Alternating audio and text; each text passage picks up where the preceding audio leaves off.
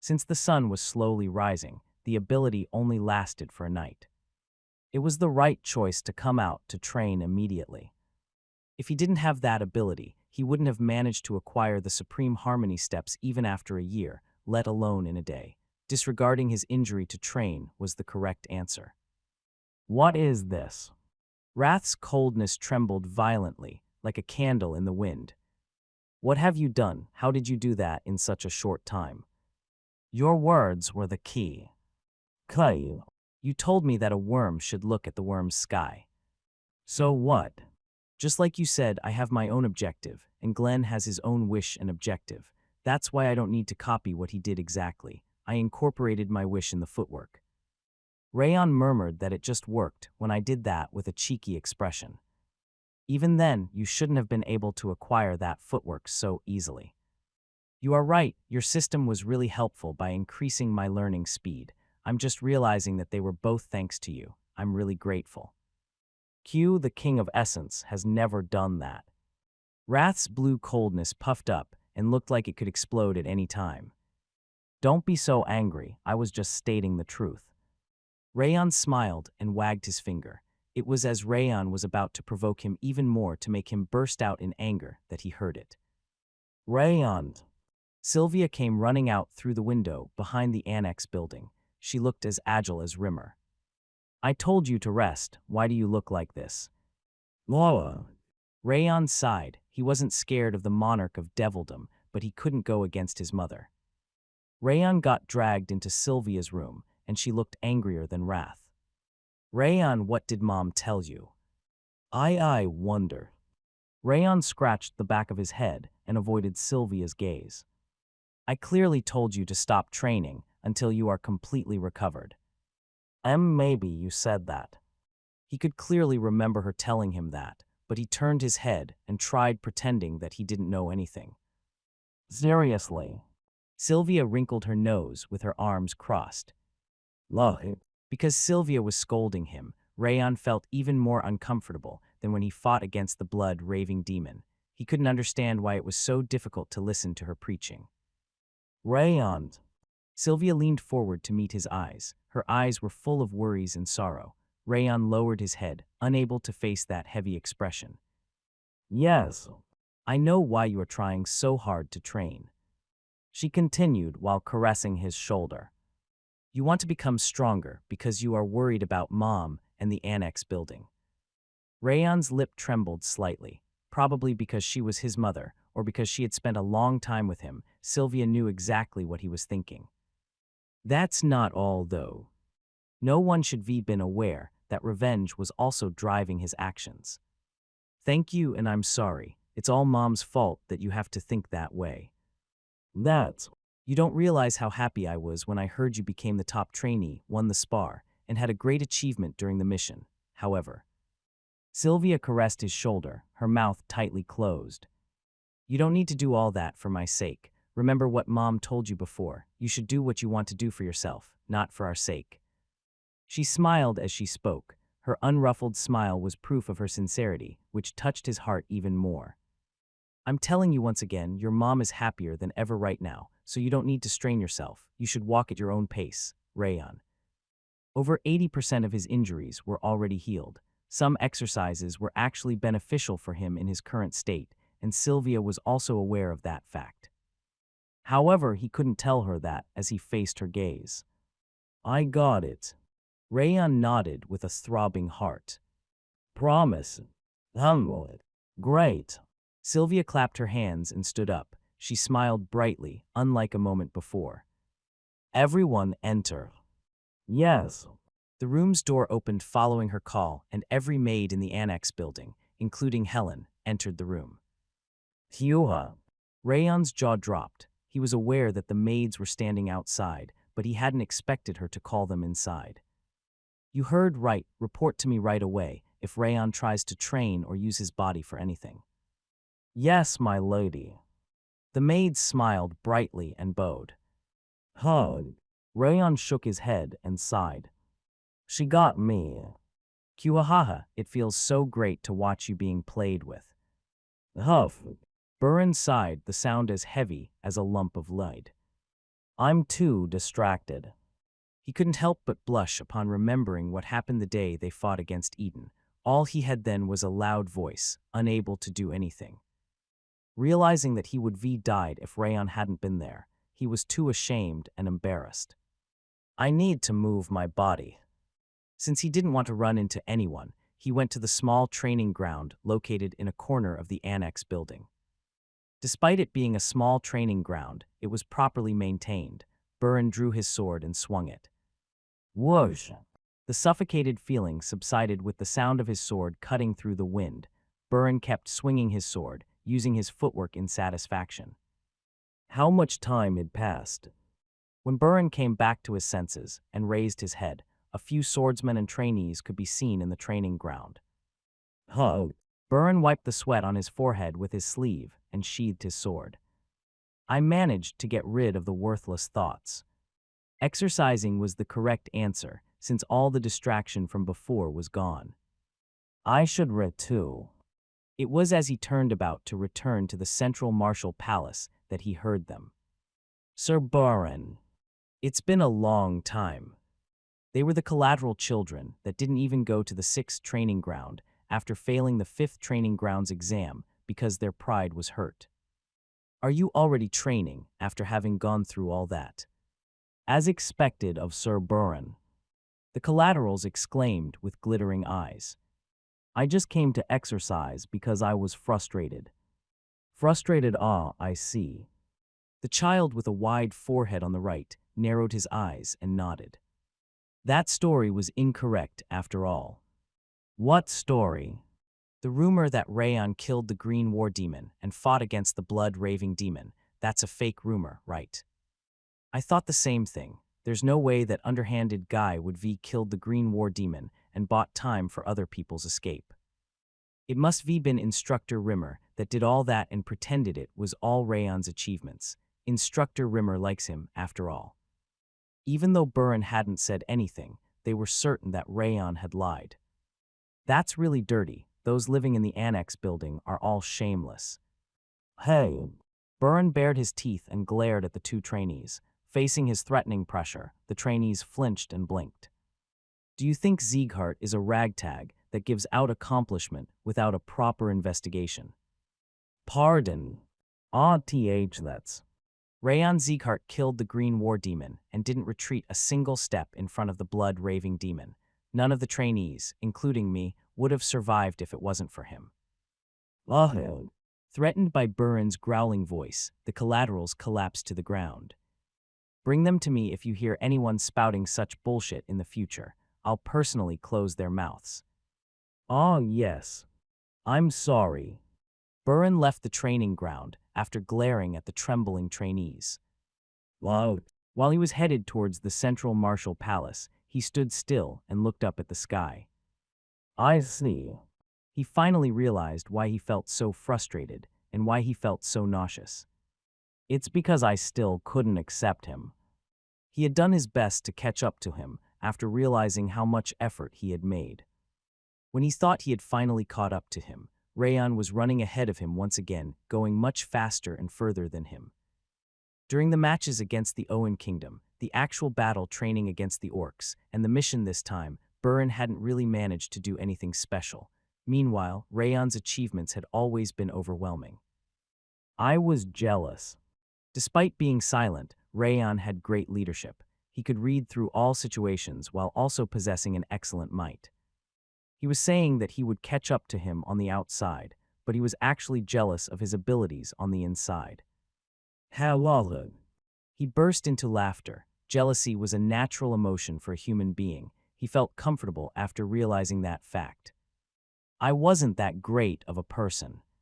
However, he had no intention of showing that ugly feeling on the outside. He needed to keep it on the inside and use it as fuel to catch up to Rayon. I told you already that I won't give up. Buran bit his lip. He returned to the central martial palace with lighter steps. Young master, are you going to go practice by any chance? Helen walked up to Rayon as soon as he left his room. I'm not. Rayon shook his head and walked towards the lobby. Young master, where are you going? Another maid examined his clothes sharply. I'm going on a stroll. Some have a good walk. Rayon waved his hand and opened the door to go outside. Young master, no way are you here to train. I'm not. The man that was cleaning the windows outside the annex building also asked him about training as soon as he saw him. Young master. Train. People he met on his way towards the garden behind the annex building kept asking him where he was going and what he was going to do, to an annoying extent. I'm just on a stroll, a stroll. He grimaced at the maid hanging out the laundry in the yard and ran to the garden. Phew. Rayon sighed. He was completely caught in Sylvia's trap. He wouldn't have been tricked by anyone else, but he was weak against her in many ways. It'll be impossible at this rate. The maids were taking the opportunity to hide everywhere and watch him. If he started using footwork in that situation, Sylvia would immediately come out like a cuckoo from a cuckoo clock. Well, fine. It was a relief that it happened after he finished acquiring the Supreme Harmony steps. It would have been really depressing if that happened while his learning speed was increased. I guess it won't hurt to take a break once in a while. Rayon relaxed, sitting on a bench in the garden. Upon realizing he wasn't going to move, the maids also stopped watching him. Young master. As he was enjoying the refreshing wind and the smell of the grass, a maid's voice could be heard from the annex building. We are in trouble. Rayon opened his eyes and turned his head, seeing a maid on the verge of tears running towards him. Rayon stood up from the bench, hearing the maid's expression and urgent voice. Esser Radin Sieghart came to visit. Radin. It was a familiar name. He was the son of Glenn's fourth son, Balder, and he apparently returned to the house recently with an achievement. Why is he here? I am not sure. He became violent towards my lady as soon as he arrived. Rayon didn't hear anything else. My lady and violent, those two words, were the only ones that Rayon could hear. Where is that bastard? Rayon's eyes sank into darkness, just like back in the days when he was an assassin. The atmosphere in the true martial palace, where Glenn Sieghart's fourth son Balder Sieghart resided, was as cold as the northern ocean. The reason was simple. Balder Sieghart's son, Radin Sieghart, had recently returned to the house. He had been in a bad mood ever since. Slam! Radin Sieghart grit his teeth and punched the wall. Damn it! He swore in frustration. He had returned after destroying one of the white blood religion's branches, yet his name wasn't being praised anywhere. It was as if his achievement had been completely forgotten. And that guy was the reason behind all that, the trash living in the annex building, Rayon Sieghart, whose name was spreading throughout the house. In the banquet hall in the training ground, and even in the cafeteria, everything was about Rayon. Rayon Sieghart, who had killed the Green War demon, was the only thing people were talking about. That little fly. He couldn't control his anger. A little bug that he had never even paid attention to was overshadowing his achievements. Radin Sieghart left his room, a distorted expression of irritation on his face. Are you going out? The butler standing in front of the door bowed and asked. What else do you think I'm doing? Radin slammed the door and frowned. I will make the preparations. Please tell me your destiny. I'm going to the annex building. Pardon, why are you going there so suddenly? The butler's eyes widened upon hearing that he was going to the annex building. I'm going to check out how great the guy that outweighed my name looks. Radin's orange eyes flared up intensely. While tending the garden, Judil kept glancing to the right, where Sylvia was personally trimming a tree. This is a really strange place. They weren't lacking maids, yet Sylvia often did the gardening work by herself, despite being the master of the annex building. And Sylvia isn't the only strange one. Despite hiding their expressions, she could see it in the eyes of the maids working in other places. They usually worked reluctantly in order to live, yet the annex building was different. Everyone sincerely trusted each other as they happily did their tasks, and they considered Rayon as their son or little brother. Judil had lots of experiences working in different places as a spy, and the annex building was a peculiar and mysterious place among all of them. Huh. Judil sighed, looking at the annex building. He is the most special person, though. She was still unable to forget the day she met the monster living in the annex building, when she had seen Rayon Zieghart's true face. She still had nightmares about that night at least once a week. Huh. Cold breath came from her mouth. How can such a man exist? Rayon was still in his early teens. He was at an age where he should be acting like a spoiled child and complaining about food, yet his eyes looked like he wanted to kill everything in the world. Remembering the red eyes floating on the lake still gave her goosebumps. But the way Rayon behaved was different from her impression of him. He acted like a shy boy towards the people in the annex building, and he treated every single maid as his family. And she wasn't an exception. Except for when he asked her about the Central Martial Palace or Karun, he treated her the same as the other maids in the annex building. He even helped her out of her predicament recently when she was ordered to return because she was considered worthless. Judil even wondered sometimes if she was really a double agent and if she really had a rage worm inside of her body. He is such a great man. It felt like he was on a completely different level as a person when she compared herself to him. She was just an average human being, though she didn't dare betray or defy him because she was too scared of him. Phew. As Judil sighed quietly and was about to take care of the grass, a black shoe entered her sight. Upon raising her head, she could see a middle-aged man with his hair neatly combed back. This man is... She had seen him before in the Zieghart registry. He was Merkin, the butler in charge of Raden Zieghart, belonging to the True Martial Palace. My name is Merkin, butler from the True Martial Palace. He wasn't bowing to Judil, but to Sylvia behind her. What can I do for you? Sylvia stepped forth, putting down the gardening shears she was holding. We sent a letter yesterday. I came to check if you are ready. Letter? What letter are you talking about? You must have received a letter stating that Sir Raden Zieghart wanted to visit the annex building. I didn't get anything like that. Sylvia frowned and waved her hand.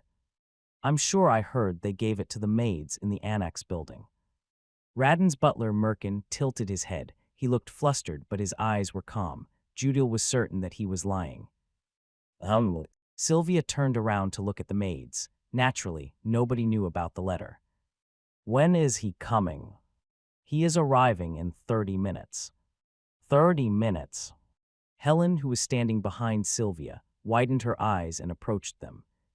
How are we supposed to prepare ourselves in that short time? We sent the letter yesterday. Raden's butler, Merkin, smiled as if he was making fun of Sylvia. We didn't receive such a letter. Even if you didn't receive one, our young master isn't really considerate about something like that. You'd better prepare as fast as possible. Merkin's expression was completely laid back. It looked like he was asking them what they could do when they were mere collaterals. A member of the direct line that was qualified as a swordsman had the same rank as a vice squad leader. It looked impossible to refuse, as they were pretending to have sent a letter beforehand. Tuzg. Judil silently clicked her tongue, looking at Merkin. The reason Raden was acting dirty like that was as plain as day. Raden Zieghart had recently returned with the accomplishment of destroying a branch of the white blood religion, yet he was almost forgotten because of Rayon's great deeds. It was obvious that he was visiting in order to vent his anger. Pathetic men. Glenn's fourth son, Baldur Zieghart, and his sons all had violent personalities. Karun and the Central Martial Palace's swordsmen were also violent, but they weren't foolish enough to make their move in public. However, the True Martial Palace was different. They straight up picked a fight and didn't hesitate to cross the lines they shouldn't. They weren't any different from bulls charging at a red cloth. This is going to be annoying. Even among Baldur's children, Raden was famous for his negligence. He wasn't going to listen to Sylvia just because she was his aunt, so the situation was bound to become complicated. Moreover, Rayon was currently in the annex building. If Raden ever harmed Sylvia or the maids, the matter was going to escalate. Helen, it can't be helped at this point. Make the preparations and tell Rayon not to come out. Sylvia didn't waver despite hearing she had only 30 minutes. She stopped tending the garden and gave her orders while dusting off her clothes. Considering she mentioned Rayon's name, she seemed to be aware of the reason that Radin Sieghart was visiting them. Understood. Helen bit her lip and walked towards the annex building.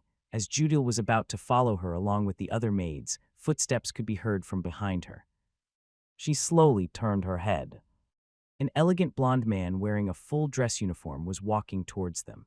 He had narrow shoulders, a rather slender body, and a long face and nose.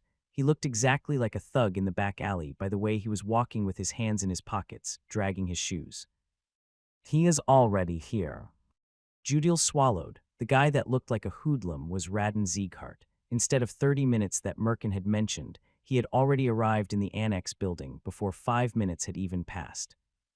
Oh no, the young master arrived earlier than I thought.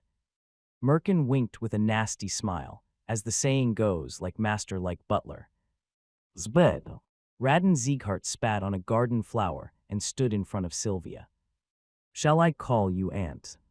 Young master, Lady Sylvia is at the rock bottom of the collateral hierarchy. You don't need to call her that. Ah, that's right, I don't need to. Radin giggled and tapped the sword around his waist. It's dirty even though I told you yesterday that I was going to visit. I guess it can't be helped since worthless people live here. He trampled the garden's flowers that Sylvia and the maids had been tending with his muddy shoes. He then spat on the road in the center. It looked like it was his habit. I'm sorry, we are cleaning up right now. Sylvia smiled at his nephew, who had reached a different level of rudeness. She was simply looking at Radin. Oitjemph. Radin frowned in displeasure and spat on the ground once again. He came up while kicking the flowers on the right side. Are you telling me to walk on this dirty road? He frowned, spitting at the soil covering the road. Hey, clean it up right now. All right, please wait a moment. Keeping her smile on her face, Sylvia leaned forward to personally clean up the soil. Both Radin and his butler Merkin were wittied at the sight. They looked like they didn't expect her to endure such provocation. Was she more amazing than I thought? Judil narrowed her eyes. Even Judil was angry despite being a spy that only came to the annex building recently, yet Sylvia was enduring it with a smile. Judil admired her, realizing that Sylvia was the definition of the iron hand in a velvet glove. The maids that were helping Sylvia clean up the soil had calm expressions, but they couldn't hide the way their hands trembled in anger. The reason that they were all holding back was for Rayon's sake. They were enduring Radin's provocation because they didn't want Rayon to cause issues with Radin. How long do I have to wait? Radin Sieghart frowned and spat once again on the soil Sylvia was cleaning up. The spit was flowing down her hand. Young master. Helen, who was heading to the annex building, came back upon witnessing that sight. Her black eyes were hazy with anger. That's too much, even if you are a member of the direct line. The main building won't allow you to pick a fight like this in broad daylight. Since Helen had been with Sylvia ever since she was born, her head wasn't filled with reason, but emotions coming from the long years they'd spent together. Helen. Radin pushed Sylvia, who was trying to block his way, aside and stood in front of Helen. Right, you are right. This is going to be troublesome. Radin stuck his hand out at Helen. He slapped her cheek with a smile. Slap. He didn't look like he was using much strength, yet Helen was pushed back until she hit a tree. Sniff. Helen trembled, grabbing her cheek. But I'm a member of the direct line of this house, which means I'm the master. Even if I do something like this, or even if I kill you, a 2-day probation in my room is all I'm going to get. Radin's pressure increased exponentially. A chill ran down Judil's spine, as if she were looking at a beast about to devour her. Stop. As he was about to trample on Helen, Sylvia, and the maid stepped in to stop him. Laika. Judil bit her lip and stuck next to Sylvia. She was planning to thrust herself into her to take the blow in her stead if that happened. You shouldn't say stop, but please stop. Lahi. Sylvia grit her teeth. She didn't back off, facing Radin's violent pressure. Clench. Judil clenched her fists. She was angry despite being a spy. It was as she was thinking of a way to stop that ruffian that she heard it. Loud. A murderous intent that made her hair stand on end burst from the annex building. She knew who it was, but she was too scared to look back. Ah, the guy I was looking for finally came out. Rayon spat on the ground and grinned. Lah. Judil reluctantly turned her head. The man with crimson flame in his red eyes was Rayon, just as she had expected. He was walking towards them with an expressionless face. Threatening pressure. She couldn't help swallowing. His murderous intent isn't weak. Rayon's pressure was thin. However, it wasn't because he was lacking in energy. It was because he had concentrated all his murderous intent, resulting in a small pressure. Rayon Sieghart, I wanted to see that great face. Whether Radin was aware of that fact or not, he grinned and pushed Sylvia and the maids standing in front of him away. Rayon's expression was serene. He slowly walked towards him, mouth as firmly closed as a doll's. Clank! He drew his sword when he was less than 10 steps away from Radin. A clear sound rang out despite the situation. Oh, are you going to swing that scary thing to me, even though I'm a member of the direct line? Radin gave a sly smile, believing that Rayon would be unable to swing his sword. Direct line. Rayon halted his steps and frowned. Kuhaha. Thinking his words were effective, Radin burst into laughter and walked towards Rayon. I'm Radin Sieghart, the son of the true Martial Palace's master, Baldur Sieghart.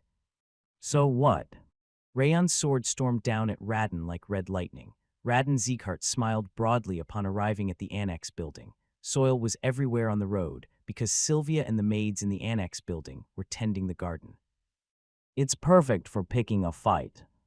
The butler Merkin, who went before him, must be talked to them about the letter he never sent. Since it wasn't cleaned up despite a member of the direct line visiting them, there were countless ways to mess with them. Until he comes out. He was visiting that small and dirty place in order to humiliate Rayon Sieghart and make him kneel. He was going to keep provoking him until he started fighting him. Sylvia approached him. Her eyes were calm despite knowing that he was there to cause a scene. Radin laughed at the woman that would have been his aunt if she stayed in the house, provoking her. However, her reaction was dull. Even though he spoke to her rudely, spat at her, and trampled on the carefully raised flowers with his dirty shoes, she didn't yield to his provocations. Sylvia's patience exceeded his expectations, and her expression was too calm to the point that it was scary. Damn it. Radin's mouth became thinned. Directly attacking Sylvia could be dangerous, even for him. I can't return like this. As he was thinking about what to do, he noticed the maids cleaning up the soil with Sylvia. Their expressions were composed, but they couldn't hide their trembling hands. That's it. He got a grasp on how he could provoke her, since the maids couldn't control their minds as well as Sylvia. Call spit.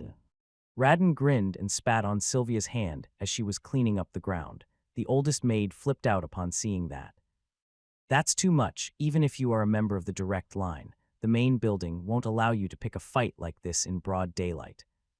Just as he expected, she was successfully provoked and said things she shouldn't have. Slap. Pushing away Sylvia as she tried to stop him, Radin walked up to the maid and slapped her cheek. Just as she said, the Department of Justice wouldn't let the matter slide, but probation was all he was going to get since he was a member of the direct line. You really don't know your place. You are nothing but trash in this house. He giggled. It was as he was about to trample on the trembling maid that it happened. With threatening pressure, a boy appeared from the annex building. His facial features were so serene that they could be called perfect. That bastard is Rayon Sieghart. He became even more irritated upon seeing his handsome face. Clank. Rayon drew his sword. There's no way a brat that can't even control his murderous intent would have killed the green war demon and fought against the blood-raving demon. How laughable. Rayon stopped walking right under his nose. He only sneered despite having seen him drawing his sword, since there was no way he would swing it. Oh, are you going to swing that scary thing to me, even though I'm a member of the direct line? His eyes looked like he was still retaining his sanity. As he was about to provoke him even more, Rayon opened his mouth. So what? Even before the word reached his ears, a red light sparked in front of his eyes. He gasped. He tried to step back in shock, but it was too late. His sword was already dashing towards his neck. Crash! He didn't know what to do and closed his eyes. A powerful crashing sound could be heard from right in front of him. When he opened his eyes, he saw his butler Merkin defending him. However, Rayon didn't stop, without missing the opportunity created by Merkin being unable to completely nullify the shock. He thrust his fist. Crack! Merkin collapsed backward upon receiving a direct hit to his temple, his body trembling. You crazy bastard. Do you realize who you have just attacked? I do. Rayon's voice wasn't trembling in the slightest. He was seriously intending to kill him. You are a robber that trespassed into my territory. Bullshit, I'm the real master of this house. This isn't your house. He swung his sword again while spewing more lunacy. Fine, I was just going to play around, but I'll rip your head off now. Radin thrust his sword. He was planning to deflect Rayon's sword and pierce his neck. However, a mysterious rotation emerged from Rayon's sword and pushed back his sword instead. What the hell? He barely managed to deflect Rayon's blow by twisting his sword while stepping back. Whoosh! As if Rayon was expecting it, he approached him and slashed diagonally. Kyo! Radin groaned. His hand was trembling from blocking Rayon's blow. It was difficult to regain his advantage when he started losing. How dare you attack a member of the direct line? You and your mother will be punished to death. I just need to behead you before that happens. A threatening strike grazed his shoulder while he said that. Clank! He barely managed to block the sword aimed at his neck. Kyo! What the hell is this guy? There was no opening in Rayon's swordsmanship as it stormed at him like a tidal wave. Even though the provocation had certainly worked, Radin was the one that was being disrupted. Damn it! He wanted to gather his aura from his energy center to counterattack, but Rayon wasn't giving him the time to do that. He had no choice but to defend until the end. Time, I just need time. If only he had the time to use his aura, he could kill a guy like that in an instant, and that was why he wasn't giving him any time at all. Radin gritted his teeth. It can't be helped. He needed to escape, even if he would be injured in the process. He forcefully gathered the aura from his energy center while blocking Rayon's sword. Rumble! It felt extremely painful, as if his mana circuit was being burned out, but a powerful aura surrounded his body. It's over, you crazy bastard. Puffing up the muscles of his lower and upper body, he attacked with his aura gathered on his blade. The strike was powerful enough to cut through Rayon and his sword at once. However, Rayon disappeared from his sight right before the blow hit him. Gasp! It felt like he was hallucinating. He couldn't even begin to grasp where he was gone. You are the one that's finished. He got goosebumps upon hearing Rayon's voice from behind him. He quickly turned around, but his fist was already touching his abdomen. Slam! He was bent double at the powerful shock. Yo! It's not over yet. Rayon's sword was rushing towards his heart. Terrified by the blade thrust at him like a ray of light, Radin closed his eyes and screamed. Rayon couldn't pierce Radin's heart. He stopped his sword right before he reached his chest. There were two reasons. First, Sylvia was shouting at him to stop, and the second was because there were two swordsmen from the Heavenly Blade Division, under the head of House's direct command, standing in front of Radin. Did you finally come out despite having done nothing when Helen was being beaten? The Heavenly Blade swordsmen didn't react despite Rayon's threatening voice. Please step back. They lowered their posture, expressing their intention to protect Radin and harden the wall. Realizing he had survived, Radin fell to the back. He pointed his finger at Rayon while drooling. Kill him, kill that crazy bastard. What are you doing? That mutt attacked me, a member of the direct line. The Heavenly Blade swordsmen didn't move despite Radin's order. They were just standing still, like statues. Move aside. Please step back. Rayon gathered his aura and steamed out between his teeth. The Heavenly Blade swordsmen were different from Radin's butler. They weren't opponents he could win against with a surprise attack. Rayon, stop. Young master.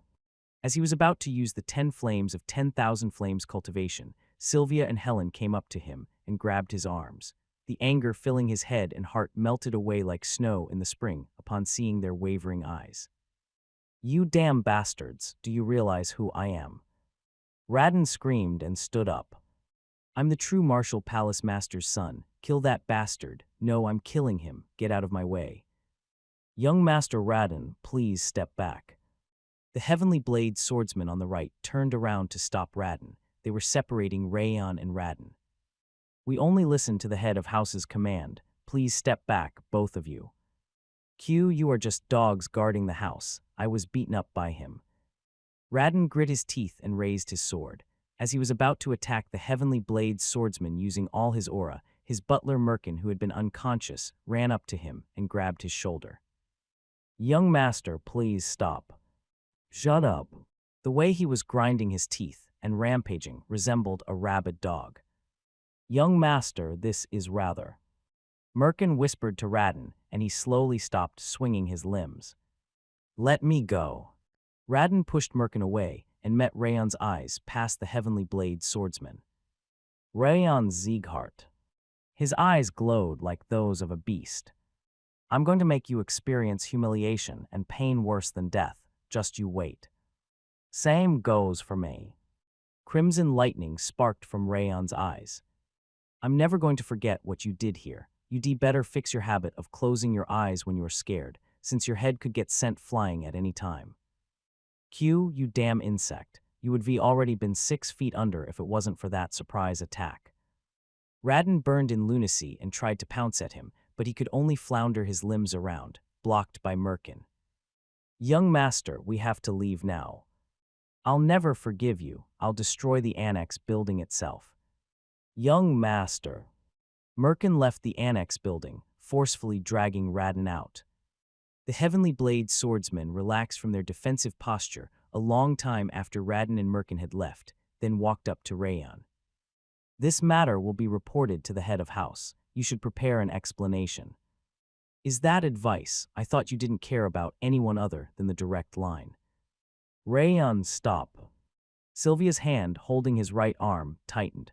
Rayon clicked his tongue and sheathed his sword. The Heavenly Blade swordsman didn't respond, silently leaving after bowing. "My lady, young master, I am sorry. I couldn't hold myself back despite my age." Helen knelt in front of Rayon and Sylvia. "That's not true. You gave me so much courage just by stepping up." Sylvia looked like all her strength was gone, but she made Helen stand with a smile. "It's not Helen's fault." Rayon nodded. The source of the problem was still shamelessly existing, so there was no reason for her to apologize for doing nothing wrong. "Rayon." Sylvia hugged Rayon from behind. "You've become really strong. I felt really reassured when you stood in front of Mom." Her voice was both laughing and crying at the same time. "Don't worry about this matter. Mom will take care of it." "No, I." He turned around, trying to stop her, but he couldn't speak because Sylvia was grabbing his shoulder tightly. "It's all right, just trust your mom." After saying that, Sylvia started to clean up the dirty ground, the trampled flowers and grass. Her peaceful expression was making the color return to the frightened maids' faces. "She is strong." Sylvia should have been the most anxious of them all, yet she was reassuring the others instead. Her heart was sturdier than anyone there, either because she was a mother or because she was strong to begin with. "However," Rayon closed his eyes while cleaning up the dirty areas with Sylvia. "I have to solve this problem." His experience and instincts were telling him the same thing. He was the one who could solve the issue, not Sylvia. And he had no intention of letting that bastard off the hook after he insulted Sylvia and hit Helen. "Were." No one noticed, but Rayon's crimson eyes were shining more intensely than ever. Rayon returned to his room after finishing cleaning up the garden and looking after Sylvia, Helen, and all the maids. Knock, knock. Once he finished changing his dirty clothes, a quiet knocking sound could be heard. "Enter." Judith opened the door and entered, then bowed her head. "Explain the situation." "Yes, while we were tending the garden with my lady, Radin Sieghart's butler, Merkin, visited us. He said he had sent a letter saying that they would visit us today and asked us about the preparation."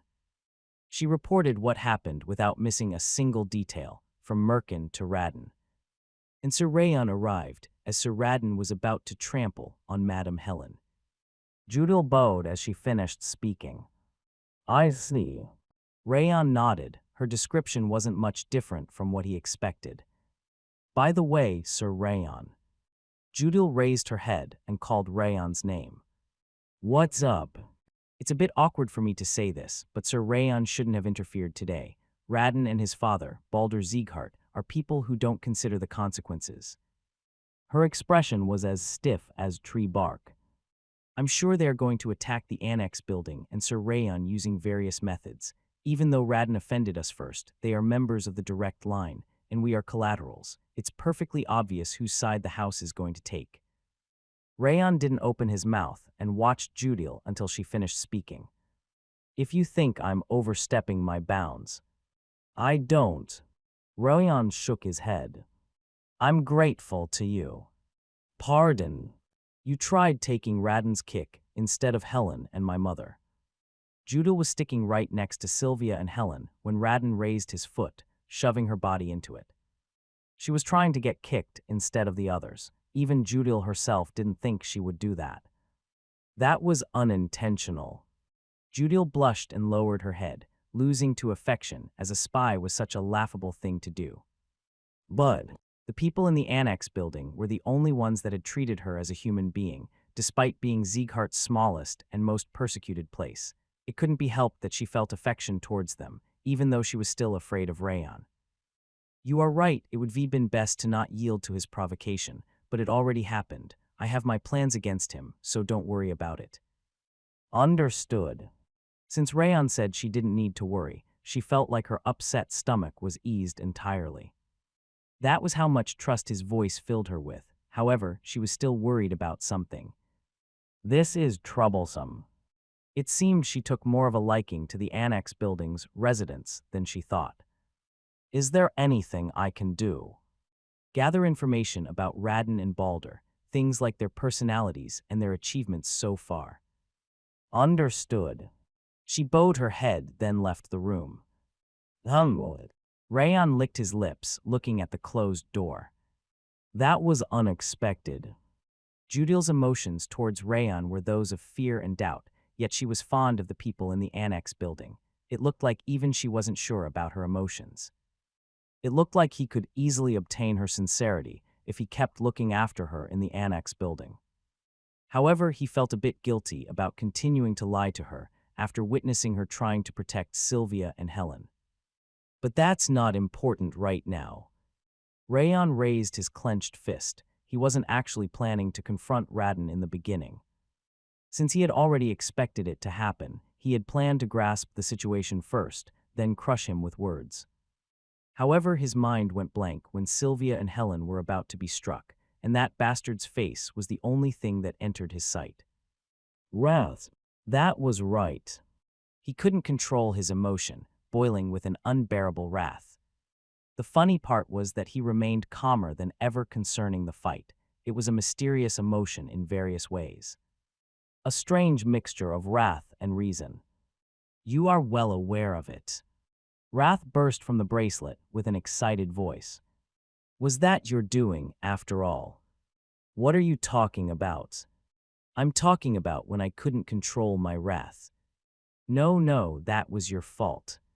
Wrath grinned from inside the cold flame. What?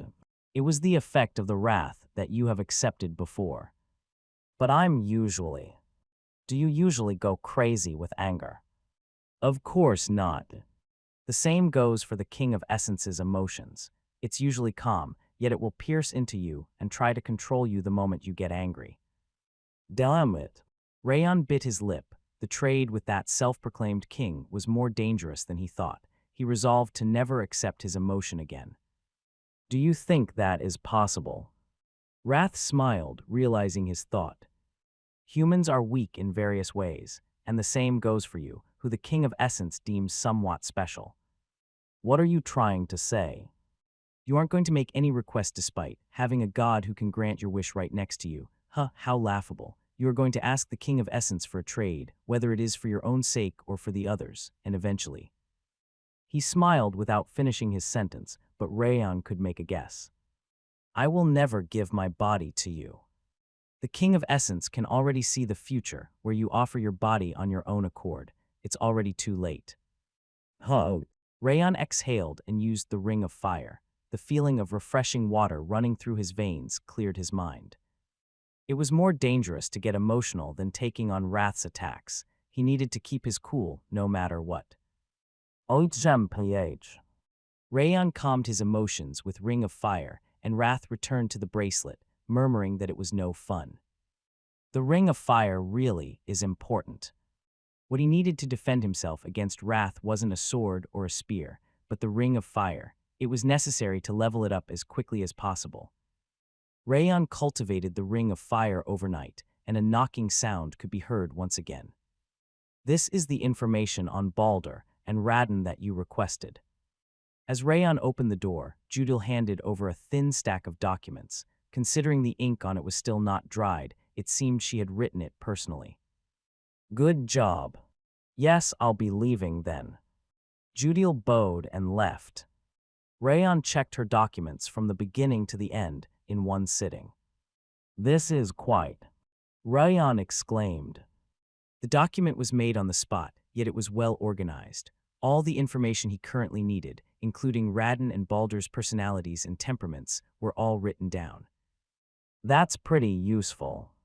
It looked like he could use her as an informant if she couldn't be a double agent anymore.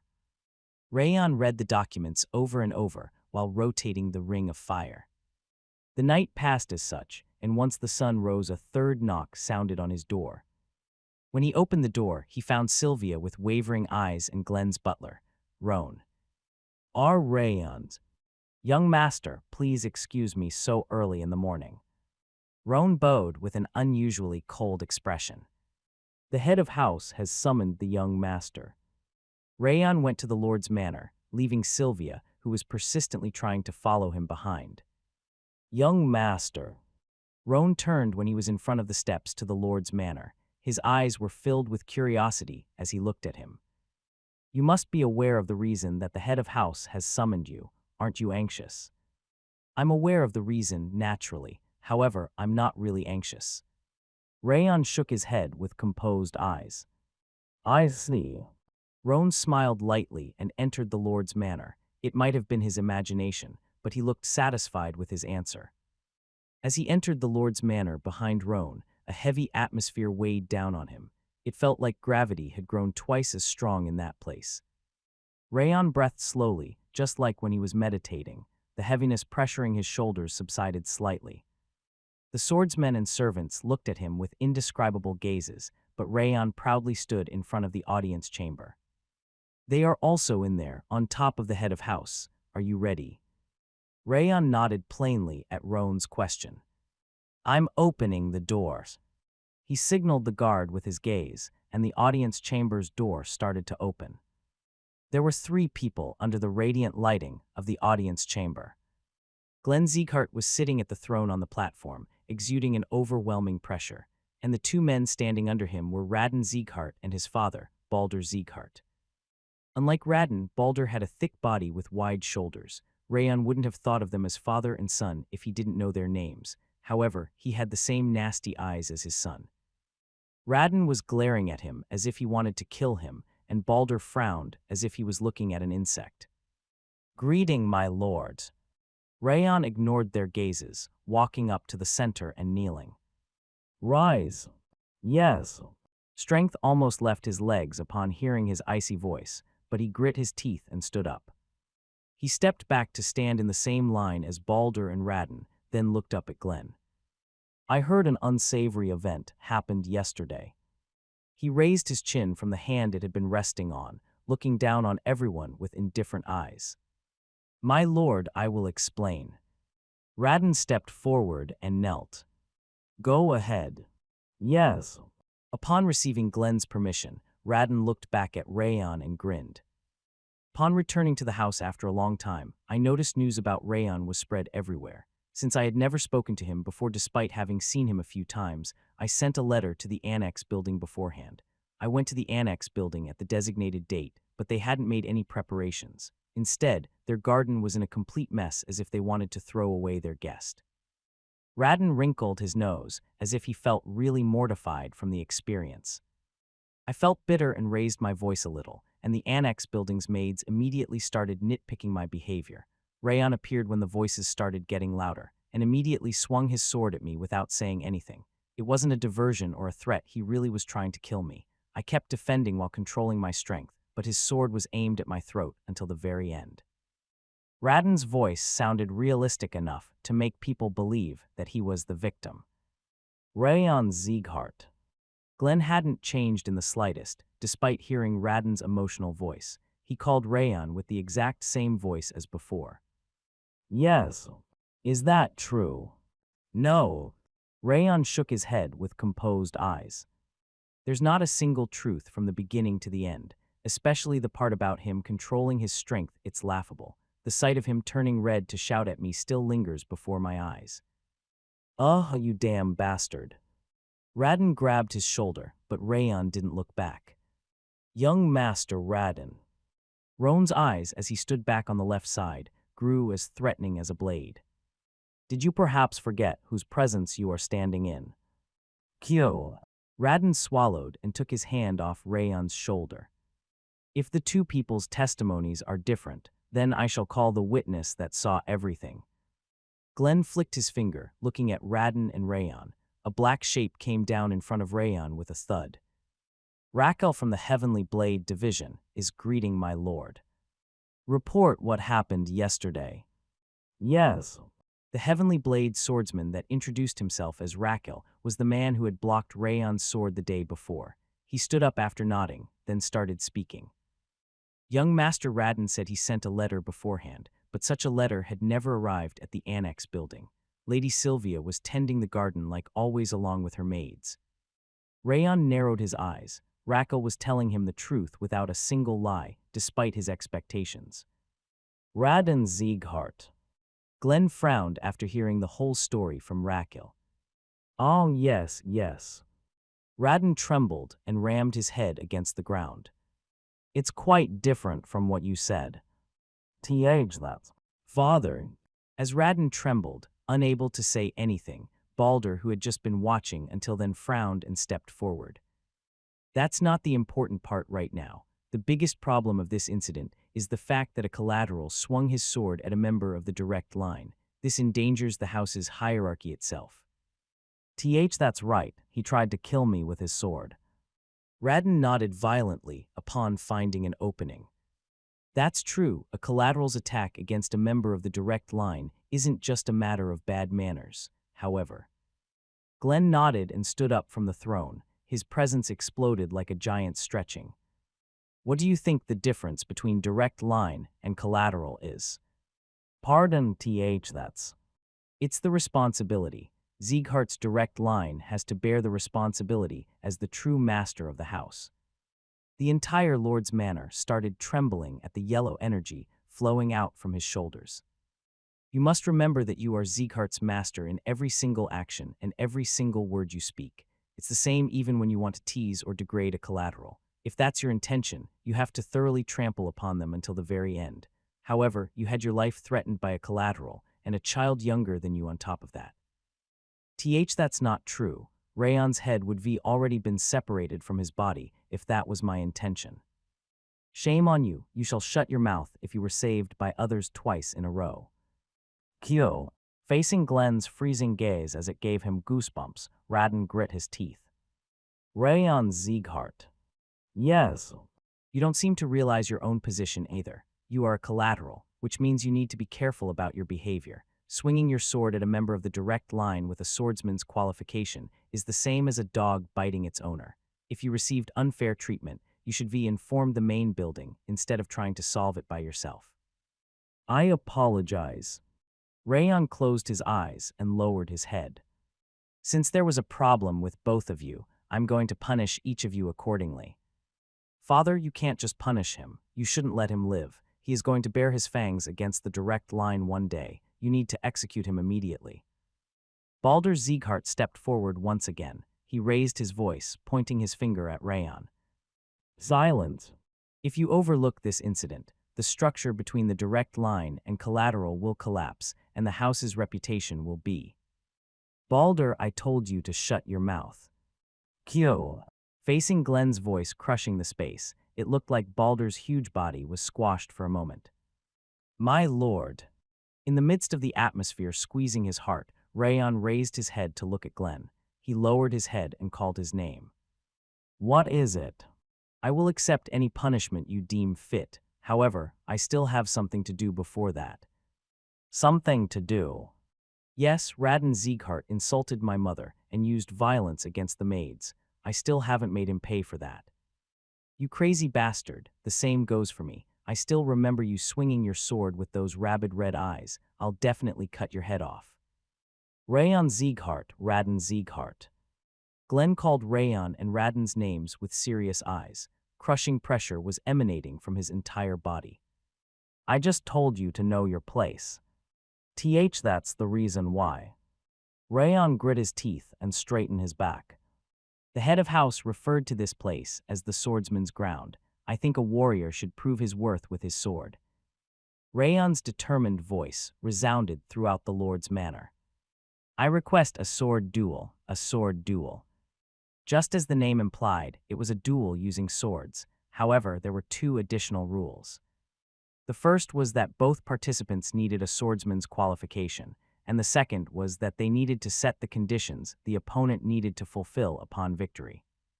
Rayon thought the sword duel was the best way of resolving the situation. You want to settle this in the swordsman's way, since this is the swordsman's ground. Glenn's powerful pressure subsided as he nodded. Indeed, I did mention such a thing. That's not wrong. MMY Lord, I would like to request the same thing.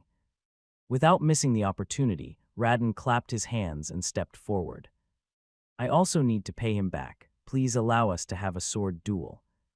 It was an unexpected situation, but Balder seemed to think it was better to have a sword duel as he stepped back and shut his mouth. Rayon Sieghart, the fact that you suggested the sword duel must mean that you are confident in your victory, right? Indeed. Rayon nodded confidently. Radin Sieghart. Glenn's gaze was directed at Radin this time. Yes. According to the report, I heard you kept losing to Rayon from the beginning to the end. Are you confident in your victory in the rematch? Of course, I was just taken off guard as I didn't expect him to start attacking. I'll show you an overwhelming victory if we can have another fight. Radin nodded his head like a woodpecker pecking a tree. That sounds entertaining. The corners of Glenn's mouth were raised slightly, which was a rare sight. Radin, what condition do you want to impose? I'll destroy Rayon Sieghart's energy center and break his mana circuits. Mana circuit and energy center. Yes, both of them. I'll allow it. It was a frightening condition, yet Glenn's expression didn't change at all. Thank you. Radin's face became as bright as the magical light. Rayon Sieghart. Yes. What do you want to do if you win the sword duel? I want Radin Sieghart and his butler to kneel and apologize to my mother and the maids and give material compensation. I also want no one related to the true Martial Palace to get near the annex building. Apology and prohibiting access, I'll allow that as well. Father, apology concerns Radin, but the access prohibition concerns the entirety true Martial Palace. It exceeds the rights of a sword duel. Balder. Glenn's red eyes were directed at Balder, who lowered his eyes to the ground as if he had just looked at the sun. This is your final warning. I apologize. Balder stepped back and lowered his head. Whirr. Maintaining his storming pressure, Glenn looked at Rayon and Radin one after another. IV allowed the conditions from both of you. The sword duel will be held in 1 week at the Great Training Ground. Yes. Thank you. Rayon and Radin bowed at once. The discussion is over. You shall leave. Yes. Since Rayon had said all that he wanted to say, he left the audience chamber. A sword duel, huh? You are taking our side in the end. Balder stepped forward and smiled. Even if he is a talented son of Sylvia, he is still a collateral. We will show the clear difference between a member of the direct line and a collateral. Radin, I'm sure you can do it, right? Of course, I became an intermediate-level expert through this mission. I only need one hand to win against a guy that has just reached novice-level expert. Radin and Balder narrowed their eyes and smiled, the exact same way. They truly were a father and his son. How about just killing him during the sword duel? It will prevent the arrogant collateral guy's rudeness in the future. No, that's not a good idea as everyone will be watching. It's better to disable him and destroy his hopes. Mother and son both becoming disabled, with their energy center and mana circuit destroyed, sounds great. Just imagine it. Balder giggled as if malice was the only thing he had towards Sylvia and Rayon, who were actually his little sister and his nephew. Certainly that's the case. Radin nodded his head with a smile. The father and son were talking as if he had already won the sword duel and Rayon was in the palm of his hand. You shall return as well. Yes. See you again in a week. Radin and Balder left the audience chamber, brimming with smiles. My lord. Roan finally stood in front of Glenn after everyone had left. Young Master Rayon is a novice-level expert, and the young Master Radin is already an intermediate-level expert. Isn't it going to be dangerous since their levels are clearly different? Roan's voice was lower than usual since he had taken a liking to Rayon. A swordsman's fight isn't decided simply by their levels or the techniques they have learned. The nature of the person is the most important factor. I'm aware of that fact as well, but of course it's true that there is a difference in level between them. However, Rayon's eyes were peaceful. They were filled with confidence, which was different from the arrogance or overconfidence of fighting against an opponent he had already won against. How can I not trust him after seeing those eyes? Glenn smiled gently, unlike earlier. It was the warm gazes of a grandfather watching his grandson being cute. Moreover, unlike Radin, Rayon's conditions were for the sake of his family, with nothing about his own protection or compensation for himself. He was more likable the more he saw him. Roan. Yes. Use any excuse to decrease the True Martial Palace's budget next month in half. Retrieve all the missions they took as well. There is going to be backlash. It doesn't matter. Tell them to come to me if they have a problem. Understood. Roan bowed his head, then looked up at Glenn. It was rare to see his eyes contain anger. I guess it's natural since they touched his sore finger. Sylvia and Rayon were Glenn's sore finger. It looked like he couldn't forgive them, even though they were his other fingers. He looks like he is returning to the way he was before. Roan smiled, hiding his face. He couldn't stop smiling because Glenn looked like a grandfather taking revenge on the guy who hit his grandson. Sylvia and the maids were outside the annex building when Rayon returned. Why are you outside? How did it go? Sylvia's hands, which were gathered in front of her chest, were trembling. Even though she was strong when it concerned herself, she looked nervous when it was about her son. We are going to have a sword duel in a week. A sword duel? No way, a sword duel. Sylvia and Helen grabbed Rayon's shoulders and shook him. I'm going to have a sword duel against Radin Sieghart. What did you just say? No, what even happened for a sword duel? Their eyes were wavering like a sailboat on a river. The maids also gasped, unable to close their mouths. I had many considerations, but a sword duel is the best solution. Rayon declared, meeting Sylvia's eyes. It can't be any better. The enemy was a member of the direct line, and they were collateral. Getting Glenn's acknowledgement was the only way of preventing them from harming the annex building, on top of making Radin apologize. But Rayon, what you saw that day wasn't Radin at his best. Sylvia came up to him and grabbed his hand. The trembling of her hand passed on to his wrist. Brother Balder's weapon is a flexible sword. Radin also must be learned a technique to handle flexible swords. He is going to be a completely different person once he reveals his true strength. That's true, young master. The True Martial Palace's techniques are famous for their ever-changing nature. You can't take it easy on this matter. He must be stronger than the green war demon that the young master defeated. He is not going to be careless this time, and your injuries aren't completely healed yet. I can't allow this. I'm going to father, if I plead to him now. Mom! Rayon grabbed Sylvia's shoulder after she let his hand go, about to run to the main building. It's all right, trust me. Noticing his slight smile, Sylvia, about to start running, turned around. The head of house taught me something. Father did. Yes, I can win against him if I use that. Well, that's why I'll nullify the promise with Mom about forbidding my training. After saying that, Rayon went inside the annex building. Sylvia was standing there blankly, unable to stop Rayon. My lady, even if the head of house taught him something, shouldn't you stop the young master? Helen swallowed, standing next to Sylvia. I was going to, but I felt relieved for some reason upon seeing Rayon's eyes. Actually, the same thing happened to me. Helen nodded, telling her that she felt the same thing. But we can't just stand here doing nothing. Let's find anything we can do for Rayon. Yes. The maids all nodded in unison. Judil's eyes shone as she looked at the annex building that Sylvia and Rayon had entered. Rayon changed into his training outfit in his room, then went to the annex building's open area. The maids kept glancing at him as they passed, but he didn't pay attention to them. What's important right now is the sword duel. The rumor about the sword duel was going to spread quickly. Since he had already attracted attention, it was better to receive even more attention so that the true martial palace couldn't try anything funny.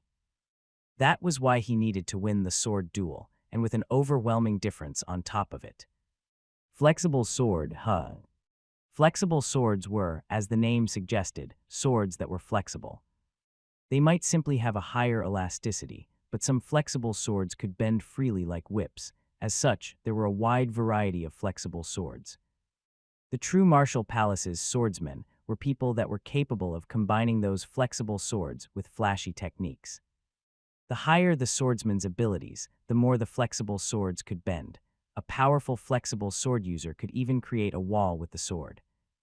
I'm sure Radin's sword is also extremely elastic. Since he was the son of the true martial palace master, famous for the flexible sword, Radin's technique should be also on a different level from the common flexible swordsmanship. However, he couldn't imagine himself losing. He had learned the supreme harmony steps Glenn had taught him personally, and he had already experienced assassinating an excellent flexible swordsman. Whether Radin used a flexible sword or he was an intermediate-level expert didn't matter at all to Rayon. Clang! Rayon unwrapped the bandage Sylvia forced on him and drew his sword. Slashing with the star-connecting sword, he stepped with the river footwork. His movement was flowing as smoothly as a single line, which could already be considered complete. Upon performing the last form of the star-connecting sword, Rayon's movement differed from the river footwork. He extended his left foot instead of his right foot and kicked the ground. Clank! Rayon's body became as blurry as dust at that instant, and he reappeared 3 steps ahead like lightning. Even if a person watched him, they would have seen him disappear then reappear. Whoosh! Rayon slashed his sword. The strike separating the space was an aura blade that seemed capable of cutting through anything. Rayon exhaled and stopped his sword. This is the Supreme Harmony Steps. The Supreme Harmony Steps wasn't simply footwork. It was a special footwork that could be mixed in between other footworks to create the most appropriate movement for the situation. Since his mind was focused on defeating the enemy that insulted Sylvia and Helen, he felt like his training was more efficient. Then, Rayon brandished his sword once again and stomped the ground, training until the sun moved from the middle of the sky and went down into darkness. Rayon's schedule didn't change the next day. He went to the open area at daybreak and swung his sword over and over. One might ask why he was repeating the same thing over and over, but Rayon knew that it was the correct thing to do. This repetition will save my life. What would save his life during a battle of life and death wasn't a new technique or expensive armor. The martial arts that became as natural as breathing through endless training was the only thing that would save him. Rayon kept moving his feet and swinging his sword without rest. He mixed in the Supreme Harmony Steps in between the river footwork in order to increase the proficiency of the Supreme Harmony Steps. When it was time for lunch, Judil went out to the open area, carrying a tray covered with white cloth. "Young master, IV brought your lunch." "Lunch?" Rayon stopped practicing and turned around. "Yes, I brought simple sandwiches for you to eat." Since he was hungry, he sheathed his sword and sat at the table where Judil put down the tray. "Since you've been exercising until a moment ago, please eat slowly to avoid upsetting your stomach." "Thank you." "Yes." Judil bowed, then returned to the annex building. Rayon wiped his hands with a wet towel, then rolled up the white cloth covering the tray. There was a thin book next to the dish, containing neatly prepared sandwiches. "What's this?" He frowned slightly and picked up the book. There was no name on the book, and the cover was so smooth that it looked like it had been created moments before. "Oh." Rayon gasped upon reading the contents. The names and particulars of Raden Sieghart's swordsmanship and footwork were written inside the book. Moreover, they were arranged in a way to make it easy to read. This book. The book certainly contained extraordinary information, but it wasn't something that existed already. She made it. It must have been a book that Judil had made in a single day on Raden and the true martial palace. She really was outstanding considering she had also been doing her job as a maid while making the book. It would have been a shame to keep using her as a spy despite her talent. Rayon smiled broadly, looking at Judil's back and walking towards the annex building. "She isn't simply better than I thought. She's going to be really useful, far exceeding my expectations." Sylvia was cleaning up the garden that she didn't finish the day before. She was skillfully transforming the messy grass into a round shape, like a fluffy cushion. Fortunately, they aren't too badly ruined. Helen, who was helping her from behind, came up next to her. "You are right, it might become better than before after a little bit more work." Sylvia used her scissors while smiling lightly. She cleaned up the messy places, as if she was trying to erase all traces of Raden's violence. "My lady, is it okay to leave the young master like that?" Helen's face was ashen gray. It looked like she had been too worried to sleep properly, and the same went for the other maids, as they kept blinking their eyes. "Shouldn't we stop the sword duel at any cost?" "That's what I thought in the beginning." Sylvia nodded while handing over the scissors. "I thought I needed to stop it at all costs and not let the sword duel happen no matter what. I was about to visit my father right away."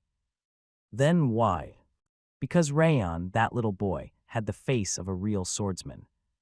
"Wow." "There was something I told him before he left on his first mission.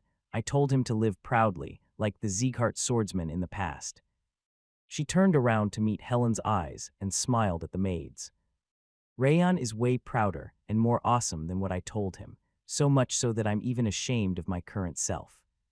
"My lady, since my child can make that kind of expression, I have to trust him as his mother, and—" Sylvia smiled slightly, looking towards the back of the annex building, where Rayon should have been training. "Just as you felt, I had a feeling that everything was going to be okay when Rayon said it would be all right. Our job now is to trust him and wait with a smile."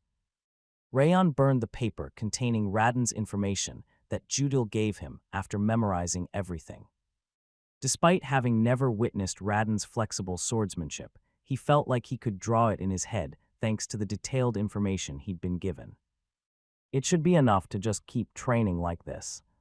Since his goal was to overwhelm Raden using the star-connecting sword and the river footwork, which were common techniques, the information allowed him to prepare for the duel a lot more easily. He modified the footwork and the swordsmanship's flow slightly using Judil's information and started training once again. His movements became a lot more systematic as he imagined the enemy's movement while swinging his sword and using his footwork. Whirr! While he was fully focused on his training, a thin coldness came out from the ice flower bracelet. "This is so sad." Wrath laughed at him while clicking his tongue. "It's so pathetic that you need to make so much effort to fight garbage like him. The King of Essence would have been able to freeze him to the bones with breath alone. I can easily win against him in my current state." Rayon pushed away Wrath, who was breathing at him. "But the important part is to achieve an overwhelming victory. where his sword doesn't even get close to reaching my body. I don't understand, isn't winning enough? No. Rayon shook his head. If it was a simple match, it didn't matter how he won. However, this case was different. Me in the annex building became the target of the direct line and their followers when I offended Radin. Even if the true Martial Palace can't threaten us anymore after my victory, there are probably going to be others targeting us instead. Every house had a high and thick wall between the direct line and the collaterals, and the wall's thickness was impenetrable when it concerned a prestigious family like Sieghart. The direct line and their followers didn't want the collaterals to reach the same rank as them, even if they were people who used to be a part of the direct line. That's why I need to show them. It was necessary to carve the fact that he was more useful than the direct line into Glenn's memory. Ever since ancient times, humans have always been quibbling over lineage, and the density of the lineage on top of it, even though blood is red regardless of that. Who do they think they are? Vampires. It's really an unsightly and nasty tradition. I agree with you for the first time. Rayon showed a bitter smile at the fact that he was agreeing with a devil that got angry at anything and everything. Do your best, since everything you possess will become mine eventually. Wrath returned to the bracelet after saying that. Wow, it's amazing how he can be so annoying with a single word. Rayon stood up while laughing coldly. As he was about to resume his training, he felt the presence of somebody approaching. It's not Judiel.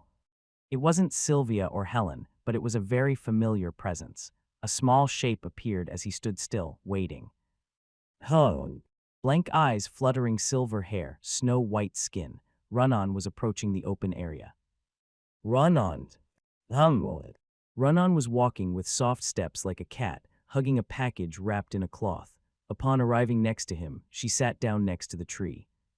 Why are you? Vide. It looked like Run-On was also aware of Rayon's fight against Radin. It wasn't a simple fight, though it was a sword duel. So I came here. She started unwrapping the cloth she brought, her small fingers fidgeting. Rayon felt numerous gazes on them while watching Run-On and raised his head. Behind the walls, the rocks and the trees, Sylvia, Helen, and the maids were watching them. Seriously, these people. He thought they'd become serious for once, but they had returned to being easygoing already. They really were strange. It's done.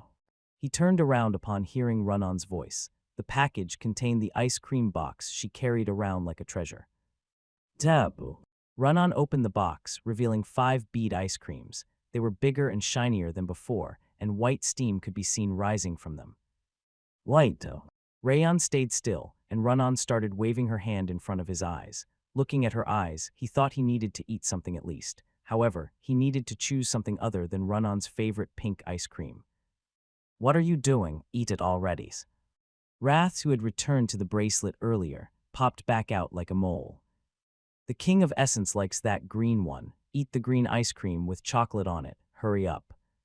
Because Rayon wasn't touching the ice cream, Wrath grew anxious and started spreading coldness everywhere. You are so noisy. Rayon frowned. He didn't even look at the green ice cream Wrath wanted. As he was licking his lips, thinking about what to pick, Run-On's hand came towards his head. What?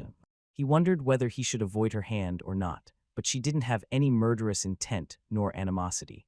Rayon prepared to move any time it was necessary by warming up the muscles in his entire body.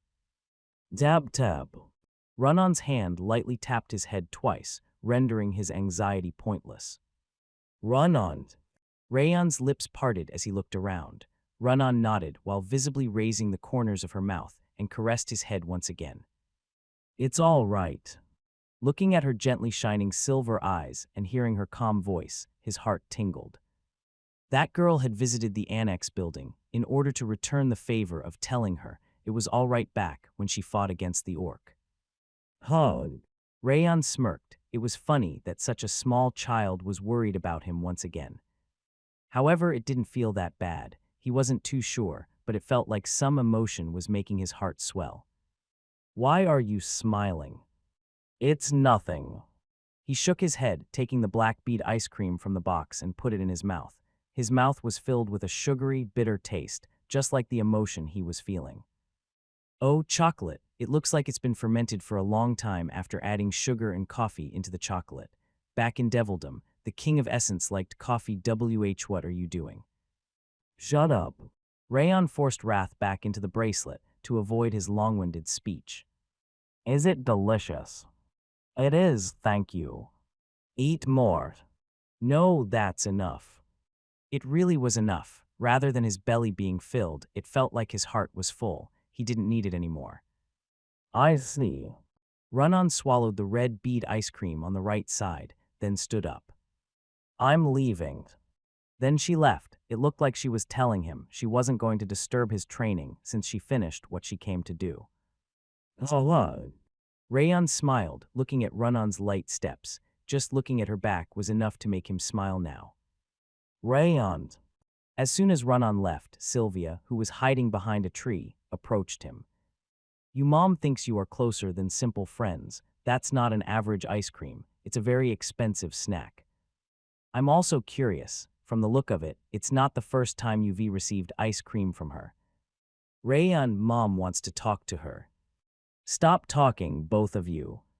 Rayon shook his hand. He didn't want them to be depressed, but he hated their playful gazes even more. Please. The next day, there was a second visitor to the annex building. Rayon narrowed his eyes, looking at the guest that looked grumpy as he walked. Honestly, he thought Run-On might visit him again, since she liked following after him or learning his training methods. However, that guy was really unexpected. Burin. Rayon tilted his head, looking at Burin as he walked elegantly towards him like a noble. He seriously couldn't figure out why he was visiting him. I heard you are going to have a sword duel against Radin. Burin pouted and stopped walking. Did you also hear about it? The rumor is spreading throughout the entire house. They say that you arrogantly got into big trouble. Big trouble? You attacked a member of the direct line despite being a collateral and requested the sword duel despite not being a qualified swordsman. Of course the higher-ups wouldn't like that.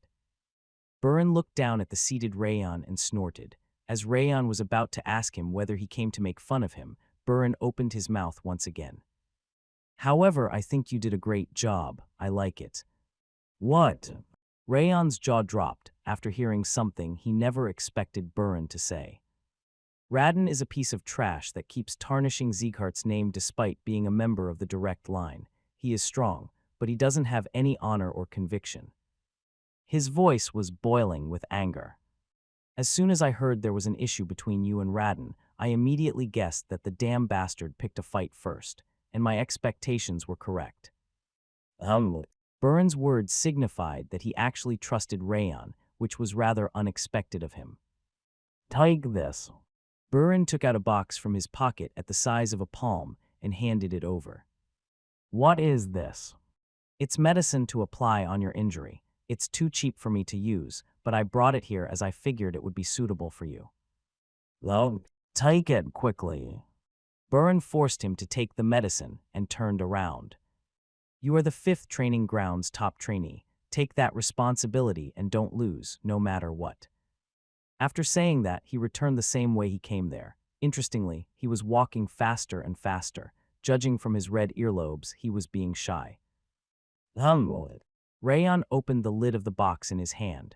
The clear smell of the medicine came from it. He took a small amount of the medicine and spread it on his injured wrist, and the pain subsided along with a warm energy. Is he telling me this is cheap? The clear smell and the medicine's color told him that it was definitely not a cheap one. When he looked behind the lid, it said Seimin. Seimin was a guild famous for the efficiency of its medicines. It was a rare item, one that was difficult to obtain with money. What's happening? Rayon shook his head and put the medicine in his pocket. Rayon, when did you become close to Burin?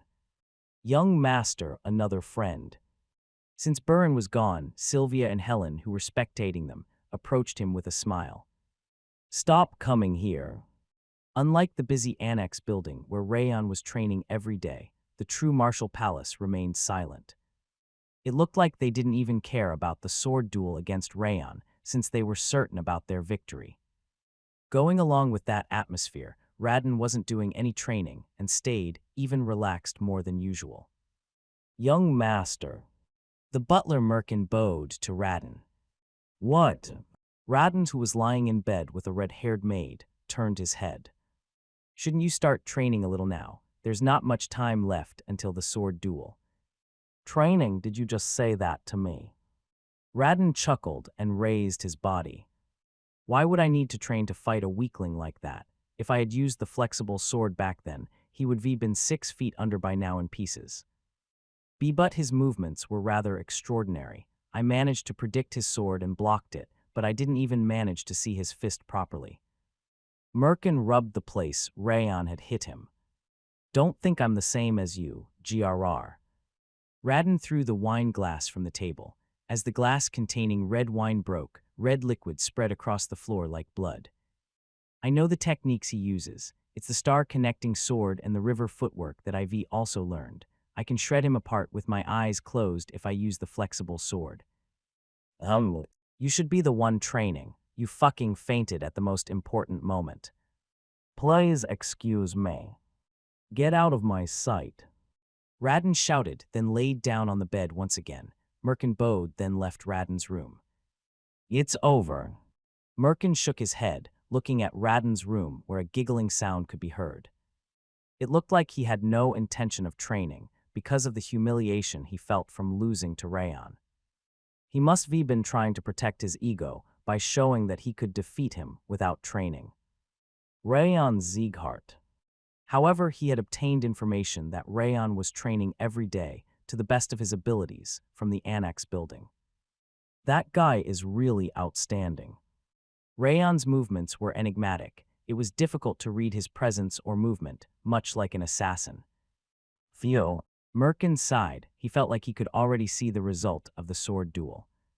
Martha was sitting on a tree at the entrance of North Grave Mountain, where she could see the open area in the annex building. Tuzg. She clicked her tongue, wrapping the black hair that was touching her cheek around her finger. He is annoyingly popular. Why are there so many people visiting him? Martha was looking at Rayon, who was sitting in the open area and talking with the 5th training ground trainees. While she had been watching him, she had already seen 7 trainees visiting Rayon. She couldn't hear them exactly, but they looked like they were cheering for his victory. HMPH, since when did they become friends? Looking at the trainees that were pretending to be his friends after the last mission, despite the fact that they had never cared about him in the training ground, Martha felt irritated. They are all so pathetic. Why don't you try visiting him, too? Kyle. Hearing a voice from behind, Martha screamed and fell from the tree. Wow, it feels great to tease you. When she raised her head, Rimmer was giggling while swinging his feet in the air. Rayon's no fun since he doesn't get surprised with something like this. You damned elf. Martha ground her teeth and raised her body. As her black eyes were about to be dyed into red, Rimmer shook his hand. Is that really okay? He already noticed. She turned around following Rimmer's chin gesture, and Rayon was looking at them from the open area. You must have done this on purpose.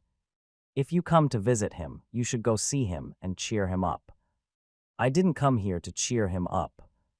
Then what are those things in your pocket? Are they for me? It's because he saved me during the mission. Martha put her hand in her coat pocket and wrinkled her nose. Cheer him up, it's going to help him. Rimmer smiled and pointed at the open area. Rayon was still looking at them. Damn it. Martha bit her lip and went down the mountain. Ochananji. Rimmer started humming, lying on the branch Martha fell from. She's so naive. I guess that's the privilege of children. Rayon narrowed his eyes as he watched Martha walk down from the North Grave Mountain. He had already realized she was up there, but he wasn't expecting her to come down. It seemed Rimmer had played a prank on her. Hey. Martha threw a small glass bottle and a square box wrapped in cloth at him. Rayon caught the box and the bottle flying towards his chest. I'm returning the favor for that time. Consume them before the sword duel starts. It's not poison. That's mind-clearing water that recovers your willpower, so you can drink it or throw it away if you want. As he stared at the glass bottle, Martha took a step closer to him and frowned. Thank you. Rayon put the glass bottle in his pocket. I was going to trample on that son of a monkey because he kept being annoying, but you beat me to it. Make sure to leave him half dead since you're fighting him. That way he won't be able to act rude against your mom ever again. Okay. I'm canceling my promise with you if you lose to that son of a monkey. Rayon just nodded and Martha turned around, fluttering her black hair, which reached under her shoulders now. I'm leaving. She left the open area without even looking back. Why did she not say anything about this one? Rayon tilted his head and opened the box Martha gave him. Beef. Beef was inside the box, and its quality seemed to be much higher than the usual meat he had in the annex building. It was her doing. Sylvia had mentioned a high-quality beef was left in front of the annex building occasionally, and it ended up being Martha's gift. Are you telling me that Black Eyes was the one that provided that tasty beef? Yes. Fine, the King of Essence is a generous monarch. I'm going to call the Black Eyes the beef girl from now on. Ignoring Wrath's useless chatter, Rayon took the beef. It was at that moment that Sylvia and Helen burst out from the bush like moles coming out of their holes. Beef and mind-clearing water, she is full of consideration for you, Rayon. Indeed, beef is great, but presenting something as expensive as mind-clearing water means you aren't just friends. Rayon, invite Martha to a meal next time. Ah, please go away. Rayon shook his head. They quickly retreated into the bush, then went back to the annex building. Seriously. It was only a few days ago that he was worried about them because of how depressed they were, but their lightheartedness was now getting out of control. Well, I guess this is better. Sylvia and Helen were showing that cheerful attitude because they trusted him and didn't want to make him worry. They were cheerful people to begin with. Rayon needed to keep the harmful people from even touching their shadows in order to protect their smiles. Rayon slowly caught his breath, then stood up to resume his training. The training continued day and night, and the day of the sword duel finally came.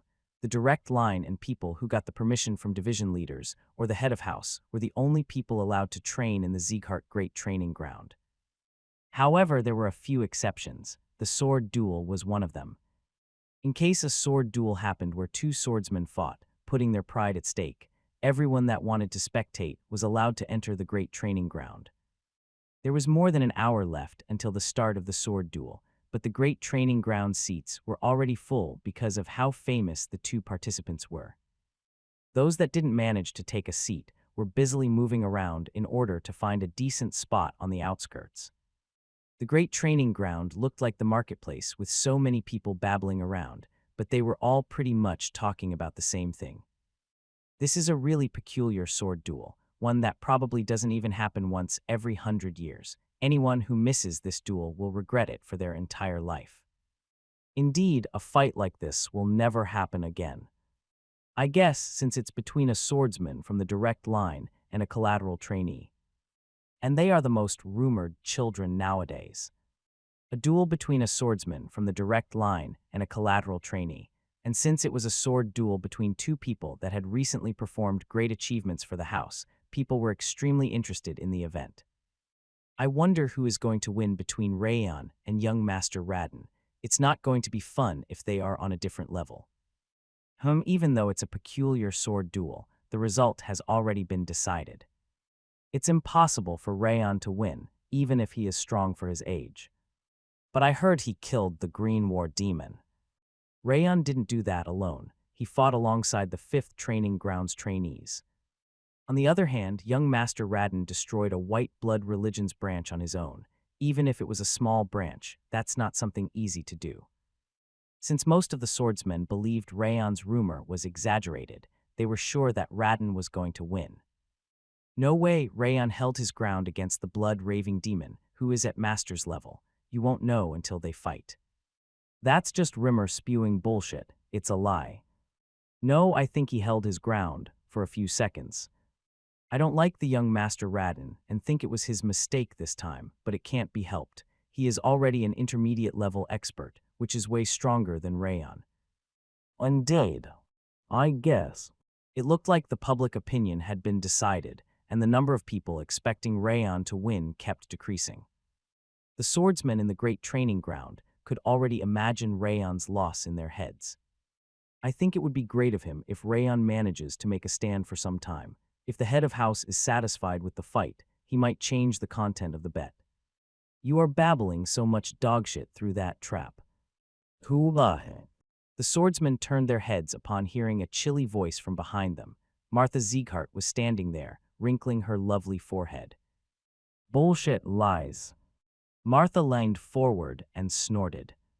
If that was really a lie, do you think me or Burin would be done nothing about it? Is your head just a decoration? How about thinking from time to time? Huh. Vulgar words came from her mouth, despite her beautiful appearance. That's... The swordsman turned while groaning instead of talking back to Martha. They had no choice, since they didn't dare offend Denier Sieghart's beloved daughter, even though they were official swordsmen. Watch closely with those dead fish eyes of yours. Martha crossed her arms and leaned back in her chair. Since something completely different from your expectations is about to happen. Denier raised his daughter incorrectly. Balder, who was sitting on the platform, crossed his legs and smiled coldly. No, I guess he didn't raise her incorrectly, but picked the wrong child. He murmured that there was no way she could be talented, as she had peepholes for eyes. However, he didn't really care about how Martha rudely treated the swordsman. That was the extent of the difference existing in the world between the direct lines and collaterals, or people below them. The fight is already decided. I want the sword duel to be over already and hear that arrogant bastard scream. The result of the duel was as plain as day. No matter how talented Rayon was, it was impossible for him to win against Radin, as he had never experienced fighting a flexible sword. He smiled in anticipation, eager to watch Rayon scream upon getting his energy center destroyed and his mana circuit ripped apart after the sword duel. Oh, it's been a long time. Hearing a cheerful voice that didn't match the platform's solemn atmosphere, Balder's head turned. Rimmer. The red-haired elf was walking up to him while grinning like a fool. Why are you here? I came to see you since I noticed you while passing by. Then just keep passing by. Ahaha, nice joke. Even though he told him to go away, Rimmer didn't get down from the platform, sticking next to Balder instead. Do you think we are close enough to joke around? It's because you said something funny. What? You said the fight is already decided. What do you mean by that? Your broken eyes should still be able to see it. The difference in pressure between Radin and the loser UV trained. There's certainly a clear difference. Rimmer whistled, looking at Rayon and Radin, who were standing on opposite sides of the great training ground. But the fight isn't necessarily decided by pressure and might. HMPH, that's only true concerning the bugs. Once they are at the expert level, it's difficult to overcome the difference in level. Moreover, Radin is a flexible swordsman. Your student will be ripped apart with his flesh and bone torn off. Then shall we make a bet? What? If you are that confident, let's make a bet. Rimmer smiled broadly and extended his hand. Is this another trick of yours, just like when you spread that false rumor about him fighting against the blood-raving demon? There's no way a trick would work when the head of house is going to witness the fight today. Balder's pupils expanded. This was the reason that Rimmer was difficult to deal with. He was still meeting the head of house, his father, once in a while. Since you look so confident, let's bet something. If you are scared, you can just withdraw. Shut your mouth. Balder frowned, and the foothold under his feet was crushed. Ahaha, it was a joke. What are you going to bet? I'm betting this. A leaf-shaped dagger came out from Rimmer's shirt. It was reflecting a mysterious light and the clear scent of real leaves under the sunlight. This is. I'm sure you recognize this. Are you seriously putting this at stake for the bet? Of course, the bet is all about all in, all in. Then what do you want? Do you want my dragon's diamond warblade or something? No, I don't need something like that. Rimmer shook his head and grinned. It was the same expression as when he was playing a prank on Burin or Rayon. Rayon rolled his wrists and ankles to warm himself up. Even though it was his first time visiting the great training ground and countless people were watching him, he didn't feel nervous at all. The medicine was really effective. Probably because he drank the mind-clearing water before coming there, his head was clear and his heart was beating slowly and calmly. Burns' medicine was also effective, and his injuries were now completely healed. It seemed he could bring out the best of his abilities, just like when he trained in the open area or in the 5th training ground. Rayon looked at Radin, who was standing on the opposite side from him. He was sipping on wine right before the fight. He must be trying to show his confidence. The reason that he was showing such a carefree attitude was simple. He was trying to show the difference between himself and Rayon. However, that was something he shouldn't be doing unless there was an overwhelming difference or he was certain about his victory. Rayon smiled coldly, looking at Rayon as he enjoyed a massage from a maid. He was going to regret what happened that day for the rest of his life. Sieghart's heaven is entering. Everyone show your respect. As he was warming up his shoulders, the swordsman standing in front of the training ground's main entrance started shouting. Rumble! The enormous door split open, and Glenn entered along with the Heavenly Blade division. Despite having lots of people around him, only Glenn entered Rayon's sight. His breathtaking pressure was making the training ground's atmosphere as sharp as needles piercing the skin. The stronger he got, the more he realized how high Glenn's level was, giving him goosebumps. Greeting, my lords. Rayon knelt and bowed, just like everyone in the training ground. Do you really have to kneel down and bow every single time you see him? It must be really annoying to be human. Wrath clicked his tongue in irritation. However, his voice contained a slight note of envy. Since he went down from being the monarch of devildom to a shabby freeloader living in the bracelet, he seemed to be jealous of Glenn, who received respect and fear from everyone. You are so narrow-minded. What did you say? Nothing. Rayon lowered his head and smiled slightly. Everyone rise.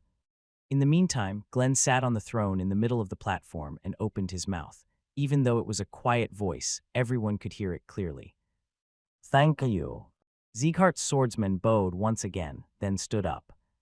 Good. Glenn slowly lowered his gaze to look at Rayon on the west and Radin on the east, one after the other, then nodded. Begin the sword duel. Yes. The ringmaster, who was standing under the platform, bowed to Glenn before he turned around. Whoosh! As soon as he raised his hand, the flag-bearers standing on the great training ground's outskirts waved the flags with the flame sword's emblem at the same time, which created an illusion of the entire training ground rippling in flames. Competitors come forth. Finally, Radin extended his hand with a grin, and the maid standing behind him brought him his sword. He took out a wobbling sword from the sheath longer than a spear. Kreng! The long and thin flexible sword flailed like a snake, creating a strange sound. Rayon looked back, ignoring Radin's murderous gaze. He could see Sylvia biting her lip while holding onto the handrail tightly. He conveyed his message with his gaze. It was all right, so just rest assured and wait. Helen and the maids were clasping their hands together next to Sylvia, shoulders trembling as if they were praying to God. Rayon braced himself. It wasn't a fight against Radin, but a war in order to protect them. Huh. Rayon exhaled to empty his mind and stepped up to face Radin. Huh. Radin tilted his head back to look at the sky. How long had he been waiting for this day? 1 week felt longer than an entire year. I can finally pay him back. The humiliation he felt in the annex building. The time had finally come for him to change the spiteful gazes of the swordsmen as they held their laughter in each time they looked at him. Holding back the excitement filling his entire body, he brandished his flexible sword. Come at me, all that bastard. Radin grinded his teeth. Rayon was looking at Sylvia and the maids behind him instead of himself. Rayon's disinterest towards him right before the fight exasperated him. I'm going to cut your limbs off. Radin became exhilarated upon imagining Rayon and the maid's expressions after he cut off his limbs during the sword duel, getting his energy center and mana circuit destroyed as a result. Be ready.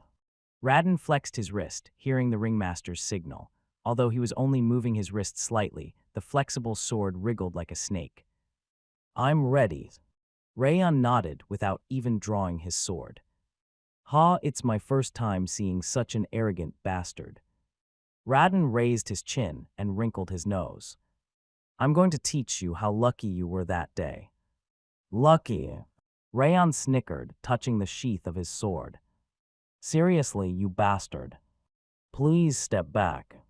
The ringleader forcefully pushed Radin back. Let's see if you can still smile like that after your arms get cut off and your energy center gets ripped apart. I guess you won't be able to see it. Rayon grabbed the sheath while maintaining his smile. Crack. Radin stepped back while grinding his teeth to a point that they could break. It was better to start the sword duel faster instead of arguing with him. The ringleader checked their readiness with his gaze, and they both nodded their heads. Then the sword duel between Radin Sieghart and Rayon Sieghart has begun. The ringleader raised his hand, blocking the sight between Radin and Rayon, then stepped back. Radin laughed like a madman and swung his flexible sword. With a fluttering sound, the sword curled like a ribbon and dove at Rayon. Rayon twisted his body like a drifting flower petal to dodge the flexible sword. Do you really think you managed to dodge it? Radin raised his wrist, and the flexible sword fluctuated like a tidal wave, following Rayon. Kyo. Rayon tried dodging the flexible sword using the river footwork, but Radin was already aware of that flow. I told you already, it's different from back then, try running away. Radin grinned and used the third form of crystal flexible sword, demonic crystal. The flexible sword's blade bent in a zigzag, aimed at Rayon's leg. Clank! Rayon drew his sword and lowered it. He seemed to be trying to block the demonic crystal because he wasn't able to dodge it. Kyo! Radin licked his lips. What an idiot! Flexible swordsmanship was extremely difficult to defend against because its direction changed too quickly. If he tried defending what he saw, he would get cut somewhere else. The same went for Rayon. He lowered his sword in order to defend the attack against his legs, but that was a huge mistake. Zwesh! Radin turned his wrist, the flexible sword aimed at Rayon's thigh, bursting up like a snake crawling up a vine. I'm going to take your arm, just like I warned you I would. He could already see Rayon screaming as his sharp blade slashed through Rayon's arm. Ho! Radin swallowed. Right before the flexible sword ripped apart his arm, Rayon disappeared from his sight. We gasp. Radin's hand, the one holding his sword, trembled as he screamed. Something cold could be felt against his neck. When he turned his eyes, Rayon, who had disappeared, was touching his neck with his sword. What happened? This is the first time. First time for what? You are going to die 8 times today. After saying that, Rayon's fist struck Radin's face. Smack Kua. Radin grabbed his head and stepped back. He looked like an insane person, his untied hair flapping into the wind. The extreme pain made him groan. He still couldn't understand what had happened. How was his sword already at his neck? Why did his face hurt? He couldn't understand anything. What did you do to me? Radin grit his teeth and raised his head, looking towards Rayon, who was standing still, just looking at him. It's simple. I dodged your sword and punched you in the face. He answered, as casual as if discussing a meal. What I'm asking is how you did that. This makes it once. Rayon raised his index finger while saying something completely unrelated to the question. What? I told you you will die 8 times today. That just now was the price for your lie about sending a letter that we never received. You bastard. Radin's eyes grew so wide that they looked like they would tear. He wanted to rip Rayon's limbs apart right now. 8 times, stop spouting bullshit. You are going to regret not having finished the sword duel just now for the rest of your life. Radin barked, swinging his flexible sword. Grush! The flexible aura-imbued sword started to devastate their surroundings. It was the radiant vortex of the crystal flexible sword. Rumble! The flexible sword thrashed like a kraken's tentacles, yet Rayon dodged every single aura blade by using river footwork. How dare you! Radin clenched his fist and turned his flexible sword. The aura blade in his flexible sword trembled like a tidal wave, blocking Rayon's path. I shouldn't try to get him in a single strike. Since he still didn't understand what happened back then, he needed to be careful. It was necessary to pressure him, like catching a bug in the room by cornering it. He wasn't just using his wrist, but also his elbow and shoulder to fully utilize the flexible sword's long blade. It must look like a wall of sword and aura blade in Rayon's eyes. I'll make you into a fillet. Radin used the 10th form of the crystal flexible sword, Red Wall of Destruction. The flexible sword stormed at Rayon, twisted like rose bushes. In the midst of deflecting the flexible sword by using river footwork, Rayon turned around. He withdrew in order to avoid the Red Wall of Destruction. I got you. The Red Wall of Destruction grew faster if the opponent tries to run away. He was now just a rat in a trap. Stomp.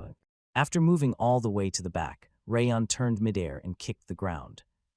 What is this guy? The way he was running at the wall of Aura Blade could be only described as crazy. Radin gasped. The moment the Red Wall of Destruction was pushed back to the extreme, his body disappeared like a candlelight. Damn it. He hurriedly looked around, expecting him to appear from his right side like the last time he pulled his flexible sword. Is he not here? However, nothing could be seen from his right side. I'm on your left. Even before the word reached his ears, an excruciating pain could be felt from the left side of his face. Kua. Radin screamed from the impact to his left cheekbone, rolling on the ground. Lug. The pain wasn't subsiding. His cheekbone must have been crushed. Yuala. Radin roared. He imbued his sword with aura to stick the blade on the ground, using it as a support to stand up. What did you do just now? You were definitely in front of me. This is the price for spitting on my mother's hand-grown flower. You crazy bastard. Looking at Rayon's unwavering eyes, his chin trembled. It looked like that crazy bastard was seriously going to return the 8 debts. It's not over yet. Radin stepped back and gathered his aura from his energy center. He wasn't playing around anymore. Screw the sword duel. He decided he would kill him right there and then. Rumble. He brandished his flexible sword while spreading his aura to the mana circuits in his entire body. His clothes fluttered with his rambling aura, despite the windless atmosphere. I'm going to pluck your bones out before killing you. Radin thrust his straightened, flexible sword. At lightning speed, it reached right in front of Rayon's eyes in a blink of an eye. Whirr!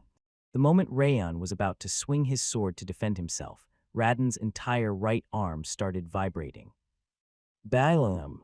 The intense vibration passed up the flexible sword, and its straight trajectory became twisted like a coiled snake. It was the formidable technique of the crystal flexible sword of explosion, which ripped apart the enemy like a kraken crushing the ocean with its 8 tentacles. However, Rayon didn't step back despite facing the sharp blades severing the air. His eyes shone as he lowered his posture. Is that bastard doing it again? Radin grit his teeth. He had disappeared and reappeared from his right and left side the last time his eyes shone like that. Kua. He thrust the flexible sword of explosion, along with all the aura he had gathered, to the best of his abilities. The gathering of aura blades puffed up like a balloon, storming at Rayon.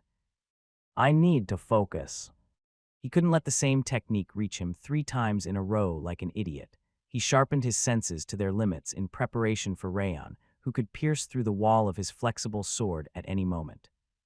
Grash! The powerful aura blade of the flexible sword of explosion cut through the ground like paper. However, he couldn't sense it cutting any flesh. He had disappeared once again. Where are you? Radin spread his aura perception and retrieved his flexible sword to block his surroundings. Left, right, or behind. He prepared himself so that he could block him no matter which direction he came from. I'm in front of you. However, Rayon's voice could be heard from the front, not from left, right, or behind. He hurriedly tried to defend, but Rayon moved faster. Smack! Rayon's fist thrust like a ray of light, crushing Radin's chin. Kua! Radin grabbed his chin and screamed. It hurt. It hurt more than when he was hit on his cheeks, more than when his cheekbone was crushed. Lie. The blood flowed to the ground. It looked like his jawbone was shattered and his skin was torn. The third strike is for trampling on my mother's hand-grown flowers.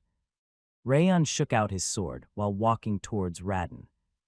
IV understood everything about your sword. I won't even need to dodge anymore. Bullshit. Radin quickly stood up and started steaming from his mouth. His head was filled with the desire to kill him, but he bit his cheek to calm himself down. It's a provocation, a provocation.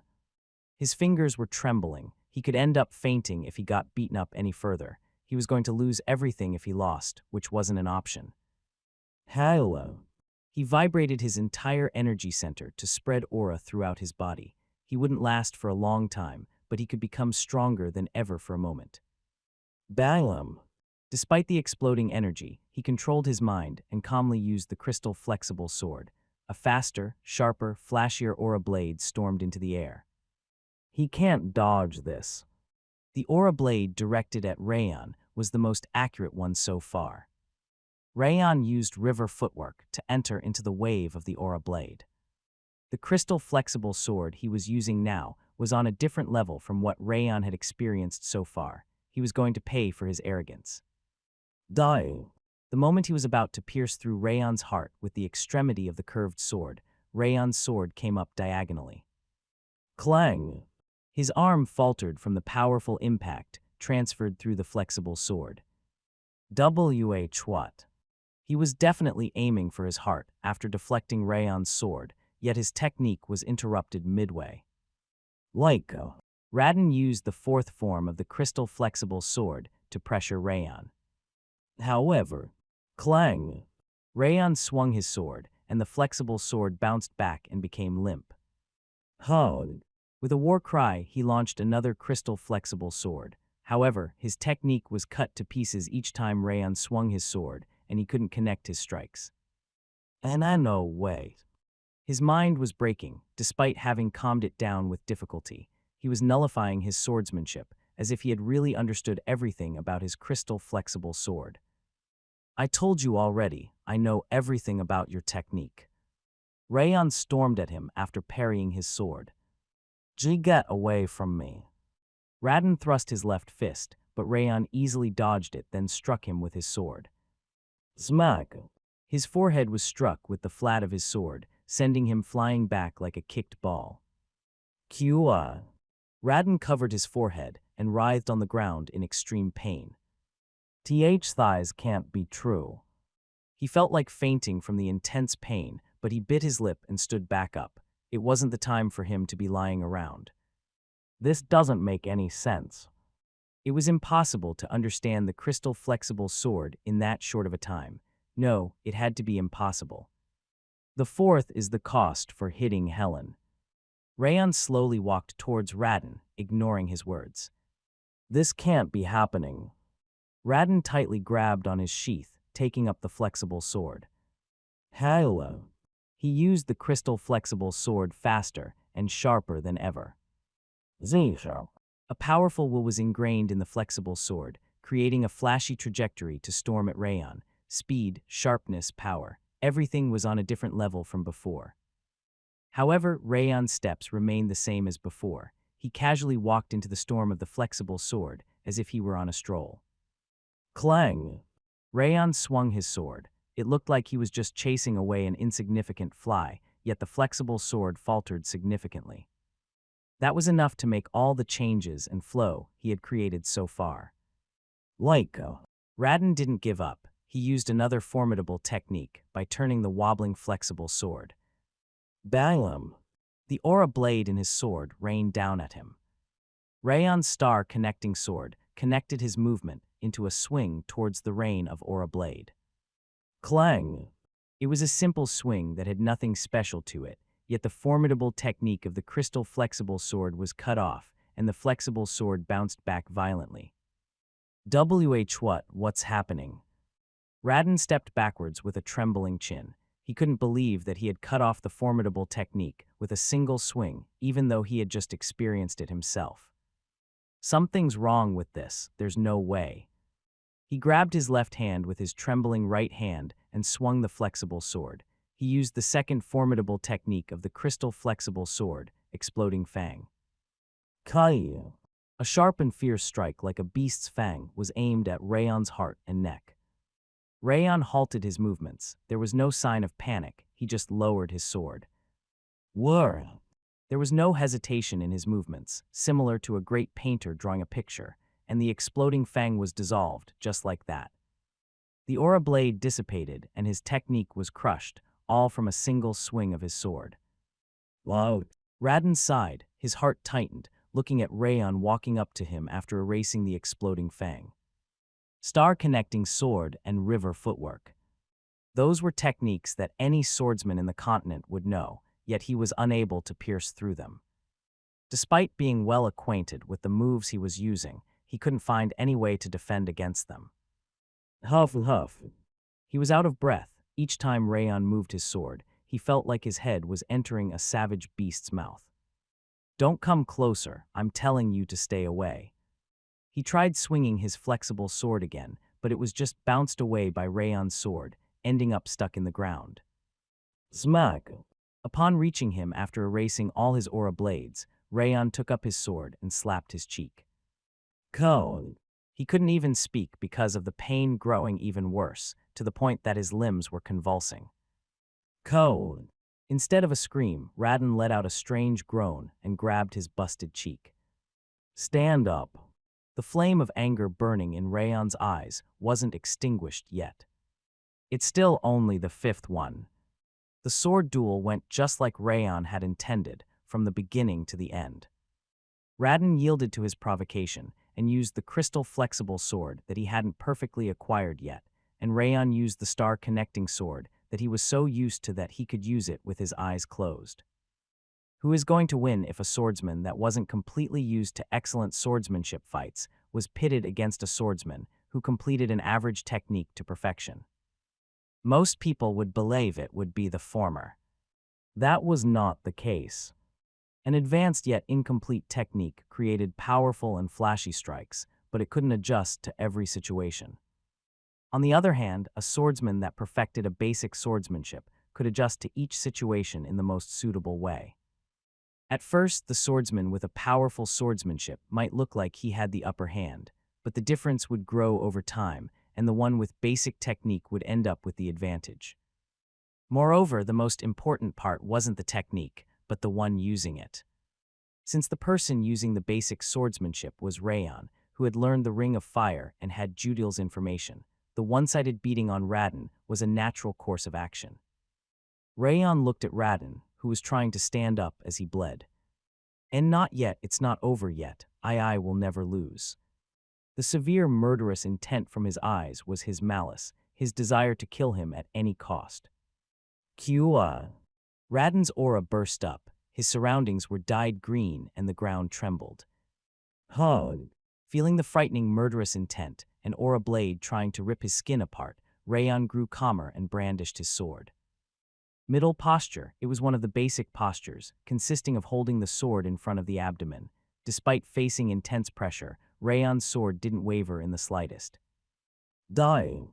Radin swung his sword with explosive energy. The single blade was split into dozens of blades in the spur of the moment, thrusting at Rayon's vital points all around his body. It was the final technique of the crystal flexible sword, Great Rainstorm, that Radin had been saving for last. Facing the bundle of aura blades, where a single one could cost his life, Rayon brandished his sword. Compared to the flexible sword moving like a light, Rayon's movement was so slow that it could be called boring. However, neither his sword nor his eyes were faltering. Whoosh! The moment the aura blade reached right under Rayon's nose after tearing apart everything, Rayon swung his sword. It wasn't slow or fast or flashy. Yet the true meaning of swordsmanship was incorporated in it. Star connecting sword, just as its name suggested, the techniques connected with each other naturally, without a single mistake. The great rainstorm that was about to swallow Rayon was split apart by the great flow of the star connecting sword. Wow! Radin's bloodshot eyes could be seen in the midst of the aura blade tearing apart. It was an expression of bewilderment rather than panic. Is that all? It will be annoying if you give up now. Rayon shook out his sword and approached Radin. Because you need to die 3 more times. My lady, I can't watch this anymore.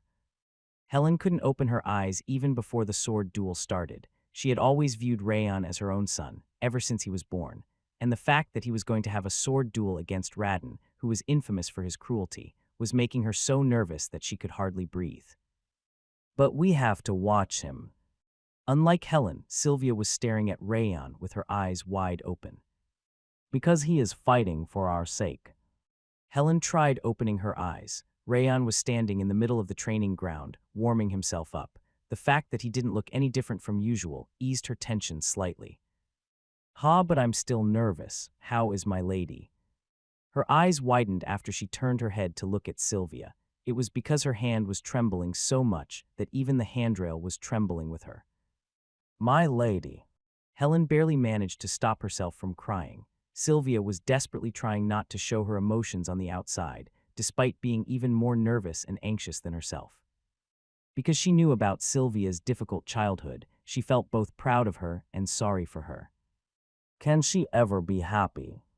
She felt bad for both Sylvia and Rayon. She would have already made them leave that place if only she had the ability to do so. He will be all right. Judil turned to look at them with a calm gaze. The young master has been preparing against Radin's flexible sword day and night. I'm sure everyone here will be astonished by his performance. That would be great, but... You are right, let's think like that, Helen, thank you. Sylvia thanked Judil with her eyes. Let's hold hands, come on. Pardon. Let's hold hands and pray for Rayon's victory. Sylvia went ahead and grabbed Helen's hand. With a puzzled expression, Helen grabbed Judil's hand as she was sitting next to her. In that manner, every maid from the annex building held each other's hands. Judil shook her head, feeling Helen and the other maids' wet and trembling hands. But they really don't need to worry about him at all. Rayon was a monster. He was still weaker than countless strong warriors that she had encountered so far, but his temperament was on another level. She would never be able to forget Rayon's gaze, the one that she witnessed that day. Remembering the fear and murderous intent dominating the space still gave her goosebumps. He was the real deal. He wasn't someone that could ever lose to that fake, the one that was just violent and nothing more.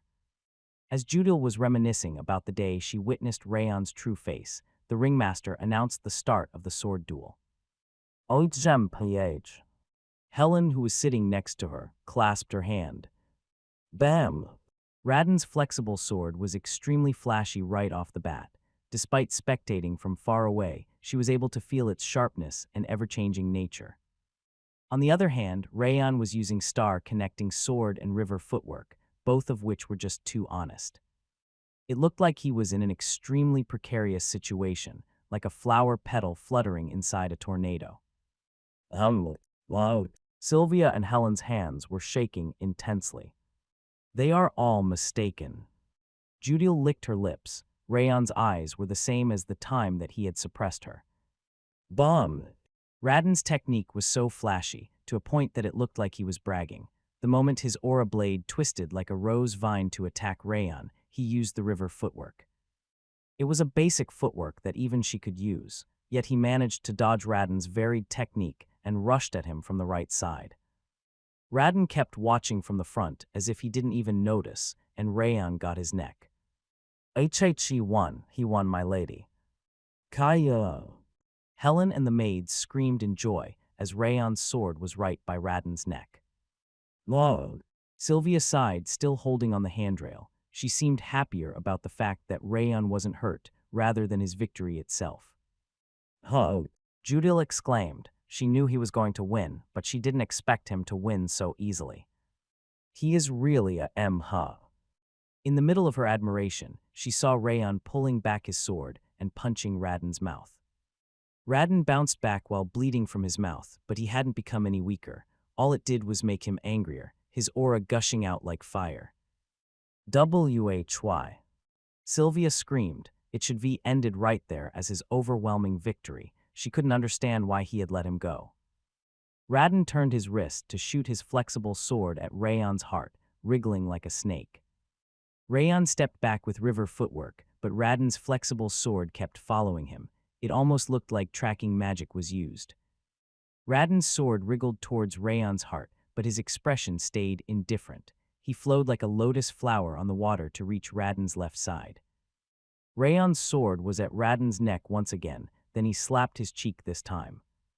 It was the second time. Rayon let Radin off the hook even though he could have one once again.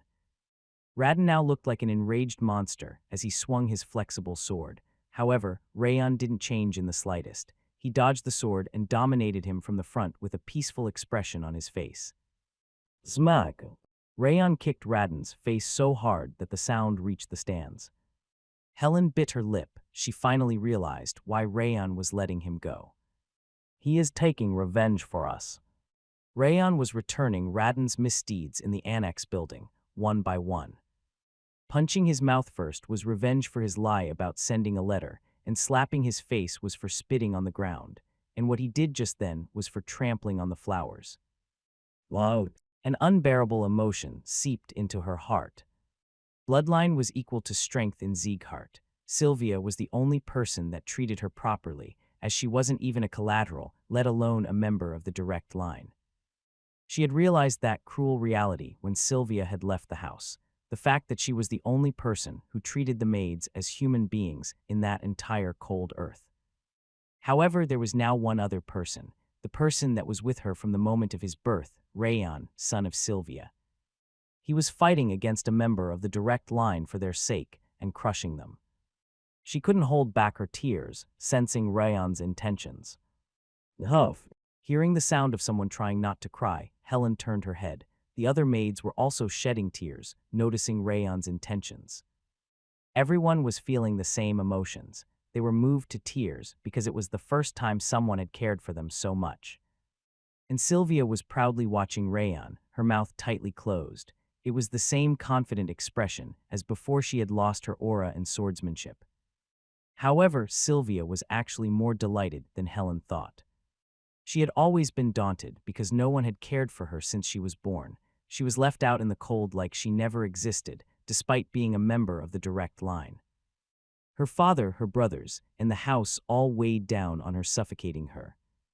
That was why she had decided to run away. She ran away from the family to obtain her freedom. However, that wasn't the correct answer. She should overcome it with her own strength, no matter how terrible that place was. And that was what her son Rayon was telling her.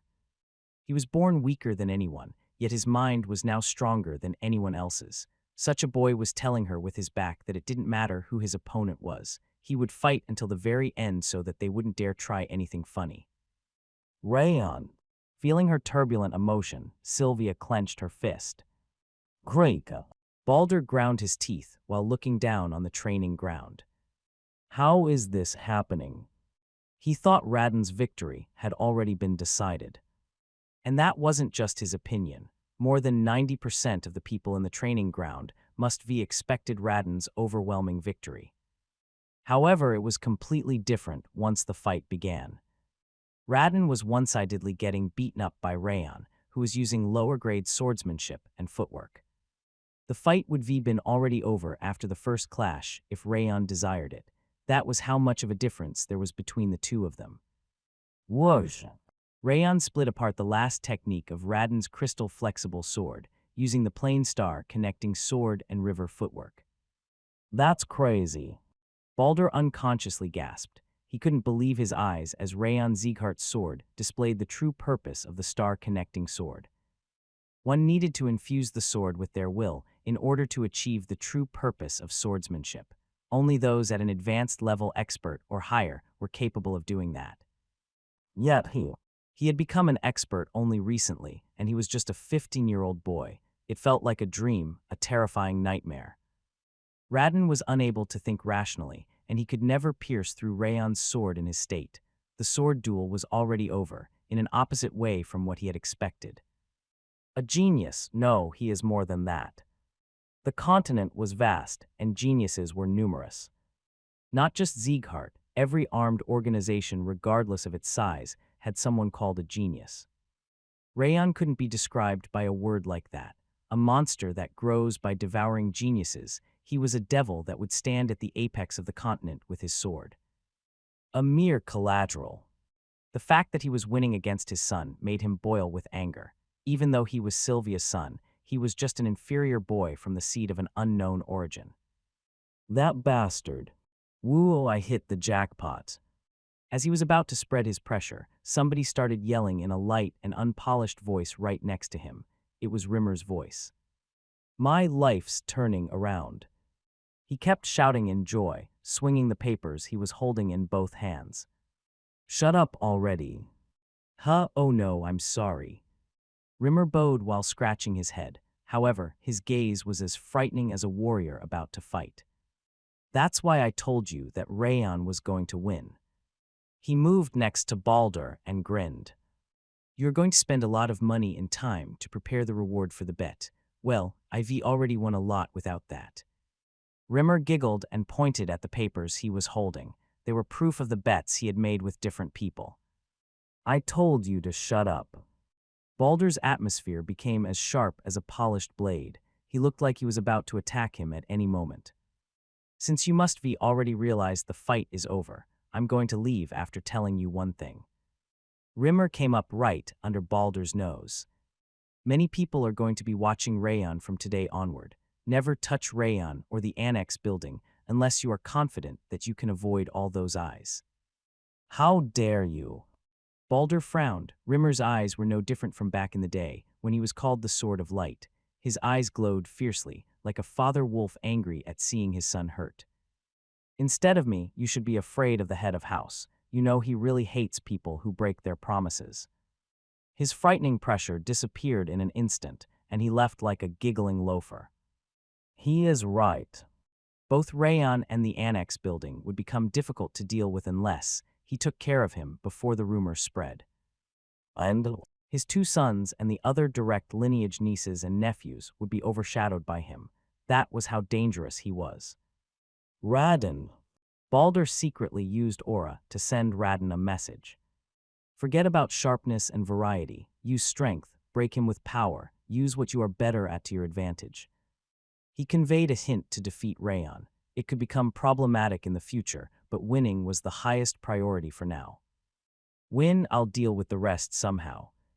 Rayon narrowed his eyes. He thought Radin had given up, yet his will had returned to his eyes as he stood back up. He wasn't spreading his aura anymore, surrounding his sword with it instead, as if he was using a normal sword. I see. The Ring of Fire had noticed a faint aura flowing down from the stands. He thought it wasn't anything special, but it looked like Balder had told him the way to win. Like father, like son. Rayon turned around to look at Balder, who was pretending he did nothing. A sword duel was a match of pride and might between the two swordsmen. He was completely shameless, despite having interfered in that noble fight. It looked like he was telling him he could do anything since he was a member of the direct line and Glenn's son. Come. Radin's eyes were the same as Balder's. He gathered all his remaining aura in his sword, just like he was advised. Whir. His posture wasn't that of crystal flexible sword as he glared at Rayon. It looked like Balder's dirty interference was indeed effective. Yes, I should have done this from the beginning. Radin spat his bloody saliva and growled. His straightened, flexible sword was burning in an intense aura blade. I should have beaten you up with the most advantageous method to me. It was true, since the amount of Radin's aura was a lot bigger than Rayon's. However, just like powerful technique wasn't everything, the amount of aura wasn't a decisive factor either. Do you think you can win in a fight of power? Of course, I'll shred your weak aura to pieces. Radin pounced at him and swung his flexible sword. The powerful strike looked like it could split the ground in half. Clench! Rayon brandished his sword. The small flame ignited at the point of his sword, multiplied itself and burned. Clang! A flaming sword that melted the atmosphere clashed with the flexible sword, surrounded by a green aura.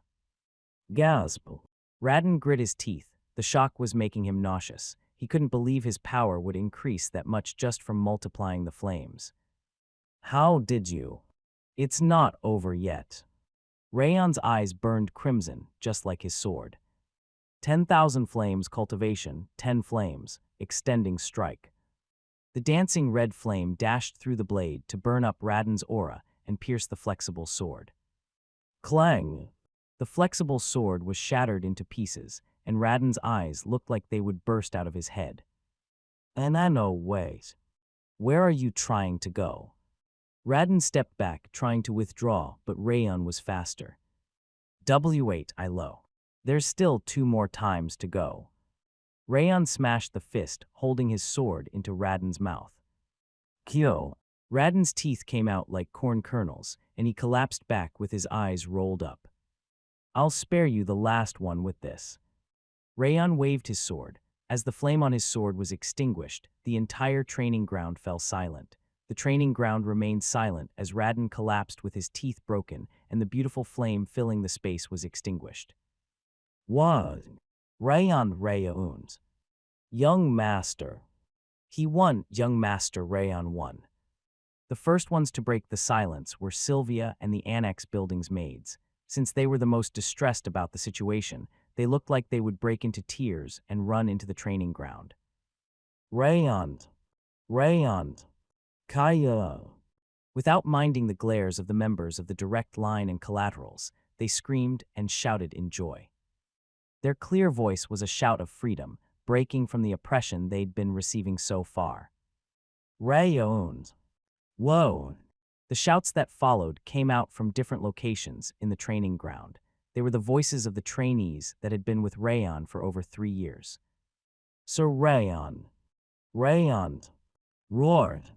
Direct line, collateral, vassal family, and even the recommended children from outside shouted out Rayon's name in unison. HMPH, that's the least he should do. He is the top trainee, after all. Burin leaned back in his chair and nodded. I knew from the beginning that he was going to win.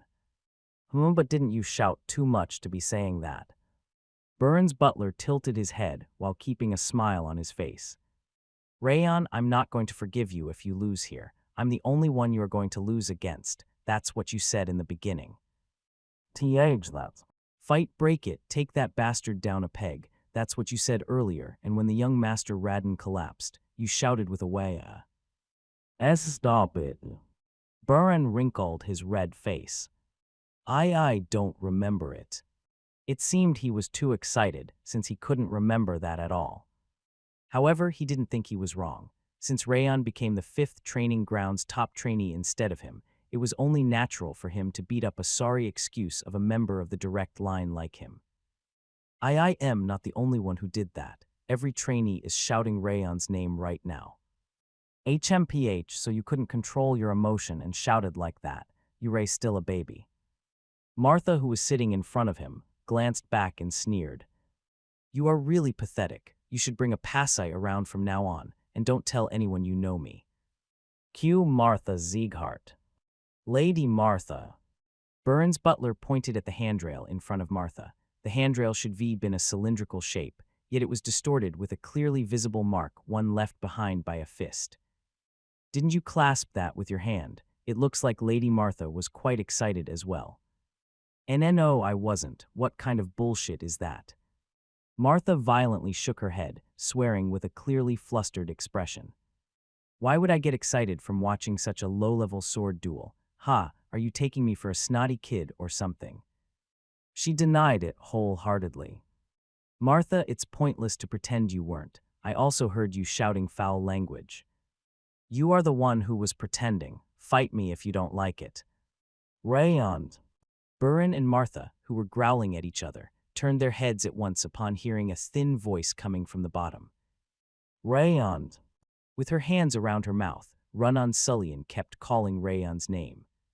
Rayon. There was no way he could hear her even with her hands there, yet Run-On kept shouting Rayon's name. After seeing Run-On, who was definitely and honestly cheering for Rayon, Martha and Burin lowered their hands. Tusk, there was no point in watching this sword duel. It was such a low-level fight. Martha awkwardly scratched her head and stood up. Hey, dead fish eyes. She put her feet on the chairs in front of her, where the swordsmen from before were sitting. Didn't I tell you that the results would be interesting? Wow, that. The swordsmen ducked their heads, unable to respond. If your skills are bad, you should at least be tactful, but since you have dead fish eyes, you'd better train a lot in order to survive in the future. After laughing at the swordsman, she left the training ground. What a temper! Burin shook his head and stood up. Martha only acted docile in front of Rayan, and she had become more violent than before towards the others. Oh. He turned his head to look at Rayan, standing at the center of the training ground. The way he was confidently standing, as he looked around the training ground, reminded him of how he stopped the blood-raving demon on his own. I'll never be able to forget that. I'm going to repay that debt throughout the rest of my life. However, I'll never give up. Burin clenched his fist and stared at Rayan's back. I'll definitely catch up to you. Glenn heaved himself up from the chair's backrest. His pupils were bigger than usual, and his eyebrows were lowered. It was an extreme reaction when one considers how rarely he changed his expression. MMY Lord. Roan looked back at Glenn with a trembling chin. The thing the young master used in the beginning, in the middle of the river footwork, wasn't that the supreme harmony steps. It was. Gasp. Roan had always kept a smile on his face, yet his collected expression was broken. He exclaimed at the ridiculousness of what Rayan had done. Glenn furrowed his brows. What surprised him the most that day wasn't the fact that Rayan had defeated Radin with an overwhelming difference. It was the fact that he had used the Supreme Harmony Steps that he was only taught 2 weeks prior. The Supreme Harmony Steps was a footwork that Glenn had created once he had reached transcendence after breaking through the demonic wall. It was an advanced martial art that an average martial artist wouldn't even be able to learn, even if they tried for their entire lifetime. However, Rayan managed to acquire it in only 2 weeks. That was amazing enough for Glenn to be awestruck and surprised, despite how he didn't show much emotion. I thought it would take him at least half a year. Glenn gasped, looking at Rayan standing there confidently. He had expected him to use it in half a year at the earliest. 2 weeks, huh? It was his first time making a mistake after he reached transcendence. It was absurd, but it was making him smile. And the swordsmanship. Rayan used the true meaning of the star connecting sword at the end. A 15-year-old boy, one who wasn't even qualified as a swordsman yet, had used the true meaning of the swordsmanship. It was impossible for him to not be surprised. HHE is really amazing. The Supreme Harmony Steps, the star connecting sword, and the flame at the end. Roan was too astonished to finish his sentence. It's not that amazing. The Supreme Harmony Steps is only at 1 star, and the beginning of the first star at that. He also still has a way to go with the star connecting sword. If Radin had used another flexible sword technique, he wouldn't have lost so easily.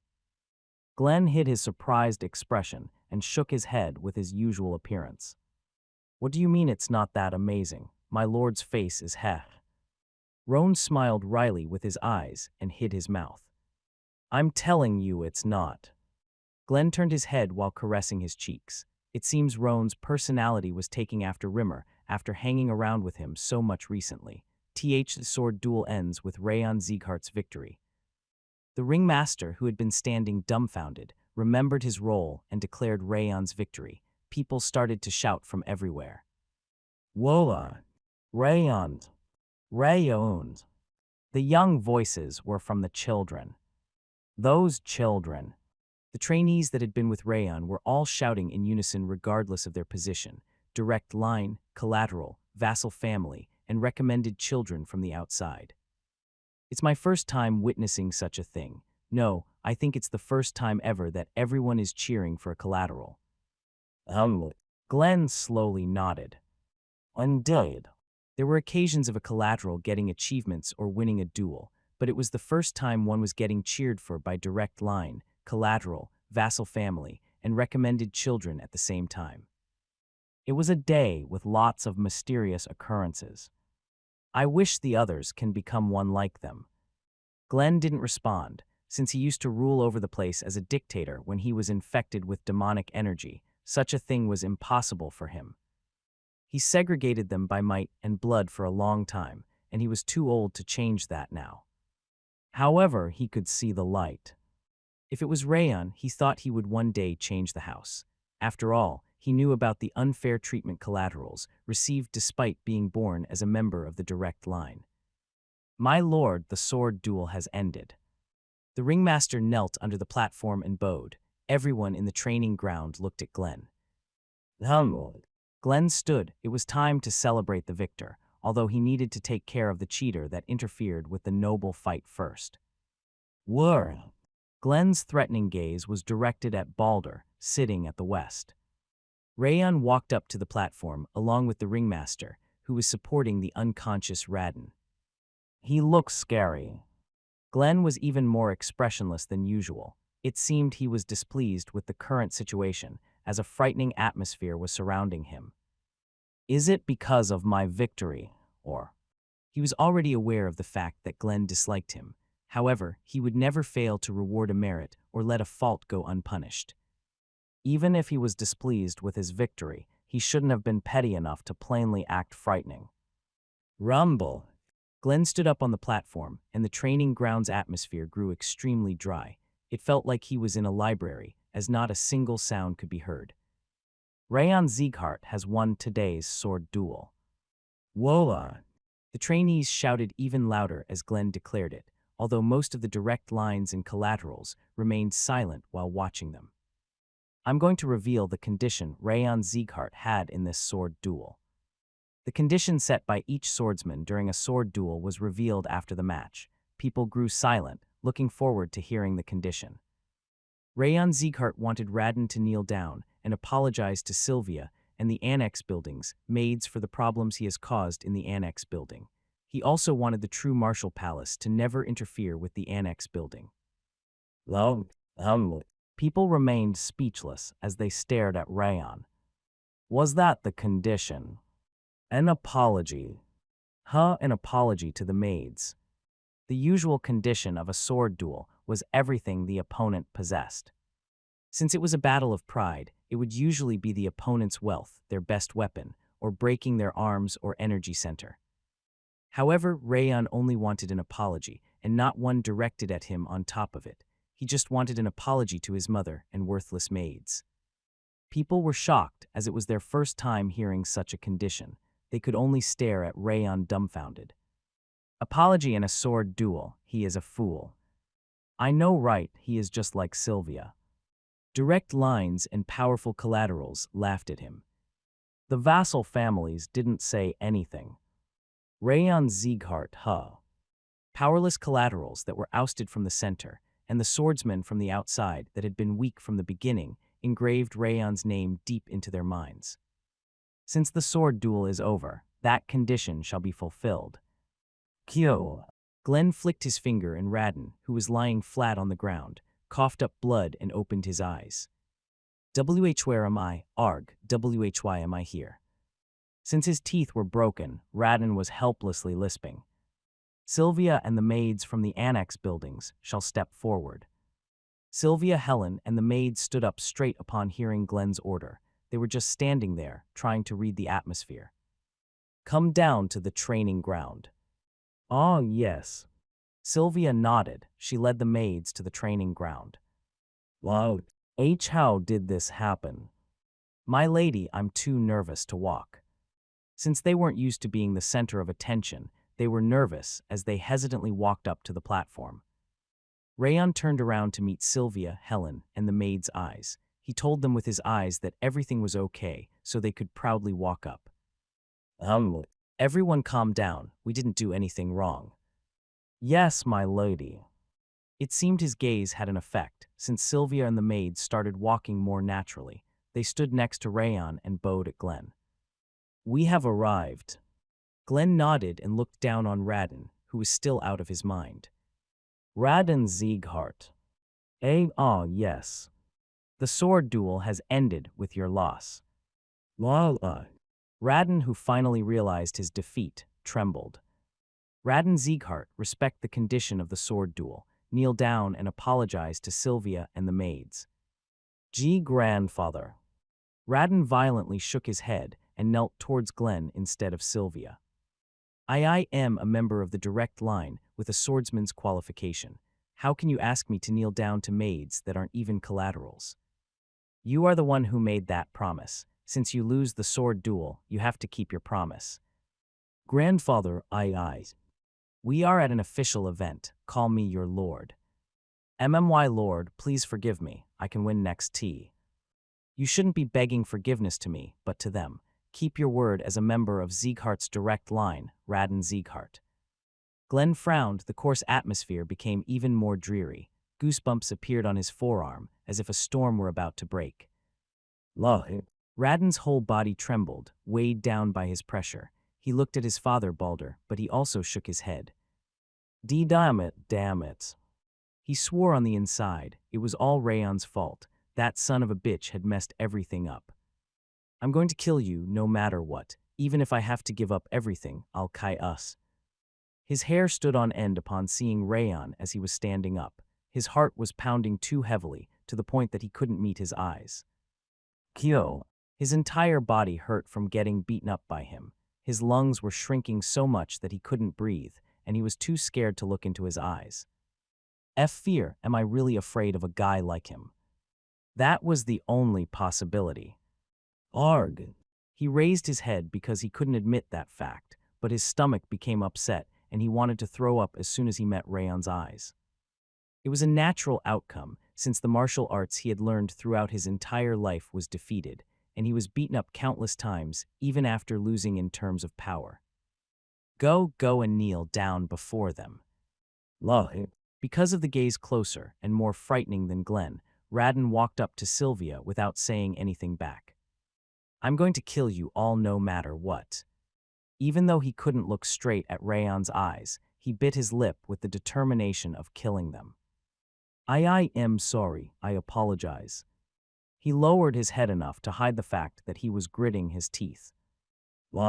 Sylvia didn't say anything, and the maids awkwardly bowed back. You don't need to lower your heads. Rayon surrounded the maids with the aura from the 10,000 Flames cultivation. The color returned to the maids' pale faces. Rayon. Sir R. Rayon. We are getting an apology today. Rayon calmed Sylvia and the maids, then walked up to Radin. Do it over, Radin Sieghart. What? The condition was to kneel down and apologize. Kneel down and lower your head. Are you seriously not in your right mind? After this, I'm. Do it again. Kyo. Rayon's voice became deeper, and Radin started trembling. The fear of Rayon was carved into his body. Radin looked around, but nobody could help him. It felt like Glenn's frightening gaze was urging him to continue. Radin bit his lip with his few remaining teeth and knelt. I am sorry. Tell them what you did wrong. I'm sure I taught you what it was. He was right. He told him what the problem was each time he beat him up with his fist and sword. Since it hurt too much, he remembered every single one. I sent a fake letter, trampled on flowers, spat on her hand, struck the maid's cheek, kicked her with my foot. I one-sidedly picked a fight with the annex building. I am sore Q. Because his pride was hurt while being suppressed by fear in his injured state, he fainted once again. It's all right. Rayon smiled at the maids, whose faces were blue with worry. I'll make sure nobody can mess with the annex building, so don't worry. Znev. The maids finally burst into tears. Rayon. Sylvia bit her lip and grabbed Rayon's hand tightly. My lord, there's still more to the condition. I want you to confirm it personally. Of course, but before that. Glenn's frightening gaze was directed at Balder. I need to take care of the person who interfered with the noble sword duel, Balder Sieghart. Kyo. Balder bit his lip and stood up. He looked irritated, but he didn't seem flustered. So he was aware of it. Rayon nodded, looking at the grunting Balder. Since he had noticed what Balder had done, there was no way Glenn wouldn't have realized it. Answer, Balder Sieghart. Yes.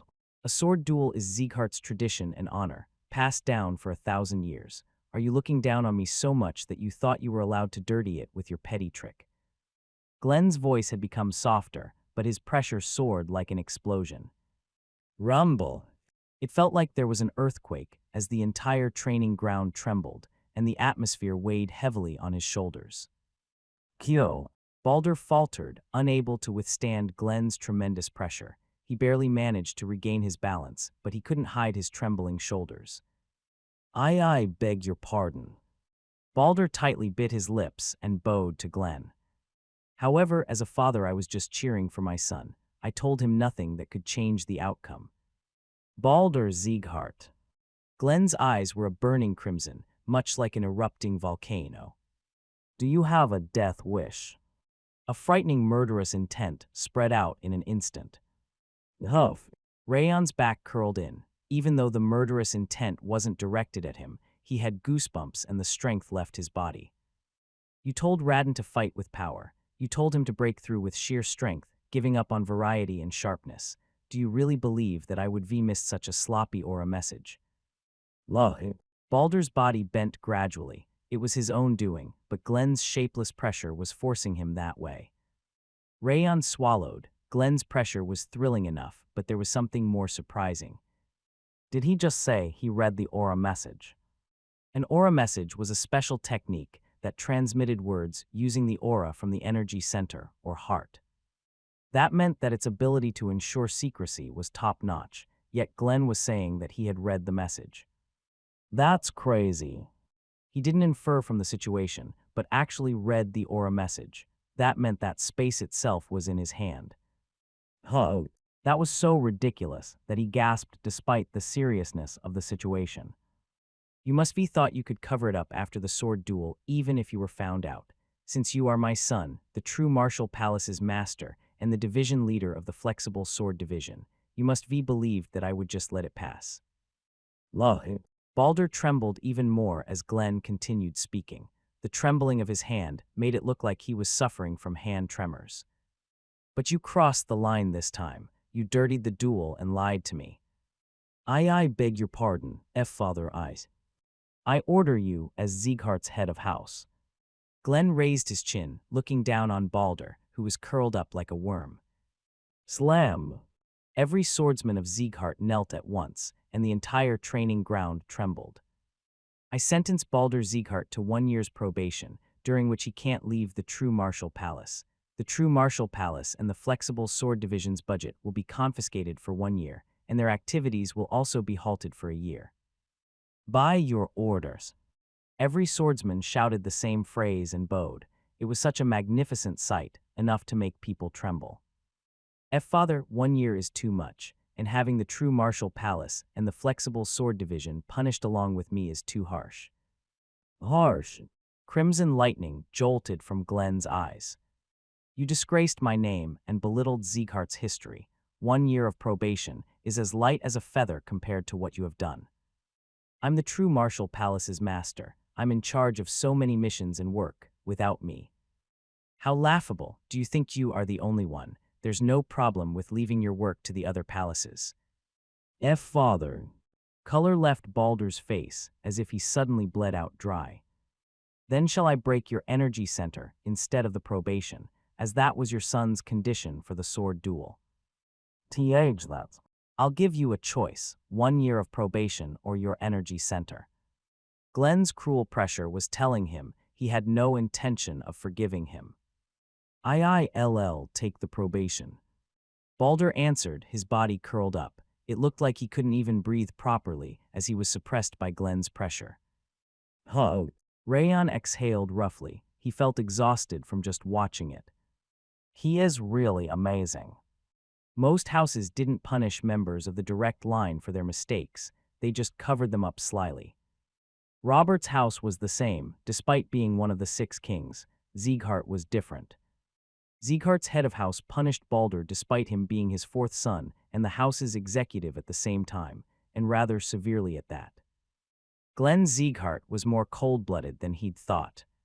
Additionally, Glenn turned to look at the entire training ground rather than Balder.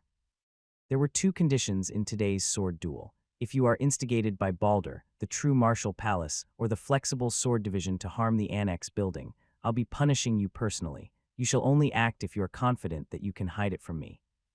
Yes. The vassals bowed once again and responded loud and clear. There were some unsavory incidents, but the sword duel is now over. Everyone shall leave now. Glenn left the training ground after saying that. Sniff. Tears flowed down from Helen's eyes, ones she had been holding back until the end. What? Helen grabbed Sylvia's hand and started wailing. She must have been feeling burdened, as she was directly involved with the incident, and it seemed her suppressed emotions had exploded once everything was resolved. It's all right. Tears were also welling up in Sylvia's eyes as she patted Helen's back. Lord. Sniff. My lady's head maid. The other maids also started crying after Helen and Sylvia, since Glenn had officially announced that the others should not meddle with the annex building as the head of house. Their worries had disappeared and their tension was eased. Hug. Rayon felt relieved, as he finally had the ability to protect them. That's why I told you that everything would be all right. Rayon smiled, pretending he had never been nervous. He continued while looking at them crying and smiling at the same time. Let's return home. The training ground fell silent after the spectators left. 6 people remained in front of the western passage. Sieghart's flame sword emblem was engraved on the left side of their chests, and a different emblem was engraved underneath for each of them. It signified that they were the division leaders that had entrusted their will to Sieghart's emblem. I haven't seen something so amazing in a long time. I thought Rimmer was joking when I heard that he killed the Green War Demon and survived a fight against the blood-raving demon, but the rumor was true. It would be an understatement to call him the real deal. Even though it was a low-grade swordsmanship, he managed to use its true meaning. He can't be described as a mere talent at this point. He will be useful immediately if he joins my division. The division leaders nodded at once, as they had all felt the same thing about Rayon. The swordsmanship was amazing, but he had something mixed in with the river footwork. I'm not exactly sure, but his martial arts isn't at an expert's level anymore. What a genius! I knew he was most suited to join my Black Tiger. Fuck off. The 2 female division leaders, standing at both sides, interrupted him. HMPH. Anyway, he certainly grew up better than we expected. The division leader at the center awkwardly cleared his throat and scratched the back of his head. Yes, I thought he was a fragile genius, but he is a healthy monster. He will definitely face the other direct lines if he keeps growing like that. It's very interesting. The division leader, with a deep voice, licked his lips. Since he's going to graduate soon, the Black Tiger should train him from now on. I like his personality, and I'm confident I can raise him Oh, shut up. Black Tiger, do you have a death wish? 3 out of the 4 others glared at him, and the division leader at the center ducked his head. He isn't completely wrong. It's true that the 5th training ground trainees will soon graduate. They will become swordsmen as soon as they pass the graduation exam, and they will get to choose their squad and division. The division leader with a deep voice snickered while holding onto the handrail. And there is more than Rayon in the 5th training ground. Burin, Runnan, and Martha, all 3 of them have might and talent that can become the best no matter where they are. The next selection ceremony is going to be interesting. The division leaders didn't say anything, but they had the same resolution. They had to bring in one of the 4 people during the next selection ceremony. But Rayon is still the only one for me. Who wants to kill a Black Tiger today? Maya. Count me in. Rayon returned to the annex building, along with Sylvia, Helen, and the maids. Wow. Helen sighed after looking around the annex building from the front. What's up? Sylvia tilted her head while grabbing her shoulder. I thought we might not be able to return together like this. Helen closed her eyes. She had countless thoughts about what could have happened that day. If ever Rayon lost, she was going to beg for mercy, even if it cost her own life. Instead, she had received an apology and everyone managed to return together. It felt like a dream. Same goes for me. Me too. Me too. The maids nodded one after the other. It seemed everyone had the same thing on their minds, and they smiled slightly while looking at each other. You can rest assured now, since Father makes sure to keep his promises, no one will dare hurt us anymore. Sylvia turned to meet the maids, eyes one by one. After that, she finally looked at Rayon and smiled widely. Well, let's have a party today, using every ingredient we have. Yes, Let's make a lot of the stew young master likes. of course. Sylvia, Helen, and the maids entered the annex building with light, cheerful steps. Oh, Rayon slightly sighed while looking at them. His uneasiness had completely disappeared after looking at the way they were smiling and laughing. It seemed they had become a lot more important to him than he'd thought. As Rayon was about to enter the annex building, one of the maids slowed to be caught up to by him. It was Judiel. young master. Judiel turned to Rayon. Did you plan all this from the beginning? To a certain extent.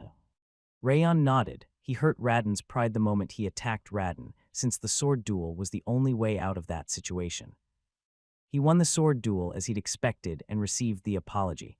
However, he didn't expect the true martial palace, the flexible sword division, and Balder to be put on probation. You really are a scary person. Judiel's face turned pale as she sighed. But you are also a kind person. Am I kind? Rayon raised his eyes. It was his first time being called that, which embarrassed him more than Radin's attacks. Thank you for saving me back then. Judiel smiled slightly, her ears turning pink. He had seen her smile many times before, but they had always been fake. However, that time was different. He could feel her shyness in her sincere smile. Let's go.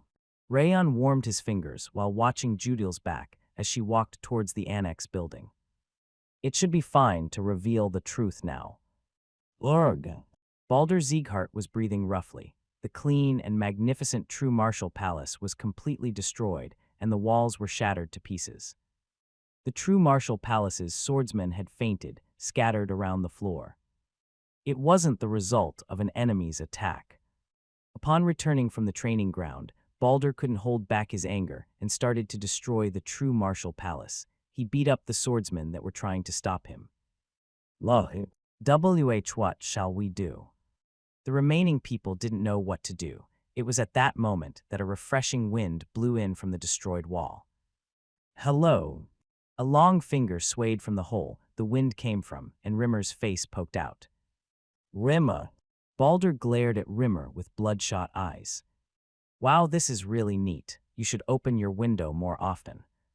Rimmer grinned and entered the palace over the destroyed wall. Why did you come here? Do you have a death wish? Getting probation from the head of house is the same as a suspended sentence, yet you are trying to cause another issue. Balder, who was about to attack him, bit his lip. It was just as Rimmer said. If he caused another problem, he would receive an unbearable punishment. Get out of my sight. I have nothing to say to you. Even if you have nothing to tell me, you should have something to say to this. Rimmer waved the paper he took from his top. That. Balder's eyes widened upon noticing the fluttering paper. You must know about it, right? It's the proof of the bet between you, the true martial palace master, and the worthless me. Rimmer grinned. The way he was talking, his voice, his behavior, everything about him was hateful. He couldn't understand how such a person was an elf. Since it will be difficult to meet you once you start your probation, give them to me right now. I don't have them. Balder violently shook his head. I can't give that to him in this situation. He had staked too many things in the bet with Rimmer. Since their activities were paused, giving away those items would greatly slow down the true martial palace's growth. Yuho, why do you have to be like this when you should know better? Rimmer clicked his tongue and flicked his finger. Everyone knows that the true martial palace has acquired a large number of elixirs. Did you already get Alzheimer's because of the shock? Do you really want to die? Balder bared his teeth and growled. Oh no, don't do this to me. Rimmer stepped back with an exaggerated expression. Balder wanted to pluck off his stupid, swaying ears. Fuck off, I have nothing to give you. Are you sure you will be fine with that? Rimmer grinned and shook his hand. You've disgraced the head of house's name during the sword duel, yet you are not going to keep your promise. I wonder what the head of house is going to think about this. He raised his fingers one by one. The probation and the activity suspension can be extended to 2 years, and he might even confiscate all your property. No way. Balder bit his lips. His father could do it the way he was currently. He wanted to pulverize that hateful bastard, but it was truly a shame that he had no means of achieving that. Give them to me. I still have lots of people to visit after you to collect my rewards. Rimmer smiled, extending both of his hands like a child asking for pocket money. Dom Ayet. Balder's scream resounded throughout the true martial palace once again. The fifth training ground opened up again after the rest and recovery period. Rayon was headed there after a long time. He kept receiving strange glances from everyone he met on the way. They used to look at him like a pebble on the road, yet they were now looking at him as if he was a mysterious creature. There were favorable and hostile gazes mixed in between. That's the way humans are. Wrath crawled up from the bracelet. They look down on the weak and admire the strong. Humans value strength as much as beasts. I agree with you quite often recently. Rayon nodded, just as Wrath said they were only looking at him because he had proven his strength. Though not all gazes were favorable, there were also jealousy, hatred, and even vivid murderous intent. How is devildom? I guess it would be even worse. Are you curious? Then I'll tell you about it. It's a different place than what humans imagine it to be, though weaklings get treated worse than livestock. Wrath murmured that there was no place in the world where the weak were favored. You did great this time. You completely destroyed that ugly bastard with your wrath. You even subdued his father. I'm satisfied with your actions for the first time in a long time. Is that so? Yes, except for one thing. It's a shame that you didn't kill him. Back in Devildom, the King of Essence turned everyone that dared to offend me into a block of ice. Messages appeared as soon as Wrath finished talking. Wrath has been greatly satisfied. Perception has increased by 1. Stamina has increased by 1. It was telling him his stats had increased because Wrath was satisfied. I didn't expect this gift. Rayon's lips parted. Receiving a reward he didn't even expect put him in a great mood to start the day with. You cursed system, why is this the only time you consider the King of Essence your owner? Wrath glared at the system that still wasn't listening to him and boiled in anger. Thank you, I'm growing faster thanks to you. Shut your trap, it makes me angry when you are happy. It hadn't even been 10 seconds since he had said he was satisfied, yet he was already bursting with anger. He was the definition of a personality disorder. Does it? It makes me happy, though. Stop right there, you bastard. Rayon hummed and entered the training ground. Wrath kept cursing at him, but he didn't care about him. Rayon's eyes widened upon entering the training ground. The person that shouldn't have been there yet was sitting on the platform. Rimmer. It was the lazy elf that was never there during daybreak training, and who was often late to the morning training. Oh, my lucky charm, how are you, my trainee Rayon? Rimmer grinned and extended his hands. There were rings with gemstones shining in different colors on his long fingers. He was also wearing shiny bracelets and a necklace on his wrist and neck. What? It was his first time seeing the elf wearing jewelry like that, and they didn't even seem to be artifacts with a special ability, just expensive decorations. Lucky charm. He didn't understand why he was suddenly called a lucky charm. As he was about to conclude that using the sword field creation made him go nuts, Burin came up from behind him. He gambled. What? That guy, I heard he openly gambled during the sword duel between you and Radin. Apparently, he won a huge amount because your odds were high. Burin frowned. It looked like just talking about it made him irritated. He murmured that he wanted to pluck out his eyes. He did it again. Rayon snickered. He was wondering why he was wearing that jewelry, and it was because he got them by gambling. Gambling, drinking, and being lazy. He was the complete opposite of the elves he'd known before. He was pretty amazing in a way. That arrogant, point-eared bastard. Wrath ground his teeth while looking at Rimmer. What's up? I get angry each time I see him. Your body would be been mine if only he wasn't there. Rayon nodded. He managed to keep his body thanks to Rimmer, who appeared at that critical moment during the fight against the blood-raving demon. Wrath had already called Rimmer arrogant, but it seemed he now hated him. But Rayon was aware of Rimmer's true feelings, unlike Wrath. Even though he looked like a useless loafer on the outside, he carefully observed every single trainee and instructed them with appropriate training. Since he managed to survive thanks to that, he could overlook his gambling on him. Pathetic.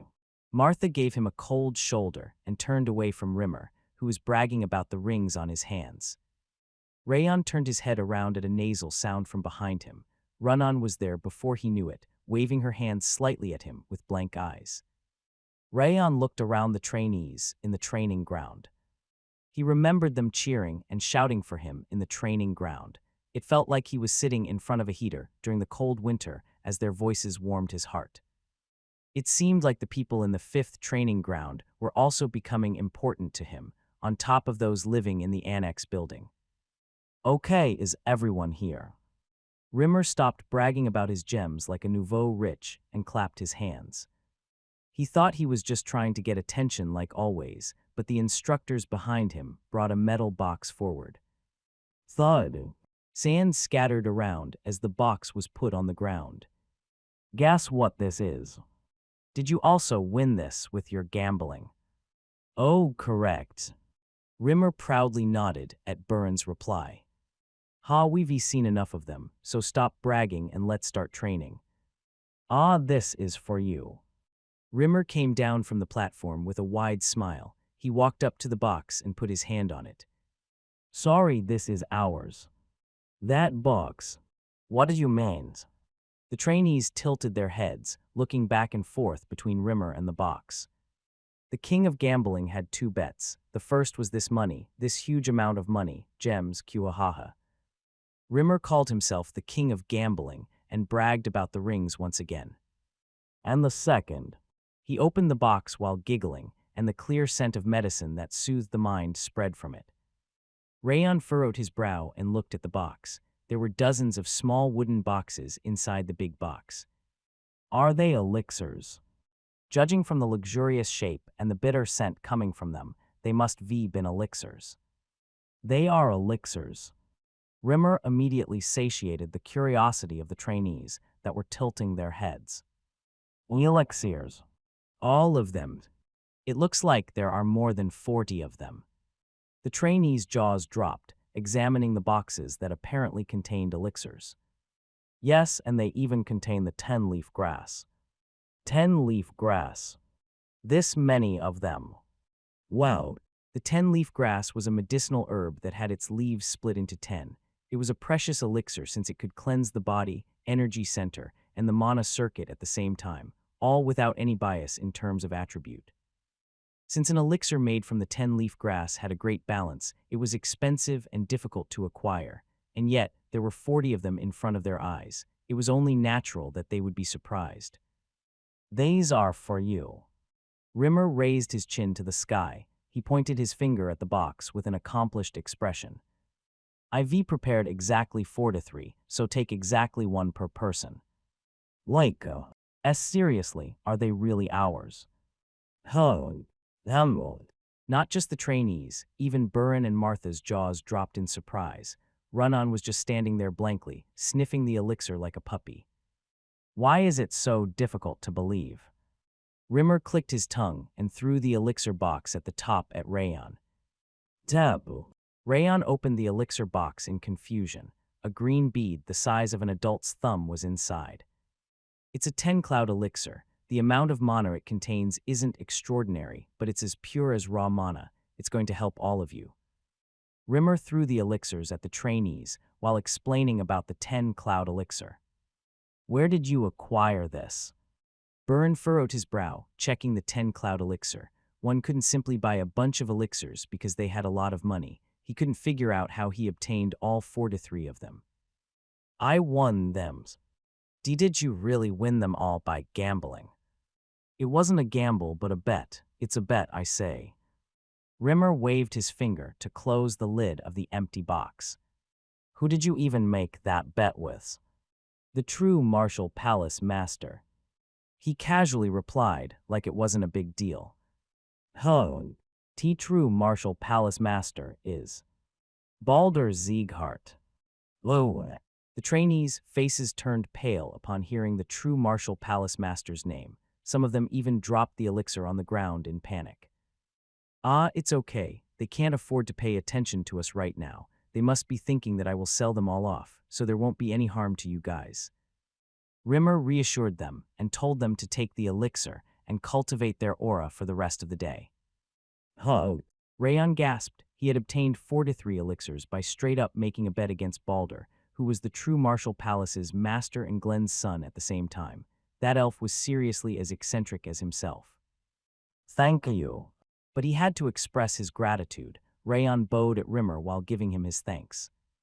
Thank you, instructor. Thank you very much. The trainees excitedly followed Rayon and showed their gratitude. I see. Rimmer smiled widely and waved his hand. Thank you for the treat. Thank you. Burin didn't have his usual sour expression as he bowed, and Martha also lowered her head while fiddling with the elixir. Elixirs truly were amazing to make those peculiar guys react the same way. Well then, you can return. I'm not telling you that because of my hangover, but it's better to take the elixirs right away. Rimmer grabbed his chest and waved his hand. It looked like he was feeling the hangover as he was done with bragging.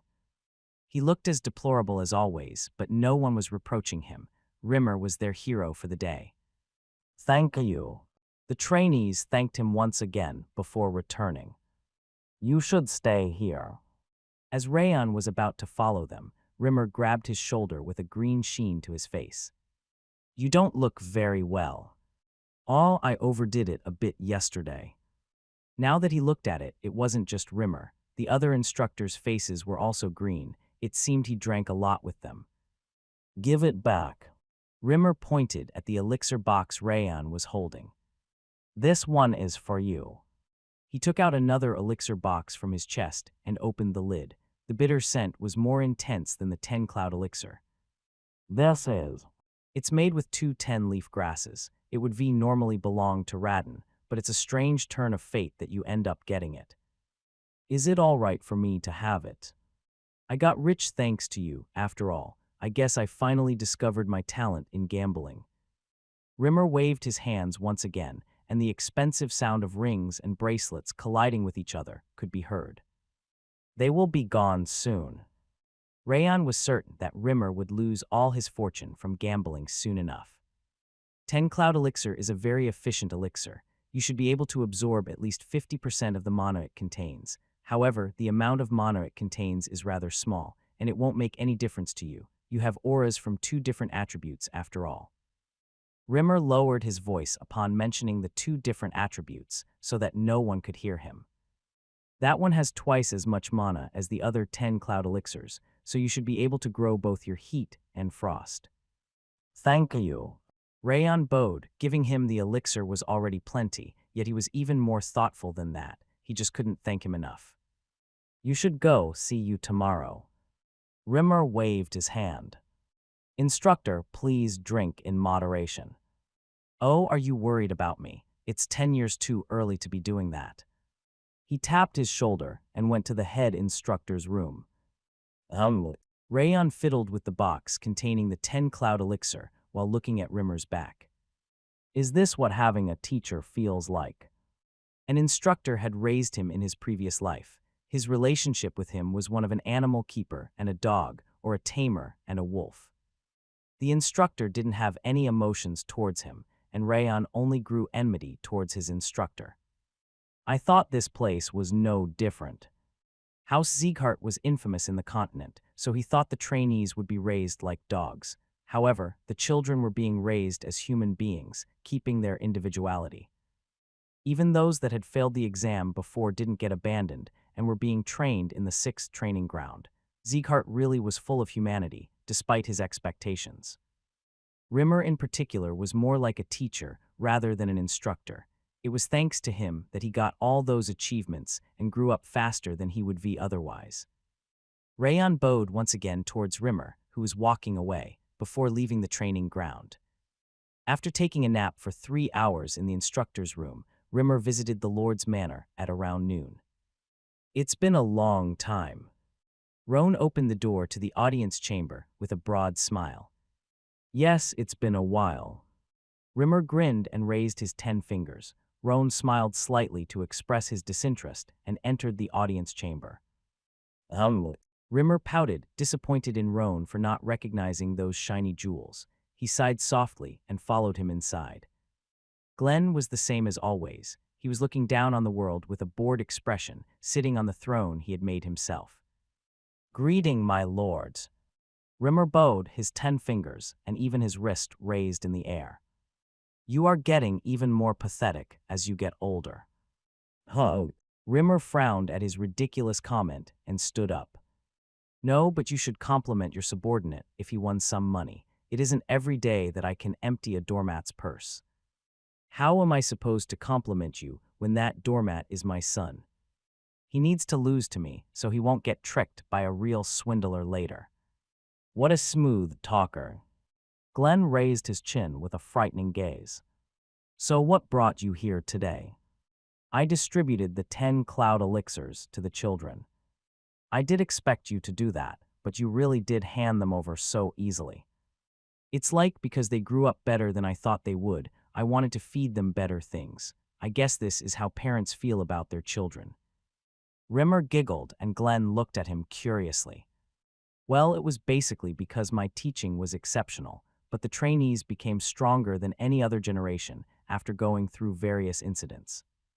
Glenn nodded slightly in agreement.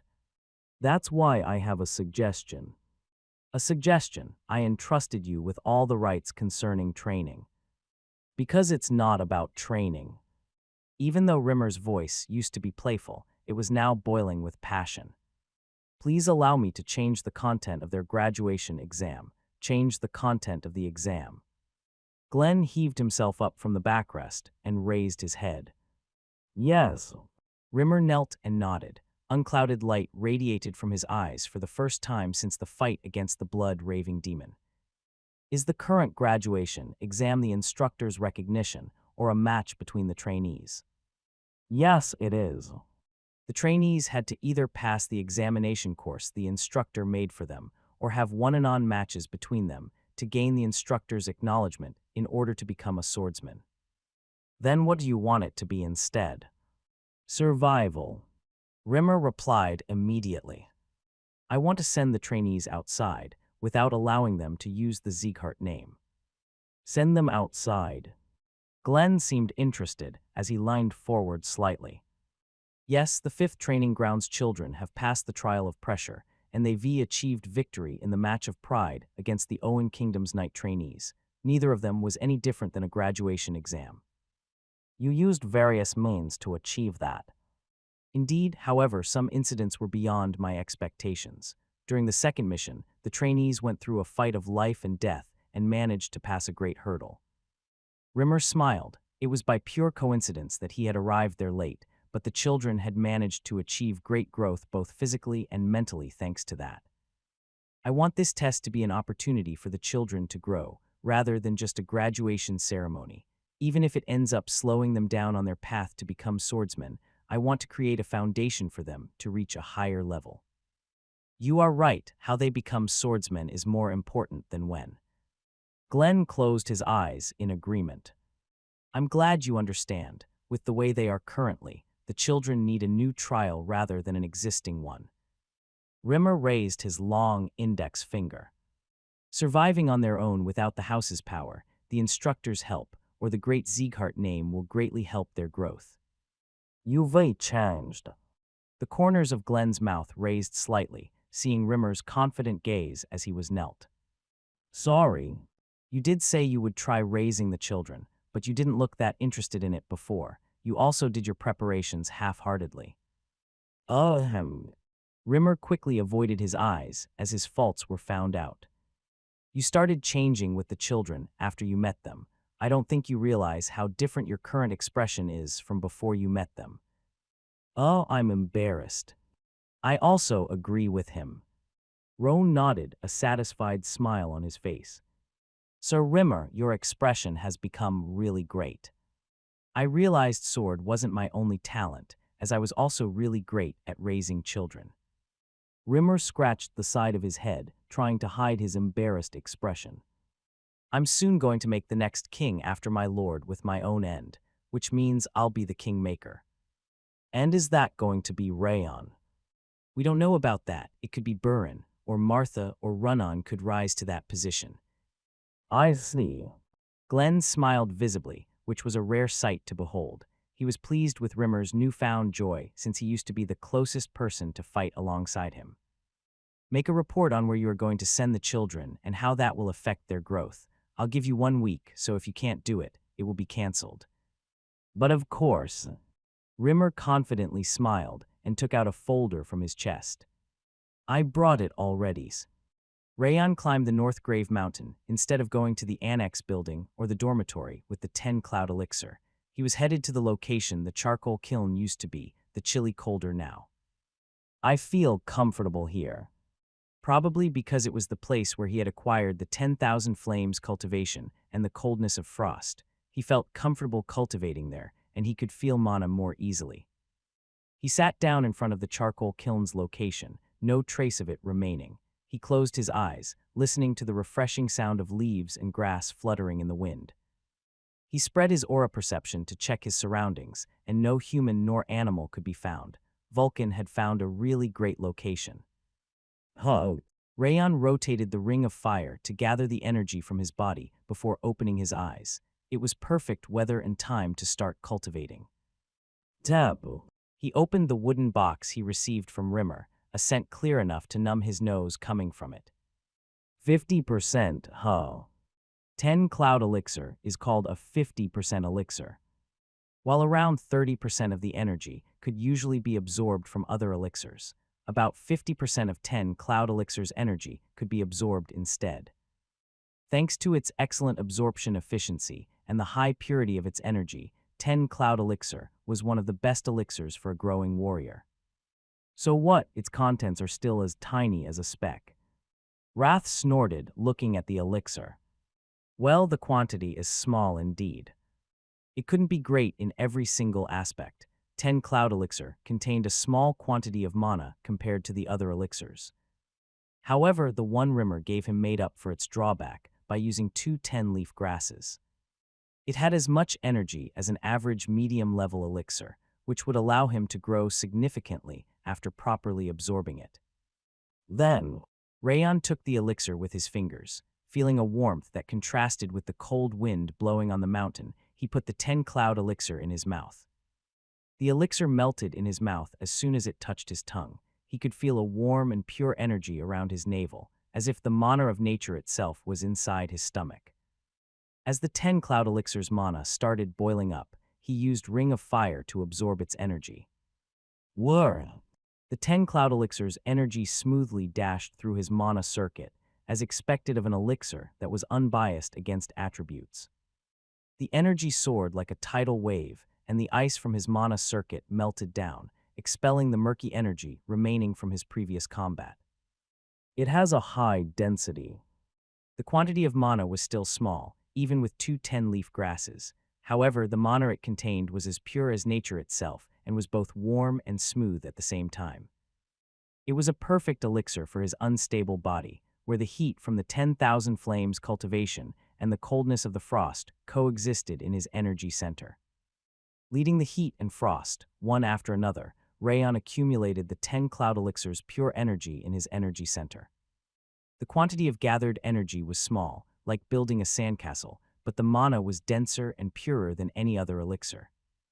Just like a lake of sages that was said to be made of dew, he felt the exhilaration of clear energy without a single speck of impurity running through his mana circuit as he became even more focused on the cultivation.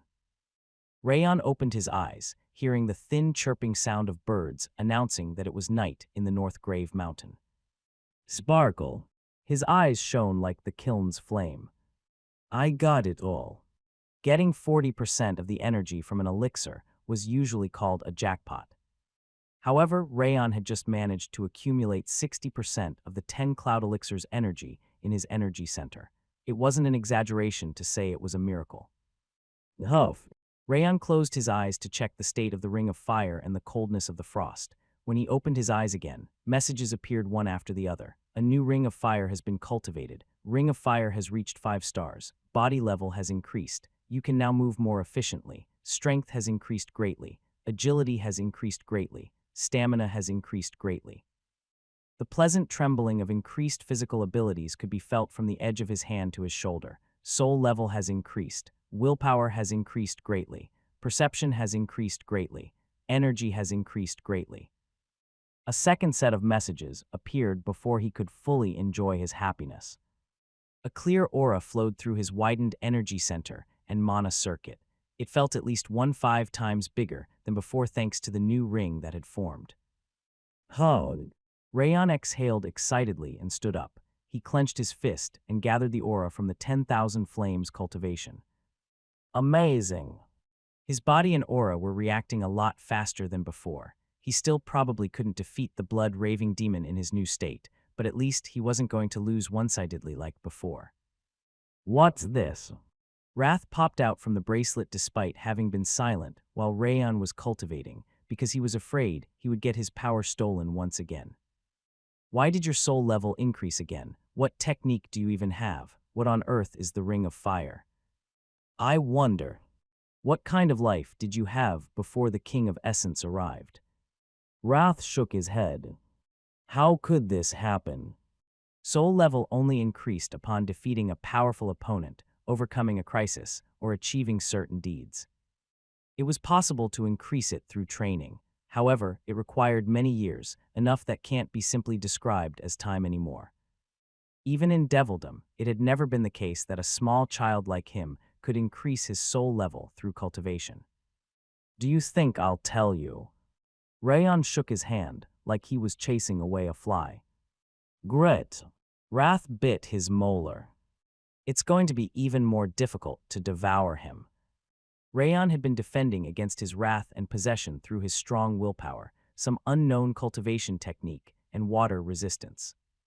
If his soul level increased, it would be as difficult to suppress him as before he accepted his wrath.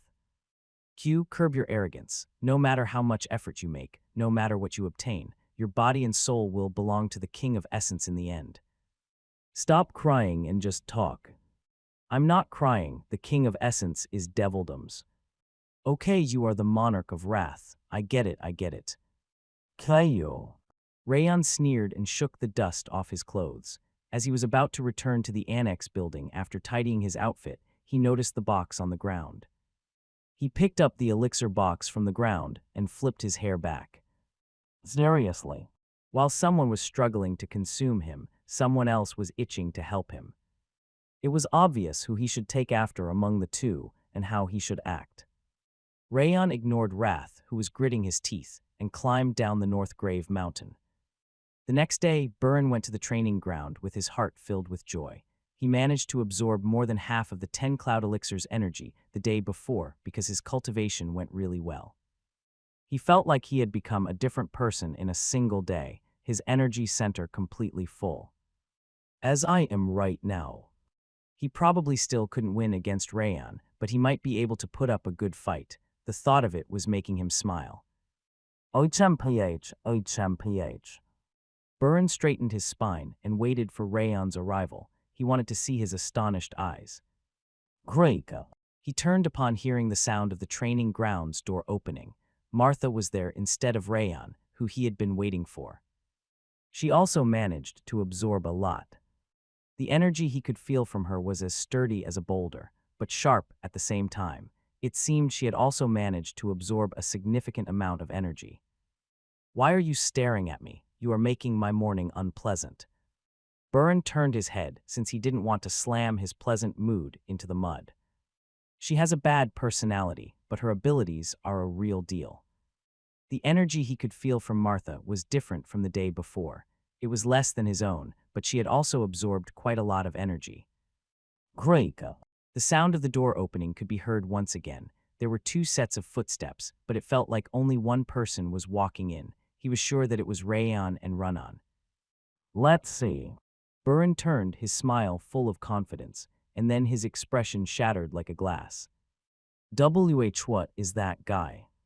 The energy surrounding Rayon was as natural as flowing water. Burn swallowed, Such slickness was only possible among the experts. The amount of aura and its balance with his body, everything was different from the day before. If Buran's change could be digitized as a 5, then Rayon's change would be been a 10. What a monster! Buran grit his teeth. He wanted to make him admire his change, but he was astonished instead. It was so absurd that he became speechless. Lie. He frowned and glared at Rayon, but he just tilted his head, silently asking why he was looking at him. He had already acknowledged his efforts and talent, but his carefree face still made him angry. However, I'm never going to give up. No matter how fast Rayon progressed, no matter how strong he became, he had no intention of stopping chasing after him. Since a true swordsman of Sieghart, he imagined, would keep running until the end no matter how powerful his opponent was. Attention! Rimmer's voice could be heard from the front. He didn't even notice his arrival because he was too focused on Rayon. Everyone has changed. Rimmer looked around the trainees from the platform and smiled. He looked satisfied with the trainees' growth. I think we can start it now with no problem. Start? What do you mean by start? Because these daily lives have to come to an end. He pointed his finger at the training ground. What? End? What do you mean? The trainees trembled nervously upon hearing that it was going to end out of nowhere. You have to take the graduation test. I know you love me so much, but you can't remain a trainee forever. How? The graduation exam. The trainees' expressions brightened once again upon hearing it was about the exam. Their eyes turned as bright as a sunflower looking at the sun, looking forward to becoming real swordsmen. It's too early to celebrate. Rimmer clicked his tongue and wagged his finger. He gave a nasty smile, looking at the trainees. After all, the exam you are going to take will be completely different from the graduation exams of the past. A different exam. Rayon tilted his head. Sieghart's trainee graduation exam was a simple one, consisting of either a match between the trainees or passing a course the instructors made for them. Judging from Rimmer's sly expression, the exam seemed to be rather extraordinary. You guys have a lot more experience than the other trainees. Rimmer clicked his tongue and wagged his finger. Matches of honor, battles of life and death, and a fighting method that uses your level.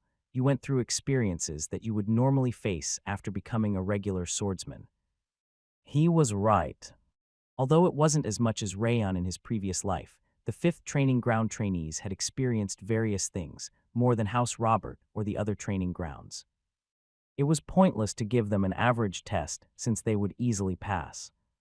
Exams are an opportunity to accelerate your growth. Since an average test wouldn't help you in any way, I decided to change the content.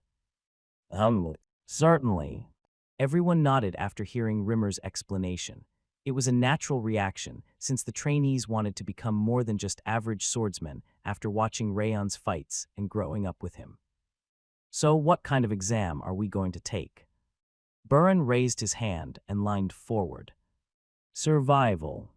Rimmer's expression suddenly changed. He wasn't an old man living in the neighborhood anymore. Heavy and sharp pressure emanated from him.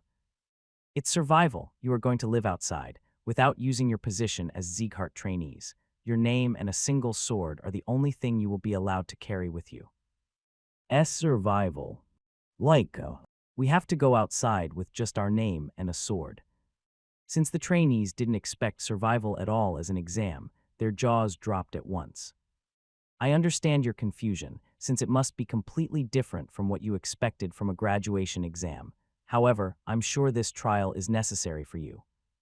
Rimmer sat on the platform and looked down on the trainees. You are currently overflowing with confidence. You've defeated Owen Kingdom's Knight trainees, survived a battle against Eden, and took an elixir to grow both your aura and body. There were also smaller matters, like the battle against the 6th training ground. Well, it was mostly thanks to someone, though. He cast a furtive glance at Rayon. In your current state, where you are brimming with confidence, you should see just how big and wide the world is with your own eyes. While the trainees were too confused to say anything, Rayon was the only person to nod. He is right. Just as Rimmer said, a real experience was what the trainees needed the most since they had become stronger both physically and mentally. Experiencing a real battle by themselves without using the house's name would lead them to a higher level. However, you are allowed to refuse. Rimmer smiled widely, raising his eyebrows. It won't be easy for you to live outside as you've always been eating and living with what the house provided you with. Moreover, you could really die this time since there won't be any instructors following you this time, not even me. He slowly nodded. That's why I'll prepare a different graduation exam for those who are too scared. If you want to refuse, tell me tomorrow after thinking over it thoroughly. A different exam. I don't need something like that. Unlike the other trainees, who were rolling their eyes as they pondered, Martha tapped her hair and shook her head. Her black eyes were shining as she stepped forward. Survival, I've been doing something like that ever since I started walking. Bring it on. Martha sneered, ready for any kind of exam. I'm also fine with that. Burns' indifferent voice could be heard as he stepped up. His serious eyes held no sign of wavering. Graduation exam with survival as its theme. I agree that it's an opportunity for me to grow. I'm going to accept it. So we have 2 people already. Rimmer raised 2 fingers with a grin on his face. I'll do it as well. Me too. Please sign me up. Everyone started raising their hands, telling him they also wanted to join since Burren and Martha said they would. Good, good. Rimmer clapped his hands and smiled each time the trainees said they would join. Run on. Rayon turned around to call Run-On, who was standing there blankly. She was tapping her feet at the same time. Rimmer clapped his hand to get into the rhythm. It looked like she didn't really care about what was happening. What are you planning to do? What will you do, Rayon? I'll do it. Then I'll do it too. She went up and told Rimmer she would participate. As such, all 42 trainees raised their hands, Rayon being the only one left. Rayon, how about you? Of course I will go. Is it okay for you to respond without thinking it through? Despite being the top trainee, you don't even know where I'm going to send you. Rimmer pouted, a mischievous expression on his face. That's fine. Rayon smiled, not yielding to his provocation. I'm sure it will be really difficult, but the instructor never gives us a trial that we can't overcome. Yo. Rimmer's expression suddenly changed at Rayon's confidently declared statement. He looked more embarrassed than happy. Rimmer had analyzed the characteristics, strengths, and weaknesses of every single trainee to teach them accordingly. Rayon only found out about it recently, but most of Rimmer's actions were for the sake of the trainees. Despite his shallow behavior and tone, there was no reason to distrust him. His thoughts alone were thorough. I agree with him. Burren nodded, standing next to Rayon.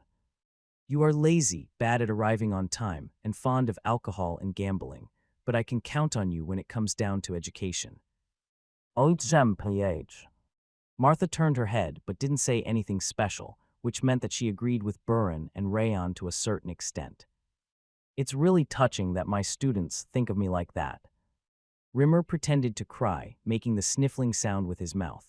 He was pretending, trying to pass it off as a joke, but it was obvious he was happy about it as his mouth was curving up into a crescent shape.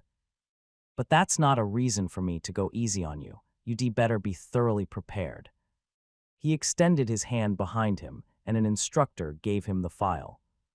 I was planning to tell you in a week, but since everyone agreed, I'll just tell you where you will be going right now. Are we going to the same place? Burren raised his hand and asked. Of course not. Rimmer wagged his finger. You might say that I'm wrong, but you tend to rely on one person too much. His gaze was directed at Rayon, and the trainees followed his gaze. That's true. Well, I guess that's right.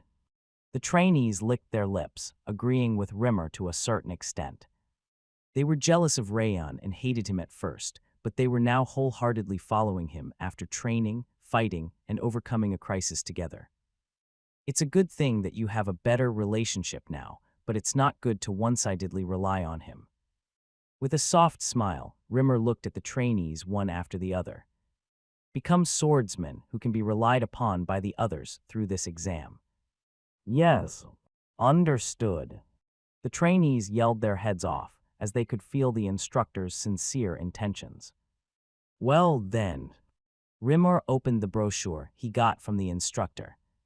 Buren Sieghart. Yes. You will go to the Levine Desert in the west. Understood. Martha Sieghart, you will go to the Sayan Canyon in the east, and... Without waiting for the trainee's response, Rimmer recited where they were headed one after another. Run-on Sullian, you will go to the Katem jungle in the northwest. Yes. And finally, Rayon Sieghart. Rayon was the only one left after every trainee had been mentioned. Yes. You will go to the Habun Castle in the northeast. Habun Castle. Rayon narrowed his eyes. He is sending me to such a wretched place. Habun Castle was located further north than Sieghart, as one of the battlefields that fought against the monsters of the Northern Sea and Stalin Mountain 365 days a year. I'm sure it will be helpful.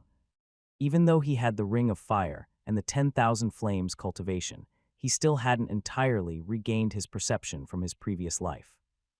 Living on such a battlefield would probably allow him to regain and surpass the murderous intent and perception he had in his previous life. There's 1 month left until departure. Gather information about where you are headed. Think and decide by yourselves what and how you are going to prepare. This is all part of the exam.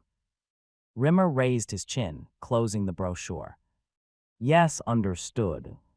The trainees' eyes contained anticipation for their growth and anxiety for the unknown at the same time as they replied, loud and clear. It's going to be difficult for everyone, but you are going to suffer a lot. Rimmer stepped down in front of Rayon, trying to scare him. That place is called the Battle Hell because you don't even have time to unsheath your sword. Liek. Dorian was frightened, legs trembling, as he was supposed to go to Habun Castle with him. Rayon snickered at the sight. Hell sounds good to me. Hell. Because I'll become stronger if I manage to survive that hell, and... Rayon nodded with a confident smile. I've already experienced the real hell. Didio, you really have to do that.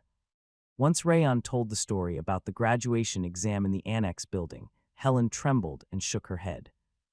Habun Castle is one of Sieghart's barriers, where powerful monsters endlessly pour in. He said he would prepare a different exam, so why do you need to go to such a place?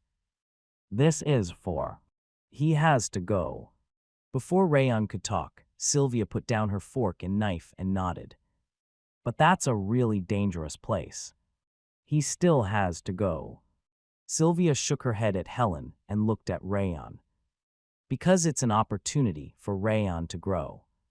She didn't see Rayon as a little child anymore after his match against Radin. A swordsman, that's how she treated him now. But that didn't mean Sylvia's worries had disappeared. The hand holding her glass of water was trembling slightly. Mom is right. Rayon closed his eyes while Sylvia, Helen, and the maids looked at him with worried gazes. Just as the instructor said, this is an opportunity to grow, not just an exam. I have to grab this opportunity since it's here. Yes, that's a wise decision. It seemed Helen and the maids still had a lot to say, but Sylvia was different since she used to live as a warrior. She had completely recognized his abilities. It's convenient.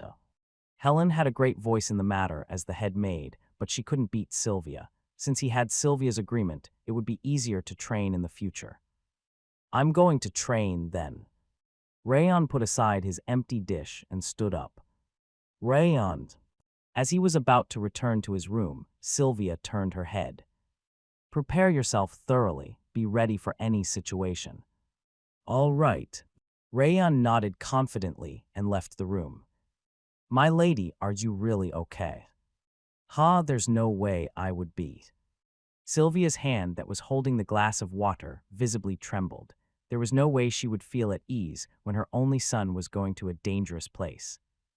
However, unlike Helen, she was aware of what kind of people warriors were and what kind of things swordsmen craved. That was why she had to allow Rayon to go there, no matter how much she hated it. Even if she objected to it, Rayon would go there anyway. It was better for his sake to just straight up allow him. But I'm still worried. It's such a dangerous place. It's normal to be worried. Sylvia nodded her head. That's why there's something we need to do. We need to do something. Yes, we have to maintain our current state to the best of our abilities so that Rayon can rest assured once he returns. She looked around the maids and smiled widely. She was hiding away her anxiety as a mother and the annex building's master. My lady. The maids quietly nodded, agreeing with her. Judiel silently clenched her fist, looking at Sylvia and Helen. Even though he was about to head over to a battlefield in a month, Rayon's daily routine remained the same as always. He did his daybreak training like always, then went to the 5th training ground to have Rimmer and the instructors teach him, and he was the last one to leave in the evening to keep training. However, the intensity was on a different level from before. Burren and Martha got sick of him just from watching him, and Run-On was too tired to keep up with him. The training was so difficult that it was eating up his immense willpower. Rayon kept doing it every day for a week before returning to the annex building. Since it was time for everyone to be asleep, he entered his room through the window. It was so tidy that not a single speck of dust could be seen, and a gentle fragrance could be smelled from the clothes and bedding. They didn't need to do all this. Despite his thoughts, he was smiling on the outside. He was grateful to Sylvia and the maids, who worked hard to let him rest comfortably whenever he returned. Rayon exhaled and sat at the bed. He felt sleepy since the recent training had been difficult, even for him. As he was about to lie down on the bed, he could feel something on it. What is this? He tilted his head and lifted the corner of the blanket, spotting a small book. This is. Rayon's eyes widened upon reading the book. The book contained information about Habon Castle, which was where he was headed. Its geographic information about the monsters that appeared there, and even information about important personnel. It was obvious who left the book there. Judiel. She had prepared that information after learning that he was headed to Habon Castle. Rayon licked his lips, feeling bitterness on the tip of his tongue. I need to clear this up before heading out. Rayon burned the book Judiel prepared for him after memorizing the contents of it. Since it would be annoying if somebody who was not from the annex building found the book, it was better to just burn it. Rayon tapped the ground with his finger, watching the book be incinerated in the air. I probably need to learn a new swordsmanship. According to Judiel's book, the monsters in Habon Castle had bulky bodies and thick skin, which was difficult to cut with a sword. Since Sieghart's basic swordsmanship had a 5 balance between attack and defense, it was not suitable for dealing with a large number of monsters, or large monsters with thick skin. The sword technique from the 10,000 Flames cultivation would work, but it consumed too much aura, as every single one of those techniques were extremely powerful. He was going to need offensive swordsmanship that he could use casually. I guess I have practiced basic swordsmanship enough by now. Sieghart's basic swordsmanship was the only thing he had been using and practicing up to that point. Since the foundation was now solid enough, it was time for him to build floors on top of it. Rayon opened the lowest drawer of the desk and took out the shining silver tablet. The burning blade engraved at the center of it was the flame sword emblem. It was the silver tablet he had been rewarded for killing the Green War Demon and saving everyone during the second mission. Rattle. He licked his lips while fiddling with the silver tablet. He had planned to use it in order to restore Sylvia's rank to the direct line, but when he thought about it, he actually didn't need to do that. Because it's not a trivial matter. He needed gold tablets instead of a silver tablet to restore Sylvia's rank from collateral to direct line. Moreover, just a few of them wouldn't be enough. He was going to need a lot of them. Therefore, it was more important to get stronger using any means he had. The correct decision was to invest for the future instead of saving up the tablets. I should go. Rayon stood up, putting the silver tablet in his pocket. He left the room and met Judiel on his way to the lobby. Good mornings. Judiel leaned forward and bowed. Thank you. Not at all. Rayon expressed his thanks while receiving her greeting, and Judil shook her head without an expression on her face. It looked like the slight smile he saw back then was her true face after all. "Where are you going?" "I'm going to use this." Rayon took out the shining silver tablet from his pocket and showed it to her. "I'm going to squeeze out whatever I can get." Rayon went straight to the Lord's manor. The gatekeeper stopped him, but he guided him to the audience chamber once he showed him the silver tablet. "This is why success is important." He stopped him because he was a collateral, but his attitude changed completely upon seeing the tablet. Gaining achievements and becoming successful was important in order to avoid unfair treatment.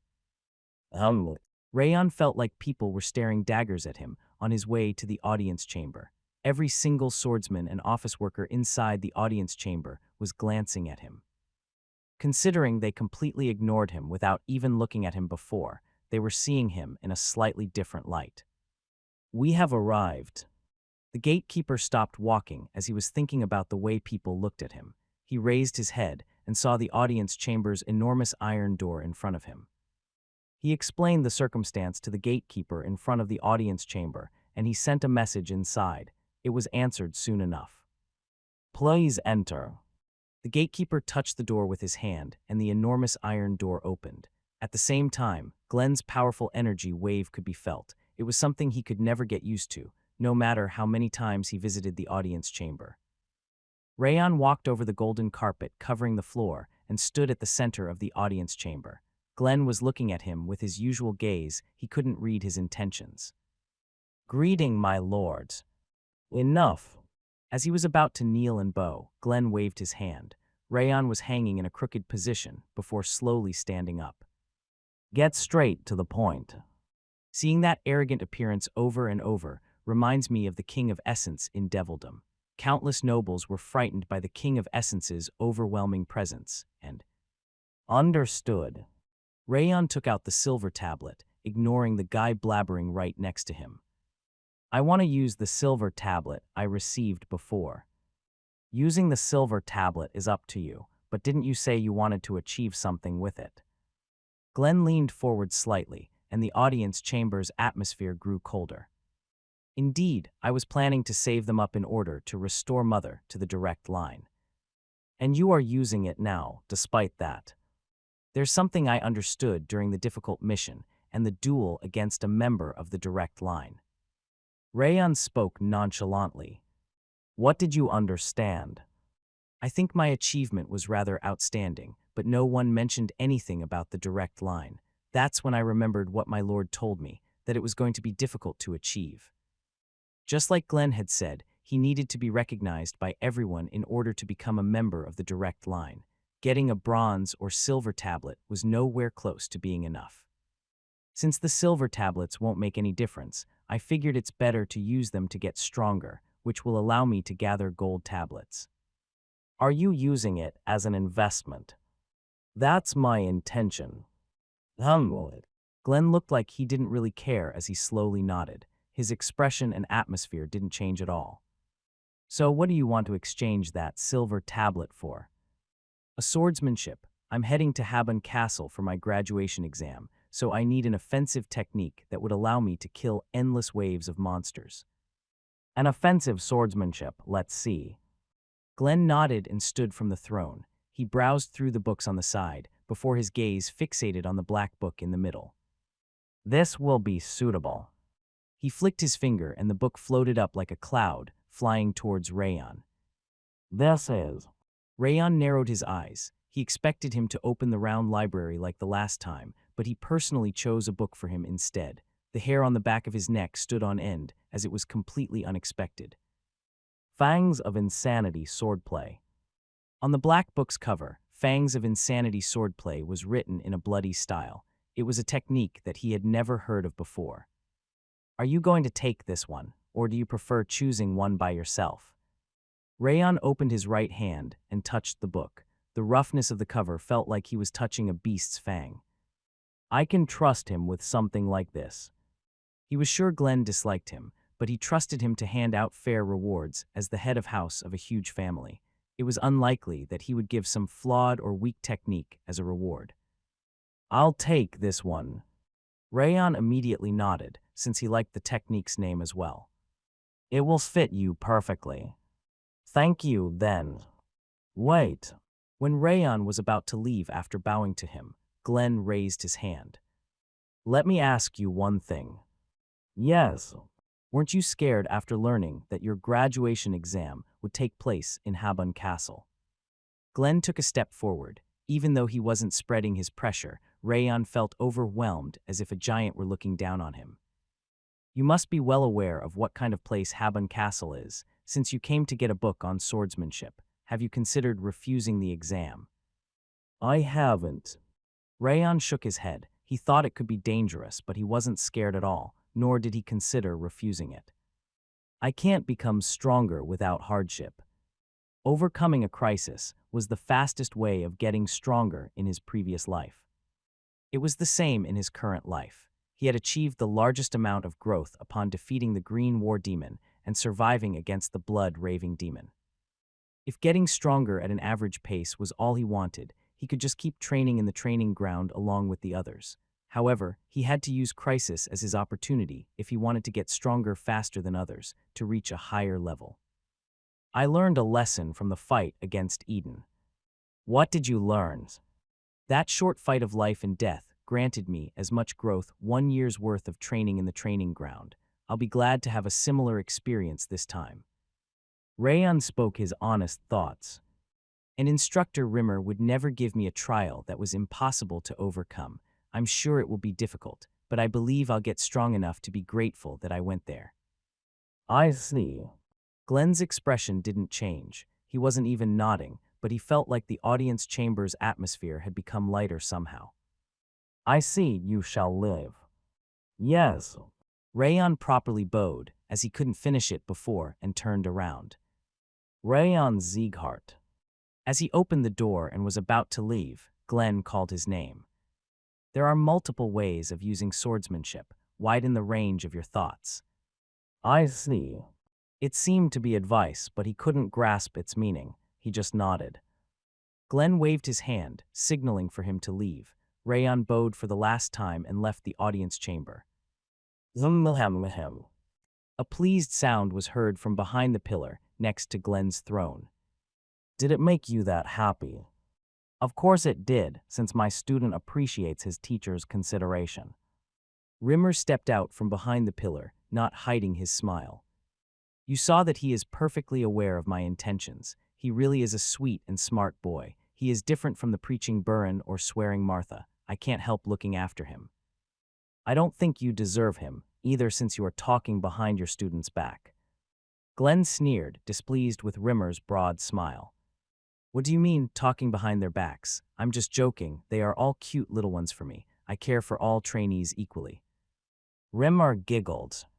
Anyway, Rayon is also aware of the fact that the fight of life and death is extremely helpful for his growth. Many people do know that. Most people just can't overcome their fear, even with that knowledge. Glenn looked down at the center of the audience chamber, where Rayon had been standing until a moment ago. He was completely fearless. There was no fear in Rayon's eyes. Despite what he said, he wasn't thirsty for fame. All he had shown was composure, the calmness to do what he could after grasping the situation. How can he be like that? He had never seen anyone with such a mindset at that age in his long life, and the fact that he was his grandson made him overjoyed. "It looks like the head of house also likes Rayon. Your mouth is twitching." As he was happily thinking about Rayon, Rimmer's smirking voice could be heard. "Just shut up for a moment." Glenn frowned. That stupid elf seriously couldn't read the atmosphere. "Anyway, you gave him the fangs of insanity." Rimmer smiled, looking at the library in the inner area.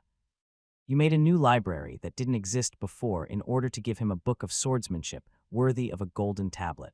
I see you cherish your grandson very much." "You are such a blabbermouth."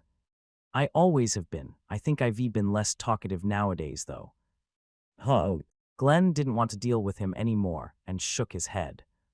"The fangs of insanity is an excellent technique, but it's extremely violent. I wonder whether Rayon can control it properly."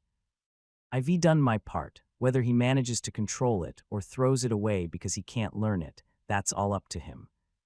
Oh, Rimmer clapped his hand in admiration.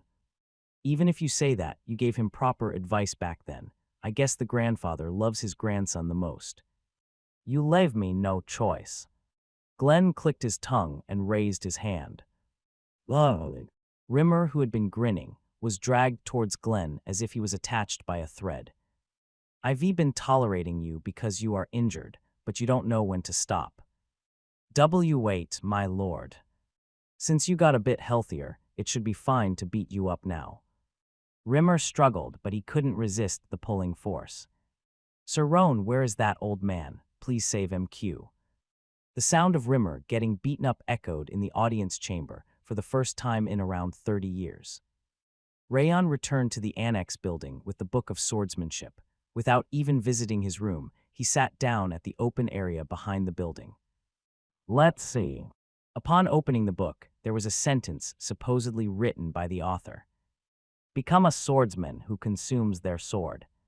He couldn't understand what it meant, but it felt similar to Glenn's advice from before. Since it was a waste of time to keep reading something he couldn't understand, he flipped to the next page where an explanation about the swordsmanship could be found, complete with words and illustrations. Let's try reading it. He read the Book of Swordsmanship while using the Ring of Fire. He raised his head after 5 hours had passed, his eyes full of admiration. Did he really give me such a technique? Flames of exhilaration were burning in Rayon's eyes as he closed the book. It's an intuition sword. An intuition sword was a type of swordsmanship that increased its level through real battles instead of repeated practice of the technique. It was also the technique the 6th training ground trainees used to almost defeat Burin. Since it could be used in a real battle as soon as it was learned, and the level increased pretty quickly, an excellent intuition sword could hardly be obtained with money. And this one is a high-grade intuition sword. He could tell because he had learned an intuition sword in his previous life. The Fangs of Insanity was an advanced swordsmanship, good enough to be called high-grade among the intuition swords. But it's ferocious. It was a priceless technique, but it was awfully violent.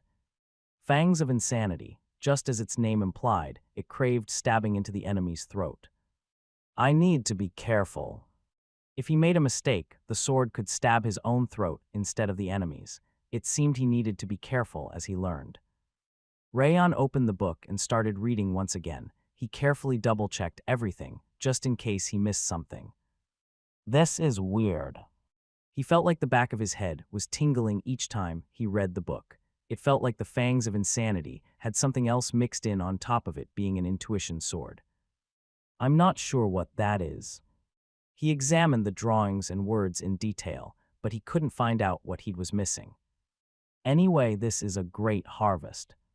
He would have to keep swinging his sword as often as he breathed at Habon Castle. He could probably complete the Fangs of Insanity while fighting over there. Let's try the posture for now. Rayon put down the book and stood up.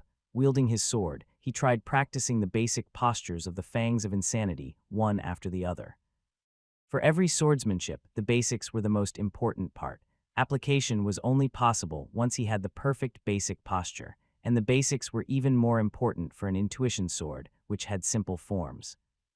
Looking at the book, Rayon practiced until he perfected his posture, then unsheathed his sword. Once he got the posture, it was time for the real battle. After all, it was pointless to practice an intuition sword on his own. Real battle, huh? Rayon smiled, tapping on the sword hanging around his waist. It would be nice to spar with them after such a long time. The next day, Rayon went to the 5th training ground after finishing his daybreak cultivation. The training ground was completely empty. After warming up lightly, he was practicing the posture and principles of the Fangs of Insanity that he'd learned the day before. It was at that time that the training ground's door opened and Burin entered. I thought I would be the first one to arrive. Burin frowned and started warming up. Since it was time for individual training, very few people arrived as time passed. After polishing the posture of the Fangs of Insanity, Rayon looked at Burin. Judging from how he was training a swordsmanship he had never seen before, he must have learned a new technique as well. After watching him training for a while, he resumed training the fangs of insanity. After around 2 hours passed, the door to the training ground burst open, and Rimmer walked in with his hands held together behind his back. "You guys are still the same." The way he swaggered while yawning looked exactly like a jobless layabout. However, his left eye was slightly dark, as if bruised. "Was he beaten up in the gambling house? I'm going to sleep, so if anything happens." As he walked towards the head instructor's room, Rayon blocked his way. "Can you please watch me spar?" "Spar with who?"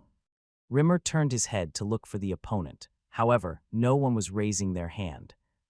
"I'm going to spar with Buren." "How me?" Buren's eyes widened as a full moon in surprise. "Out of nowhere. You don't want to?" "Yes, I do." Buren quickly nodded his head. "I'll do it, let me do it. I can't miss this opportunity." Buren hadn't fought against Rayon since he was beaten up during the temporary trainee exam. He knew that Rayon was strong, but he still wanted to try fighting him. It's annoying." Rimmer frowned, scratching his cheek. "Instructor." "Phew, all right, get yourselves ready." "Yes." Buren nodded and ran towards the center of the training ground. "Aren't you going?" "Instructor, if ever it looks like I'm going to hurt Buren, please stop me." "Stop you?" "Yes." That was the reason he didn't ask Buren for a duel until Rimmer had arrived. The intuition sword was difficult to control. He could easily inflict a serious injury on Buren with a single mistake. It's really annoying." "Please." Rayon bowed and went to the temporary arena. Despite what he said, Rimmer was going to stop him for sure. Rayon wielded a dull training sword and faced Buren. Every trainee that had been training stood back to watch them. "Phew, let's start Heir the spar." Rimmer raised his hand, visibly showing off his unwillingness. "Don't use any extreme move that can kill, and wield your blades for your development." "Yes. Yes." "Anything you want to tell each other." He bobbed his finger, signaling them to be quick about it. "I'm going to use a new technique. You should be careful, since it can be dangerous." "I'll be using something I'm already used to. It will be different from that time." Rayon told him he would use a new technique, and Buren said he would use an old one. "Are you done? Then begin." Rimmer lowered his hand while saying that, and Buren and Rayon kicked the ground at once. Buren grit his teeth. "This is my opportunity." He had been dreaming about sparring against Rayon constantly since losing to him. Rayon's growth could be called brilliant, but he had also been working hard endlessly. He wouldn't lose so easily like before. Instead of the new swordsmanship, Buren used the Kirin swordplay that he learned from the direct line training. Whoosh! The sword accelerated with his determination to win. The blade reached Rayon's forehead in no time. Buren's eyes widened. Before his sword managed to touch Rayon, his sword burst up like lightning. Clang! An intense collision bent the trajectories of the two swords at once. Buren quickly withdrew and bit his lip. Is he really attacking preemptively? Rayon had always fought by observing his opponent first before making his move. He didn't expect him to start attacking first at all. Fine, bring it on. When Buren fixed his grip after getting pushed back, Rayon kicked the ground and came rushing at him. He used the second technique of the Kirin swordplay against Rayon, sword swinging down diagonally. Clang! His hand trembled because of the enormous power of Rayon's attack. However, it wasn't the power of his sword that made Buren flustered. It was Rayon's violent spirit. The ferociousness was completely different from the way he had been so far, giving him goosebumps. Clang, clang. Buren ground his teeth, blocking Rayon's strikes as they stormed at him. I haven't been training so hard just to lose like this. He brought out every last bit of aura he possessed. He connected the rotation, starting from his lower body up to his sword, to swing it straight at him. Kirin's swordplay, severing slash. The rotating attack was aimed at Rayon. However, Rayon didn't step back. He dashed towards the severing slash with an even more ferocious spirit. Clang, clong. He repeatedly swung his sword to rip apart the severing slash. It looked like a savage beast biting its prey with its molar. However, Rayon's sword was still hungry after eating up the severing slash. It dashed towards Burin to chew on bigger food.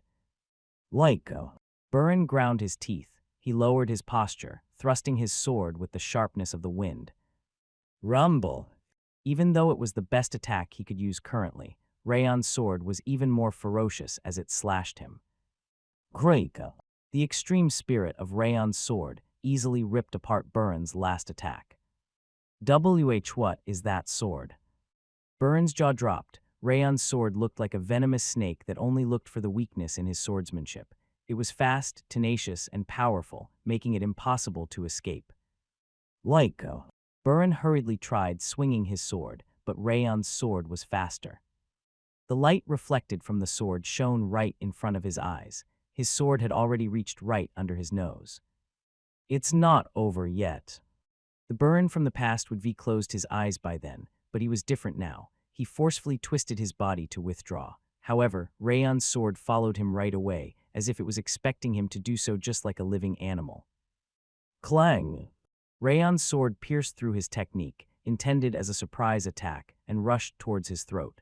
It looked like he had no intention of stopping, as the sword's speed wasn't decreasing at all. Thighs is crazy, this is a spar. As Burin started screaming inside, the blue wind appeared. Clang! Along with a rough metallic sound, Rayon was bounced far back. Jeez.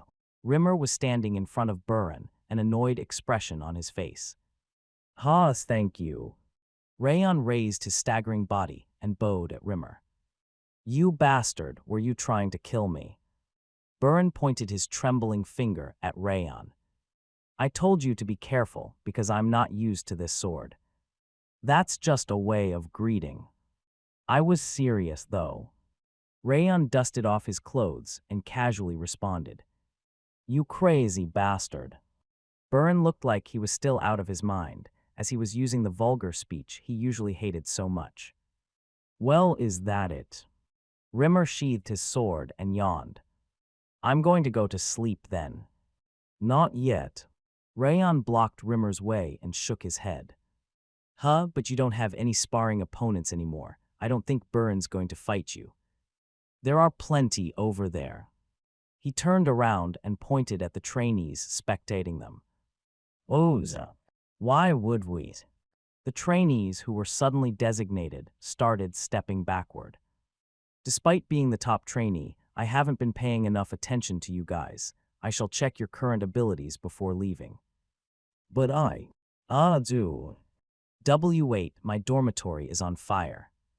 I refuse your refusal. Crane, let us start with you.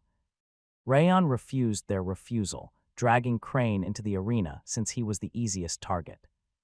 W8, seriously. Crane's lips were trembling. He thought Rayon was crazy for asking him to fight after showing off that violent swordsmanship just then. Somebody, Sir Burin. Crane asked for help, but Burin turned his head away, pretending he didn't hear him. Instructor. Well, it's a bit annoying for me, but your abilities will certainly improve after fighting against a swordsmanship like that. Rimmer urged Crane, telling him to do it quickly since he was going to do it anyway. Don't worry, the instructor will stop me if it gets dangerous. Rayon smiled and drew his sword. I'm coming. Arg. The trainees' screams resounded endlessly throughout the 5th training ground that day. Tuzg. Rayon clicked his tongue, sitting at the training ground. The wide training ground was completely empty, and he was sitting there alone. I can't even spar anymore. He kept sparring with the trainees for the past 2 weeks, coming to the training ground every day. He thought it was a great plan with 2 benefits at once, helping the other trainees improve and practicing the fangs of insanity. Apparently, he was the only person who thought of it that way. No one would fight him anymore, now that 2 weeks had passed. Burin didn't even come to the training ground anymore after 7 spars, and Martha disappeared, shouting Fook, after 10 defeats. And Run-On was watching him through the crack of the training ground's door, with half of her face hidden. Aren't you going to spar anymore? It seemed she was significantly shocked from the way she was asking. I won't. Rayon shook his head and Run-On entered the training ground. She trotted towards him and sat next to him. Huh? Rayon shook his head. I can't spar with the trainees anymore. The fact that they were too scared of him was a problem, but the difference in ability had become so wide that it became pointless. But I did manage to learn something. He managed to find out the characteristics of the Fangs of Insanity through the spars against the trainees.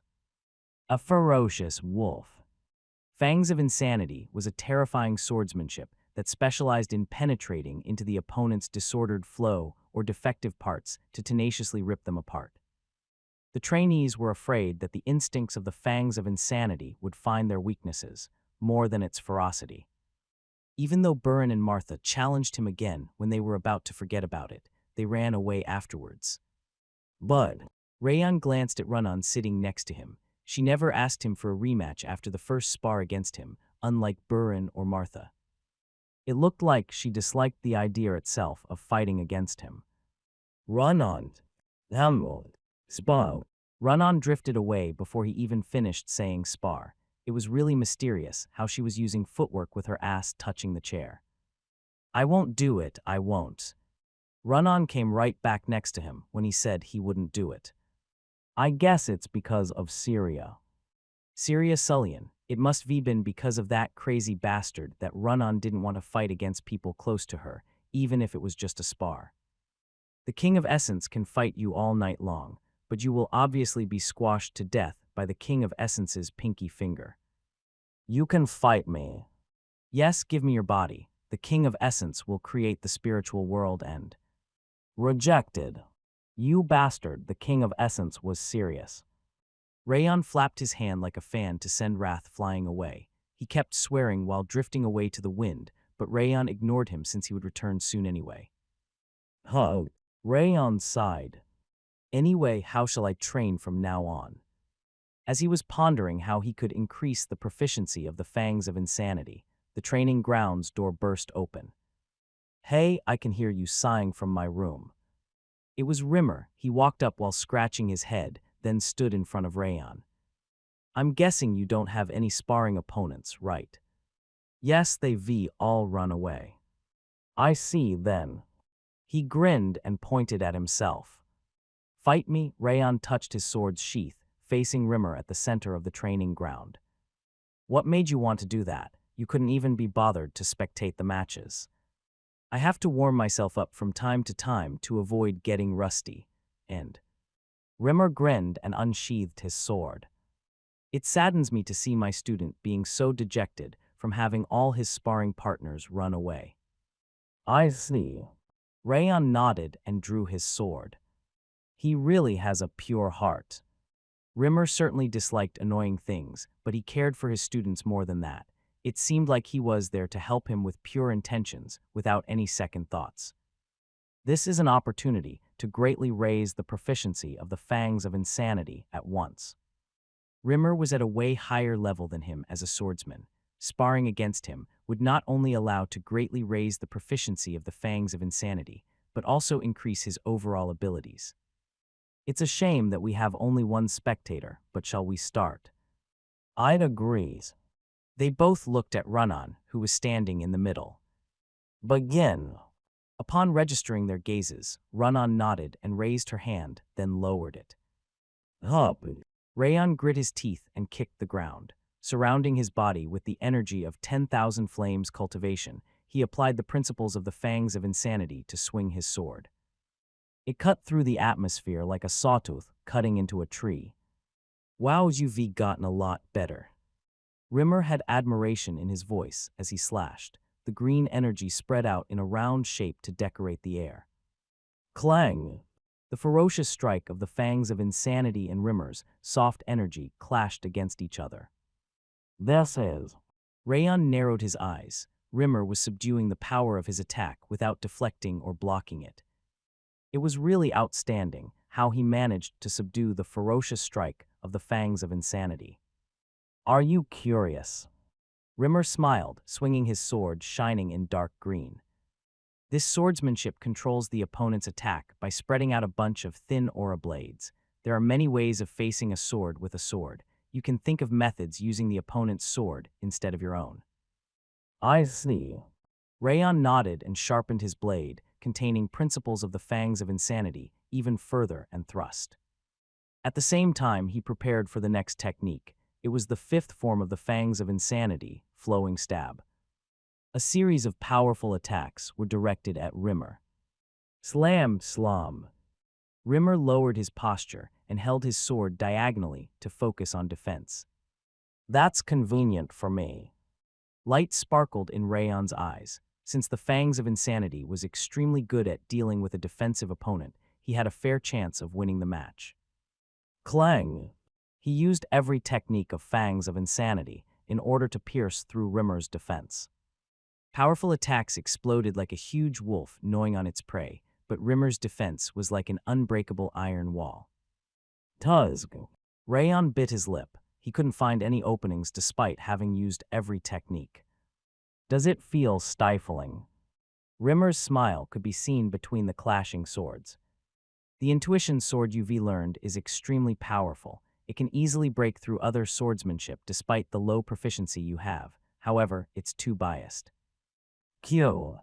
Rimmer twisted his wrist. The powerful reaction bounced Rayon backwards. Clearing up Rimmer's energy that was entwined with his sword, Rayon regained his posture. An intuition sword is a technique relying on intuition, just like its name implies. However, that doesn't mean that you should stop thinking. It's especially important to keep thinking as you swing your sword with your technique. Try thinking about why it's named like that. Name, what do you mean? I've told you enough. You shouldn't ask me to feed you everything. Rimmer shrugged his shoulders. Huh. Rayon exhaled roughly and nodded. He is right. If he kept relying on his teacher, he wouldn't be able to do anything on his own. Since he already received a hint, he needed to think and act by himself. Name.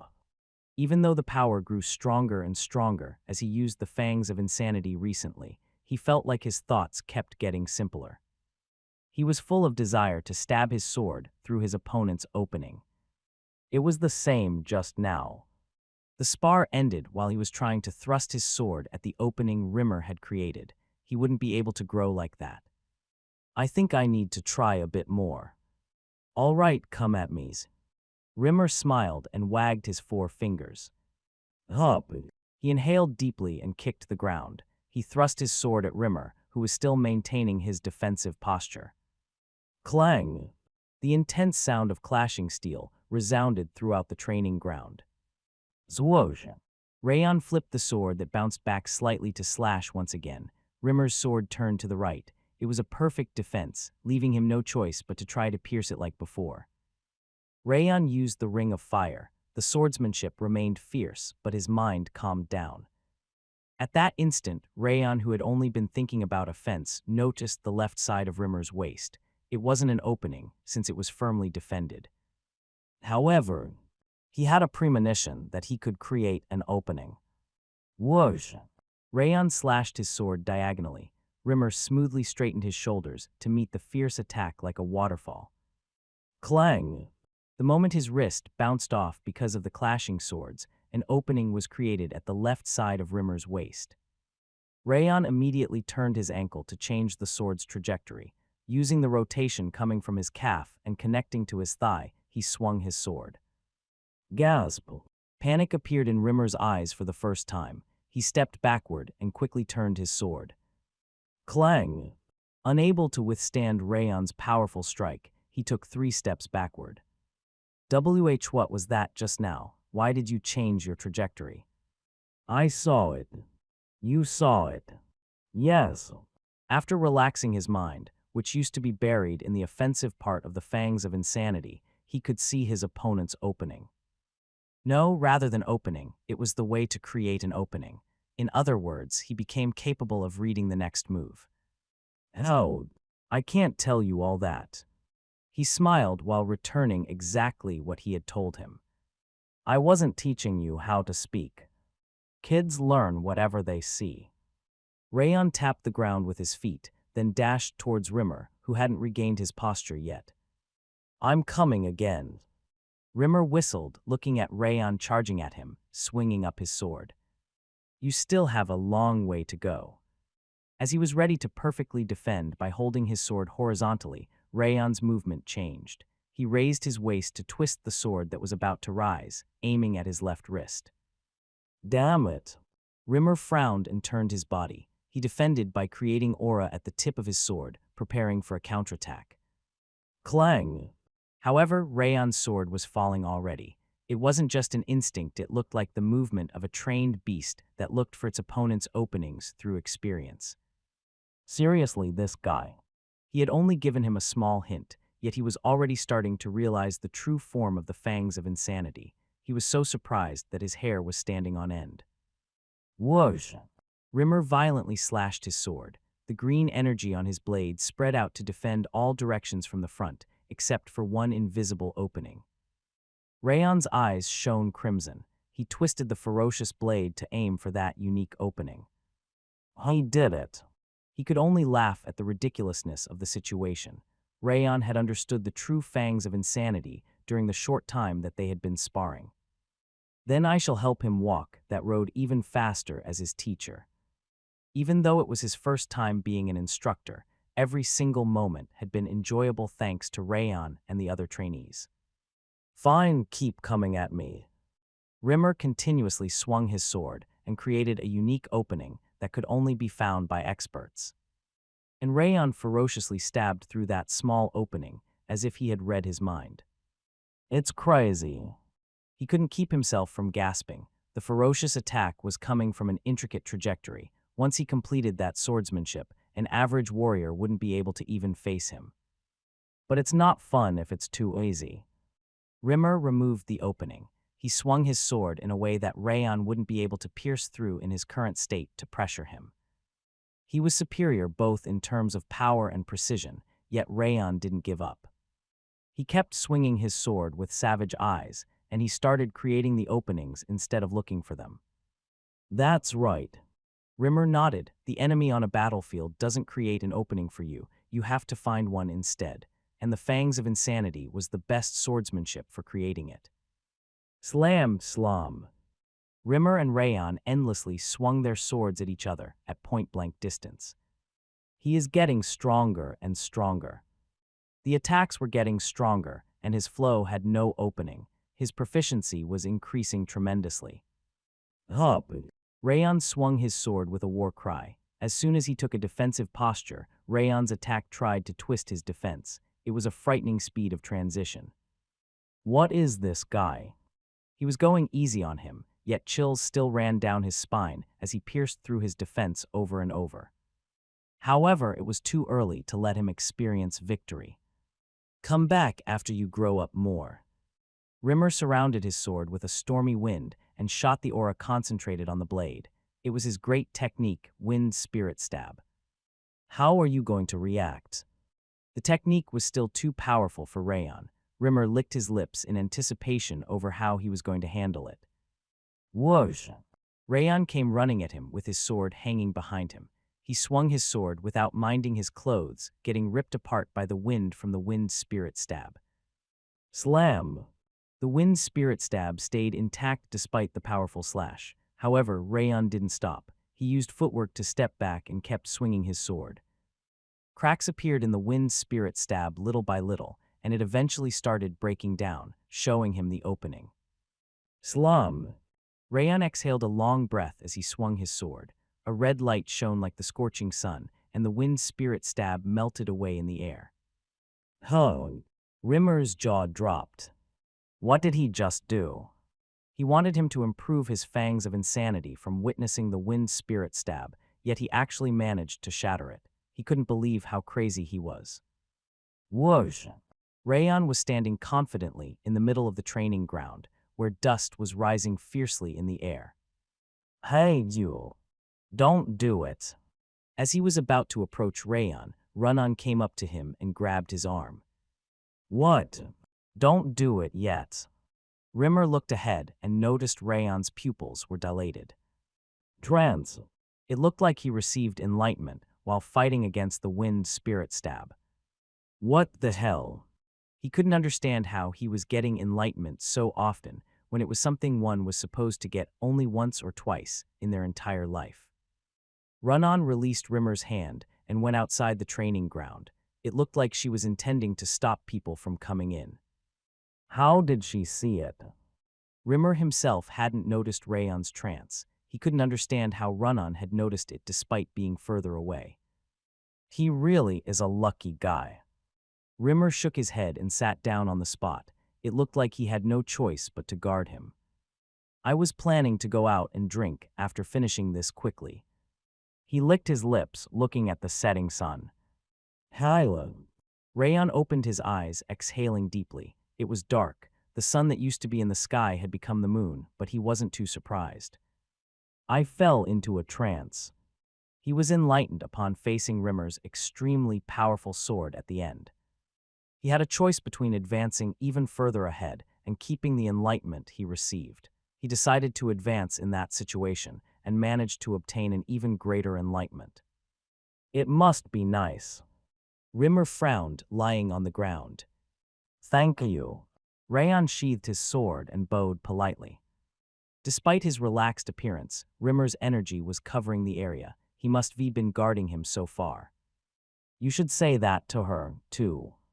Rimmer raised his finger to point behind him. Silver hair was fluttering by the training ground's door. Are you finished? Run-On opened the door and entered. She noticed your trance before me. Rayon nodded and stood in front of Run-On. Thank you. Did you become stronger? Yes. So we don't need to spar anymore. Rayon nodded with a smile and Run-On's expression brightened slightly. You must have received a good enlightenment since you said you got stronger so confidently. Rimmer stood up and shook off the dust and dirt from his clothes. Yes, Fangs of Insanity can be a crazy beast's fang, but it also can be a moment of enlightenment. Fangs of Insanity is actually a beast with a serene mind. Fangs of Insanity wasn't an intuition sword with only ferocity and violence as its characteristics. It was a special swordsmanship that created an opening in the opponent's guard through experience and the mind. He still had a long way to go, but he felt like he took the first step for the true Fangs of Insanity. It was worth my time. The liquor is going to taste great today. Rimmer smiled and started walking towards the training ground's exit. Thank you. Rayon expressed his gratitude once again, and Rimmer waved his hand and left the training ground. Rayon, let's train. She came next to him and drew her sword. She wasn't talking about sparring but training their swords. Okay. He was indebted to Run-On once again. He was fine with helping her train as much as she wanted. Rayon observed Run-On's swordsmanship. Thanks to having learned the Fangs of Insanity, he could tell at a glance what she was lacking.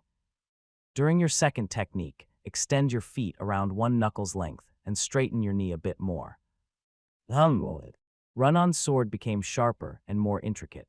Her talent was indeed at the continent scale, considering how she was changing from a single piece of advice. Rayon gave her a few more pieces of advice before raising his head. He nodded slightly, looking at the large moon shining upon the training ground. I'm almost ready to leave. Except for one thing, Rayon returned to his room in the annex building after finishing training the Fangs of Insanity. Even though training was over, the heat in his body and mind still remained. It's an amazing technique. What's so great about such savage swordsmanship? Wrath complained, telling him that it was just a vulgar technique. It's not just savage, it's like the king of tigers with sharp fangs, one that knows how to use his brain. An intuition sword targeted the opponent's weakness by sharpening one's fighting senses. Since they were mostly extremely aggressive techniques, they were often tricked by feints or prone to counterattacks. But Fangs of Insanity is different. Fangs of Insanity was one step better than the average intuition sword, since it wasn't tricked by the opponent's feints and was capable of creating an opening that didn't exist. Once he became more proficient in it, he would be able to stab his sword through his opponent's defense, whoever they might be. Intuition reminds me of something. Back in Devildom, a powerful kid with the ability to defeat demons with his excellent intuition appeared. But the King of Essence is the King of Devildom and the Monarch of Wrath. I easily subdued that demon by simply spreading coldness. Rayon yawned, his mouth wide open. He suddenly started to feel sleepy from listening to Wrath's chatter. Keep listening, the story will be a life lesson. But it won't be for my lives. Rayon shook his hand and ignored him. At that moment, a small knocking sound could be heard. Enter. He responded with a voice as soft as the knocking sound, and Judil entered after opening the door. You called for me. She knelt by the bed and bowed her head. I called you because I have something to settle before I leave. I'm listening. Rayon looked at Judil, who remained emotionless, and closed his eyes before opening them again. The rage worm I fed you on the first day was a fake. Judil's neck trembled slightly. It was an expression of confirmation rather than surprise. Did you know about it already? I wasn't sure, I just suspected it. Suspect? Yes, actually, I was too terrified the day I first saw the young master's face to think about anything. I couldn't even imagine that it would be a fake back then. She raised her chin. Her serious eyes were rather impressive. I just wanted to survive because I was too scared of the young master, but the kindness of people from the annex building gradually made me feel relieved. Even though I thought the young master would make strange demands, the young master instead treated me as a human being and even prepared a way for me to avoid suspicion from the central martial palace. Judil's stiffened mouth grew loose. I was still wary of the young master, though. I thought you were just acting as a slightly precocious child for my lady and Lady Helen. However, I realized that wasn't the case after experiencing a few incidents. Your expression when you were facing Lady Sylvia and the gaze upon threatening me were both real. You just wanted to protect this annex building. Rayon nodded silently. It was just as Judil had said. Everything was for the sake of protecting the annex building, from threatening her to terrifying her and making her into a double agent. That's why I figured the young master might not be evil enough to use a rage worm. That was wrong. He didn't intend to use rage worms for the rest of his life because of Darius Robert, but he could do even worse for the sake of protecting the annex building. But it was just a suspicion, and I couldn't be certain unless you told me about it. Why did you tell me? Judil tilted her head, unable to understand his actions. Because you've changed. Pardon. I've been watching you, just like you've been watching me. Rayon continued nonchalantly. I noticed sincerity in your face, which used to hide behind a mask. It was probably because the annex building is special. You didn't need to gain other people's favor since I already discovered your identity. A single word from me would be enough to chase you away or get you killed. After all, yet you tried protecting my mom and Helen with your body, and that wasn't an act either. Judil shuddered. Just as you showed me your true nature, I'm also revealing the truth. She couldn't say anything for a while as she kept her head lowered. Rayon silently waited for her to speak. I have a younger brother. I don't know where he is or what he is doing since we were separated after being sold here, but I had to follow their directions since they told me they would allow me to meet him again one day. Judil's sad voice touched Rayon's heart. It's similar. She had a younger sibling, and she was sold off instead of being abducted, but her story was similar to his previous life. He could finally understand why her gaze felt familiar. I'll save him. Sorry. Judil raised her head in surprise. You must have already realized it, but I don't like doing nothing after getting attacked. Since Karun isn't going to give up on targeting me and the annex building either, we are going to clash against each other one day. Karun didn't stop at just gathering information. He went as far as to bribe the magician to inflict a critical injury on him during the actual battle training. There was no way he would give up after doing all that. I'll find your brother after settling the matter with Karun. I'll use any means necessary as long as he is still alive. He had never experienced the loss of his family, but he could understand how she felt about it because he had precious people in his life now. It doesn't matter whether you believe me or not. He honestly wanted to save her since her life was so similar to his previous life, especially because he had failed that very same life. Judil stayed prostrated for a while with her arms on the ground, then she finally raised her head. Her eyes were as narrow as a fox, and the corners of her red lips were hanging down.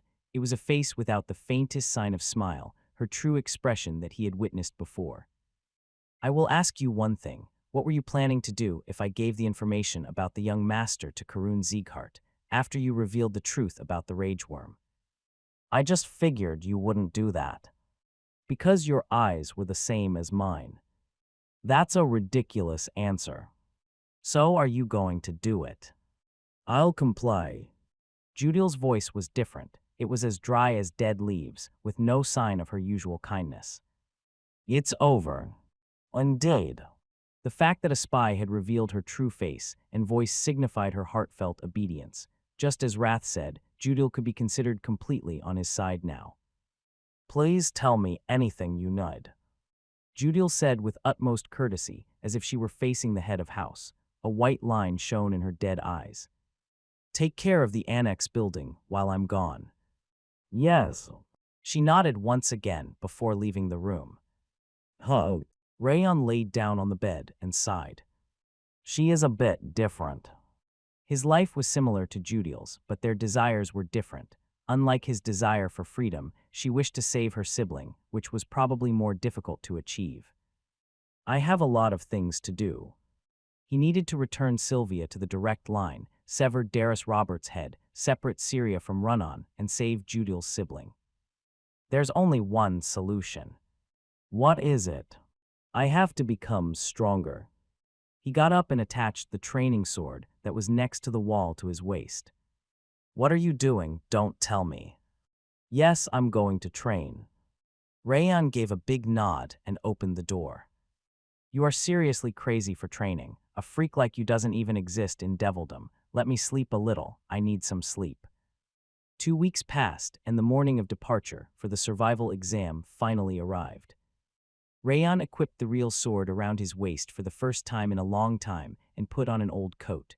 His appearance was closer to that of a mercenary or an adventurer, rather than a swordsman. He finished by picking up the backpack with lightweight magic cast on it and left the room after looking around one last time. The lobby was empty. He snickered and opened the front door. Sylvia, Helen, and the maids were lined up in front of the entrance. Young master, are you leaving right now? Can't you just stay instead? Helen, who was on the verge of tears, gave him food including lunch boxes and beef jerky.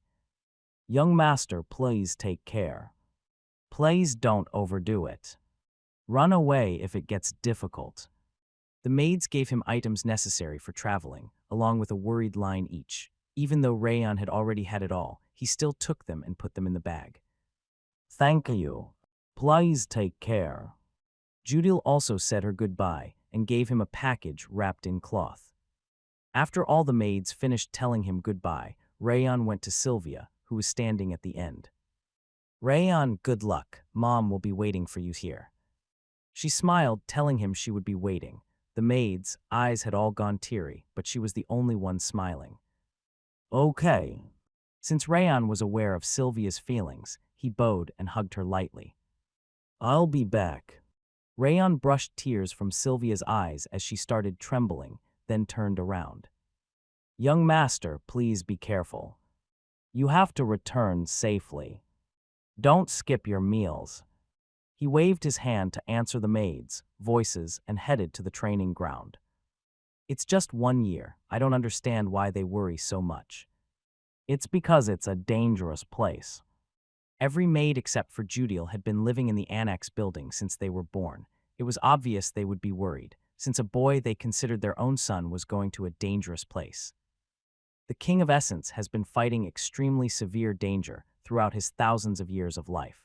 It's something humans would never be able to imagine. I see.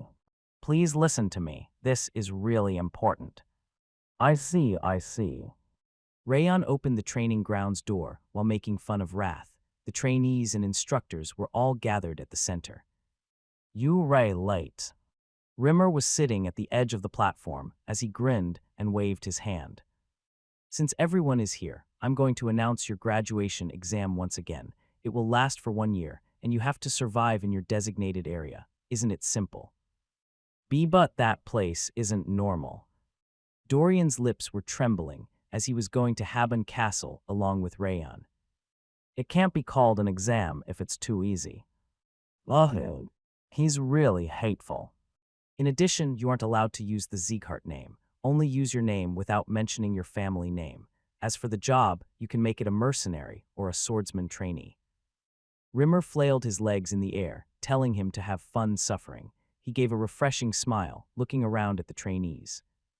Lastly, I'm going to be honest with you. Your abilities are already no different from a rookie swordsman. You will be able to reach an even higher level if you manage to overcome this trial.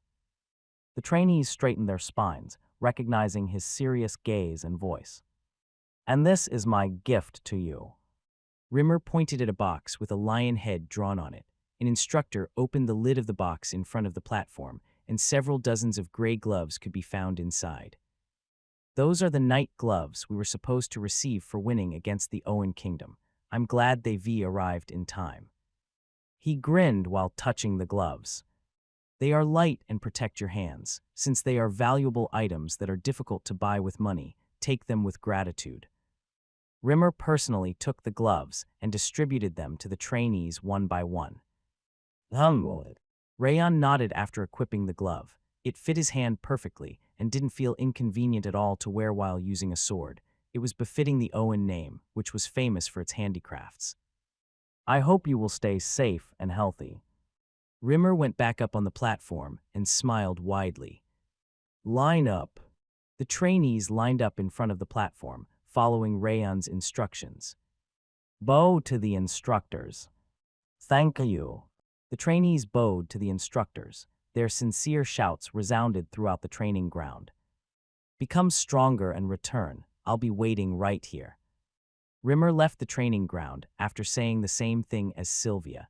Each of the instructors also gave them a word of encouragement before following him. Rayon turned to look at the trainees. Facing the determined gazes, he nodded. I don't have anything special to say. Hey, don't be like that on a day like today. It might be the last day we see each other, so you have to say something as the top trainee. You usually speak so well. The trainees stomped on the ground like angry monkeys, as they were now close to him because of the various incidents. Then I'll say just one thing. Rayon raised his hand and everyone closed their mouths. They straightened their backs as if they were listening to the instructors. As the saying goes, warriors that survived their first real battle don't die easily, and we've already experienced our first real battle, even though it was a coincidence. The trainees' minds returned to the time they encountered the blood-raving demon a year ago. Some of them felt fear, some felt competitive, and others felt regret. We survived a situation where we had no choice but to die, and managed to complete the mission. Just as the saying goes, you aren't going to die. Return after getting strong enough to represent the 5th training ground's name. Wola. Let's survive and win. Let's go. The trainees drew their swords and shouted in unison. Rayon stepped aside, looking at the passionate trainees. It was now time for them to say goodbye to each other personally. Rayon Sieghart. Baran approached him nervously. I'm going to become stronger during the next year at a killing pace. I'll ask for a spar right after I return, so make sure to not disappoint me. Are you going to run away again? That's because you were trying to kill me. His confident voice became as small as a hungry kid's. I never tried to do that. I was just practicing my swordsmanship. Anyway, I'm leaving first. Get stronger at all costs, enough that I'll be satisfied after catching up to you. He shouted at him to live like a Sieghart swordsman no matter where he was, then left. Crane, who was going with him, nodded at him as well. Hey. Next up was Martha. Her nose was wrinkled. I don't forget debts or revenge. There's no way I would forget about you, as I have both with you. I see. Since I have to pay them both back, don't you dare die over there. I'll find you and kill you if you die like an idiot. And Mom wanted to say thank you for the meat. She told you to visit the annex building next time. Why are you saying that right now? Return safely, don't die. Q. She murmured something incomprehensible with her head lowered. Don't you dare die either, never. Martha said that last line with her finger pointed at him before leaving the training ground alone. MHMMM. It was a humming sound that had begun to sound cute. As expected, Run-On was standing behind him when he turned around. Here. She extended her hand, holding an ice cream box. "Oh, the ice cream girl, I'll make an exception and keep taking care of you even after the King of Essence conquers the world." Wrath licked his lips slowly, thinking about the ice cream's taste. He had taken a great liking to Run-On, who gave them ice cream all the time. When he assumed that she was telling him to take one and was about to open the lid, Run-On pushed the entire box onto him. "Are you telling me to take them all?" "Ooh, the ice cream girl, the King of Essence will appoint you as the first maid. I don't think you are aware of it yet, but can you go away?" Rayon pushed Wrath back into the bracelet as he kept making a scene. "Is it really okay to give me all this? What about you?" "Here." Run-On took out the ice cream boxes from her bag. 1, 2, 3, 4. There were 4 of them. She gave him a big nod after showing him all 4 of them. It looked like she was asking for his opinion. "That's amazing." Rayon snickered and took out some handmade beef jerky from his bag to put it in Run-On's box. "It should be delicious since it is handmade. You can eat it when you get bored on the way." Run-On stared blankly at the beef jerky pouch and nodded. "Thank you. Thank you, too." The corners of her lips were slightly raised, despite having been frozen stiff. "Return safely." Run-On waved her hand as if she was shaking a balloon, then left the training ground. Just like that, the trainees left one by one. Rayon and Dorian were the only people left in the training ground. I don't want to go. I seriously don't want to go." Dorian, who was completely terrified, was driving his head onto the ground. "Shall we visit somewhere else, then?" Rayon raised Dorian up by grabbing the back of his neck. He was about to burst into tears. Where?" "The merchant city, Cameloon." He smiled, pointing at the south. "Let's grab some good equipment before starting our fight." Gray castle walls surrounded the tall buildings in a spiral shape. The low but thick castle walls gave off a sturdy impression. The buildings rising over them looked sophisticated. The castle, exhibiting both massiveness and splendor, was the city-state Cameloon. 2 young men rode their horses up to the gigantic door, which was open in the middle of Cameloon's castle wall. I didn't think that riding horses would be so difficult." Dorian twisted his mouth. "My waist, legs, and neck, I hurt everywhere." "The first time is always difficult. You are used to it now, so it should get better." Rayon snickered and nodded. "But he is getting used to it relatively quickly." Dorian got used to it really quickly for his first time riding a horse. Thanks to that, it only took 2 weeks to travel the distance he'd originally estimated would take 3 weeks. By the way, when did the young master even learn to ride a horse? I didn't notice any horses in the annex building. "I learned before." He had ridden a horse countless times in his previous life, and he had no difficulty currently except for getting used to the saddle. "You really can do anything." Dorian smiled and came up next to him. He wasn't trembling anymore, probably because they weren't going to fight right away. "We are going to be able to enter without much trouble today, since their vigilance is currently low." "Indeed." Rayon nodded, looking at 2 guards in front of the castle gate. Cameloon had different levels of vigilance depending on the situation, and it was currently at its lowest level.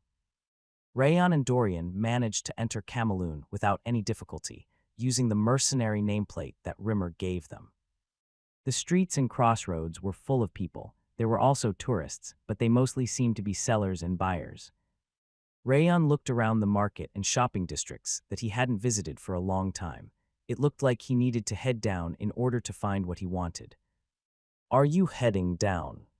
It looked like Dorian noticed his thoughts as he asked his question. "Down, did you know about the black market?" There was a black market in the merchant city Cameloon where items that couldn't be sold publicly or expensive objects were traded. It wasn't some extreme secret, but he didn't expect Dorian to know about it. "Of course I do." "Oh, I'm the son of a merchant family, after all. I have good knowledge about stuff like this." Dorian grinned, pointing at himself with his finger. Rayon did expect him to be from a merchant family, but it was Rayon's first time hearing it from him directly. "I didn't have to hang around." He was planning to pretend to be looking around before leaving Dorian at the inn, but he didn't really need to do that since he knew about the black market already. Let's go, then. Huh, does the young master even know about the passage? Yes, I've heard about it. Rayon nodded and headed towards the meat market on the right side of the city. Crossing through stalls that gave off the stench of blood, they entered the restaurant at the end of the market. Contrary to the outside, the greasy smell of freshly grilled meat was filling the space. Grilled pork, fry the skin until it becomes crispy and pour the sauce to make the meat softer. As for the black beer, make them ice cold and bring 2 glasses. Rayon ordered food that he wouldn't usually order from the clerk standing at the entrance. Oh. She tilted her head, then clapped her head in realization. Please come this way. She smiled slightly and led them to the room further inside. There was a round table big enough to fit 5 people inside the room. She carefully closed the door and pressed a part of the wall. The table on the center was lifted, the floor shaking very slightly, and stairs leading down appeared. I was surprised to hear the password used in my grandmother's generation. Did you hear about it from someone that retired a long time ago? Yes. Rayon nodded. It was one of the passwords he used in his previous life. Even though the black market was exposed to many people, there was no way they would have been using the same password for 10 years. However, there was a reason that he told her that password. About that grandmother. She died 10 years ago. The clerk responded casually, probably because 10 years had already passed. I see. The grandmother was the black market's receptionist that used to give him something to eat whenever she met him, telling him that he had dead eyes. He wanted to see what she would tell him after seeing his current appearance, but it was a shame he couldn't find out. He felt bitter in his mouth. Rest in peace. Rayon closed his eyes and prayed for her repose. The black market's password changes every 2 years even if nothing special happens. You were lucky since I still remember the previous passwords, but it wouldn't have worked if it were anyone else. The clerk listed a few previous passwords and smiled. I'm turning a blind eye because you're handsome. But I'm hiding my face. Rayon pointed at the hood covering his face. Handsome people give off this feeling, even if they try hiding it. After that, she looked at Dorian. Her expression was filled with uncertainty. Anyway, the current password is the other stir-fried chicken without pepper and onion, and 3 glasses of well-aged kitten wines. I see. Then please enjoy your shopping. Thank you. The clerk told them to remember the password properly, then left the room and closed the door. This is why it's important to be handsome. Dorian frowned, rubbing his cheek. By the way, who told you about this place? Instructor Rimmer. Oh, I see. Rayon said Rimmer's name, and Dorian nodded. Let's go down. Yes. Rayon went ahead and walked down the stairs. After slowly walking for around 2 minutes in the dim darkness, the stairs finally ended, and something that looked like a gray curtain appeared. Vlab. He cleared away the curtain, and the black market came into view. I can't get used to this. It's way cleaner than up there. Indeed. Rayon nodded. The black market was way cleaner and more sophisticated than the public market. It felt like a jewelry store frequented by ladies. There was a refined building at the center in the shape of a pottery, and the stalls around them were the black merchants that got permission to sell by the black market. Where are you visiting first? I'll check the auctioned items first. It wasn't time for the auction yet, but since there might be something he needed, he went to the auction house first. Rayon bought a catalog to check which items would be auctioned that day. His eyes stopped in the middle as he was looking through the list. There it is. Rayon clenched his fist, seeing the item called Black Butterfly. He was unsure that he would find anything he needed, but he was lucky to find exactly what he wanted. It's in 2 days. The Black Butterfly was going to be auctioned in 2 days. The price is 10 to 20 gold. It wasn't a cheap price, but it wasn't really expensive either considering it was an auctioned item in the black market. I need a bit more monies. Even though he got a fair amount of money from the great achievements he made in the 2 previous missions, he still lacked a significant amount of money to win the auction for the Black Butterfly. You don't have enough money. How come the king of essences' possessed body is a beggar? It's truly deplorable. Wrath, who just woke up, clicked his tongue while yawning. Shut up. Rayon licked his lips, looking at the casino next to the auction house. It seemed he needed to make some money over there. Eek, young master, are you planning to go to the casino? You can't do that. Dorian, who'd been drooling while reading the catalog, shook his head fiercely. Why not? That place is full of gambling professionals. It's an infamous place where even the kingdom's best gamblers lose all their money. We aren't going to have any money left to eat afterward if we go in there. Ah, I know, but that's okay. Rayon tapped Dorian's shoulder when he tried stopping him. Because it was my bank in my previous life. He snickered and shook the flower bracelet where Wrath was residing. I also have a secret weapon this time.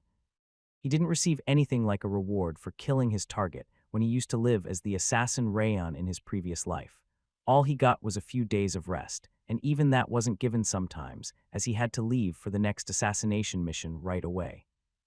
Since the bastards in House Robert didn't consider assassins human beings, they only provided them with the minimum amount of money necessary when they left on a mission to minimize their losses if they died. He hadn't noticed anything strange about it when he was brainwashed, but he realized that the Robert bastards were terrible sons of bitches after being released from it. That's why I gathered some money each time I went out. In order to find an opportunity to run away, he went to the gambling house each time he got a break to make money and hid it in a house. It was too far away to get it currently, but he was planning to grab it when he had the opportunity. Now then. Rayon looked around the gambling house along with the terrified Dorian. Noticing a familiar game, he went to the table on the right side. A slender young woman and an old man wearing a clean suit were sitting at the table. The men that were standing behind them looked like bodyguards. This looks good.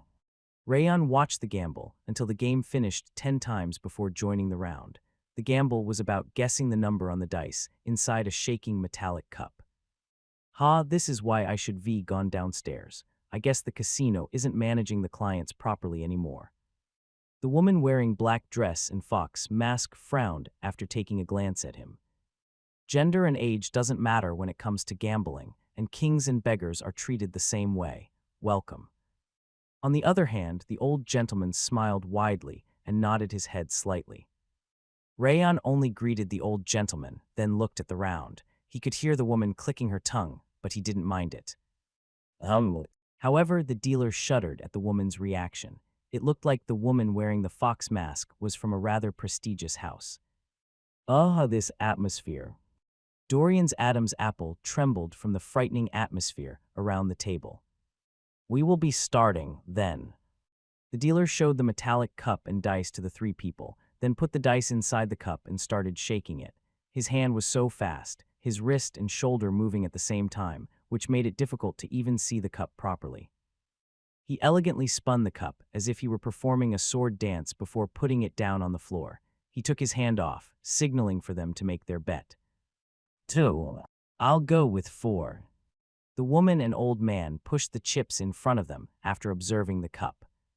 3. Rayon called the number 3 and bet half of the chips he had. I'll go with 5. The dealer slowly raised the cup after confirming everyone's numbers. The number on the dice is 3. Congratulations. The dealer smiled widely and returned twice the amount of chips he had bet. Tusk, he's just lucky. The woman glared at him while clicking her tongue. I lost 20 gold coins today, yet you are starting out with great luck. The old gentleman nodded his head to congratulate him. The next round is about to start. The dealer put the dice back in the cup and started shaking it. After spinning it even faster and more cheerfully than before, he put it back on the table with a pleasant snapping sound. 3. 5 should be it this time. 1. The moment Rayon said 1, the dealer's fingers trembled slightly. I'll go with 4. The dealer slowly lifted the cup. There was only one spot on the die. It's 1, congratulations. The dealer returned double the amount of chips he bet. What's that? Wow, you're really doing great.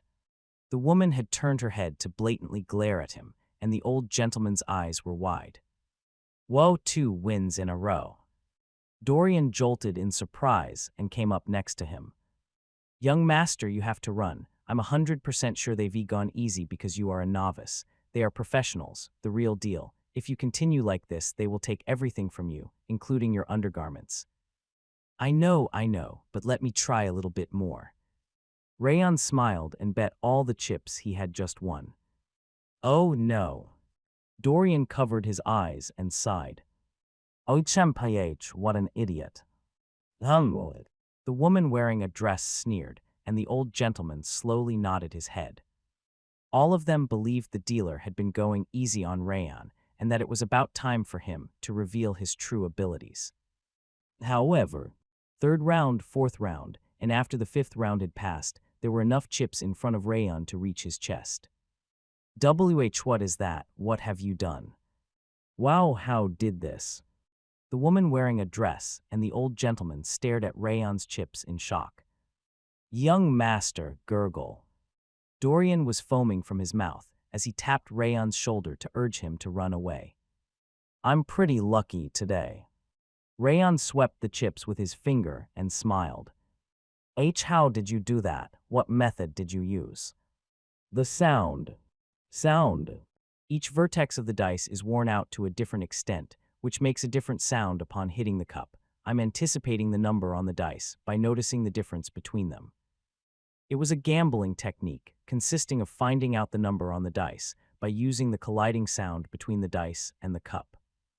Most people couldn't use it even if they knew about it, but Rayon was easily able to do it thanks to his advanced perception. Are you telling me you guessed the number on the dice with something crazy like that? Wrath gasped. The fact that he could notice the difference between those sounds and remember them was amazing enough. Then the reason that you kept spectating the gamble was. Yes, it was to learn the sounds. I knew you were a swindler after all. That was why the King of Essence was tricked every single time. I'm not a swindler since I'm winning with my own abilities. Rayon snickered and gathered the chips. I'm done for now, have fun. He waved his hand at the old gentleman and the woman before standing up. Are you leaving already? It's because they might start picking a fight if I stay in one place for too long. After looking around the gambling tables, he sat at the poker table. Poker, are you going to scam them again? No, I never scam them. Rayon's eyes shone as he watched the cards being distributed. What? It's your turn now. Go over there and check their cards for me. What a crazy bastard. Wrath popped out from the bracelet and started spreading terrifying pressure. The King of Essence is the monarch of devildom. How dare a mere human give me orders, and you have the audacity to ask me to peek at their cards. You are mistaken. Rayon remained peaceful in the midst of the coldness filling the space. He nonchalantly shook his head. It's a trade. Trade. Yes, I'll eat everything you desire here if you help me. You really are a crazy bastard. Even though the King of Essence is a well-known gourmet, did you truly believe such a suggestion would? I saw a bead ice cream vendor earlier. There was a new product, too. Wrath hesitated for a moment. It's pointless. Missing some bead ice cream isn't a big deal. 2 bead ice creams. Shut up. Do you truly believe the monarch of devildom would? 3. 4 and another food you want to eat. Wrath stopped speaking. Rayon understood it was time to put an end to it. Where shall I check? 4 bead ice creams and 1 food of choice. It was really a cheap price to pay to utilize the monarch of devildom, poker. It was a very simple game where players tried to assemble certain combinations using the random cards the dealer gave you, then revealed them after betting chips for the winner to get the pot. Since there weren't any rules to learn as long as you remember the hands, poker was one of the most popular games in casinos. Because of its popularity, there were also over 20 poker tables in the Black Market's casino, and all the spectators were mysteriously gathered around the table at the end. How many times did he win in a row? 4, 5. From what I've counted, he won 6 times in a row. Idiots, the winning streak isn't the important part. He is playing as if he knows everything about the opponent's cards. I know, right? How can he play so well? The spectators were amazed by the man in black robe sitting at the center of the table. It's not just about the winning streak, but his winning rate is also crazy. I think he's been winning more than 7 out of 10 games. He is so lucky. I used to be like that once. Bullshit, you've always been broke. Wow, look at all those chips. They were piled up like a mountain. I'm jealous. Just like he said, chips were piled up like a hill in front of the black-robed man. Oh, damn it. The gamblers at that table broke out in a cold sweat or frowned upon seeing that. Isn't he a dishonest gambler? It's also called a swindler. You idiot, there's magic cast inside the black market's casino. Mana can't be used here. And that dealer would have caught him already if he was actually a swindler, since he has over 20 years of experience. Ah, now that you mention it, they changed the dealer as well. Because the robed man kept winning over and over, the other clients complained and the dealer was changed. However, that didn't make him start losing money. That means he really is lucky. Wow, I wish I was that lucky. Well, obviously he's lucky, but his judgment is great too. His gaze is no joke. Kyo. Dorian, who had been listening to the spectators while biting his fingernails, came up to the black-robed man, which was Rayon. Young master, let's stop now. Now is the time that the beginner's luck has been extended like a rubber band. Everyone's saying you were just lucky. How long do you think beginner's luck can last? Rayon smirked, looking at Dorian's anxious eyes. Well, it's about time I stop. He gathered his mountain of chips and nodded. The black butterfly was usually auctioned at 10 to 20 gold. Since he had earned 35 gold so far, it was about time he stopped. And there might be trouble if I continue. He won consecutively because he was running out of time, but it was actually better to slowly win over a few days. It could cause a problem if he kept winning even more. I'll stop for now. Please exchange them for gold. Rayon stood up while pushing the chips towards the dealer. Wait, did you just say you are going to leave now? The fox-masked woman, who had followed him from the game of dice to the poker table, stood up after him. Well, I've won enough. You can't just leave after winning. But don't people come here to win? Let's play one more game. I haven't won a single game. I don't have much time, though. Arg. The fox-masked woman glared at him furiously, biting her lip. It seemed like she was exploding in anger after losing 20 games in a row between the dice and poker games. That's why she shouldn't have followed him. Even though no one told her to follow him, she challenged him on her own and lost. Rayon couldn't understand why she was being like that, even though it was her own fault. IILL, go somewhere else. Curiously, the spectators avoided their gazes as soon as the woman stood up in anger. It looked like they were afraid of her. As expected, she must have been from a famous family. You still have lots of money. Please don't mind me, have fun. Are you out of your mind just because you are slightly good at gambling? Stop messing with me and stay right there. Ah, it's okay. Rayon ignored her and turned around. He was going to leave anyway, so it didn't really matter what important position she had. He went to the exit, ignoring the grinding sound of her teeth. Let's go. Oh, yes. Dorian breathed out a sigh of relief and followed him, thinking his advice had worked.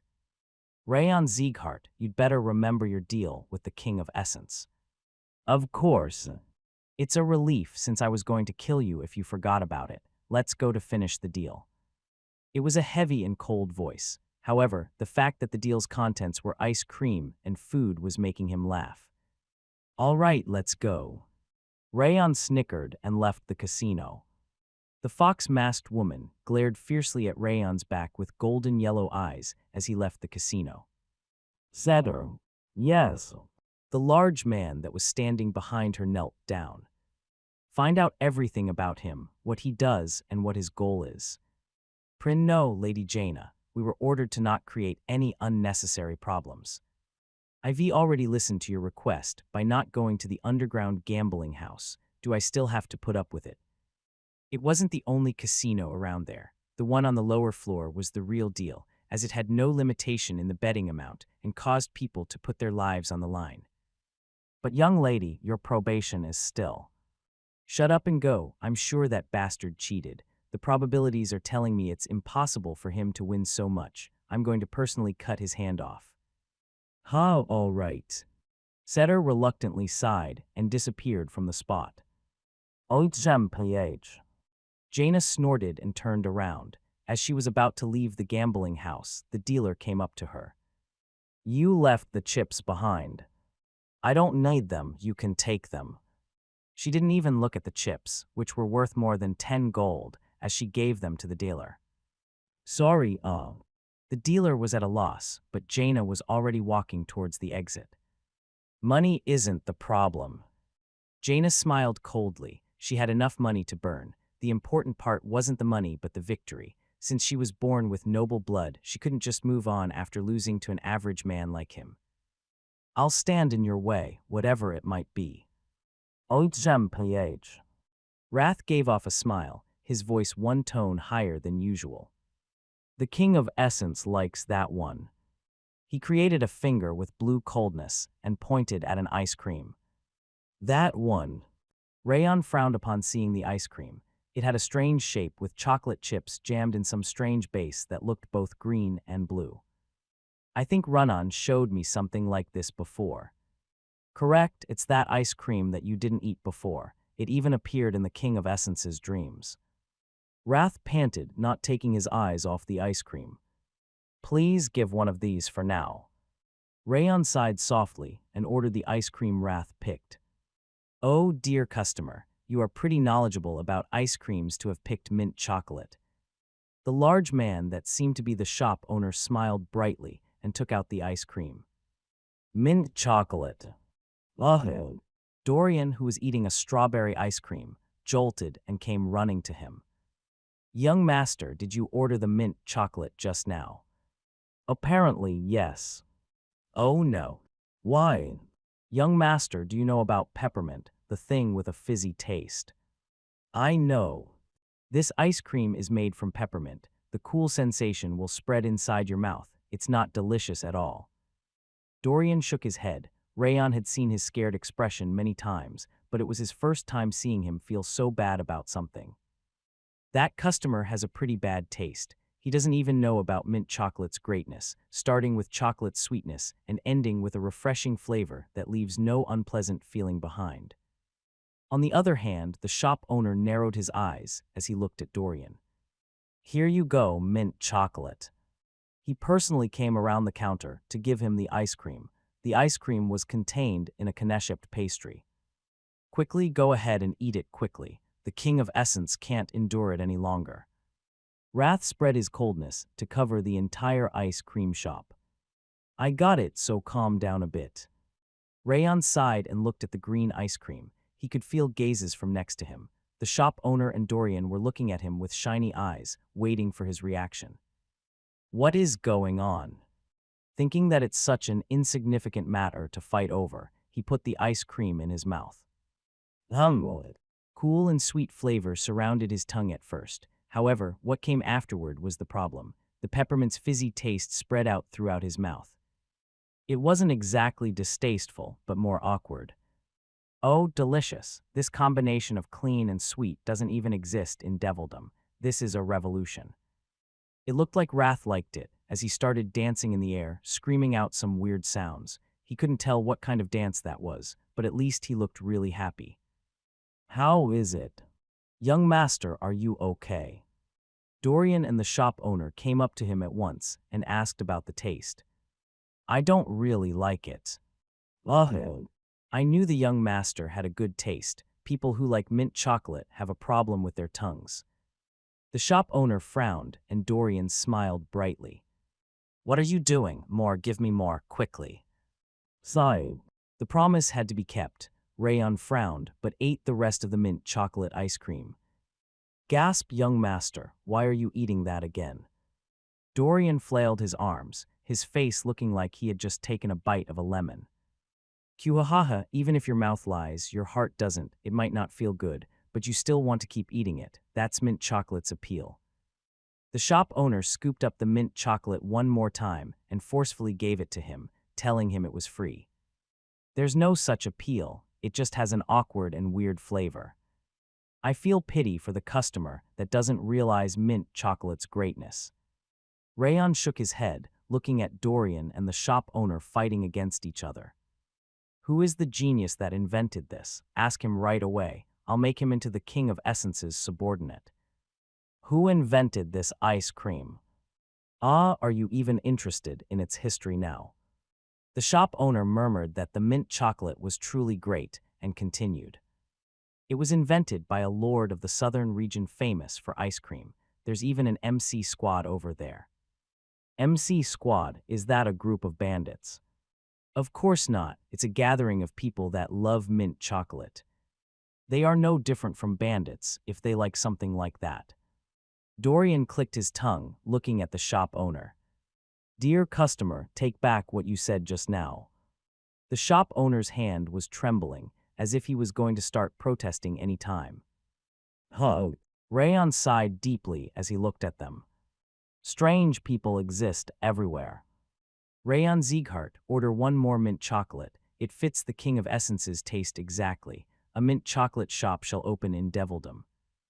And he was the most strange of them all. The next day, Rayon went down to the black market, an hour before the auction began. My mouth still feels minty. The king of essence is satisfied. The ocean of Devildom shall be changed into mint chocolate in the future. Wrath took too much liking to the mint chocolate the day before and chose 4 mint chocolates for the 4 rewards he was going to get. He said something about it satisfying his super palate.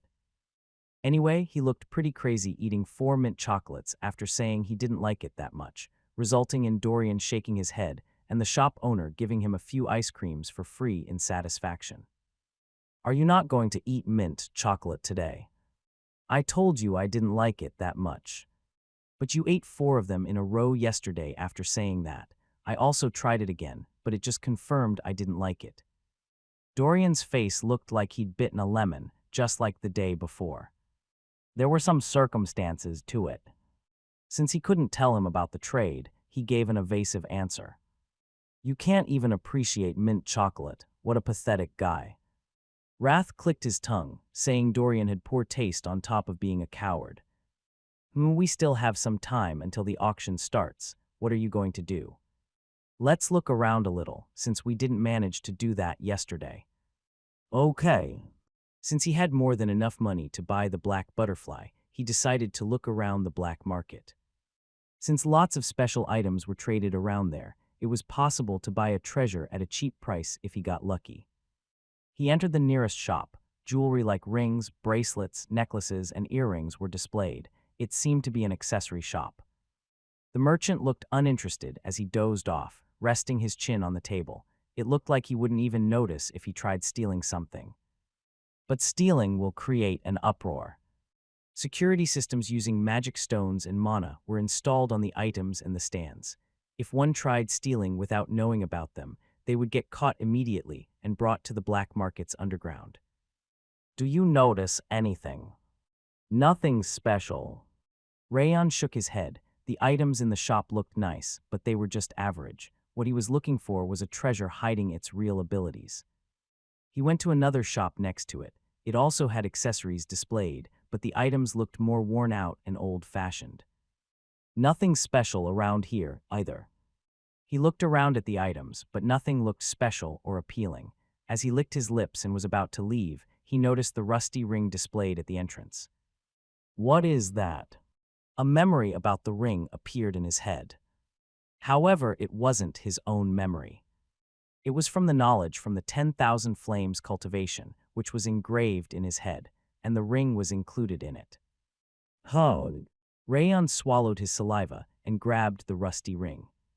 I didn't expect this ring to be here. It was a rusty iron ring that he wouldn't have picked up even if it was rolling on the street. However, that wasn't the ring's true form.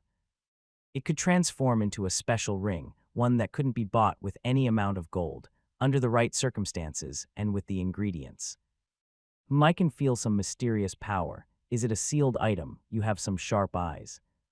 Wrath admired, noticing the energy inside the ring.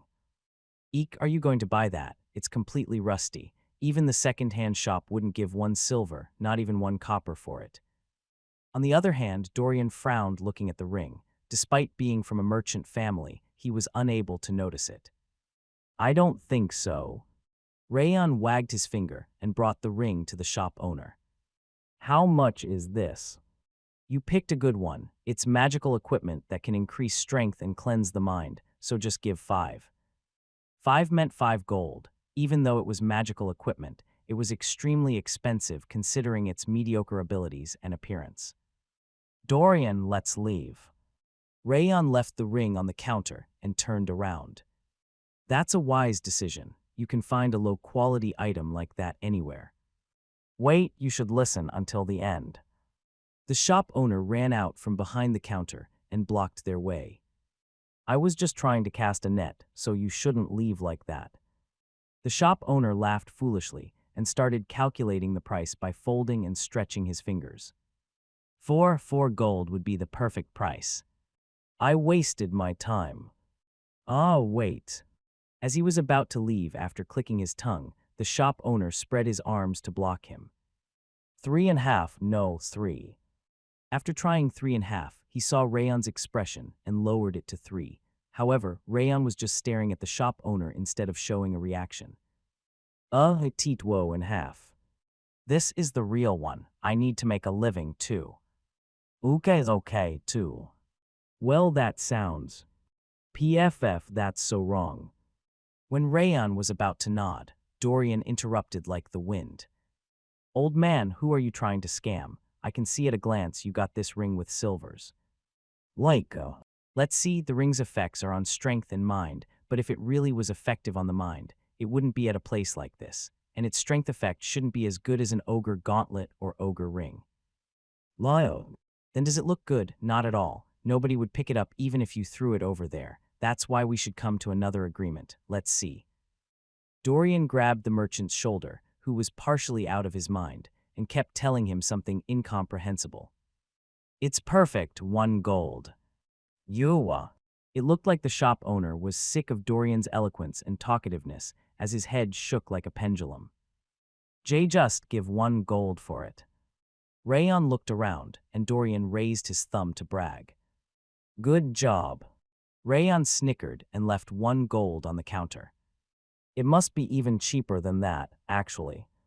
He must obtain the ring at between 10 to 20 silvers. The reason he gave him 1 gold despite knowing that was because the ring was worth more than 100 gold. Wow, do the customers visit around here often? That was really amazing despite your young appearance. The shop owner wiped the sweat from his forehead and blew a breath. I'm from a merchant family. I know everything about stuff like this. That's why you were so good with calculations. Goodbye. The shop owner waved his hand and sat in front of the counter. It doesn't look great in my eyes, but it must be good if the young master likes it. You are indeed from a merchant family, but your eyes aren't sharp at all. As Rayon went outside with the ring in his hand, the fox-masked woman and her guards were standing in front of the shop. She was the woman he met the day before in the casino. Wait a moment. She looked at the ring he was holding in his right hand. Did you buy that ring from here? She was speaking politely, unlike the day before, even though the arrogance behind it was the same. I did. Rayon responded the same way. How about selling it to me? I don't know how much you bought it for, but I'll pay 10 times the price. The scream came from the merchant, who had been smiling from behind him. Young master, let's sell it. She wants to buy that cheap ring for 10 times its price. Dorian walked up to him like a crab and whispered in his ears. This woman. The fox-masked woman's yellow eyes were glowing. It was a different feeling from yesterday's desire for victory, the greed. She must have been aware of the ring's true value. I don't want to. Rayon resolutely shook his head. Then as for the payment, what? Her voice's pitch increased, since she'd expected him to sell it for sure. I'm not selling it. As he was trying to leave the shop while shaking his hand, the guards that were standing next to her blocked his way. Then 20 times, no, I'll give 30 times the price. I'm not interested. The guard didn't move away despite his refusal. 50 gold. I told you I don't want to. Rayon got more and more annoyed as he shook his head. Okay, mate. The shop owner came up to him with trembling hands. What are you doing? Sell it already. That 10 silver ring became 50 gold. That's 500 times the price. Sell it already and give me a portion. So the ring's original price was 10 silvers. The shop owner murmured 10 silvers, forgetting that he'd sold it for 1 gold. I don't recklessly sell my belongings. Rayon snickered and drew a half moon with his hand. Ugh. The guard that was blocking his way was unconsciously pushed aside. Since he hadn't expected to be bounced off by a single hand gesture, his face turned red. Arg. What? When the guard was about to block his way once again, Rayon stomped his foot. The ground trembled along with a thud. Did you forget where we are? It will be troublesome if you cause problems in the black market. Stay still. Excuse me. The guard that was about to make his move lowered his head upon hearing the woman's order. This is my last offer. I'll give you 100 gold. I refuse. Rayon immediately shook his head and went to the auction house. So it's worth at least 100 gold. The fact that she offered 100 gold meant the ring's value surpassed it. Moreover, he needed it even more than that, so there was no way he would sell it. Kua, you have. The shop owner that sold him the ring, and Dorian screamed at once upon hearing the refusal. The beggar doesn't know his place because he is slightly good at gambling. The fox-masked woman snickered, putting her hand on her waist. Are you seriously saying that just because I'm not selling my own item? You don't know how scary the world is. You'd better think about the reason that people lower themselves if you don't want to end up dying in a ditch. There was no way that was true. He knew better than anyone how scary the world was. The person who didn't know anything wasn't himself, but the woman that was acting as she pleased. I'm leaving if you're done. He could feel the fox-masked woman's threatening gaze, but he ignored her and went to the auction house. Date's necklace was auctioned at 70 gold. Congratulations. The auction had begun. It wasn't the only auction house, as there was another one downstairs. It was a place for the truly rich people, since the items over there mostly started at 20 to 50 gold, ending up several times more expensive than the one he was in. Since the black butterfly Rayon was trying to purchase wasn't a really expensive item, it was auctioned on the first floor, where he was at. As expected of the first floor's auction, none of the items had a unique rating, and most of them had either a magic or rare rating. Rayon looked for interesting items with blazing eyes, but he couldn't find anything worth purchasing. Well, I guess that's fine. He just came to buy the black butterfly. Obtaining the ring was already a great harvest, so it would have been greedy of him to hope for more. The next up is the aloof black-colored butterfly that eats magic stones, the black butterfly. A bird cage was brought up to the platform at the host's excited voice. A butterfly that shone a faint black was stuck to the magic stone inside the bird cage. Even though it could leave through the cage, the butterfly wasn't running away as it stayed near the magic stone. It's a popular ornamental item because of its beautiful faint light. Even though it doesn't live for a long time and eats a lot of magic stones, nothing beats its beauty. The downsides could barely be heard, unlike when he was talking about the upsides. Let's start the auction. Since the black butterfly was sold at 12 gold last time, we will start at 1 gold. Yes, number 15, 2 gold. Number 21, 3 gold. People raised their hands here and there as the auction progressed. When the price got fairly high, Rayon raised his finger. Number 77, 13 gold. 13 gold. Is anyone calling for more? The host looked around, but no one was raising their hands. 13 is enough. 13 was actually a lot already, since the butterfly only had ornamental purposes for them. If not, then it will be auctioned at 13 gold. It was as Rayon was getting ready to stand up, and the host was about to strike his hammer that someone raised their hand in the center. 15. Number 80 raised it to 15 gold. He looked to find out who was burning 15 gold on an ornamental butterfly that only had a lifespan of a few days. That woman. It was the fox-masked woman that he'd met in the casino the day before and at the shop that day. Is she trying to disturb me? She looked at him and grinned, It was different from the ring. She just wanted to disturb him despite not needing the butterfly. She is blatantly provoking us right now. Dorian also noticed, as he murmured, that it was going to be troublesome. I'll accept it. Rayon raised his hand once again. Oh, number 77, 17 gold. 17 gold has been called 20. As soon as he increased the price to 17 gold, the woman raised it to 20. 22, 24, 26, 30. 30 gold has been called. It's a new record for the black butterfly at our auction house. Tuzg. Rayon clicked his tongue. The old record was 20 gold, yet it was now 30 gold. It was all because of that woman. Hug. He raised his finger again. 33. Number 77 called 33 gold. Oh, number 80 called 37. It's increasing again. However, as soon as he finished saying that, the woman raised her hand once again. Woa, 40. Number 77 called 40 gold. Am I dreaming right now? Rayon increased the price without a second thought. He didn't currently possess that much money, but he could prepare it by selling a few objects he'd brought. 40. Is anyone calling more? Just like that. Number 80 called 50 gold. Woo, 50 gold, 50 gold, 50 gold. Is anyone calling more? I guess there wouldn't be. There's no way anyone would. The black butterfly broke its record and was auctioned at 50 gold.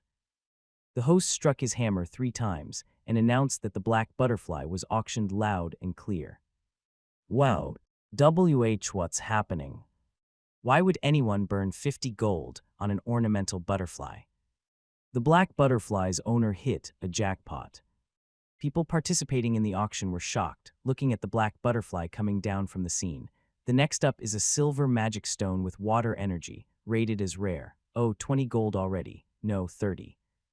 Rayon called 20 gold as soon as the host introduced the next item, and the fox-masked woman raised her hand immediately after. Number 80 won it with 41 gold. The woman grinned at him after winning even the water attribute magic stone. Her face was telling him that whatever he did was pointless. He tried bidding on a few other items in the auction, but the woman interfered and won all of them. She was blatantly disturbing them. She has way more money than me. Even in the casino, she was using her money to win the games rather than her abilities.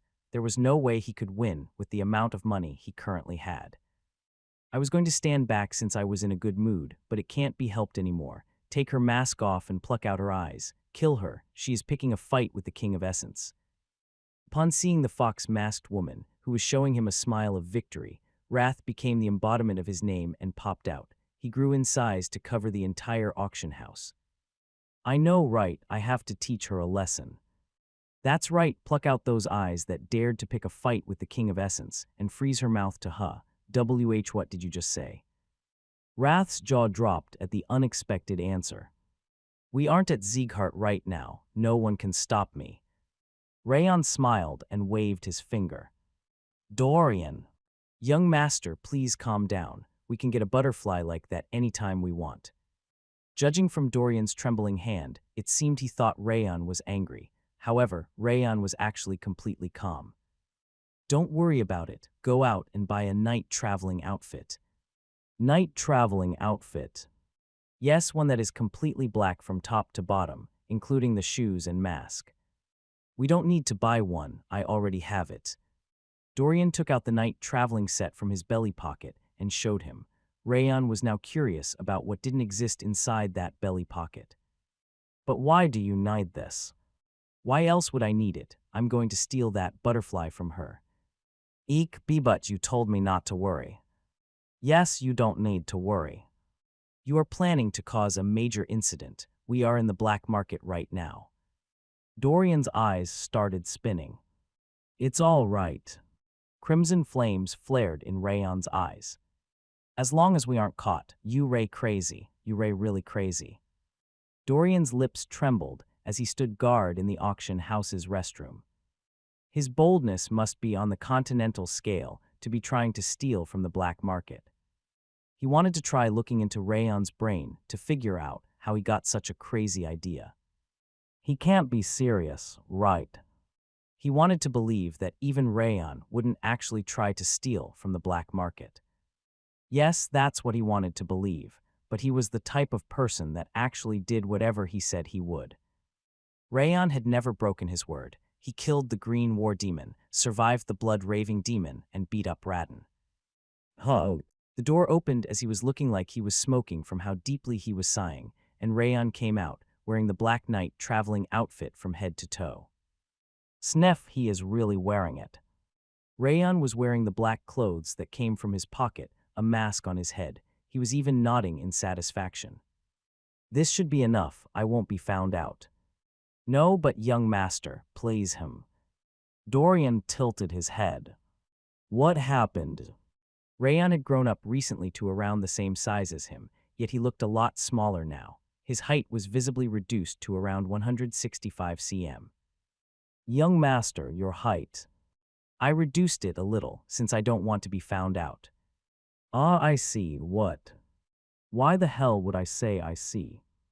Even the advanced sword experts or masters couldn't decrease or increase their heights however they wanted. He looked like a completely different person than when they were in the house. Who taught you something like that? Instructor Rimmer. Wow. He felt like that was possible, since Rimmer was a very peculiar elf. I did a rough check of the security, and I think it's doable. Rayon smiled while stretching. Dorian felt like he was seeing a devil's smile as a chill ran down his spine.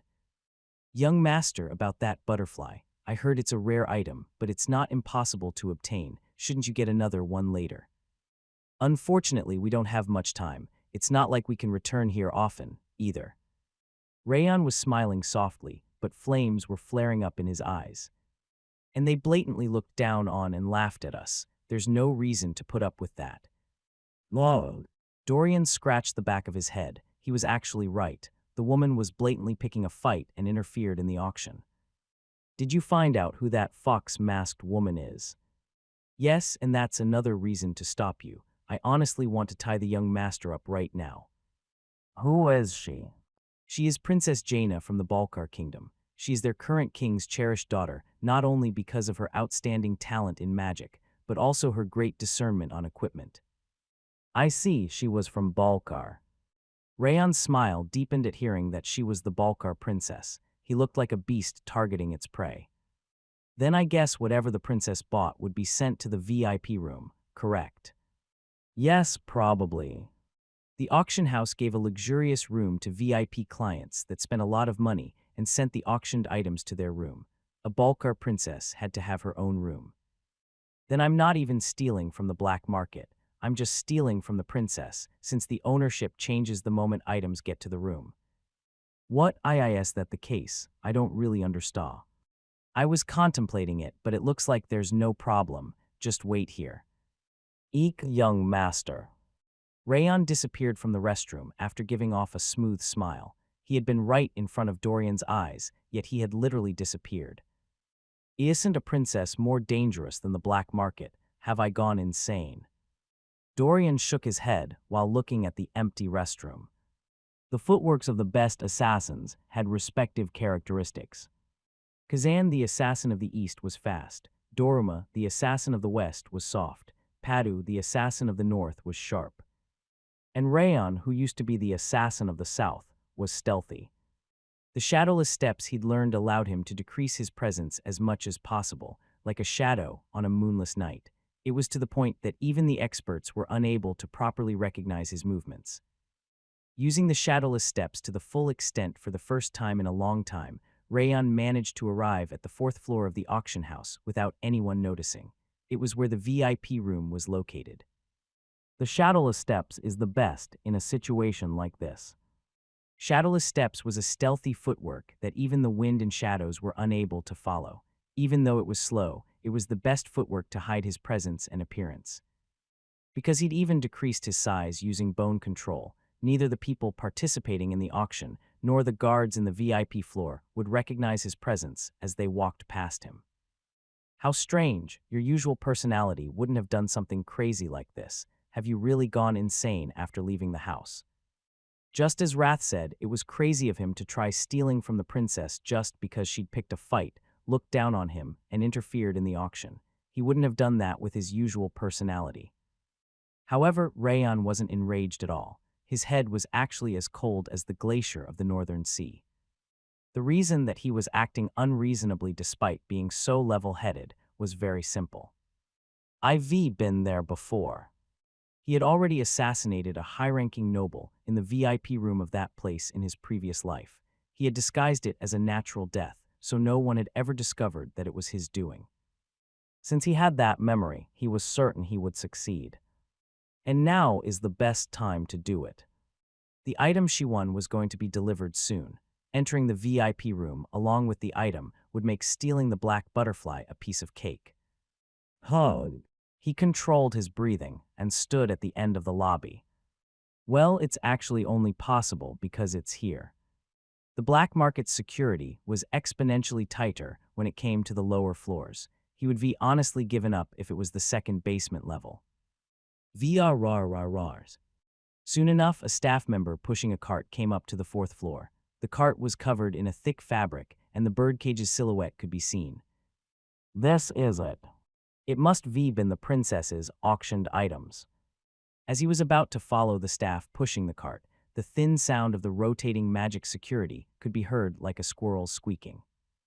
Rayon recognized its location through sound and carefully went through the security, spreading out like a web. This isn't actually dangerous. What was really dangerous wasn't a mere security system using mana threads. It was traps and sensors capable of detecting mana. Traps and sensors made of high-grade magic stones were able to detect unregistered people's mana. No matter how careful one was upon accumulating mana, the purity of a human being's mana couldn't compare to a high-grade magic stone. I'm different, though. Since his aura was accumulated through 10,000 flames cultivation and purified afterwards by the ring of fire, its purity was at least higher than a high-grade mana stone, even though it was still worse than natural mana. He used the 10,000 flames cultivation very slightly to pass through the traps and sensors made of mana stones. Just as he thought, the traps and sensors treated him as a lump of natural mana and didn't react. Rayon broke through all the traps and sensors to follow right behind the staff member. The staff member stopped in front of room 404 and knocked on the door. The door opened soon enough, and one of the guards that used to be next to the princess stepped out. I came to deliver the item the VIP purchased. The guard nodded, and the staff member pushed the cart to enter the room. Now is the time. The moment the staff member and the guard looked inside, Rayon used the shadowless steps to the extreme to pierce into the room. There were 2 more guards inside, but no one noticed him. There are a total of 12 auctioned items, you can confirm. The staff handed over a document and took out the objects from the cart one by one. 12 items, including the black butterfly, were spread out on the ground. The guard nodded and signed the document. Perfect. The item's owner had just been transferred from the black market to the princess. There was no problem with him stealing it now. Did she seriously buy something like this with 50 gold? The guard seemed to think she did something stupid. She usually pays any price to buy whatever she likes. It was for revenge this time, though. She also ruined a family before for taking an article. That was really terrible. I bet the guy earlier is also going to get his face ground into a boulder until he dies if he doesn't hand over the ring. Oh, let me do that one. I'll grate it like cheese. The guards giggled, sitting at the table. They are the same as her. He had a very slight hesitation because the guards could have been in a rough spot once he stole the black butterfly, but they were pretty much the same as her. The guilt disappeared from his conscience. Let's continue the card game. I was winning, right? The guy yesterday was really good. I should ask him his secret if we get the order to abduct him. Let's do that. I'm sure he will answer if we ask him after burying him in the ground. The guards giggled with the auctioned items piled up next to the table and started playing poker. Tuzg. Rayon clicked his tongue. It's too close to them. It was difficult to take the items with the way they were staying right next to them. He could win if they ended up fighting, but that increased the danger of getting caught by the black market's guards, who were standing by on the 4th floor. There's no choice. I should only take the black butterfly. Rayon lowered his posture like a frog and looked at the birdcage containing the black butterfly. Since a black butterfly would die quickly in a confined space, it was usually stored in a bird cage like that. What was the reason that the black butterfly stayed next to the magic stone, despite being capable of escaping? The answer was simple. It was in order to feed on mana with high purity. That meant that the butterfly would fly at him through the cage if he provided it with better mana than the magic stone. Whirr! Maintaining the shadowless steps, Rayon used the ring of fire to cleanse his aura. He sliced the pure aura into thin threads and let it flow towards the butterfly. The black butterfly that had been sucking on the mana from the magic stone flinched, then flapped its wings to leave the cage and flew down. I knew it. Lowering his posture was a good decision. The guard would notice the butterfly's flapping wings if he had called it while standing. Hello. He slowly inhaled. The black butterfly had left the birdcage, but he couldn't be careless yet because it was passing under the table where the guard's legs were located. Everything would be over if its wing brushed past the guard's leg. Rayon carefully controlled his aura, as if he were bribing a newborn baby to lure the black butterfly. From right to left, bottom to top, he guided the black butterfly in a way that the flapping wings wouldn't even shake the guard's clothes. Whoosh! The black butterfly, which had been fluttering like a leaf, finished its short but long journey to settle on Rayon's hand. Welcome! He put it in his inner pocket and stood up slowly. The guards were completely focused on the card game, not noticing anything. I lost again. You've lost 6 times in a row now. You gotta give me this whole month's salary. Damn it, nothing's going in my favo, huh? The guard that was about to throw away his cards noticed the birdcage where the black butterfly used to be, and his eyes widened. Shit, it's not there, there's nothing. What? The butterfly is gone. The guard checked the birdcage at different angles and started trembling. Search everywhere. We really screwed if it's gone. The guard started turning everything upside down, not only the auctioned items, but also the bed, chair, and all the furniture. They eventually opened the window and the door.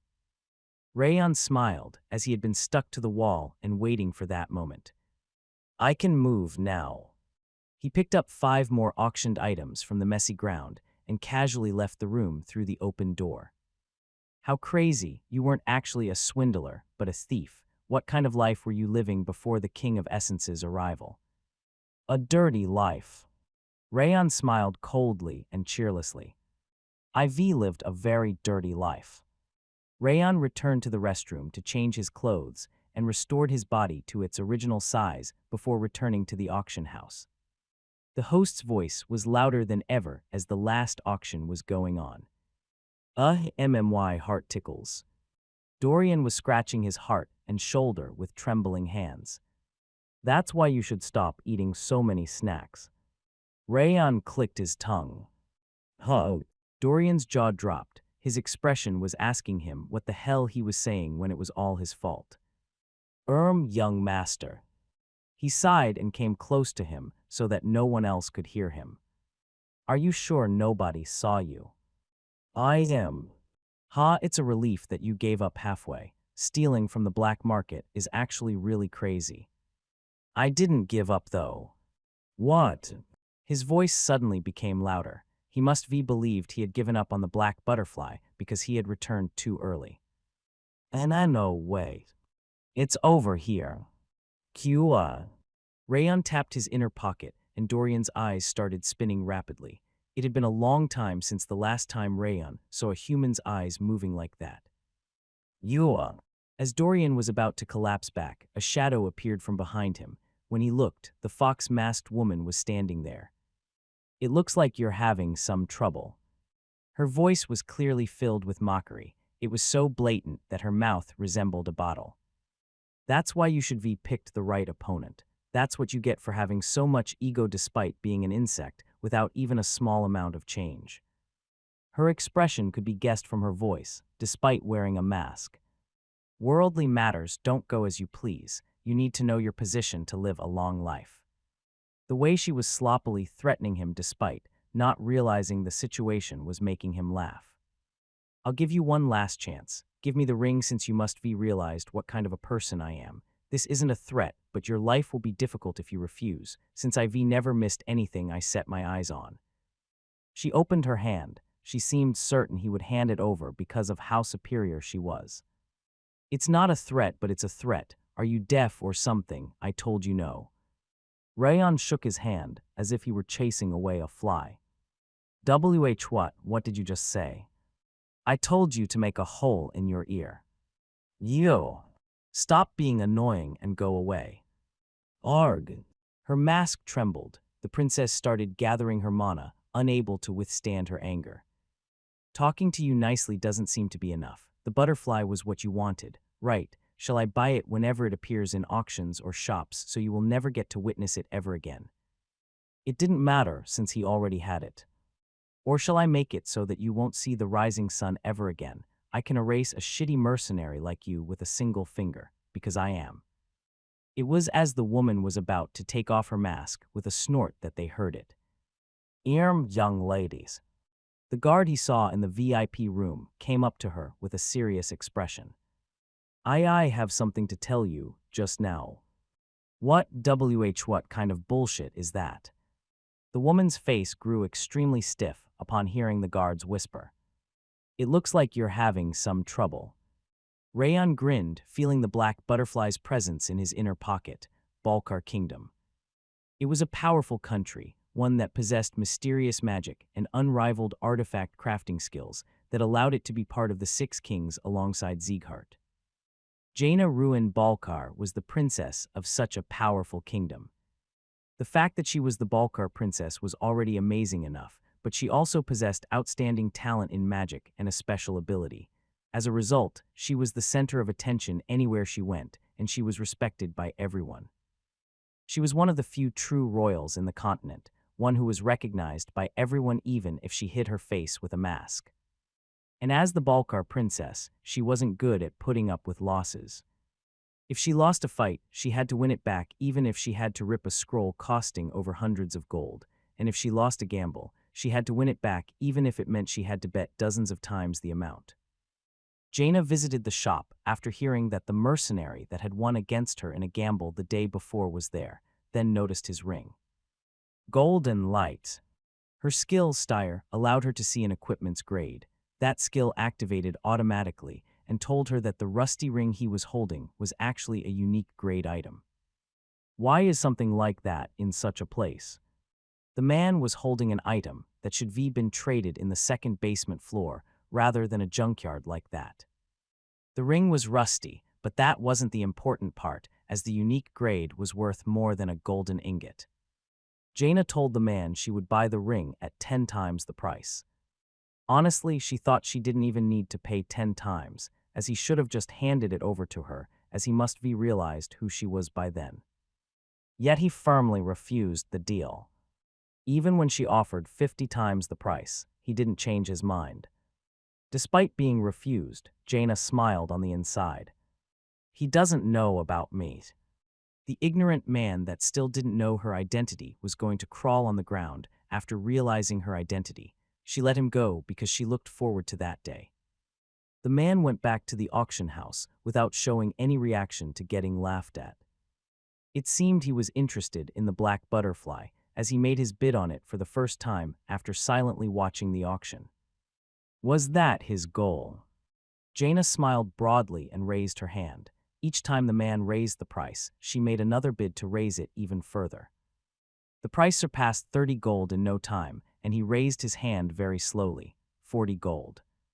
Is 40 gold all he has? The man that took the ring only had 35 to 40 gold. It was literally changed to her. She sneered and raised it to 50 gold. The man lowered his hand with a groan, and he never raised it again. Even after that, Jaina kept her bid on the items. The man was bidding on to win them at almost twice their price. The man's expression became dry like an unwatered flower. It seemed he was nervously wondering who he had offended.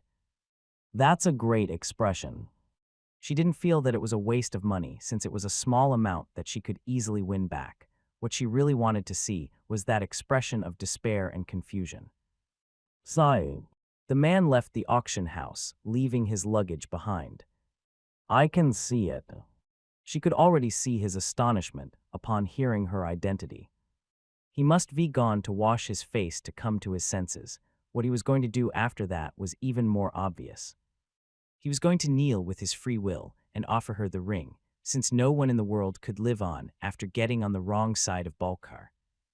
Filled with anticipation, Jaina crossed her long legs and enjoyed the rest of the auction as it neared its end. The man returned soon after, as the auction was almost over. I knew it. His wet face was filled with exhaustion. He must have been astonished to find out her identity. Who? Jaina stood behind the man, her mouth curved in an arrogant smile. It looks like you're having some trouble. She jeered at him with a smile. She thought he was going to kneel and bow at any moment. However, his attitude was the exact opposite of what she had expected. With an annoyed expression, he asked her whether she was deaf and waved his hand as if he was chasing away a fly. Is this crazy bastard serious? He still must not have realized who she was. That was the only way to explain his arrogant attitude. It looks like you still haven't realized who I am. As she was about to take off her mask, the guard that had been staying in her room ran up to her in a hurry. Young lady, the auctioned items have disappeared from the room. What? The butterfly and a few other auctioned items have disappeared completely. I don't know what happened. The trembling guard was telling him the auctioned items had disappeared when there was no intruder. What kind of bullshit? It looks like you're having some trouble. As she was about to question him, the man smiled while repeating exactly what she'd told him earlier. He sneered. It was the smile she always showed others. He is the culprit. Her intuition that was almost never wrong was whispering to her. That beggar was the culprit behind the theft. You must have done it. Jaina confidently told him. Do what? You stole it. I don't understand what I am supposed to have stolen. The man shuddered. The dumb guy next to him was the only one trembling. You offended the wrong person. Jaina patiently bit her red lips and took off her fox mask. There was no way anyone at that place wouldn't recognize her face, yet his expression remained dull. What are you doing? Do you not know me? I don't. Oh. She got even more angry because he really looked like he didn't recognize her. I'm Jaina. I'm the youngest daughter of the king of the Balkar kingdom, Delua Balkar. Balkar princess. Even though it was hurting her pride, she introduced herself. The hood covering his head trembled visibly. It looked like he had finally realized who he had offended. Yes, you just offended the Balk. So what? The man's voice, which had huffed in astonishment, turned flat as he snickered. Really, you bastard, seize him. Young ladies. I'm sure he stole the auctioned items. Grab him and search him. Jaina screamed. It didn't matter whether he was really the culprit or not. She just wanted to see his wrinkled face. Please excuse me. The guard's hands were rough despite their polite words. When they extended their hands to crush his shoulder in an instant, the man's hand drew a semicircle.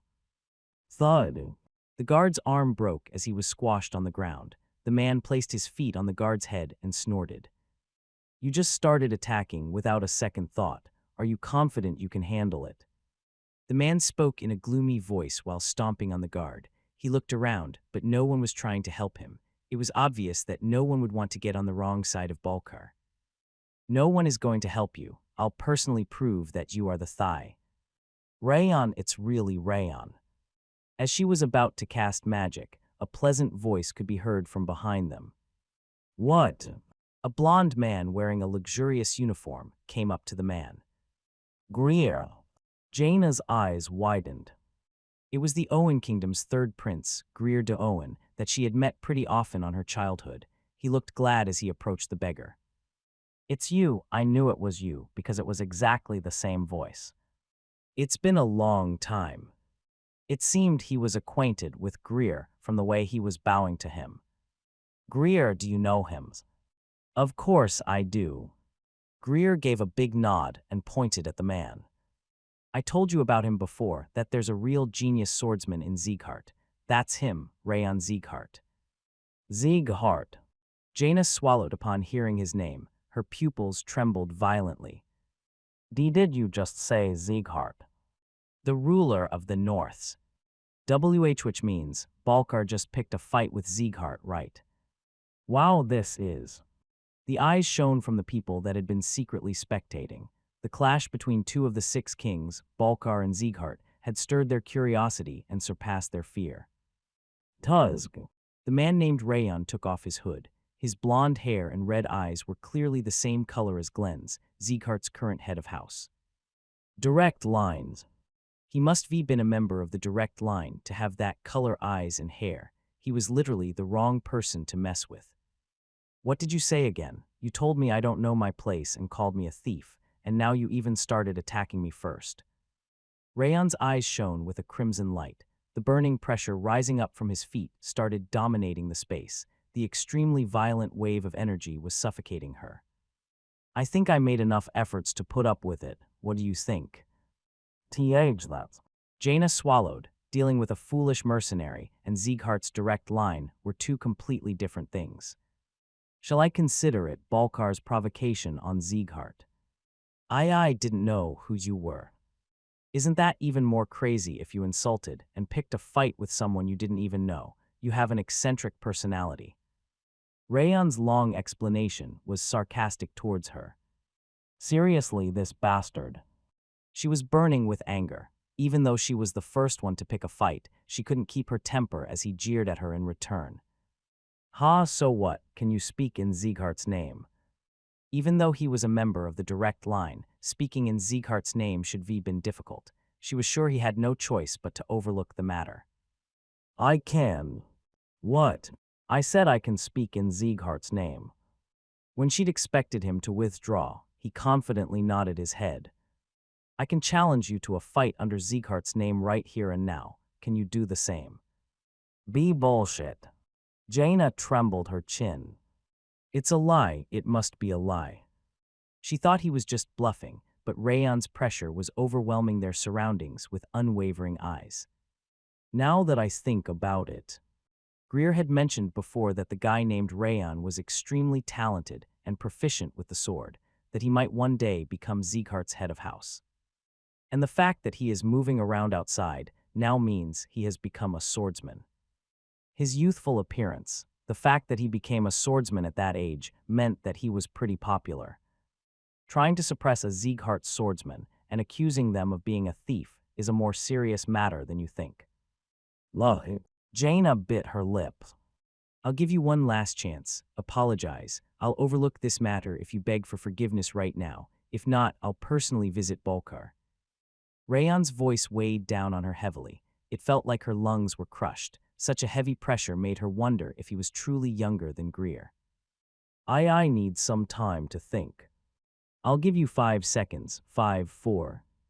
He started counting so she couldn't even buy any time. Pressure, gaze, the way he controlled the situation, everything was extraordinary. There was no way someone like him was lying. Damn it. She looked around. The auction staff and the clients were all looking at them. Her head was filled with the thought that she shouldn't have taken her mask off. 3, 2, 1. I am sorry. The moment Rayon said 1, she apologized in a hurry. However, his expression didn't get any softer. What kind of person's apologies are barely audible? I am sorry. Jaina grit her teeth and apologized. What kind of person holds her head up while apologizing? Seriously, do it. Hearing Rayon's order, Jaina trembled and lowered her head. I am sorry. What are you sorry about? Oh. She wanted to immediately stand up and cast a magic spell at him, but she held back. She couldn't let all her efforts be in vain. I am sorry for picking a fight at the auction house and casino, and for suspecting you of theft. She had no choice. Jaina met Rayon's eyes while raising her head slowly. His gaze felt like she was facing the North Sea, giving her goosebumps. I'll stop here, too, since there's no need to escalate the matter any further. Wow.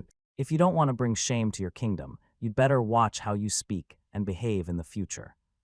He left after making a hand gesture that suggested he saw her as a pathetic being. Greer frowned at her before following Rayon. Because of Jaina's silence, Everyone in the auction house was unable to breathe properly as they covered their mouths. Manager. Yes. The auction house's manager, who was under the stairs, ran up like a dog whose tail was on fire. Has the VIP floor's security sensor been activated today? And no, it hasn't. Where's the control room? Please come this way. The manager guided her to the control room with his body bent in half. Bring me the entry list from the magic stone sensor and the entire security history. Jaina screamed while destroying the table inside the control room. I'm sure it exists. She had no choice but to lose this time, but she could reverse it as long as she found proof of his theft. She wanted to find proof at all costs to pay him back several times. Check everything, including the ants. Don't overlook a single detail. However, Rayon didn't appear anywhere, no matter how hard her guards and the auction house's staff searched. Him entering and leaving the restroom was all they could find. No way. Jaina collapsed, trembling. Her intuition was almost never wrong. She was certain Rayon was the thief, and she didn't expect that not a single piece of evidence could be found. The uneasiness, the reaction of his underling, and the circumstances around the end of the auction all pointed towards the fact that Rayon had stolen the auctioned items. Yet there was no proof. She was really going to face a reprisal if she suspected him again without any proof. Greg. Jaina grit her teeth and stomped her feet. What the hell is that bastard? Rayon and Greer, the third prince of Owen Kingdom, entered a tea house in a quiet alley outside the black market. Did I interrupt at a bad time? Greer de Owen frowned while touching his cup of tea. No, it was great. Rayon shook his head and smiled. It was perfect timing. Since he couldn't reveal his own name because of the exam, he managed to overcome the crisis thanks to Greer. The test did mention that he couldn't reveal his identity himself, but didn't say anything about others revealing it for him, so there was no problem with the test. She was tricked completely. It looked like she thought he was a member of the direct line because Greer only mentioned him as a sword genius, not mentioning anything about him being a collateral. She seemed completely tricked when he took off his hood. Well, there was a way even if he didn't appear. Even if Greer didn't show up, he still had many ways to get out of the situation. However, what happened was clearly the best solution. So why did you come to this faraway place? Greer opened his mouth after drinking a cup of tea. I dropped by to purchase some equipment before taking the exam. Exam? It's the exam to become a swordsman. Ah, the graduation exam. Does that mean I'm one step ahead right now? Sorry. Who will? Greer smiled and brought the sword hanging around his waist up to the table. A lion emblem could be seen on the sword once he drew it slightly. Oh, the mark of a knight. Dorian, who had been partially out of his mind, suddenly stood up. Well, I can't exactly call myself a knight since I'm the prince, but my abilities have been recognized for now. Congratulations. Haha, thank you. Greer caressed the lion emblem tenderly before putting it back. But that's some strange thing to happen. How could she suspect the Sieghart's genius swordsman of theft? He murmured that it was nonsense. What an idiot, it's true. This crazy guy really did steal it. Wrath started spreading coldness, frustrated by the fact that he couldn't tell him about it, and Dorian groaned. You don't need to worry about Jaina too much. She just has bad manners because she's too spoiled. I'll give her a good talking to. Thank you for your consideration. By the way, you mentioned equipment. What kind of equipment are you looking for? I want to check on the swords for now, since we aren't allowed to possess personal swords until we get officially recognized as swordsmen. Rayon tapped on the sword he had. It wasn't a bad sword, but it wasn't a good one either, which was the reason he wanted to get a new one before entering the battlefield. Then I'll introduce you to a good one. There is the workshop street at the western end and in a corner. Greer used a few hand gestures to tell him about a workshop. It's small and dirty, but I guarantee their competence. I want to introduce you to them personally, but I haven't finished what I came to do here yet. That's not necessary. The explanation is already plenty. Rayon shook his head. It wasn't just the explanation, but his appearance alone had already helped him more than enough. I wanted to try fighting you again, it's a shame. Same goes for me. The energy he felt from Greer, who was now qualified as a knight, was on a different level from before. It looked like he had surpassed the wall by repeating missions and training, just like Rayon. Make sure to visit Owen later. I want to try having a proper match against you. Just like when he left Sieghart, he smiled before leaving. Judging from the direction he went, he was returning to the black market. Wow, we barely managed to survive. Dorian breathed out a long sigh. I never thought the young master would act so rashly. Oh, I had a plan. Rayon smiled. Dorian must have been anxious, but he was perfectly calm and composed. The entire situation was at the palm of his hand. It's unbelievable, but I guess it's true if the young master says so. Shall we go to the workshop first?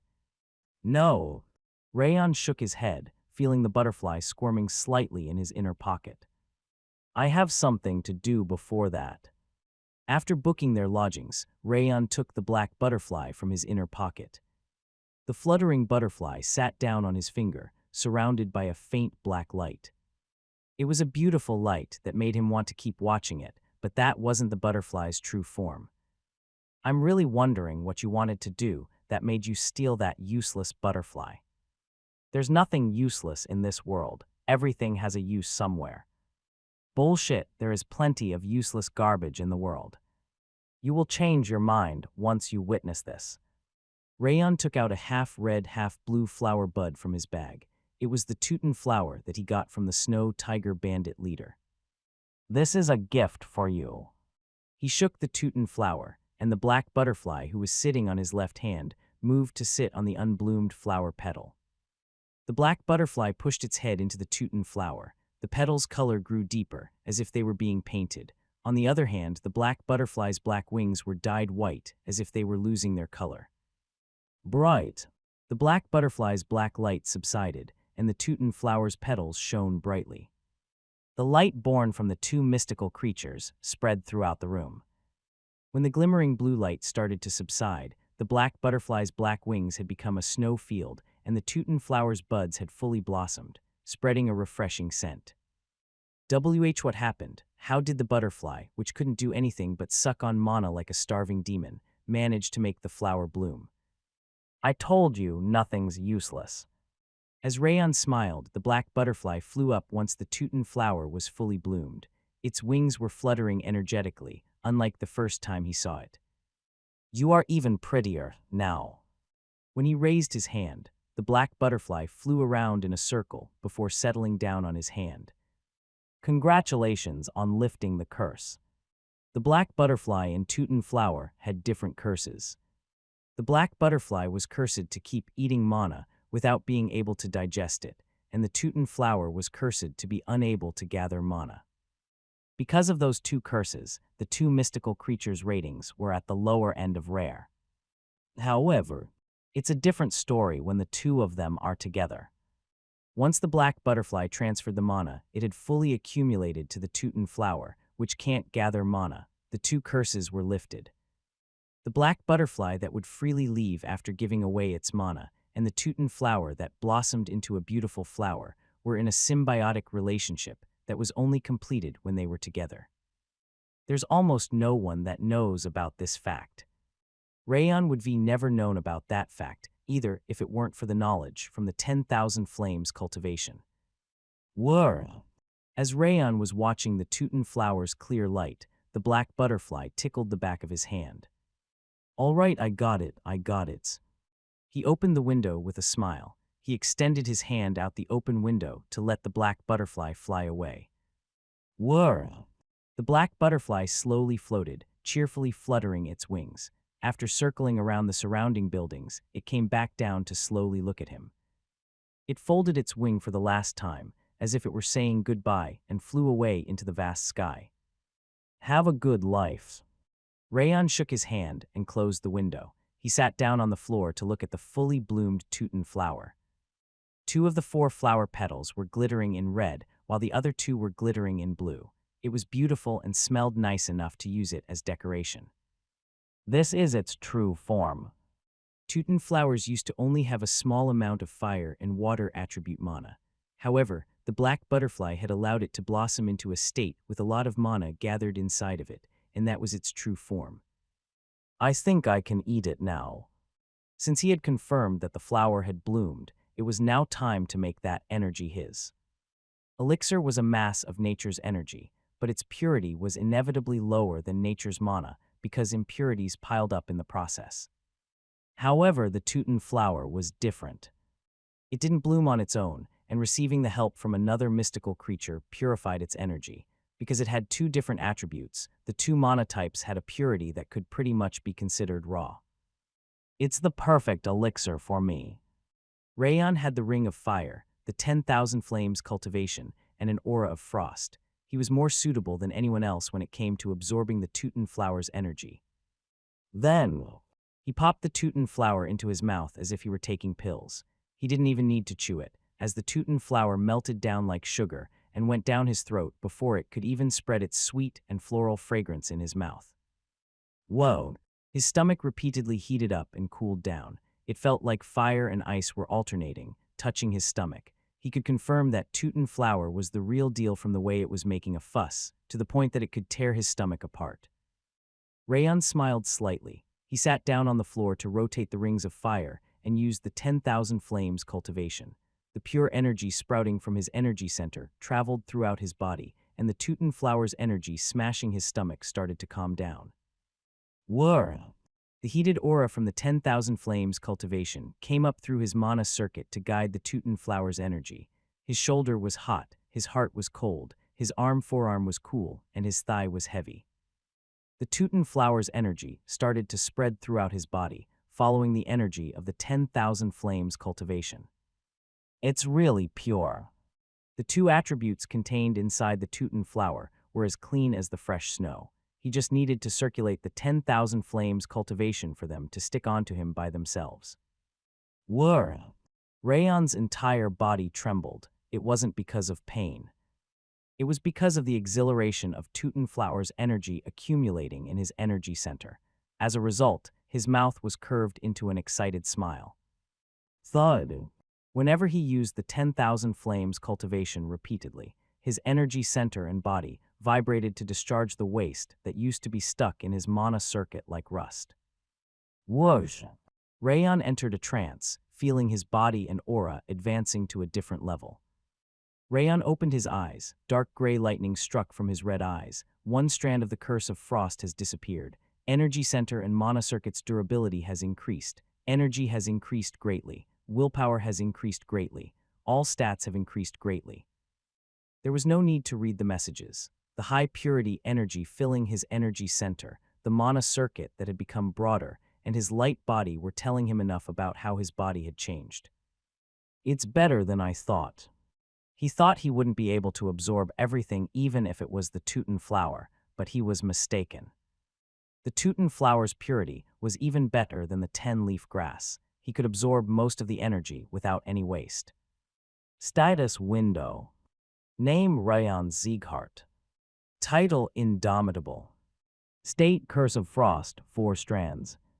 Trait Wrath Ring of Fire, 5 stars. Water Resistance, 4 stars. Perception of the Snow Flower, 3 stars. 10,000 Flames Cultivation, 3 stars. Coldness of the Frost, 3 stars. Fire Resistance, 3 stars. Bleeding Curse, 1 star. Backstab, 1 star. Iron Will, 1 star. Strength 72. Agility 73. Stamina 66. Energy 70. Perception 79. Wrath 10. All his stats had increased, but the one that had increased the most was his energy. The energy stat has increased by more than 10, reaching 70. I think I can probably keep fighting for half a day in my current state. The aura of the 10,000 Flames cultivation and the coldness of the frost filling his energy center had increased as much as the energy stats number. It seemed he would do pretty well in a drawn-out battle now. I think I can win against an advanced sword expert without much difficulty in my current state. He didn't get stronger simply because his aura had increased. He was now capable of using other techniques from the 10,000 Flames cultivation, ones that he used to be unable to use because of his lack of aura, which meant he was now pretty much twice as strong as before, though it didn't change the fact that there were still more techniques he couldn't use than those he could. That can't be helped. The techniques of the 10,000 Flames cultivation required a tremendous amount of aura. Even though he was purifying his aura with the Ring of Fire, it was inevitable that he lacked aura. That's why I need to grow up faster. He had a lot to do. He needs to restore Sylvia to the direct line, save Judil's younger sibling, and decapitate Darius Robert. It was necessary to get stronger for that sake, and not only in terms of aura, his body and mind as well. Rayon stood up and looked out the window. It seemed he had been cultivating all night long, since that afternoon, as the sun was about to rise. Let's test it a little. He didn't feel tired at all despite spending the entire night cultivating. He went to an open area with no one around to test his changed body and internal energy. He warmed himself up and stomped the ground. Thud. His footprint was engraved on the ground, and sand scattered around him. It was the same step as before, but the sound resounded throughout the open area because of the higher quality internal energy. Wham! He connected the power of his stomp to his waist to slash his sword. The cold air of daybreak was split apart like paper. Whir! A crimson light appeared on Rayon's blade. The techniques of the 10,000 Flames cultivation that couldn't blossom were released naturally. Slam, slom. His sword slashed like lightning as he swung it around. It was a succession of scary techniques that even a qualified swordsman wouldn't be able to block. Bomb! The heat wave emerging from his blade of fire had devastated the surroundings, as if a cannonball had bombarded the place. After performing the star-connecting sword, the Fangs of Insanity, and the 10,000 Flames cultivation one after the other, Rayon straightened his posture while exhaling an excited breath. This is great.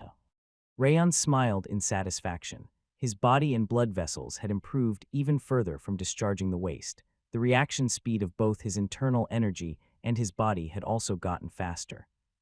Trying to move his body is really nice.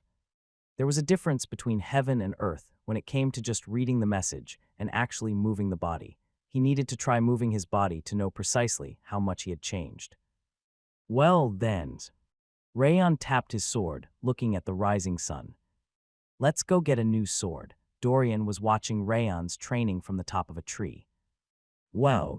He initially wanted to stand guard to stop people from disturbing him, but he'd already forgotten that purpose and was just admiring him. Did he get even stronger? The sharp blade slashing through the air and the clean footwork pressing against the ground.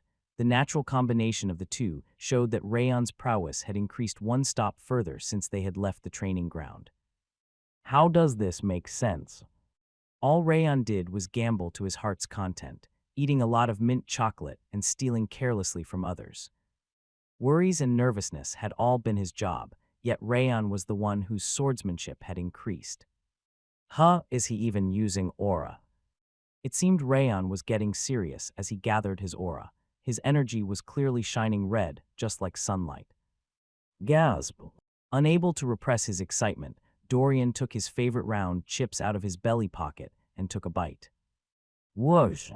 Rayon stomped on the ground to perform the star-connecting sword. Dorian already knew about those techniques, but they were all too powerful for him to block. Krang! All of a sudden, the red blade's trajectory changed fiercely. It was the Fangs of Insanity, the terrible swordsmanship that had ripped apart the minds and bodies of the 5th Training Grounds trainees. Whir! The sword's rotation changed once again. A crimson flower blossomed on the blade, flower petals fluttering like an autumn landscape. The storm of flame dominating the space made the hair on his neck stand on end. I can't block that. He'd been working hard to follow Rayon, but he couldn't imagine himself blocking that flower petal. He was certain that Rayon was getting stronger, even at that very moment. Dorian breathed out and shook his head. I want to ask him for help. If he came to his house to lend him his strength, he probably could achieve that. However, he was hesitant to talk to him about it. No, he actually couldn't. After all, he didn't decide to follow him for that purpose. I was just interested at first. He was confident despite the collaterals and the members of the direct line making fun of him, and the word give up didn't exist in his vocabulary. He had approached him because he was interested in that aspect of him. As he closely observed him, he realized Rayon was the real deal. With his achievements and the boldness that no one had expected of him, he gained the acknowledgement of everyone, including direct line, collateral, vassal family, and recommended children. They were now separated, but every single one of the 42 trainees in the 5th training ground followed him wholeheartedly. He is really amazing. When Dorian put the second round chip in his mouth, Rayon turned around. Are you just going to keep spectating? You knew I was here. You've been eating snacks right there. Did you think I wouldn't notice? Rayon smiled wryly, looking at the round chip he was eating. Dorian put the rest of the round chip in his mouth and ran to the open area. You should do it too. Sorry. It's been a long time since you swung your sword, so I'm telling you to exercise a little. I'm always. Do it. Yes. Dorian nodded, drawing his sword. He performed the star-connecting sword just like Rayon did. Stretch your forearm a little more, bend your knee, breathe about 25 slower. Yes. He fixed his posture according to Rayon's advice. Whoosh. The wind rising from the sword was different. I'll be fine anywhere as long as I'm with him. He confirmed his conviction, the conviction that he could pass any trial as long as he was with Rayon. Except for Habon Castle. Honestly, that was a bit scary. Actually, a lot. Rayon finished his breakfast and went towards the Artisan Street, which was located in the very east. It was early in the morning, yet the heat from the blacksmiths was already spreading throughout the street. This reminds me of that time. The heat strong enough to make him sweat reminded him of the times he cultivated at Vulcan's charcoal kiln. Those were hard days. He almost died because of the ice filling up from inside and the heat from the outside. Tusk, the king of essence, suffered even more. The heat seriously makes me gnash my teeth. Wrath kept blowing his breath, trying to push away the heat. He looked around the workshops with various weapons displayed, including swords, sabers, spears, and more. Those are pretty good. The swords were a pretty good balance between sturdiness, sharpness, and balance. They were the results of a competent blacksmith's passion and sweat. Pretty good are your eyes just peepholes. They can't even be used to trim the King of Essence's fingernails. They can't even be called weapons. Are your fingernails made of diamonds or something? Rayon snickered and went to the next blacksmith. He said they were pretty good, but he didn't say he was going to buy them. It was a fact that they weren't too bad, but the sword he was currently holding was actually better, so they weren't what he was looking for. Young master. Dorian, who returned after looking around the entire street, tilted his head while eating his snack. I couldn't find the workshop the prince mentioned. It wouldn't be around here. Greer had told him the day before that it was a place without a signboard between the alleys, not on the central street. Is it that way? There was a narrow alley that one person could barely pass through on the right side. Considering the heat that was coming from that way, it must have been the workshop Greer had mentioned. Clang, clang. They entered the alley, and a mountain-breaking hammering sound could be heard. The heat was also more intense. I came the right way. The hammering sound of steel already told him that it was on a different level from the other blacksmiths on the outer street. He looked at the weapons displayed in front of the blacksmiths. It seemed they weren't for sale since they were scattered around in a mess, completely disorganized. He tried holding the sword in front of him. This is. It wasn't flashy or sophisticated, and yet the blade was perfectly balanced and sturdy. The heaviness also felt like it would be able to endure any battle. This is more acceptable, even though they would still break while trimming the King of Essence's toenails. He ignored Wrath's trash talk and looked at the other swords. From the swords to the sabers, the spears to the daggers, everything was way better than the other place. Clang, clang, clang. He looked inside the blacksmith. A white-haired old man was hammering on the steel, puffing up his muscles like a pot. He didn't stop his work despite having noticed the clients. Are all blacksmiths like that? Vulcan, who he met at the charcoal kiln, was exactly the same. It looked like competent blacksmiths didn't care about the people around them. Anyway, those are some good weapons for sure. The swords in that place were way better than the ones outside. It looked like he came to the right place. Excuse me. Dorian couldn't stand the boredom and called out to the blacksmith. You have clients. Dorian. Before he could stop him, the periodic hammering sound had stopped. Ahem. The blacksmith, who'd been leaning forward, stood up. He was tall enough to almost reach the ceiling, and his muscles were as bulky as an orc's. I'm not accepting customers. He turned around to glare at them with brown eyes. Now that he looked at him, he looked more like an ogre than an orc. Hi. Dorian made a monkey sound and started trembling upon meeting the old blacksmith's eyes. Leave. He shook his huge hand, expressing his disinterest in money and clients. Someone recommended that we come here. Recommended. The old blacksmith finally looked at Rayon.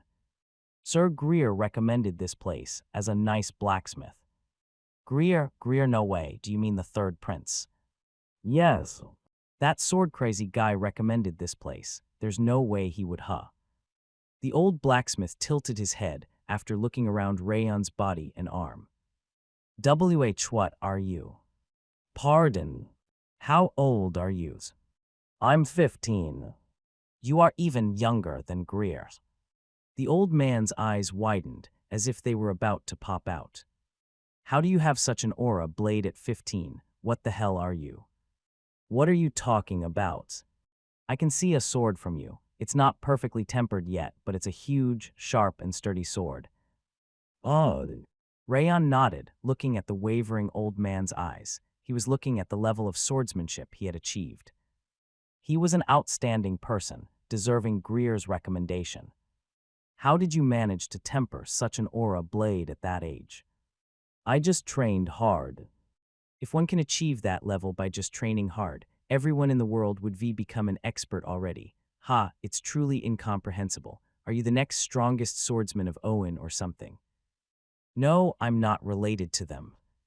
It's not Owen's sword indeed. This pressure is at Sieghart. Gasp. The response came from Dorian instead of Rayon. His jaw dropped in surprise. That's how a proper blacksmith should be. They can tell someone's background just from looking at a swordsman. Back in Devildom, there was a blacksmith like that. The King of Essence's sword has. Yes. Since he was already found out because of Dorian, Rayon nodded and ignored Wrath's story about Devildom. So you were a Sieghart after all. He laughed and stepped back. The Conqueror of the North has been raising a monster. I've witnessed countless swordsmen, yet it's my first time seeing somebody like you. My name is Rayon. He deserved the courtesy since he was able to analyze his strength just from looking at him.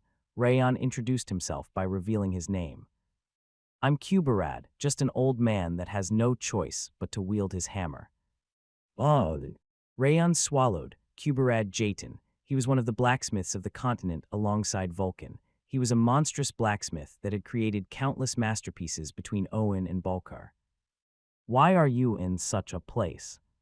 The fact that the great blacksmith was living in such a deserted alleyway was as surprising as the fact that Vulcan had been making charcoal for over 10 years after his retirement.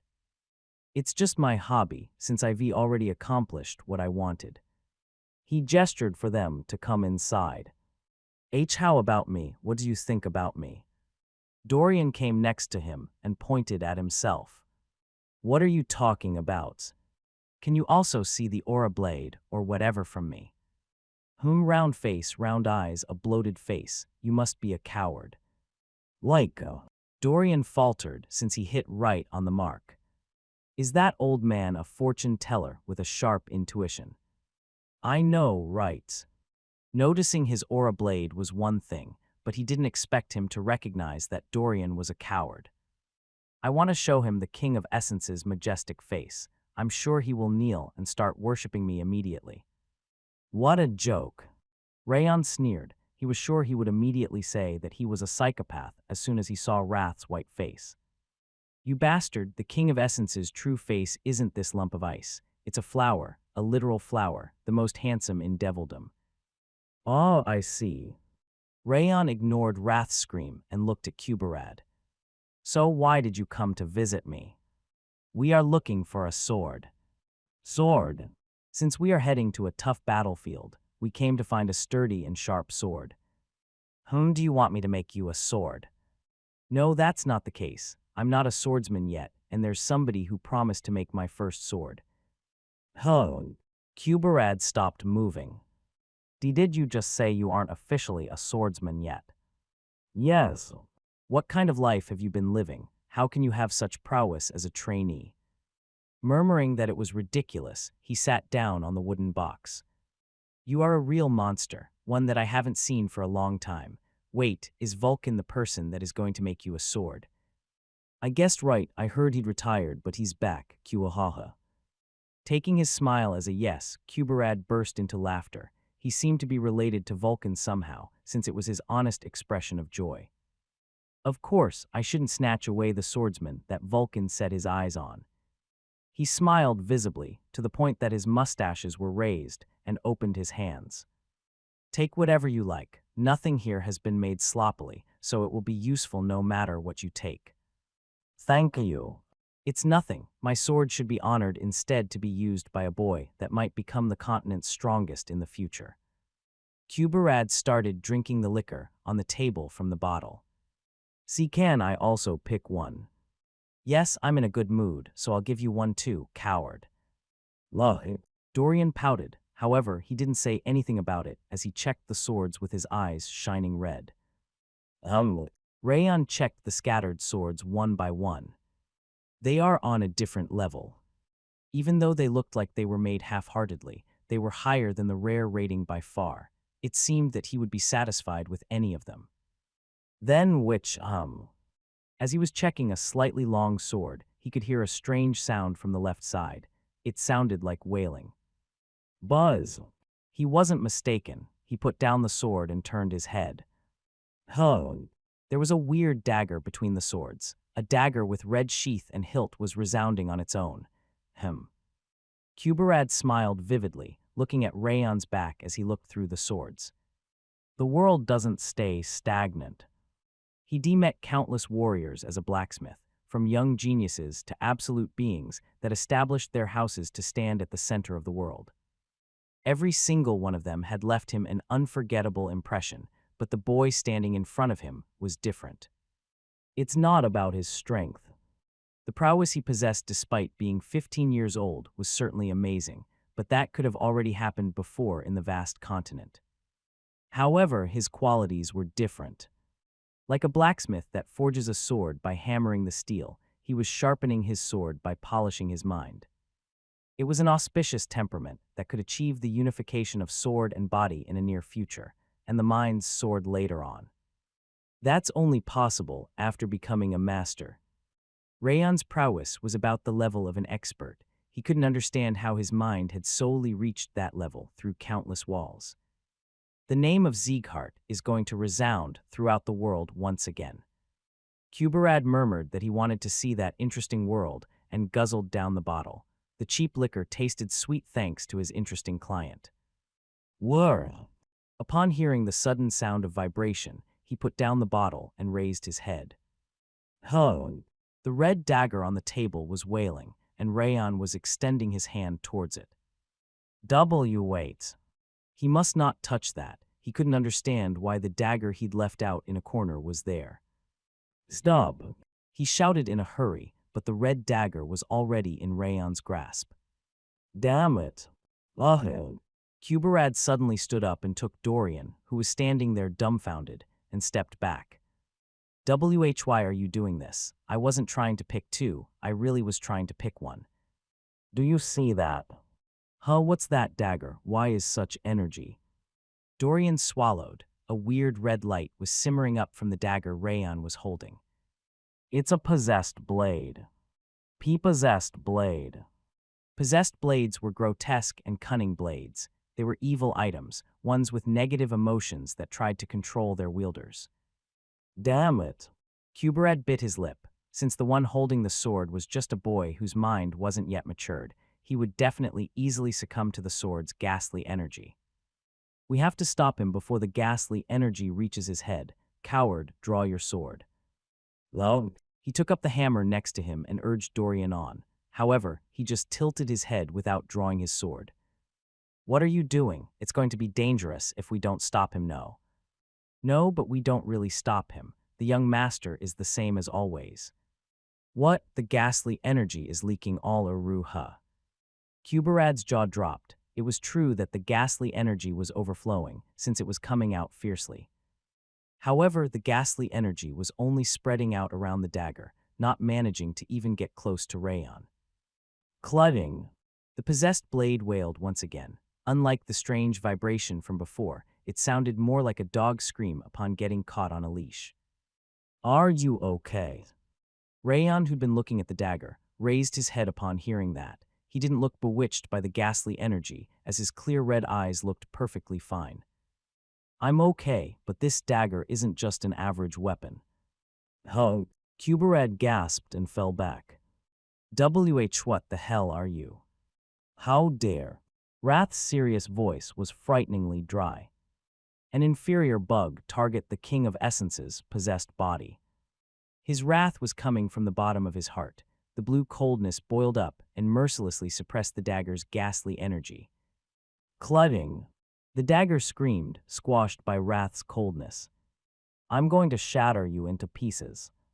Wrath sliced his coldness into thin threads and inserted them into the dagger. It seemed he was trying to kill the dagger itself. Stop. What? Stop there for now.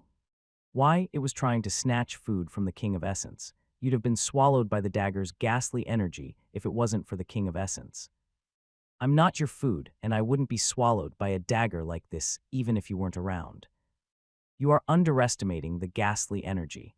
It's true that the level of it doesn't even compare to the edge of the King of Essence's toe, but for a mere human. You didn't even manage to pierce through my defense, so do you really think something like this could manage it? Lo. Wrath's anger stopped at once. He was just staying there, speechless, with his mouth wide open. Am I right, so just leave it alone? That seriously hurts. You won't be able to die a peaceful death. The King of Essence will chew you up and gnaw on you for over thousands of years. What is this dagger? Please listen to me. Rayon ignored Wrath, who started talking, and went to Kubarad. That is. Kubarad looked back and forth between the dagger and Rayon with a dumbfounded gaze, then sighed.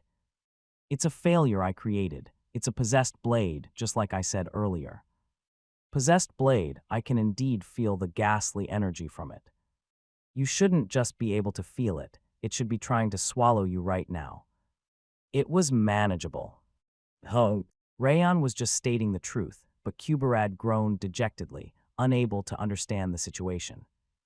Possessed blades are blades with ghastly energy. In simple terms, they are blades that are made with the inclusion of people's negative emotions. Inside that blade is. Kubarad bit his lip and continued. Resentment, and it's a terribly viscous resentment.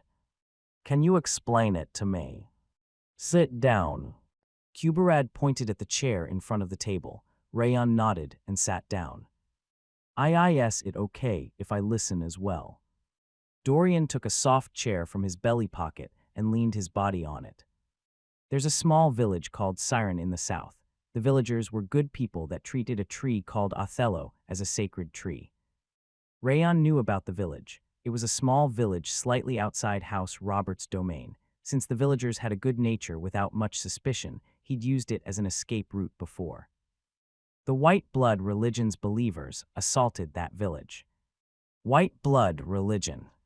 Rayon narrowed his eyes. Those atrocious bastards. The white blood religion was a huge religious group belonging to the 5 demons alongside Eden and the South-North Union.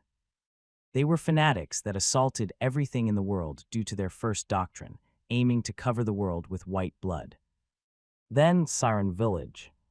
There were no survivors. Half the villagers died right there, and the other half were abducted and taken away. They even cut down and took away the Othello tree, which was the villagers' spirit. White blood was the only thing that remained. White blood wet the earth instead of red after white blood religion's assault. It was part of their magic.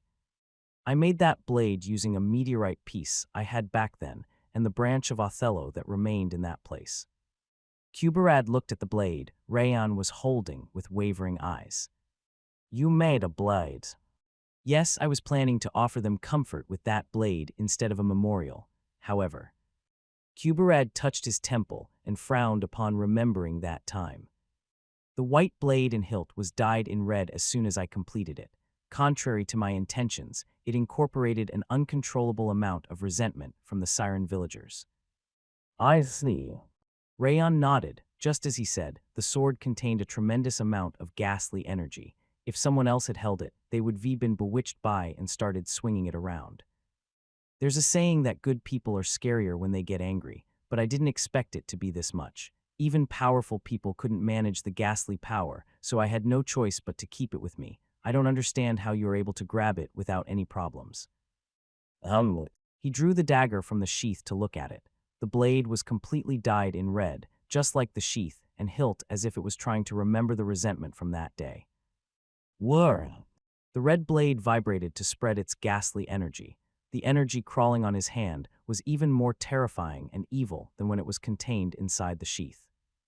Clang! Rayon used the ring of fire. The 5 rings rotating around his heart resonated with each other to increase his level as an existence. Clying! Just like when it was pushed back by wrath, it started screaming upon being suppressed by his level. Seriously. Kuberad's eyes wavered like a ship on rippling waters. He is like an onion. He thought he'd witnessed enough about him, yet he was showing another side of himself. He couldn't believe that he was just a child that wasn't qualified as a swordsman yet. The sword I forged to comfort their soul is craving revenge. That's why I can't use it as a memorial. I was trying to seal it, but I didn't expect this to happen. Didn't you mention earlier that half of them have been abducted? Yes, the white blood religion usually kills half on the spot and abducts the other half. I only found half of the villagers as corpses. Rayon closed his eyes after looking at the dagger as it wailed in mortification.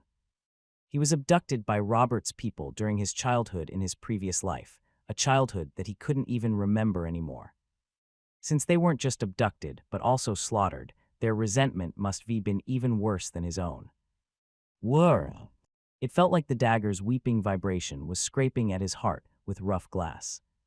Rayon opened his eyes once again and stared at the dagger. I have a lot of things to do. I already don't have enough time to take care of it, so I can't really help with your revenge. However, if I ever encounter the white blood religion, I'll make your wish come true. The dagger's weeping sound started to subside in silence. Are you willing to come with me? The dagger stopped crying. It seemed as if it was pondering about it as its blade trembled. Whir! The biggest vibration so far resonated from the dagger. Ghastly energy was also flowing out, but it wasn't harmful anymore. Clang! It resonated with the rotating ring of fire, producing the clear resonance of a sword. Sword's resonance. Kuberad fell back from his chair upon hearing the sword's resonance from the dagger Rayon was holding. I choose this one. Rayon smiled broadly and put the dagger in its sheath. Are you really taking that? Am I not able to? It's the first time someone confidently told me he's taking a legendary weapon. Despite what he was saying, Kuberad was making a satisfied and refreshed expression. What did you just say? Did you say you are taking that cunning thing? Yes. It's a parasite. How are you planning to keep a parasite with you? One that's targeting the King of Essence's belongings. Are you out of your mind? A parasite, huh? Rayon gave Wrath a sour look. What? Why are you looking at the King of Essence with that impertinent gaze? I figured there wouldn't be any difference between having 1 or 2 parasites. Titwo parasites, para no way, are you referring to the King of Essence?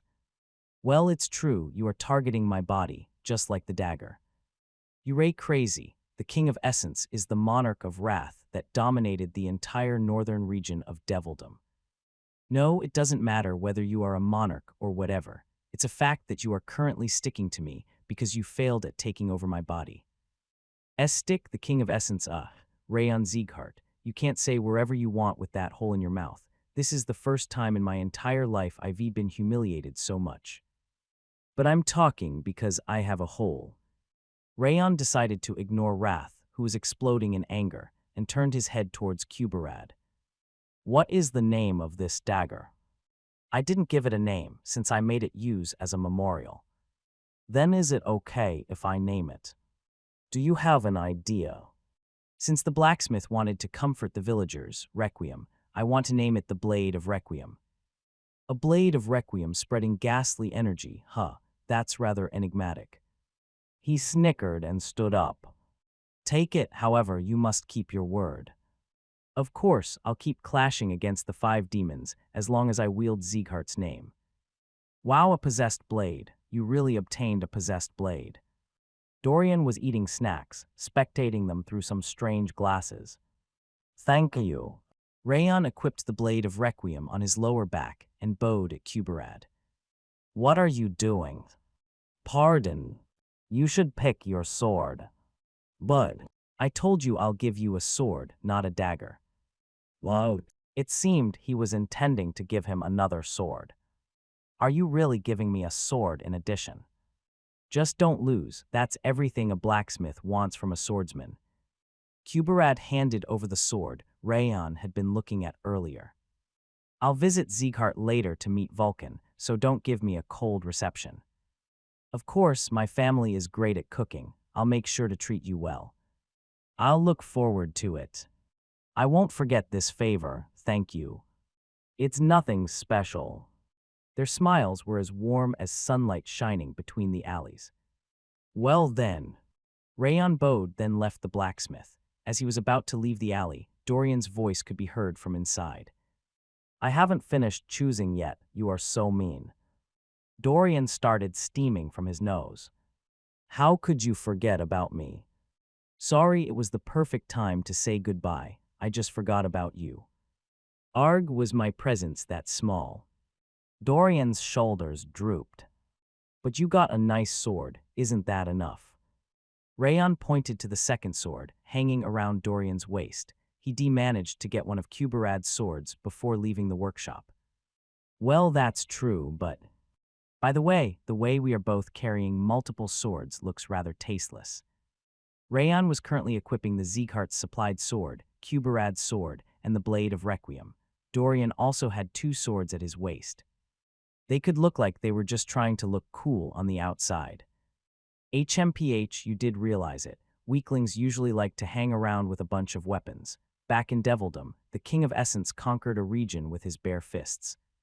Wrath was still spreading coldness around him, angry about Rayon treating him like a parasite earlier. Since he was starting to go on another long-winded rant, Rayon ignored him. Isn't it fine? It looks cool since we look like we're dual wielders. As they were about to leave through Cameloon's main gate, they encountered a knight order wearing silver armor. With a lion emblem engraved in their chest, they were Owen's knight order. Oh, we met here again. The blond man standing at the front of the knight order cheerfully waved his hand. He was Owen's third prince, Greer de Owen. Indeed. Rayon took the hand Greer had extended with a smile. I managed to get a nice sword, thanks to you. Thank you. Thank you, too. Dorian twisted at the waist in order to show him the sword he just got. It looks like you managed to get some nice swords. The prince found it funny as he made a soft smile. Yes, I'm satisfied with the sword I got. I didn't expect someone like him to be around here. I know, he insisted on settling there even though I tried stopping him by pulling on his pants. He murmured that it was such a shame, looking at the sword hanging around Rayon's waist. By the way, it went according to my expectations. What? He isn't the type of person that would give someone a sword just because of my recommendation. He must be given you a sword because he took a liking to you. You know, blacksmiths are very prideful. Greer wriggled his fingers, telling him that he was really amazing and worthy of his acknowledgement. It looked like he was itching for a rematch. Where are you headed? I'm going north for now. Then how about accompanying us? We also need to head north for a day. He pointed at the knights behind him. Rayon couldn't recognize any of them except for Seton, who ended his match in a draw against Burin last time. All right. Since he didn't need to make a detour, it didn't really matter. Also, he'd received the Blade of Requiem thanks to Greer, so he wanted to tell him about its story. That's great, our travels won't be boring. Your Highness. The red-haired knight that had been watching from behind stepped up next to Greer. We are in the middle of a mission. We shouldn't recklessly gain new companions. This guy is Rayon Sieghart. There are only benefits to having him with us. Rayon. The knight's gazes changed upon hearing the name Rayon Sieghart. They scanned his entire body like reptiles checking their prey. Rayon nonchalantly accepted their gazes. The knights were unable to discover his prowess with their current abilities. They would probably see him as being at the highest level sword user at best. On the other hand, Rayon had already analyzed their abilities. Greer was at the highest level of sword user, and the other knights were beginner to intermediate experts. He noticed disappointment in the knight's eyes. I knew it. The knights didn't manage to discover his true prowess and were thinking he was worse than what they had heard. They are judging from what they see and can't even hide their expressions. They are a disgrace of knights. They Ray still young. I'm sure they will change as they gain more experience. You aren't just young, you Ray a kid. I'm a different case. Do you think you're special? Special is a title belonging to existences like the King of Essence. I'm a noble and elegant absolute being that was born as one. Apparently, he really needed to brag about himself in any situation. He couldn't help but sigh upon hearing it. Let's go. Can you tell me about how you got the sword from him? I kept thinking about it after sending you. Greer gestured for him to follow with his hand. Rayon snickered and tapped Dorian's shoulder. Let's go. Only high nobles, royalty, and celebrities were allowed inside the VIP room on the 4th basement level of the black market. Inside that room, a proud woman wearing a black dress was sitting under the dim light with her legs crossed. She was the princess of Balkar, Jaina. As she was tapping on the table in boredom, the door opened, and a woman with narrow eyes and long purple hair flowing down to her waist entered. Sorry for the wait. This much is nothing in order to meet Lady Orion, the Black Cloud's authority. Black Cloud was an intelligence organization branching across the continent. Their excellent intelligence capabilities had led to people saying that whatever they don't know is unknown to the gods. I'm not the authority at all.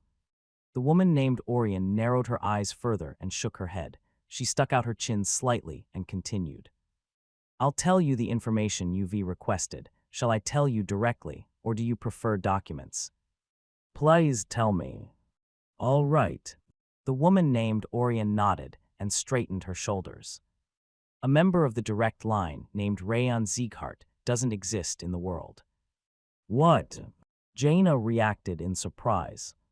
In other words, no one in Sieghart's direct line is named Rayon. But that doesn't make any sense. Sorry. Are you sure the information is correct? She even forgot her formalities as a princess. It is correct. Orion calmly blinked her eyes. There's not much information because Sieghart is an extremely closed group, but we at least know the names and faces of their direct line, upper collaterals, and vassal families. A member of the direct line by the name of Rayon does not exist in Sieghart. That can't be true. It doesn't make any sense. Jaina slammed the table with her fist and stood up. Was I possessed by a ghost? Rayon's dominant pressure was befitting Sieghart's direct line, and he was also acquainted with Greer, Owen's third prince. What is going on? There was no way Greer had lied, since he'd been blabbering about Rayon as Sieghart's rising star, a sword genius and the future head of house even before she met Rayon. Then he must be a member of the direct line. He also said he was a direct line wait. Jaina swallowed. No, he didn't. Now that I think about it, neither of them mentioned that he was a member of the direct line. The circumstances had made her believe that, but none of them had actually said he was a member of the direct line. She was speechless and just laughed wryly. Damn it, he was a collateral. That was the only way to explain the strange situation. She was running out of breath, realizing she had bowed to a mere collateral and apologized. She wanted to catch him immediately and make him kneel.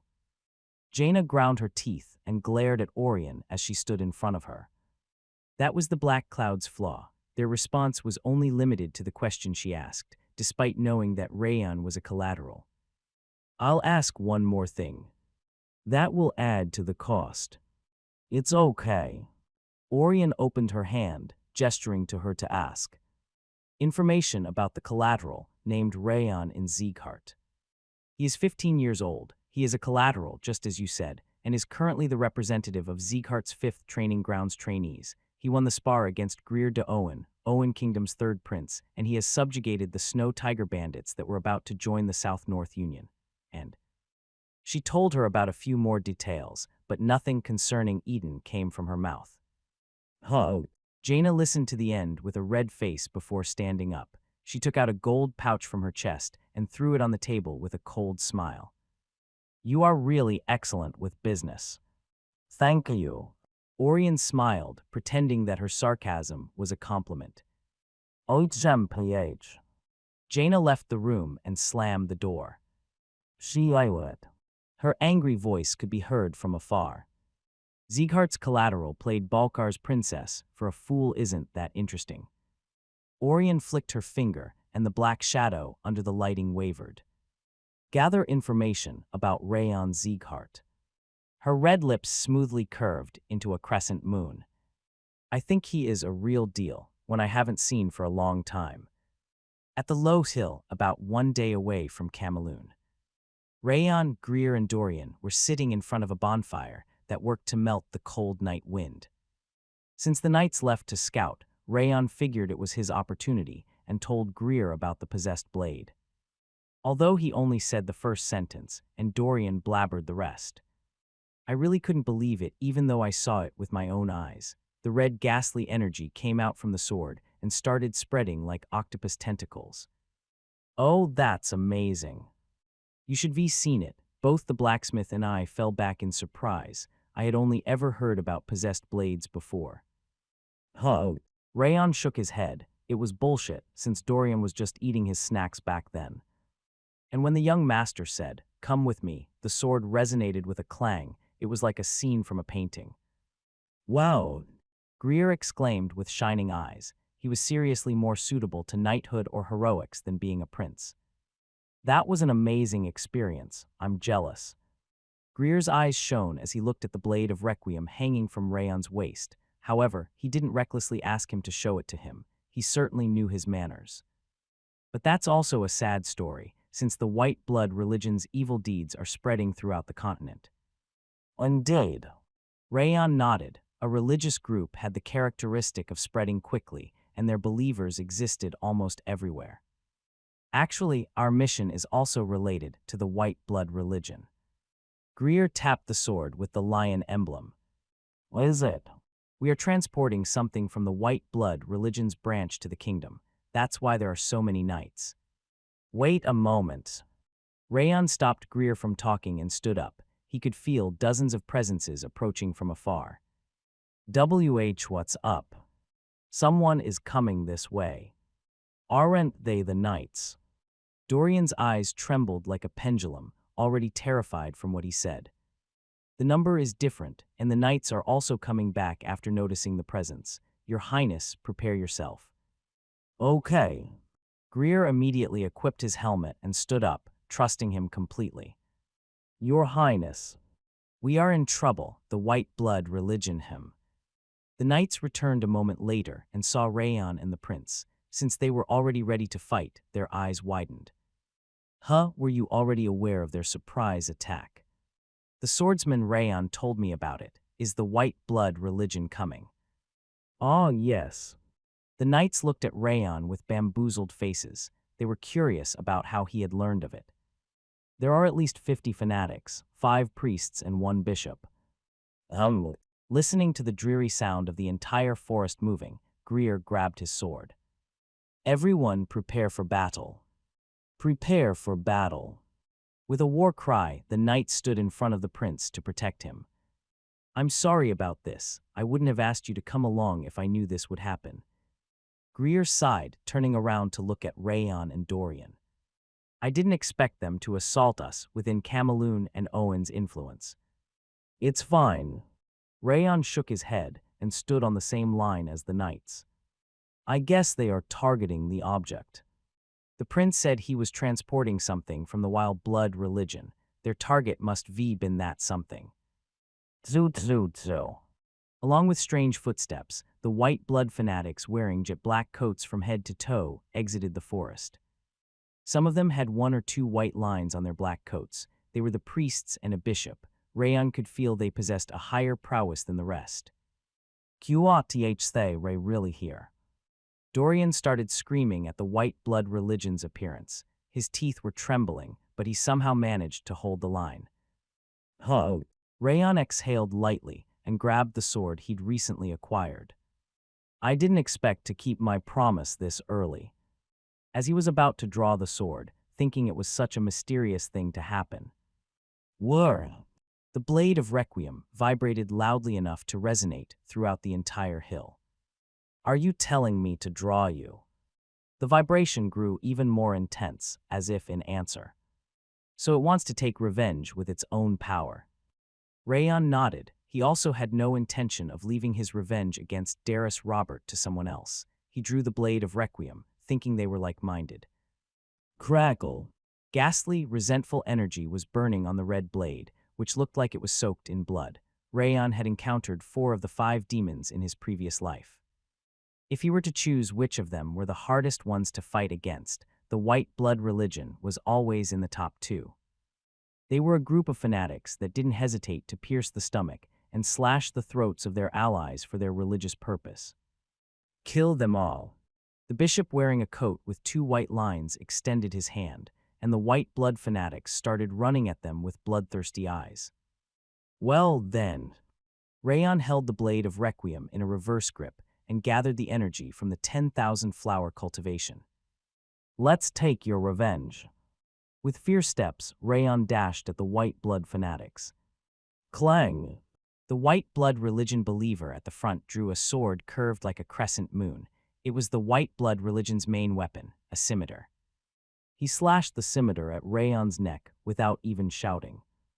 I knew it. The white blood religion believed that killing in a single strike was a mercy and usually aimed for the neck or the heart. The attack was extremely lethal, but it was easier to dodge because of that. Rayon bent his knees. He dodged the scimitar with a paper-thin difference, then slashed with the blade of Requiem. Thud! The white blood fanatic's head fell on the ground, following the hand's light movement and drawing an arc. Huh! Rayon exclaimed, looking at the blade of Requiem. What just happened? It was just a simple and light cut, yet the opponent's head was cut off. It was an unreasonable degree of sharpness. I feel like I'll get cut just from holding it. He licked his lips, looking at the ghastly energy spreading out like the roots of a 1,000-year-old tree. Let's continue. The blade of Requiem resonated in response. Thud! Rayon kicked the ground. He pierced into the white blood fanatics attacking the knights, slashing with the blade of Requiem. Spurred! Along with a frightening sound, the bodies of 5 white blood fanatics had been split diagonally. Whir! The blade of Requiem resonated even more intensely, craving for more blood, and the wave of ghastly energy also became stronger.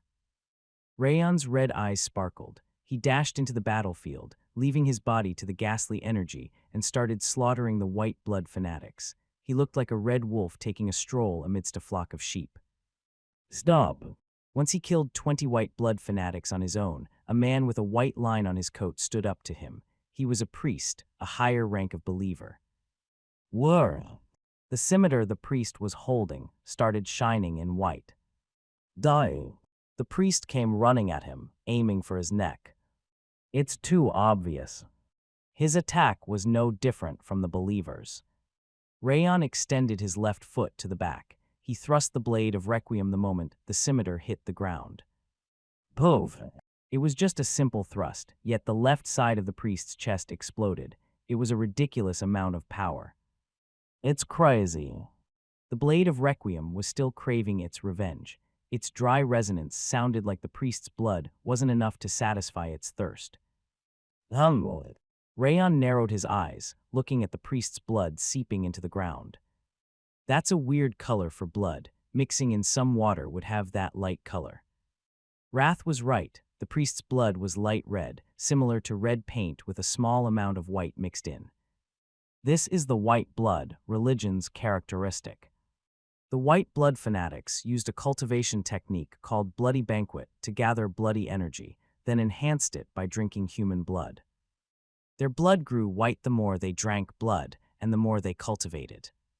In other words, how close to white a white blood fanatic's blood was determined their position and power. They really are crazy. Yes, they can't even be called humans. Rayon kicked the ground, seeing that the knights were struggling against the white blood fanatics. He assaulted the priest that was hacking his scimitar at the red-haired knight's neck. The priest reacted quickly and turned his body, but it was already too late. Wham! The blade of Requiem's sharp strike sent the priest's arm flying. Kua, you bastard! Rayon didn't miss the opportunity as the priest stepped backwards in panic. He followed up immediately to behead him. Huff! Hearing the desperate breath, Rayon looked sideways. The red-haired knight that barely managed to survive was staring at him in astonishment. Rayon nodded slightly and advanced. Each time he swung the blade of Requiem, one or two white blood fanatics disappeared. A tremendous amount of murderous intent endlessly stormed around the red blade. I have no other choice. The bishop, who had been overpowering the prince and two knights on his own, turned around. He used a strange footwork, making him look like a moving shadow, to step in front of Rayon. I'll kill you first. Can you do it? Rayon sneered. He could feel that the bishop was stronger than the green war demon or Radin, but he couldn't imagine losing at all. I'll show you. The bloody scimitar drew a half-moon towards his neck. Whoosh! He leisurely bent his back, and the scimitar cut his golden hair, scattering it in the air. He is the same. The bishop wasn't an exception to the white blood religion's way of targeting the neck and heart. As Rayon straightened his back, the bishop opened his left hand, which wasn't holding the sword, shooting snow-white energy from his index finger towards Rayon's heart. It was a technique called bloody finger bullet, which consisted of shooting aura from the finger's mana circuit. I knew it. Rayon slashed the blade of Requiem down. The bloody finger bullet was cut in half by the fierce, ghastly energy, destroying the rock behind him. As the bishop pulled his arm back, Rayon pierced into his space, swinging the blade of Requiem at the scimitar coming down at him. Clang! The enchanted scimitar and the blade of Requiem, surrounded by ghastly energy, clashed and produced a thunderous noise similar to a devil's scream on the hill. Greika! The ghastly energy of the blade of Requiem glowed darkly. It became a red ray of light to bounce off the scimitar. The bishop's expression grew stiff, irritated by the fact that he was pushed back by a small dagger. Who are you and where are you from? I'm sorry, but I can't reveal my identity myself. I'll be the one to drink your blood. The bishop opened his left hand and put it on his waist, then held up his scimitar. With an intense pressure emanating from his posture, he was aiming for an all-out attack. Bring it on. Rayon bent his knees and narrowed his eyes. Just as he was about to use a secret dagger technique, ghastly energy started emerging from the blade of Requiem. Whir! The ghastly energy spread out along with the resonance, drawing a curved trajectory in the air. It looked like dancing steps and a butterfly's flapping wings at the same time. Are you telling me to copy that? The blade of Requiem resonated once again in assertion. Although I'm not sure what that is. Rayon nodded and started rotating the rings of fire. The 5 rings of fire resonated to slow down time. The ghastly energy's path grew clearly visible. That is. The path carved by the ghastly energy was a sword dance. The sword dance of fertility that the Siren villagers used to offer to the divine tree Othello. The sword dance of fertility that was supposed to pray for world peace had become a sword dance of revenge and resentment in order to slice the enemy's throat. Die!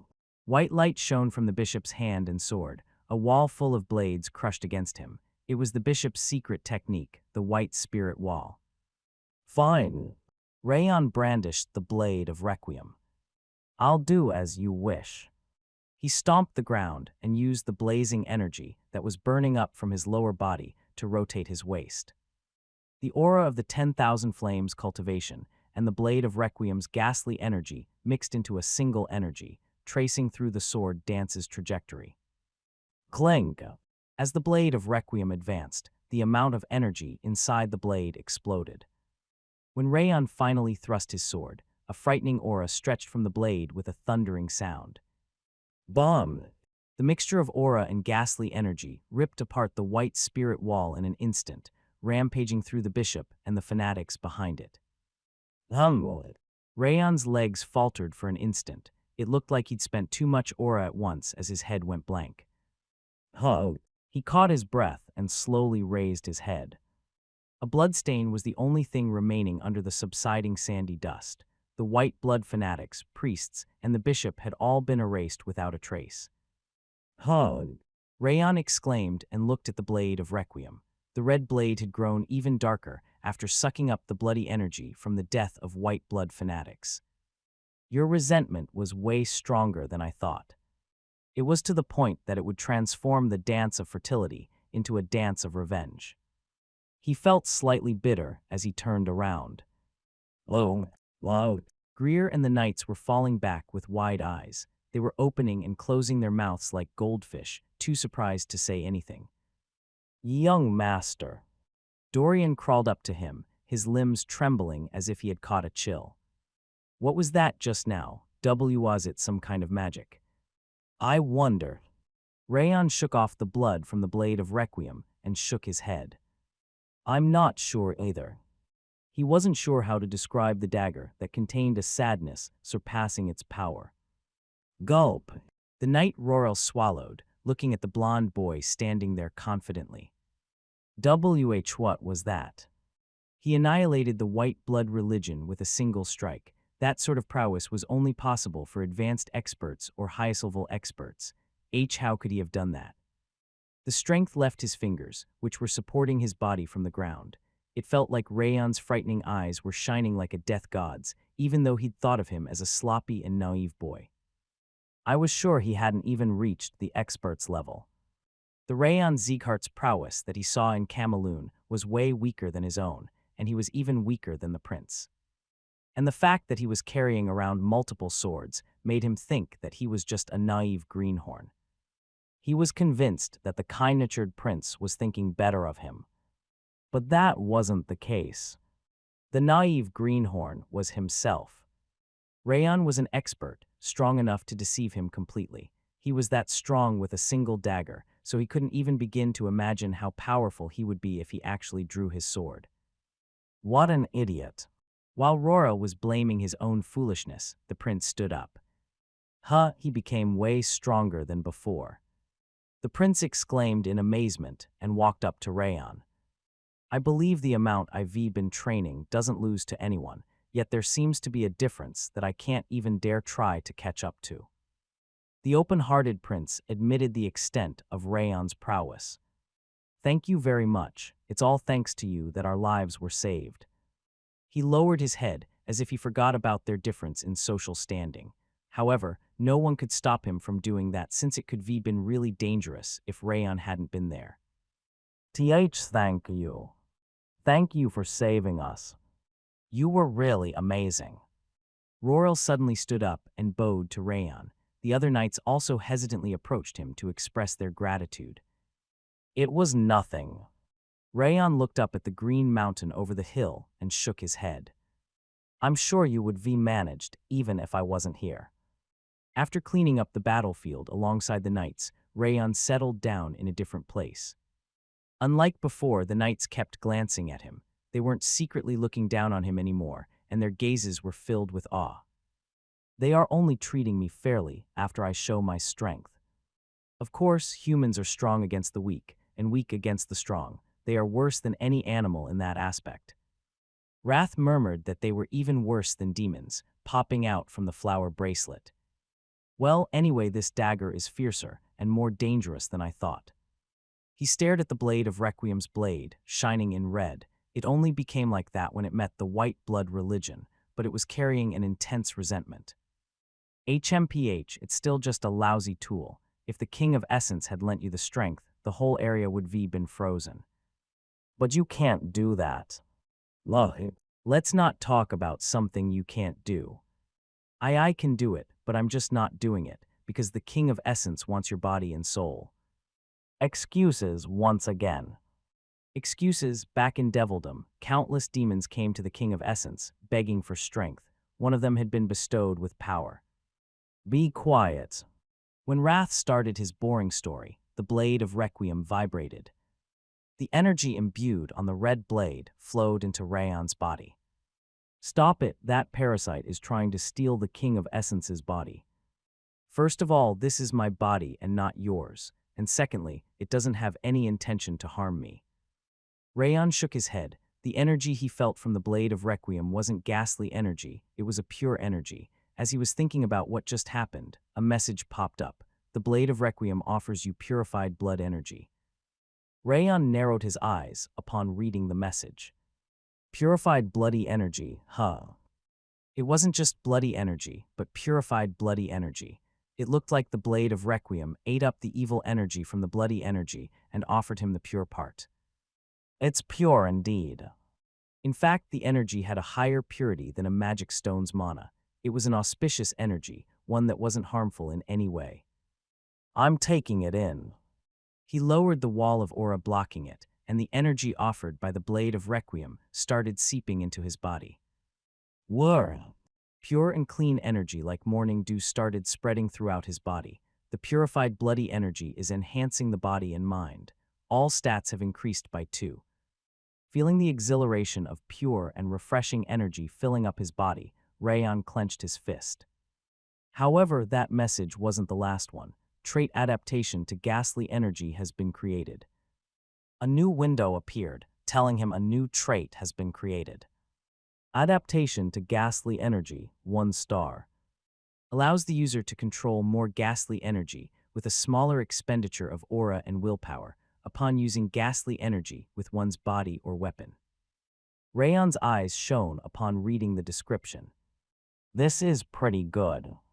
Wielding the weapon with ghastly energy exhausted a large amount of willpower and aura.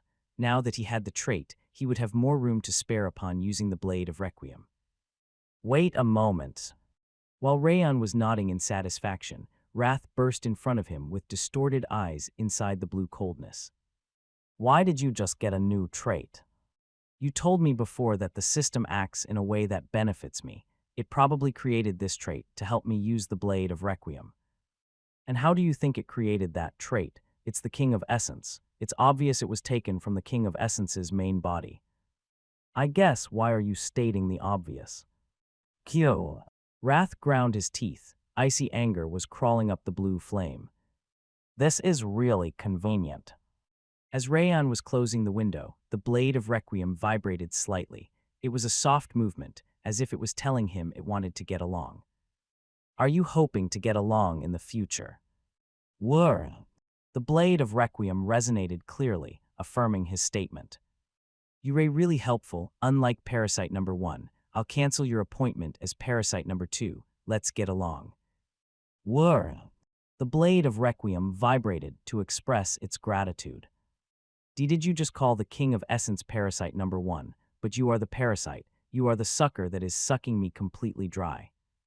I see. Q. Rayon responded insidiously, and Wrath started screaming, bursting in anger and coldness. The blue coldness erupted like a volcano, and the emotion of wrath swarmed at him.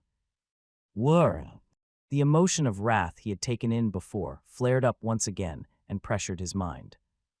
Huff! It was an extreme pain, one of thousands of needles poking at his pores. Just as he had been getting stronger, Wrath had also been recovering his strength.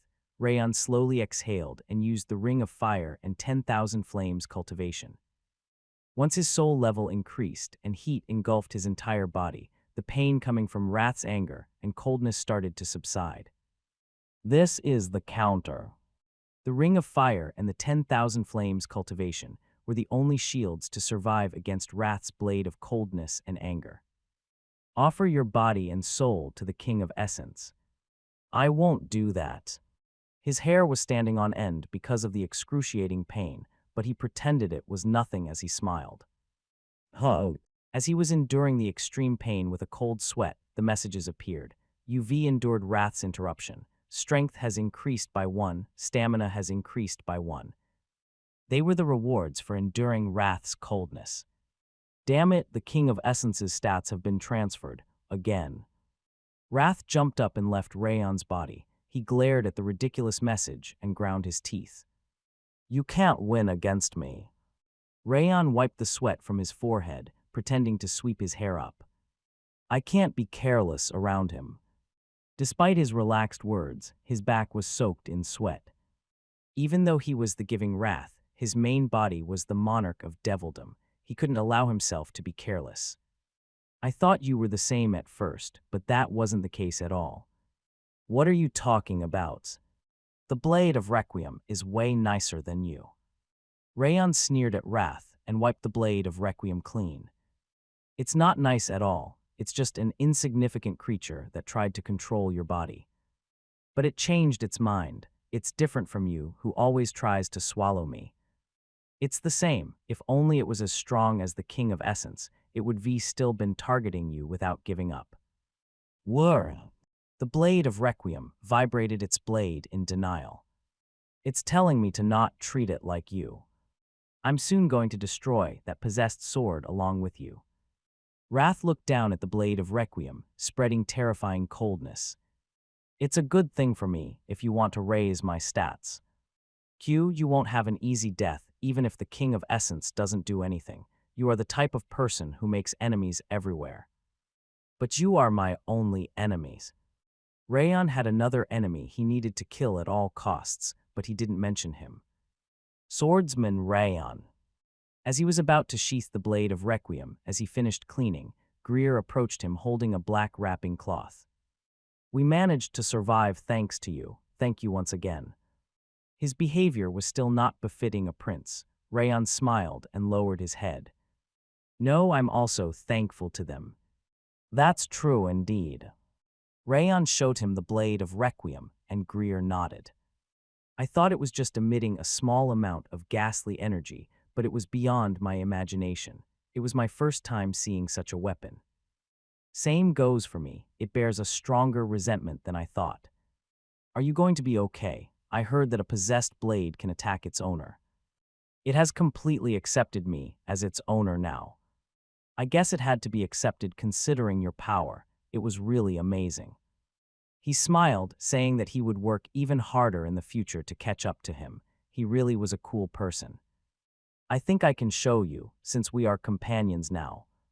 Greer took out a white bead at the size of a child's head from the black wrapping cloth he brought. What is this? It's the item we took from the White Blood Religion branch. As you already know, the White Blood Religion sucks the blood of half the villagers on the spot and abducts the other half upon attacking a village. We believe that this bead is what allows them to transfer the abducted people to their headquarters. His gaze was full of anticipation as he looked at the bead. Whir! The blade of Requiem started vibrating upon hearing from Greer. It looked like it wanted to take revenge and save the people who might be still alive. Rayon looked at the blade of Requiem in admiration. It's amazing. It still wanted to save people despite being a possessed blade now. He could feel the kindness of the Siren villagers. But young master. Dorian was blankly watching the resonating blade of Requiem, then started speaking. Where did you learn to handle a dagger? It's my first time seeing you using one, but you are really good at it. Certainly. It was a systematic dagger technique. Greer and the knights also turned to look at him. They were curious about what kind of technique that was and how he got to learn it. I learned it from Instructor Rimmer. Oh, I see. If it was that person, it makes sense. Dorian, the prince, and the knights accepted it, saying that it wouldn't be surprising if Rimmer knew dagger techniques. This is also pretty useful. Blaming Rimmer was working everywhere. Rayon snickered and placed the blade of Requiem on the back of his waist. The next day at noon, a blue-haired young man was sitting on a thin branch. His eyes were sharp and his mouth was closed shut. he looked like a personification of a pine tree. The man with an aloof atmosphere, resembling a blade, was the third team leader of the Owen Kingdom's Silver Knights and one of the 12 stars of the continent, Borini Kitten. The sight of Rayon and Greer reaching the crossroad entered his brown eyes. They said goodbye to each other and parted ways. Borini's gaze followed Rayon's back instead of the third prince that he was supposed to protect. He recognized me for sure. His energy was disheveled for a moment when the white blood fanatics had attacked the third prince's group the day before, and Rayon discovered his position without missing that instant. He is amazing. Rayon understood he wasn't an enemy and focused on dealing with the white blood religion. His judgment and concentration were similar to a veteran knight that had experienced countless battles. And his dagger techniques were even more amazing. He heard from the prince that Rayon Sieghart was a sword genius, but he didn't expect him to be proficient with daggers as well. And it wasn't some sloppy dagger technique. The trajectory he drew was extremely adept, as if he'd practiced it thousands, tens of thousands of times. And the last part was a masterpiece. It was an attack performed by condensing the ghastly energy and aura together. Its power and aura were at the level of the highest level of expert. And it was beautiful. The prince and the knights wouldn't have realized it from the scene, but Borini felt it for sure because he was watching from afar. What Rayon Sieghart had performed back then wasn't just a technique, it was a sword dance. It was an art created from a sword. The resentment contained inside the beautiful yet tragic dance made his heart waver for a moment. Rayon Sieghart.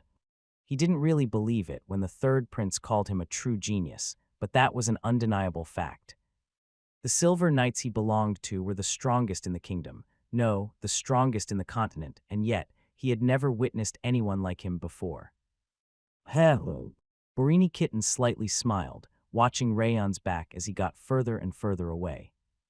A new star might be born from Sieghart in a few years. Rayon and Dorian traveled for 2 weeks after using the dimensional door to reach the Judean forest near Habon Castle. They just needed to travel for one more day to reach Habon Castle, which was called one of the Northern Hells. Dorian laid down on the portable bed he took from his belly pocket, his teeth chattering. His trembling didn't stop despite the bonfire's heat and the heavy blanket. WWE are going to die. We are really going to die. We aren't. Rayon shook his head while wiping down the blade of Requiem. You just need to do what you can, using what you've learned, to pass this trial. Rimmer wasn't the type of person to make them do what they couldn't. The fact that he sent them there meant that they were capable enough to overcome the trial, although what happened with the blood-raving demon was an exception. Do you agree? The blade of Requiem resonated clearly in agreement. He'd become somewhat intimate with him, and even Dorian during the last 2 weeks. I know, but I'm scared. I'm just too scared. Dorian placed the lamp glowing in the dark at the head of his bed and went under the blanket. Rayon thought it was really extravagant to have a lamp glowing in the dark and a bed while sleeping outside, even though that also allowed him to sleep comfortably. I'm done. Rayon unsheathed the blade of Requiem after wiping it clean. It seemed Wrath wasn't satisfied about something as he cleared his throat and came out of the bracelet. Don't you think you are too nice to that insignificant thing nowadays? Too nice. Yes, you are cleaning it every day, and you are also talking to it regularly. Well, it's helping me after all. Even when he said he didn't need it, the blade of Requiem found prey like deer or threats like bandits using its ghastly energy. But you are also able to do that much by yourself. Even so, it's nice of it to do something for me. It was true that his perception was better than the blade's, but he was pretty grateful for doing such things on its own accord. And it's also teaching me how to use ghastly energy. The blade of Requiem taught him the best way to use ghastly energy and how to get used to it. Since it kept doing good things, it was natural that he would clean it often and talk to it. Using a rubbish power like ghastly energy will only make you look inferior. Even if I look inferior, I need to get stronger. Rayon smiled slightly and pushed away Wrath, who was pouting. He wasn't exactly leaving him out, but Wrath was getting more insecure the more he conversed with the Blade of Requiem and got intimate with it. Whir! The Blade of Requiem resonated, as if it was laughing at Wrath. That insignificant creature dares. Stop it. As Wrath was about to crush the Blade of Requiem with his coldness, Rayon blocked his energy using the 10,000 Flames cultivation. Why are you blocking it? Because you are the one who picked the fight first. The King of Essence is the monarch of devildom. I can't stay still when a mere possessed blade is trying to defy. I'm going to sleep, so be quiet. Kyo. Rayon forced Wrath back into the bracelet and laid on the portable bed. Feeling the softness of it, he turned around and closed his eyes. As he was breathing slowly to fall asleep, Wrath came back out. He looked slightly dejected, unlike before. Are you sleeping? Not yet. Then. Wrath swallowed his saliva and continued. DDO, you want to learn how to use Frost from the King of Essence.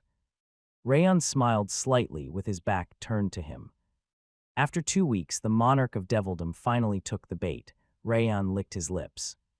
I got him.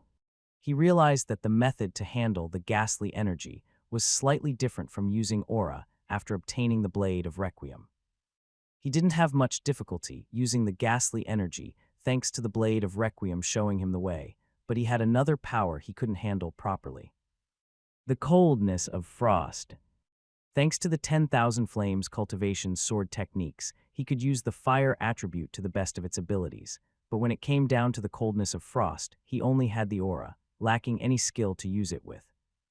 He felt it when he fought against the blood-raving demon back then, but he couldn't perfectly handle the coldness of Frost. He'd been copying the 10,000 Flames cultivation sword techniques, the star-connecting sword and run-on, but it just felt awkward. I need a method to control the Frost. The best existence at handling Frost was the Monarch of Wrath, who was reciting in his forearm. That's why I did some preliminary work. He became intimate with the Blade of Requiem and sympathized with it by communicating with it even more. That made Wrath anxious to try and join them. After 2 weeks, he felt so alienated and anxious that he ended up biting the bait. He offered the method to control Frost, which was the best treasure he could give, but Rayon's reaction was indifferent. Now isn't the time to pull the fishing rod. Wrath was a doormat, but he wasn't an idiot. If he answered immediately and showed his interest, Wrath would suspect his intentions and change his mind about teaching him. I need to take more time. It was the same as catching a strong fish. If you pull the fishing rod immediately, either the rod would break or the string would snap. He first needed to swing the rod left and right to exhaust the fish. How to use the Frost. Rayon pretended he wasn't really interested by asking back without the slightest movement. Yais, from the King of Essence's perspective, you don't truly understand the Frost.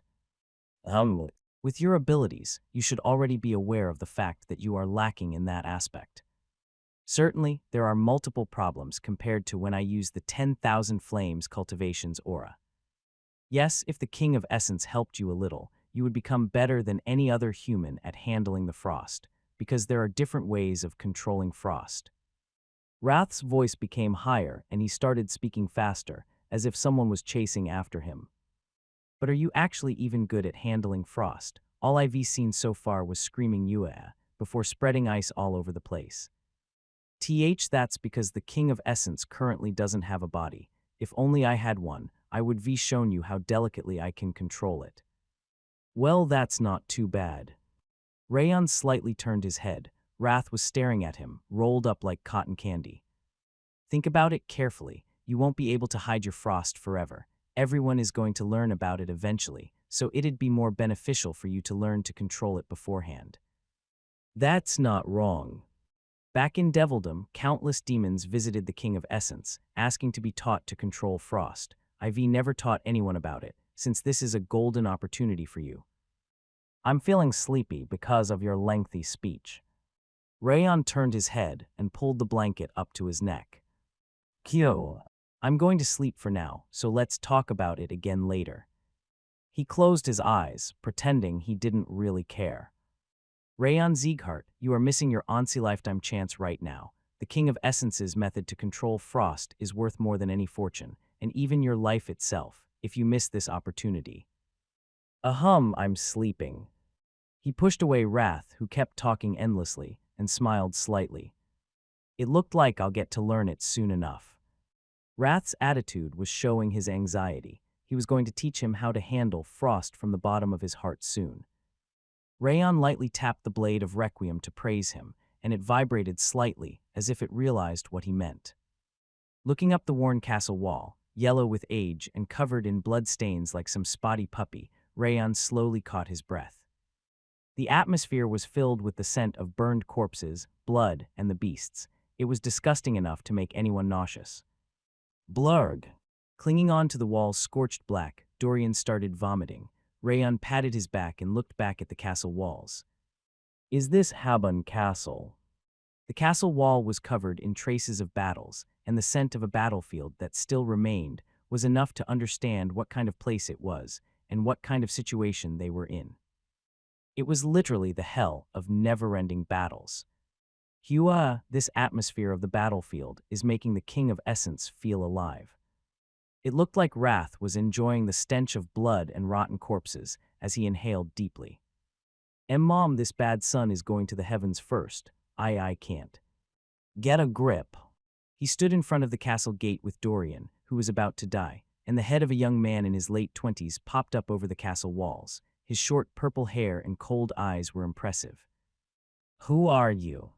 We are mercenaries that came to offer support. Rayon showed him the mercenary plate Rimmer gave him.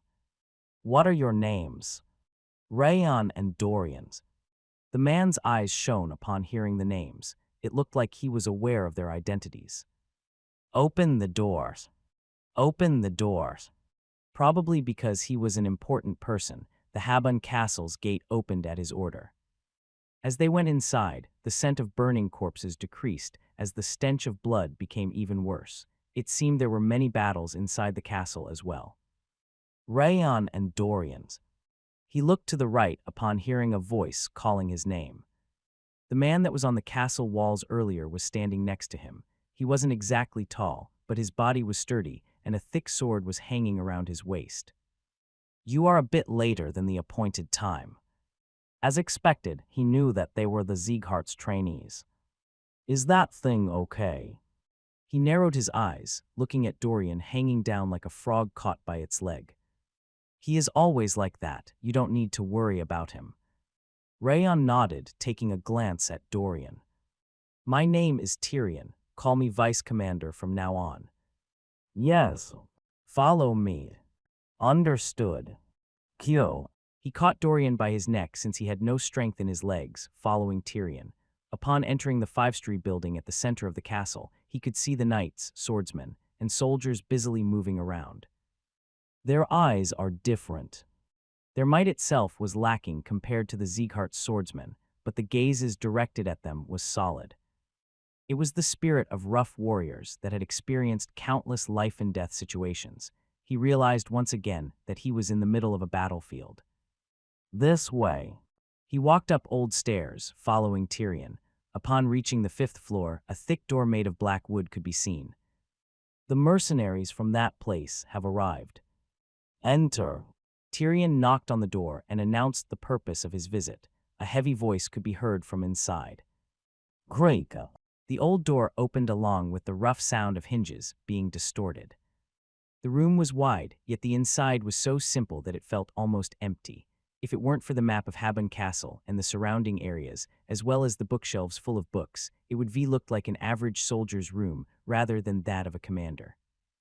The gray-haired old man stood up from the discolored yellow desk. He was small in height, but contained a tremendous amount of strength and pressure in his eyes. His overwhelming presence made Rayon feel like he was facing a giant, making his hands tremble. This man is Milland Brydon. That small old man was the man called the Giant of the North, the protector of Habon Castle that had been defending the old and battered castle for over 2 decades. Those are the eyes of a real general. I haven't seen those in a while. Did you feel it too? Yes, those are the eyes of a person that's been focusing on one thing for decades. Back in Devildom, the King of Essence had countless subordinates like him that had sworn loyalty to. I see. Please listen, stop ignoring the King of Essence. He turned his head, ignoring wrath because he started to speak for too long. You are Rayon Sieghart, right? Millen's voice was too husky, as if his throat was cracked. It seemed more like his throat was injured than it being his natural voice. Yes. That's right. Rayon responded nonchalantly, while Dorian was scared stiff. The Vice Commander and I are the only people that are aware of your identity in this castle. Millen gestured with his head to point at Tyrion, who was standing on his left side. It looked like the Vice Commander was Millen's son. I know why Rimmer sent you guys here. It must have been for you to gain lots of experience. However, there's no such thing as training or education here. Millen's voice was filled with solid conviction. Rayon swallowed, facing the pressure of a giant that had been protecting the castle his entire life. There's no such thing as a kind instructor, nor a warm meal and comfortable bedding. All that exists here is the cold wind that penetrates the bones and endless battles. If you want to live comfortably, you'd better return right now. See, can I really ret? We don't mind. We came here to get stronger. We are ready to accept any battlefield and situation. Rayon covered Dorian's mouth, cutting him off as he was about to give up immediately, and stepped forward. I like your eyes, at least. Despite what he said, Milland wasn't smiling in the slightest. I'll wait and see how long those eyes are going to last. Your rank is soldier from now on. Start from the rock bottom, Charles. Milland struck the desk and shouted, and a middle-aged man with a long beard entered the room. Have you called me? Those two guys assigned them to the 3rd scouting party. It's rather uncommon to have mercenaries assigned as scouts. I'm letting them try different positions for now. Understood, follow me. Rayon carried Dorian, who was standing there blankly as if he had passed out, and followed the man named Charles. Slam! The heavy door closed, and Milland and Tyrion remained inside the commander's room. That was pathetic. Tyrion frowned in dissatisfaction. What are you talking about? You've seen them. The guy named Rayon was too relaxed, as if he came here to play around, and the guy named Dorian was too scared, to a point where his strength left his body. They are only going to cause trouble here, instead of being helpful in any way. They only care about their appearances, since they are holding multiple swords, and Rayon even has a flower bracelet around his wrist. Those aren't the mindsets a warrior should have. We should return them now rather than later, since keeping them here will only result in the soldiers getting injured. It looks like you didn't really like them. Milland smiled lightly, looking at Tyrion as his son's face turned red. It just looks like they are looking down on this castle that we are defending with our lives. That might be the case, however. Milland's eyes became even more serious. You can't judge people by their appearance. They've passed Sieghart's training, which is infamous for its difficulty, and they are now facing the last trial. They aren't as naive as they look. I guess so. Tyrion was still pouting as he nodded, expressing that he still didn't like them. It's not too late to judge after observing them for a while. Such prejudices aren't necessary. I see. However, Milland licked his lips and took out a letter from the desk's drawer. I'm not sure why he asked me to send him their information once every 2 weeks. I must be because they are the Sieghart's forces, raised with utmost care. That could be the case, but this isn't from Rimmer or the 5th training ground. Sorry. This letter is from the Lord's Manor in Sieghart. He is asking me to tell him everything, from what kind of work they do to how they act. The Lord's Manor means it's from the destructive king of the north. Yes, I'm not sure why, as it's the first time he has ever made a request like this. Moreover, he is asking to describe it in detail. Tusk. What's going on? While they were pondering over Glenn's intentions, the door opened after a light knock. Raiden, the 3rd scout party leader, has arrived in accordance with the commander's summons in the middle of his meal. A man in his 30s entered the room and saluted, wearing an outer garment that was as white as the snow field. I won't give you anything, even if you complain about that. The man that called himself Raiden scratched the back of his head. So why did you call me? IV assigned 2 recruits to the 3rd Scout Party. Oh, how did you know that we were lacking in manpower? You shouldn't be so glad, since they might be assigned elsewhere soon enough. Which means their assignment will be changed eventually. Ah, I was happy for no reason. They are soldiers that will become our power. Educate them properly so they won't die. Then I'll send them to scout right away, since actual battle is the best education. Raiden smiled and nodded his head. The monsters' movements have been suspicious recently. They've often been seen leaving their own territories, so you should be careful. I'm the 3rd Scout Party leader, trust me. He put his hand on his forehead once again, before leaving the room. They are going into action right away. Are they really going to be okay? Probably. I'm not sure about that coward Dorian, but Rayon was. Millen tapped the desk and smiled. Not just an average guy. Rayon and Dorian followed the swordsman Charles and arrived at the scout party's lodging. They were given a double room to live together, probably because they had enough spare rooms. Dorian's hands trembled as he was still unused to the stench of blood. This place seems more dangerous than I thought. Why do they even have a mountain of corpses? Calm down a little. But the young master saw it too. With the stench of blood and corpses earlier, those weren't just monster corpses, but also lots of human corpses. I keep telling you, you need to calm down. The more anxious you are, the more difficult it gets. You are going to endanger yourself for no reason at this rate. Huff. Dorian covered his mouth and slowly breathed through his nose. Unpack your baggage for now, since we are going to have to stay here for a while.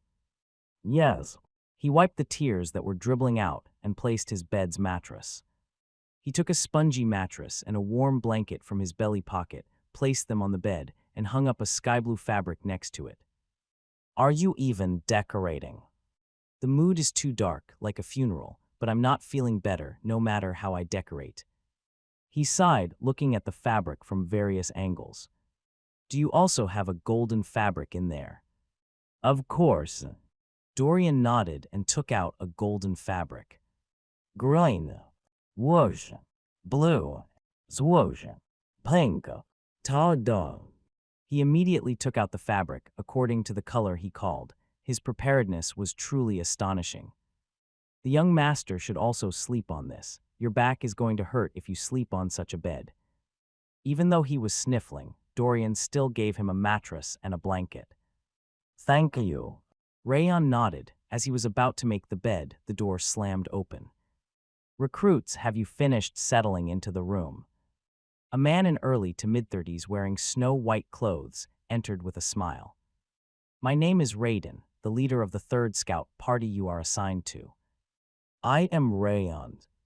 MMY name is Dorian. Rayon bowed nonchalantly, while Dorian bowed with trembling lips. Your faces look good. But where did you get those mattresses and blankets from? I brought them here. Oh. Dorian raised his hand, and Raiden tilted his head, murmuring that it was his first time dealing with people like him. Anyway, make the bed later. Put on your outer garments for now. Sorry. We are going on a mission. Raiden smiled, throwing the white snowsuits he brought at them.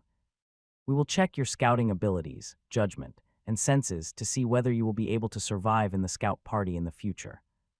He started blabbering about how they were going to die soon enough if they were lacking one of the 3 qualities. Hey. Dorian started screaming in fear, but Rayon was different. He raised his head with a slight smile. Did you just say you will check our scouting ability and senses? He was confident he could do better than anyone in the Habon Castle in those aspects. Sieghart's audience chamber. Glenn's icy gaze was directed at Rimmer, who was standing under the platform. Why did you come again today? Rimmer, who had been silently staring at Glenn, burst into laughter. He then pretended to cover his mouth, but that was actually an act. Anyone that saw his cheeky face would be filled with the desire to beat him up. Yo. I need to apologize first. What are you talking about? I've been mistaken about the head of house.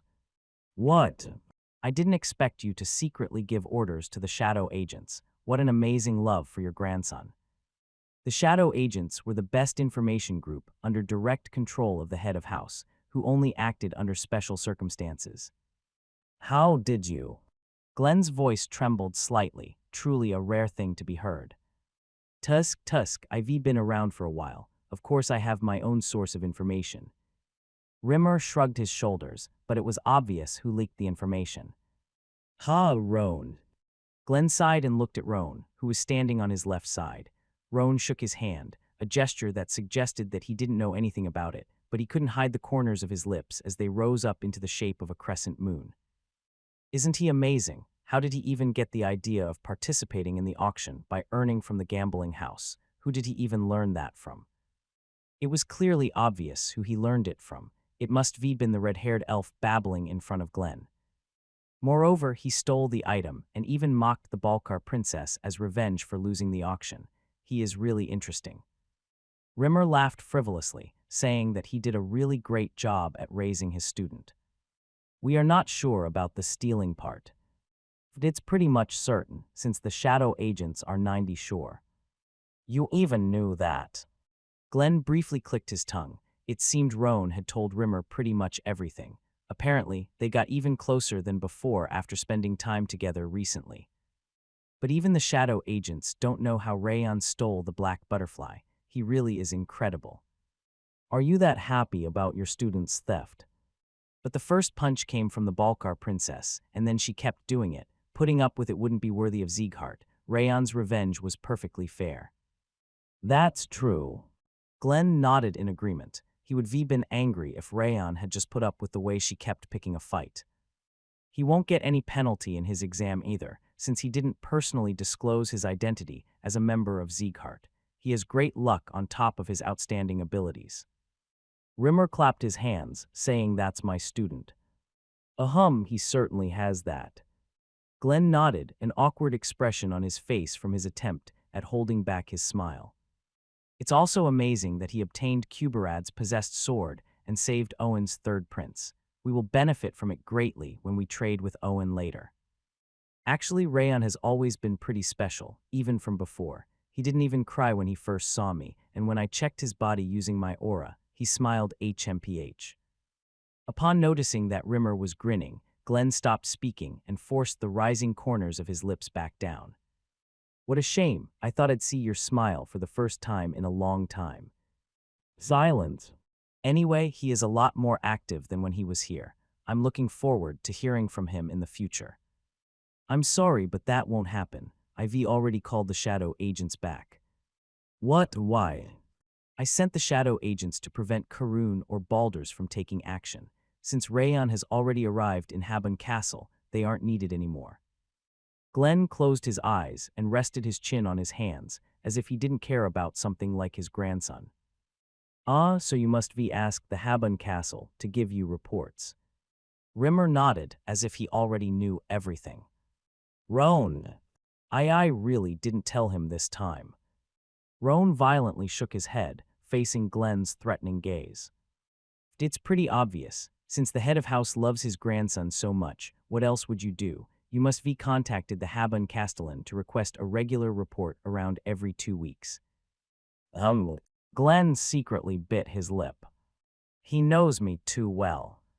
Probably because they'd been together for such a long time, Rimmer knew everything about him.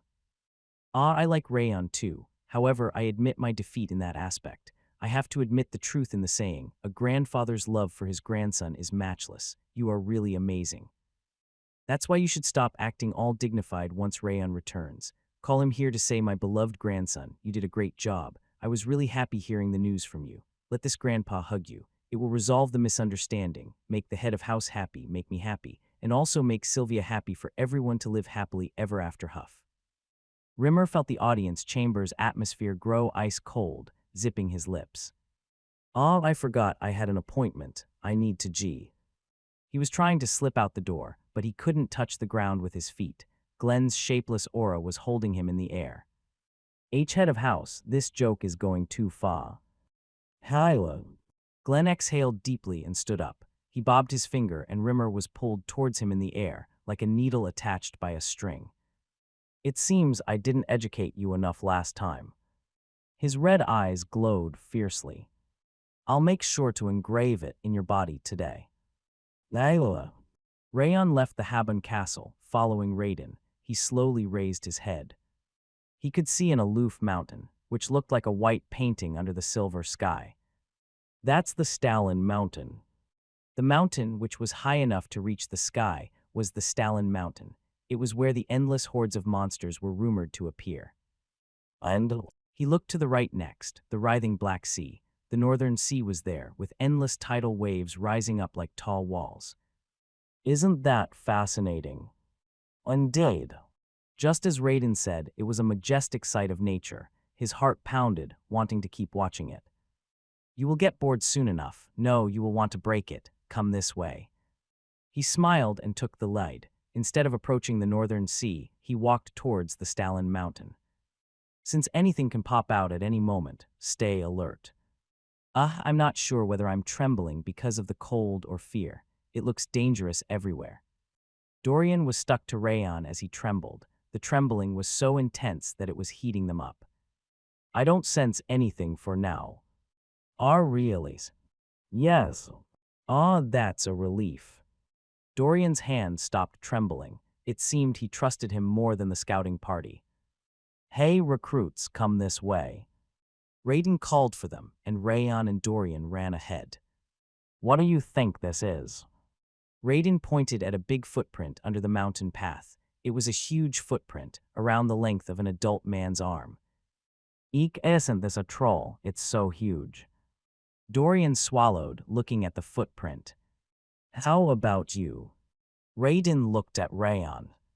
It's not a troll, at least. Rayon looked at the footprint with indifferent eyes. There's no way it's a troll. A troll's footprint was even bigger and deeper, and the footprint wasn't from a bipedal, but a quadrupedal animal. A quadrupedal monster, or animal around here, would be. He reviewed the contents of the book Judil gave him and figured out what left the footprint. It's a Kari mountain goat. Oh, gasp.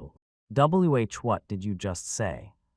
Raiden and the scouts looked back at Rayon with wide eyes. Their laughing eyes were now filled with confusion. I said it's a Kari mountain goat. You know, the black mountain goat with big feet and 3 horns.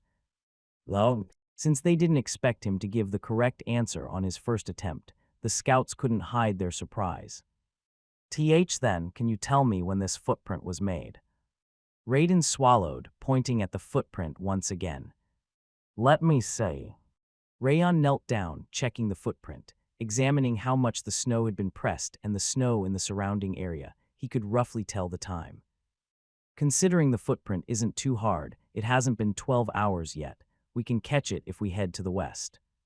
The scout's lips parted, and Raiden laughed bitterly as he came up to Rayon. You were a mercenary, right? Yes. I don't know who taught you, but they must have been a good teacher. He said he wanted to test them a bit more and walked around the mountain. Despite moving silently in a low posture, they were pretty fast. Shouldn't we be moving a bit more slowly? It's fine. The commander personally cleared up all the monsters in this area 3 days ago. Even though he said that most of the monsters were dead, the scout's eyes kept moving restlessly. There's one over here. Raiden stopped in front of an angled tree that was buried under the snow. He pointed at the almost ripped-off part around the center, then turned around. What do you think this is? Troll, it must be a troll. Dorian's brain wasn't functioning properly. He kept saying it was a troll with aimless eyes. It's the mark of a beowulf. Rayon, on the other hand, responded immediately. Why do you think so? Beowulves mark their territory by scratching boulders or trees with their thick, strong claws. However, Rayon shook his head, looking at the mark on the tree. This one must already be dead. How do you know that? They refresh their marks periodically. Considering that it's an old mark, it must already be dead. Raiden and the scouts fell silent. They were just looking at Rayon with surprised eyes and trembling chins. Didn't you say you were testing our scouting abilities? Rayon smiled widely and opened his hand. You can ask a proper question now. Gulp. Raiden swallowed dry saliva, looking at Rayon's back. Who the hell is this guy? Those that joined the Habun Castle's scouting party had to go through a hazing. Even though it was hazing, it wasn't about getting punched or being yelled at. The scout party's hazing was just slightly provocative advice, teaching them how dangerous the place was and how worthless the knowledge they learned from books was when it came down to actual battle. It works all the time. Not only the soldiers, but also the knights and swordsmen. Everyone had felt powerless during their first hazing. However, Raiden patiently bit his lip and looked at Rayon as he answered the question about the monster's mark. He's different.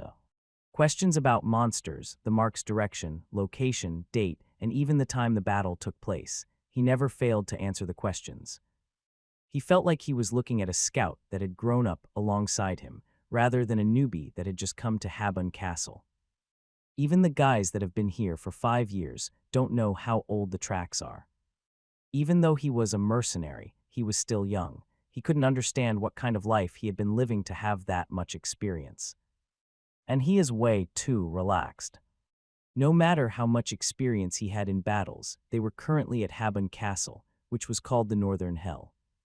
There was no way he wasn't aware of the rumor that even veterans would run away from that place, yet Rayon's eyes were too composed. The people with those eyes were one of the two cases. They were either crazy or confident. Recruit. Raiden stepped forward with shining eyes. What do you think this is? He pointed at an almost unnoticeably small mark, which looked like a hole bored by an awl. There's no way he knows.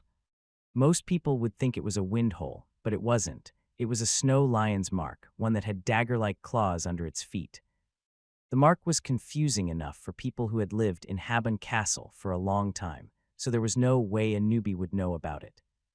It's from a snow lion.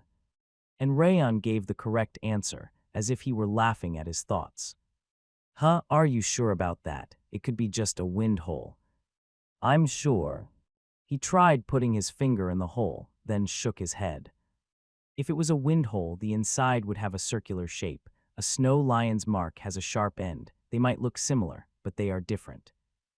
Oh. Judging from the mark, it must have been around a day ever since it passed through. It went towards the north. Raiden sniffed his nose with a bewildered expression on his face. It was the correct answer, a perfect answer at that. Where did this bastard even come from? Rayon closed his eyes and opened up his aura perception. He even used the perception of the snow flower to check his surroundings. After he answered the question about the snow lion, Raiden murmured, "You can do whatever you want," and left him alone to drive Dorian into a corner. Because of that, Dorian was about to cry as he got dragged around by the scouts. He looked at Rayon pitifully, asking for help, but Rayon ignored him. Whir! The blade of Requiem told him that it would scout and spread thin, ghastly energy to the back and the west.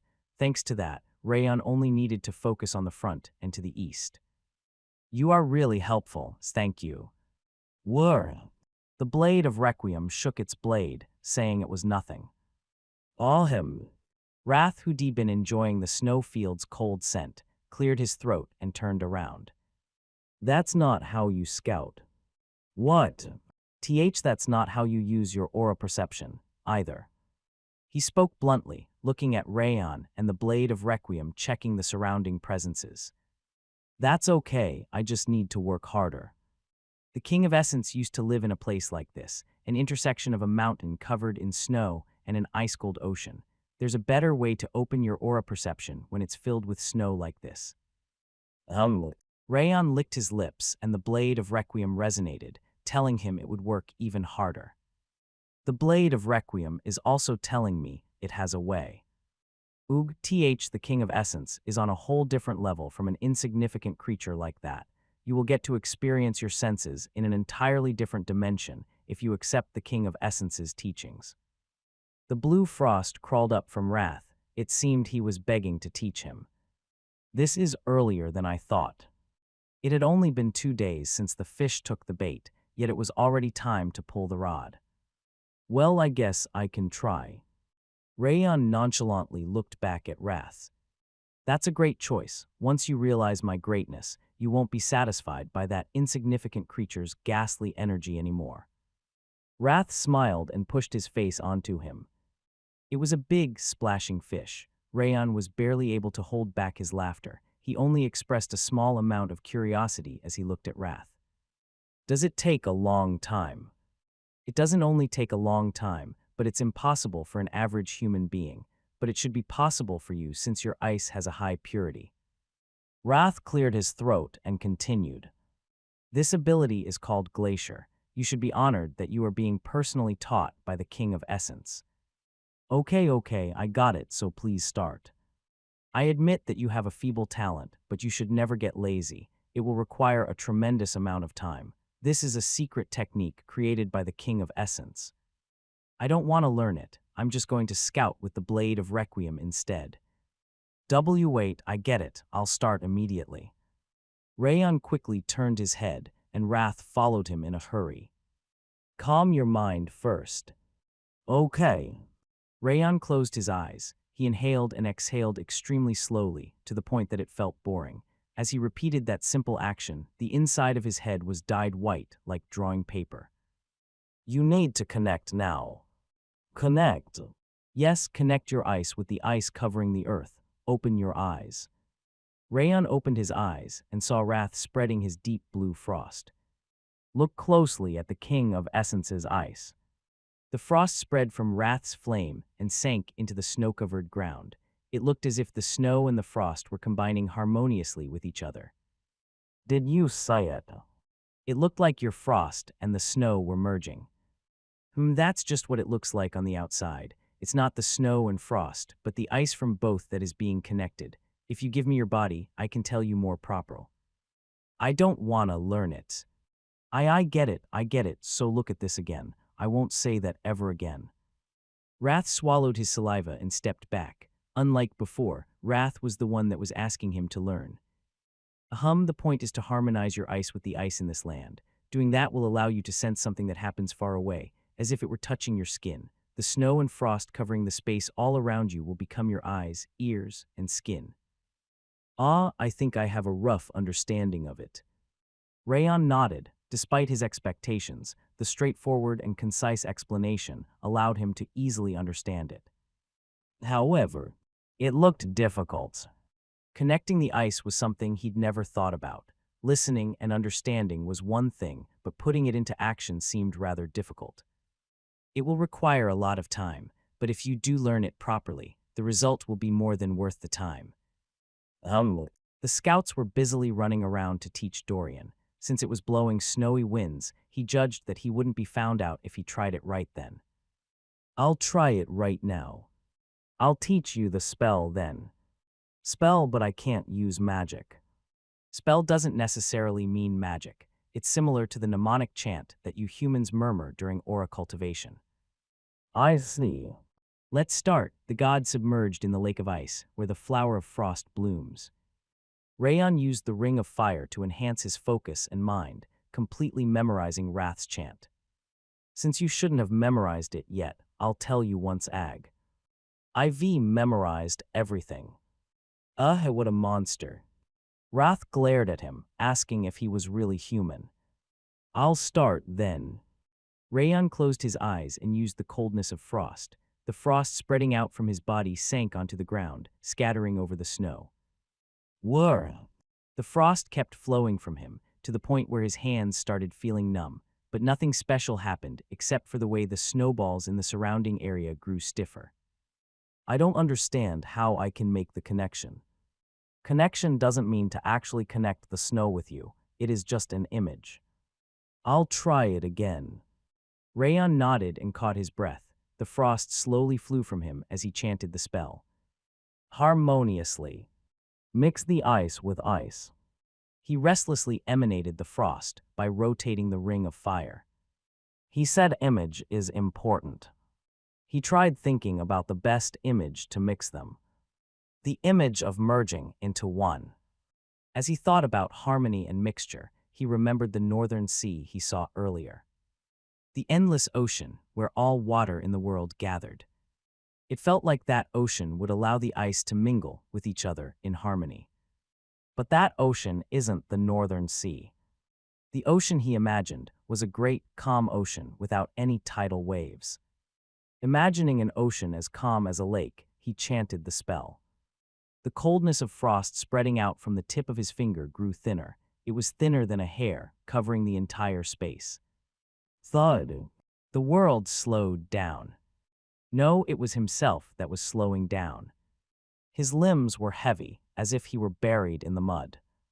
On the other hand, his senses were so sharp that chills ran down his spine. He could hear the small sound of waves. Ocean, Rayon was currently floating on an ocean. No, he'd become one with the ocean. Splash. Waves occurred in the calm ocean. Left side. The scouts and Dorian were moving together. Raiden asked Dorian about the mark on the ground. The mark was the footprint of an ice troll that disappeared a long time ago. Dorian took out a huge ruler and rubbing tools to start measuring the footprint. A small wave flowed from the right side. A bearwolf was hiding, alert and catching the scent of humans from the wind. It was carrying food, which looked like an orc, in its hand. Oh, he laughed bitterly. The ability not only allowed him to find out who was around him, but also what they were doing. Hello. Rayon exhaled deeply and opened his eyes. I did it.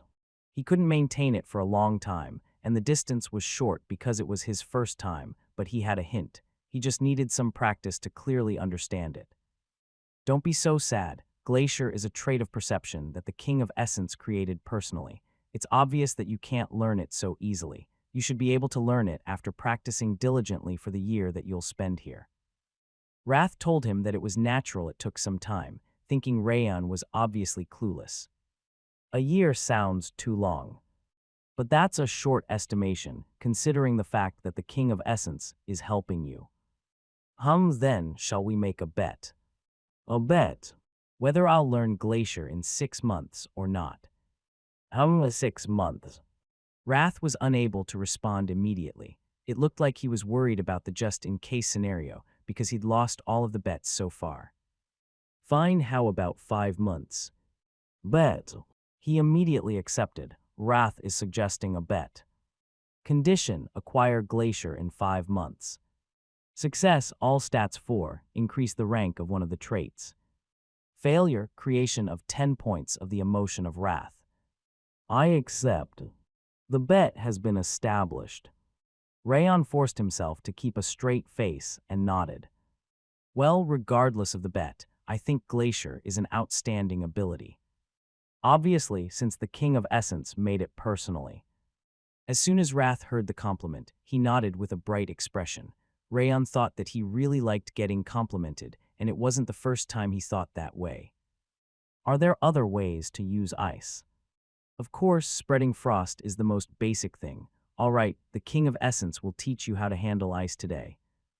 Rayon smiled slightly, looking at Wrath burning inside the freezing flame.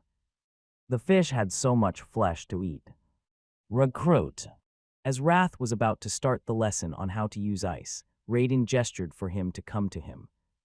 Since it's late, we will sleep around here tonight. Raiden pointed at a leafless tree with his thick finger. Obviously, we can't make a bonfire. The animals run away from fire, but the monsters rush into it instead. Then how can we survive this cold weather? Lay out a thick mattress and cover ourselves with a duck-down blanket, then sleep. Dorian raised his hand without hesitation.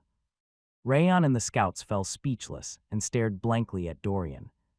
How are we supposed to have such a thing? I do have th. What's your answer? As Dorian was about to take out mattresses from his belly pocket, Raiden quickly pointed at Rayon. We need to dig underground. Yes, that's the correct answer. Raiden murmured that they were polar opposites and sighed. Then where do we need to dig? The ground is frozen stiff here because of this insanely cold weather. I'll look for it. Rayon nodded and lowered his posture. He checked the ground by sweeping the snow with his hand. I should find that soil. The ground of such a cold area was mostly rock solid, but there were some gaps mixed in between. That was called the empty soil, since it was a soft soil with empty space underneath, making it easy to dig. I found it. The soil was slightly raised on the left side of the tree, with a lighter color. The soil must have been soft with some empty spaces underneath, making it easy to dig a tunnel. It's here. Tusk. Rayon tapped on the empty soil, and Raiden pouted. Why should we dig here? The light color and the slightly protruding shape, like a hill, means that it's classic empty soil. You are really smart. Sorry. Since you are so smart, you must also have lots of things you want to eat. Well, you really know about everything. It was difficult to describe Raiden's eyes as he wrinkled his nose and complained. Shall I start digging if he was right? As he trembled, Dorian came up to them carrying 2 big shovels and a sack. Where did you get those shovels and the sack? I brought them with me. He tapped on his belly. What the hell are you? Raiden's face became completely red. One guy knows everything and the other guy has all kinds of objects. Seriously, what the hell are you? Hee, I'm not that amazing. Dorian smiled like a fool, thinking that it was a compliment. My stomach hurts. Leader, let's save the scolding for later. We need to settle ourselves before it's too late if we are going to sleep here tonight. It's getting dark, just like you said. Rayon took one of the shovels Dorian had brought. You don't need to. There's a place we use each time we come out to scout. Raiden said that they were disgusting bastards, then entered the forest decorated by the white snow. Don't mind him, he is complimenting you. He just got angry because he has nothing to teach you. He is really childish. Pretend you don't know sometimes, he looks so pitiful. The scouts giggled and followed Raiden. He is such a peculiar guy. Dorian licked his lips, putting the shovel back into his belly pocket. Rayon shook his head. You are the most peculiar one. They went to the outskirts of the forest, following the scouts, and there was a snow-white fabric covering the ground.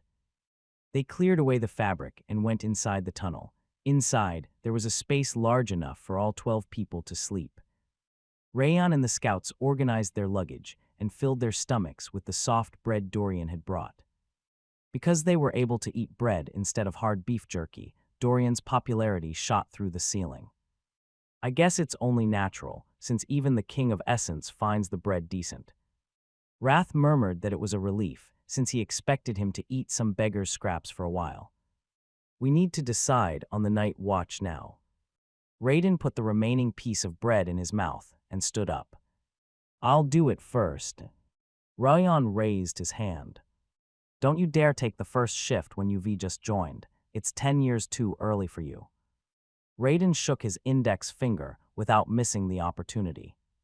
The first shift and last shift are decided by how long you've been here. Your shift will be the exact center, so stop stepping up.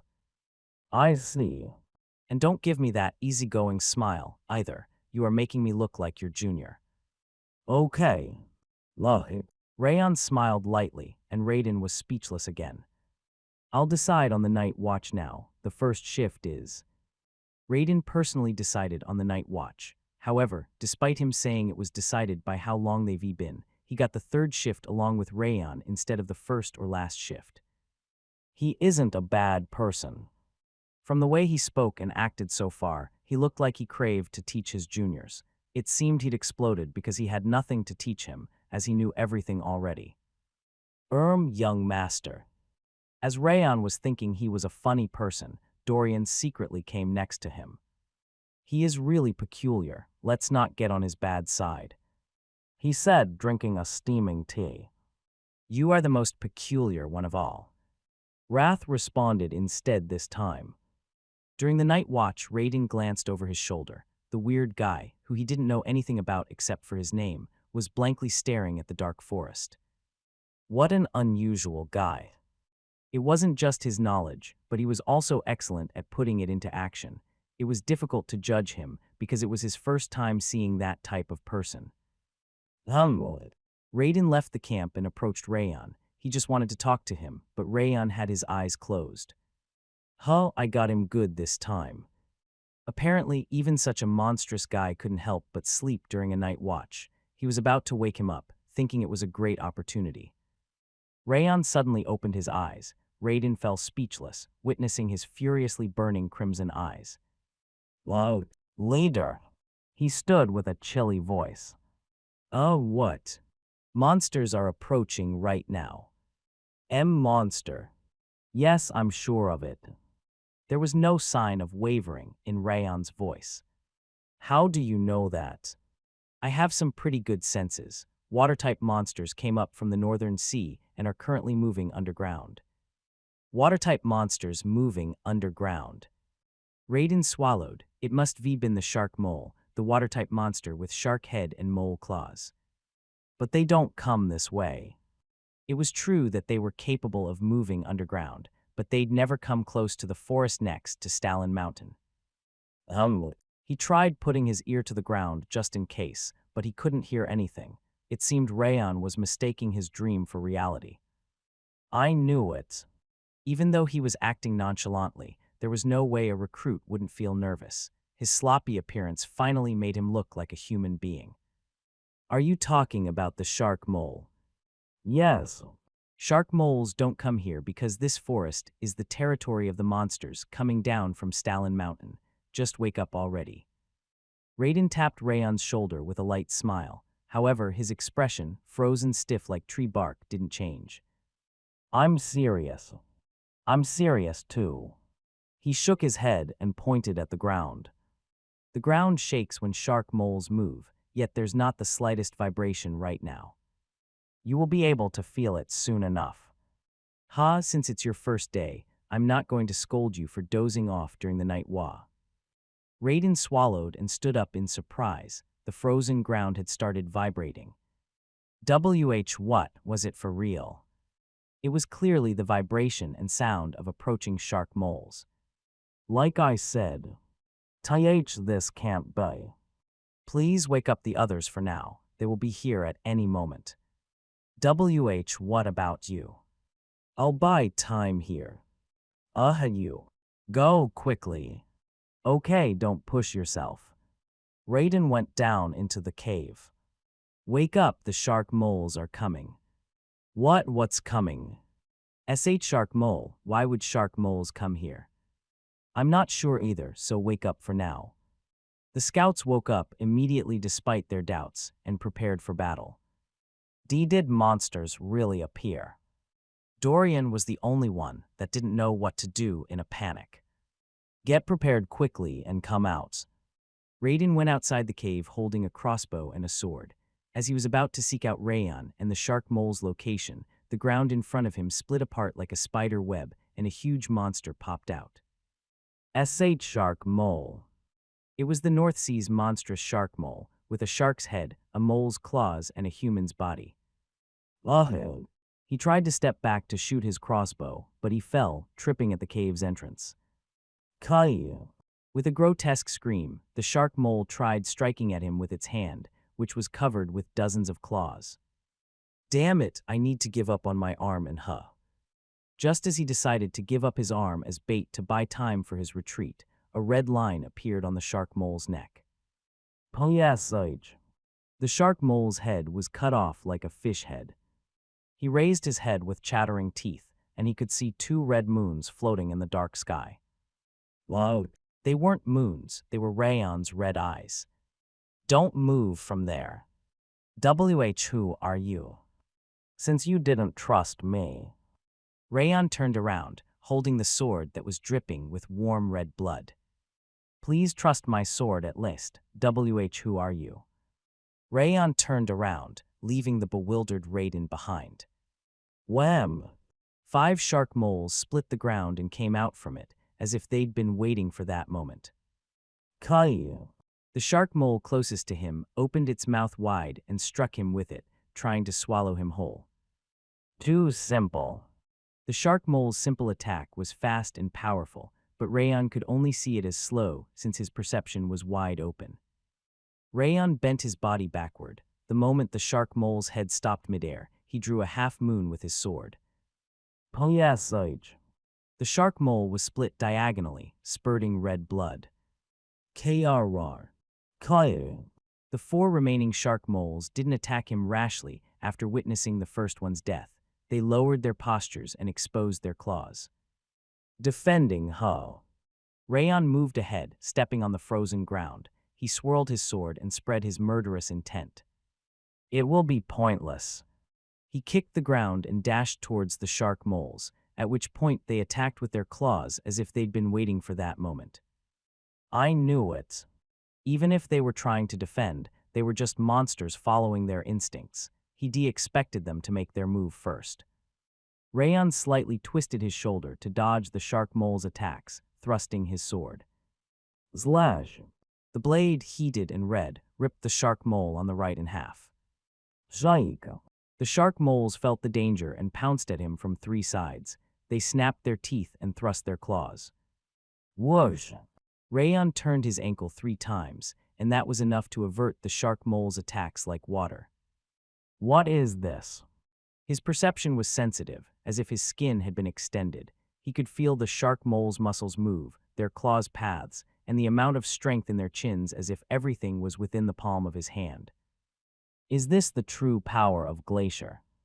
It felt like the entire space was his skin. It seemed Glacier's true utility wasn't just scouting, but enhancing the senses during a battle. Shayu. Kayu. Rayon dodged the shark mole's attacks, which were rushing at him, with a paper-thin difference before thrusting his sword. The crimson flower blossomed, blooming from the blade and ending the shark mole's life. Slam! As he pierced through the heart of the 4th shark mole that was rushing at him like a bull, the last one turned its back and went back to the hole it came from. Rumble! It started running towards the northern sea, straightening its fin. You aren't going anywhere. Rayon put down his sword and drew the blade of Requiem that he had equipped around his waist. He grabbed the blade with his thumb and index finger, then used the 10,000 flames cultivation to the limit. He closed his eyes and opened the ocean of his perception once again. The sound of the fleeing shark mole's breathing was resounding inside his ear. He felt like he could see the terrified shark mole floundering its limbs. Estimating the direction and the distance, he used the flying sword technique, Shadow Assault. Slam!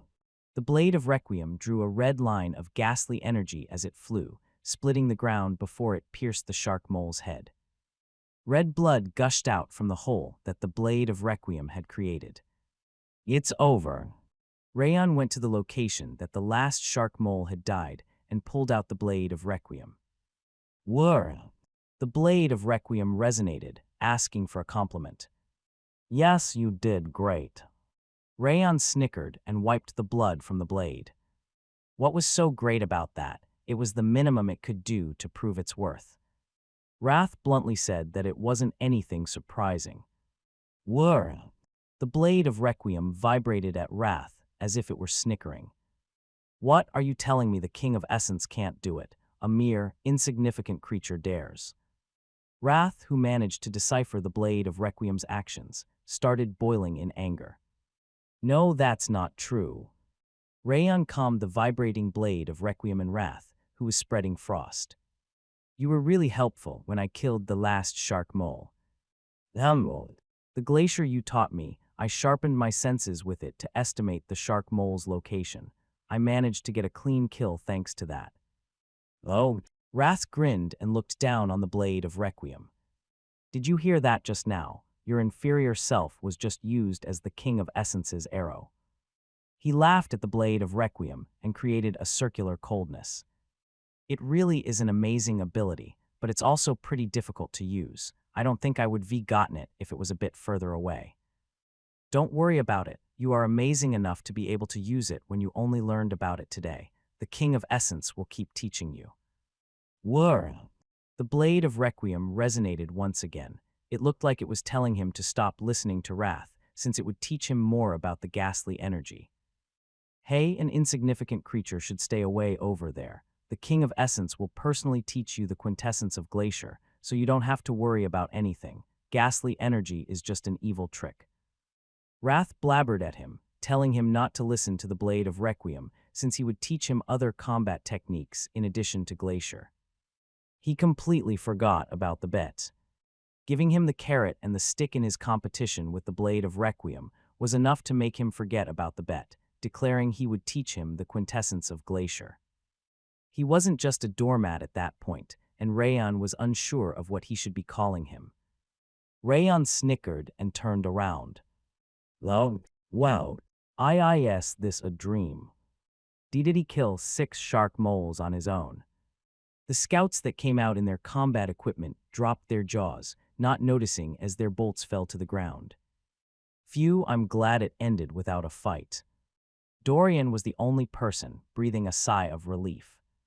Raiden halted the scouting as soon as the sun rose. They would be normally moved around for 2 more days, but he ordered them to return, saying that they needed to report the shark moles leaving their territories to head towards Stalin Mountain. What's your identity? I mean, can you please tell me?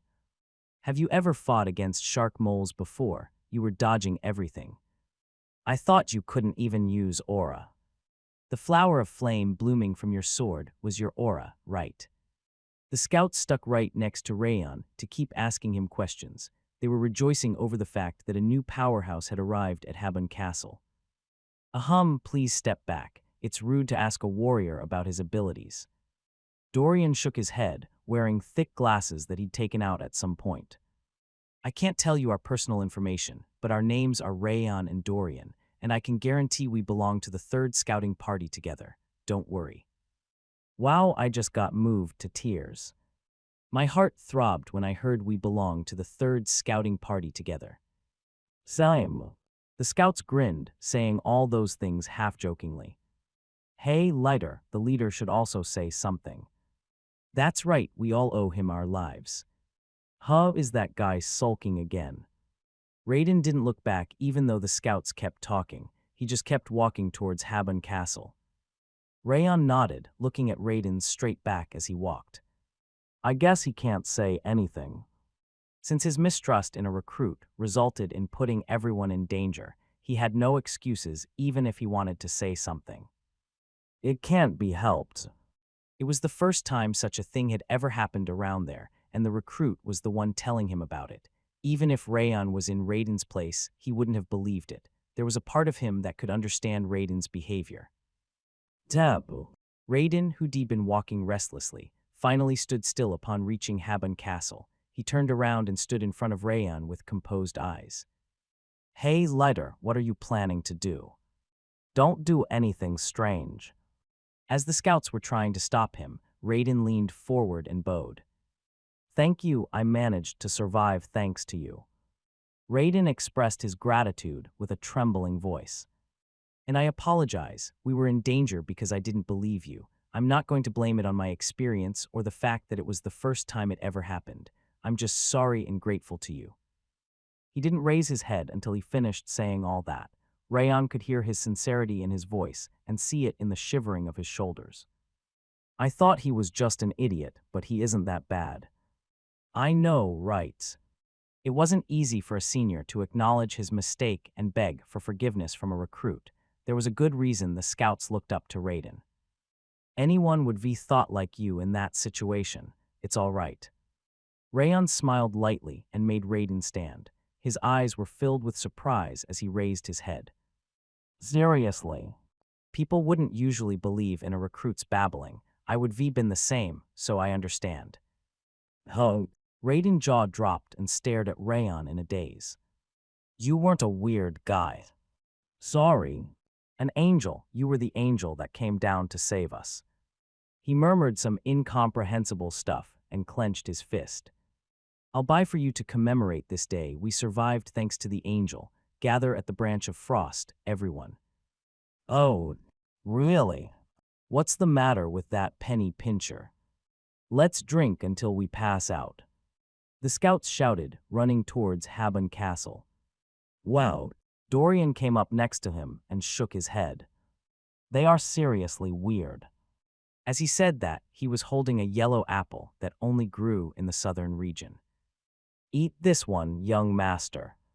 He gave him the apple, saying that it was healthy to eat fruit during the day. Rayon accepted the apple and sighed. You are the weirdest one here. Rayon caught his breath after unpacking his luggage in his room, then headed towards the pub called Branch of Frost, where the scouts were supposed to meet.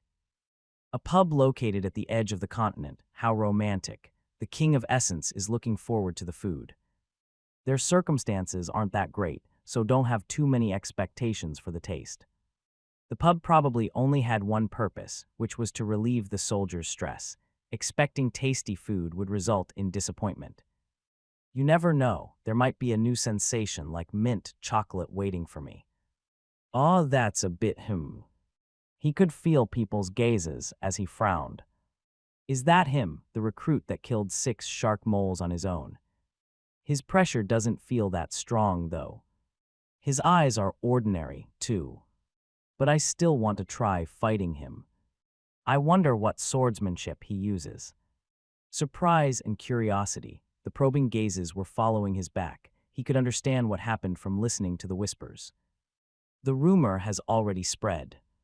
The scouts must have been spreading the rumor about the recruit that killed 6 shark moles on his own. Wherever you go, your name spreads so quickly. I know, right? Rayon snickered. Considering the people's gazes and the circumstances, it seemed something interesting was going to happen soon. I think it's here. Dorian pointed at an old building near the entrance of Habon Castle. Branch of Frost was written on a partially detached signboard.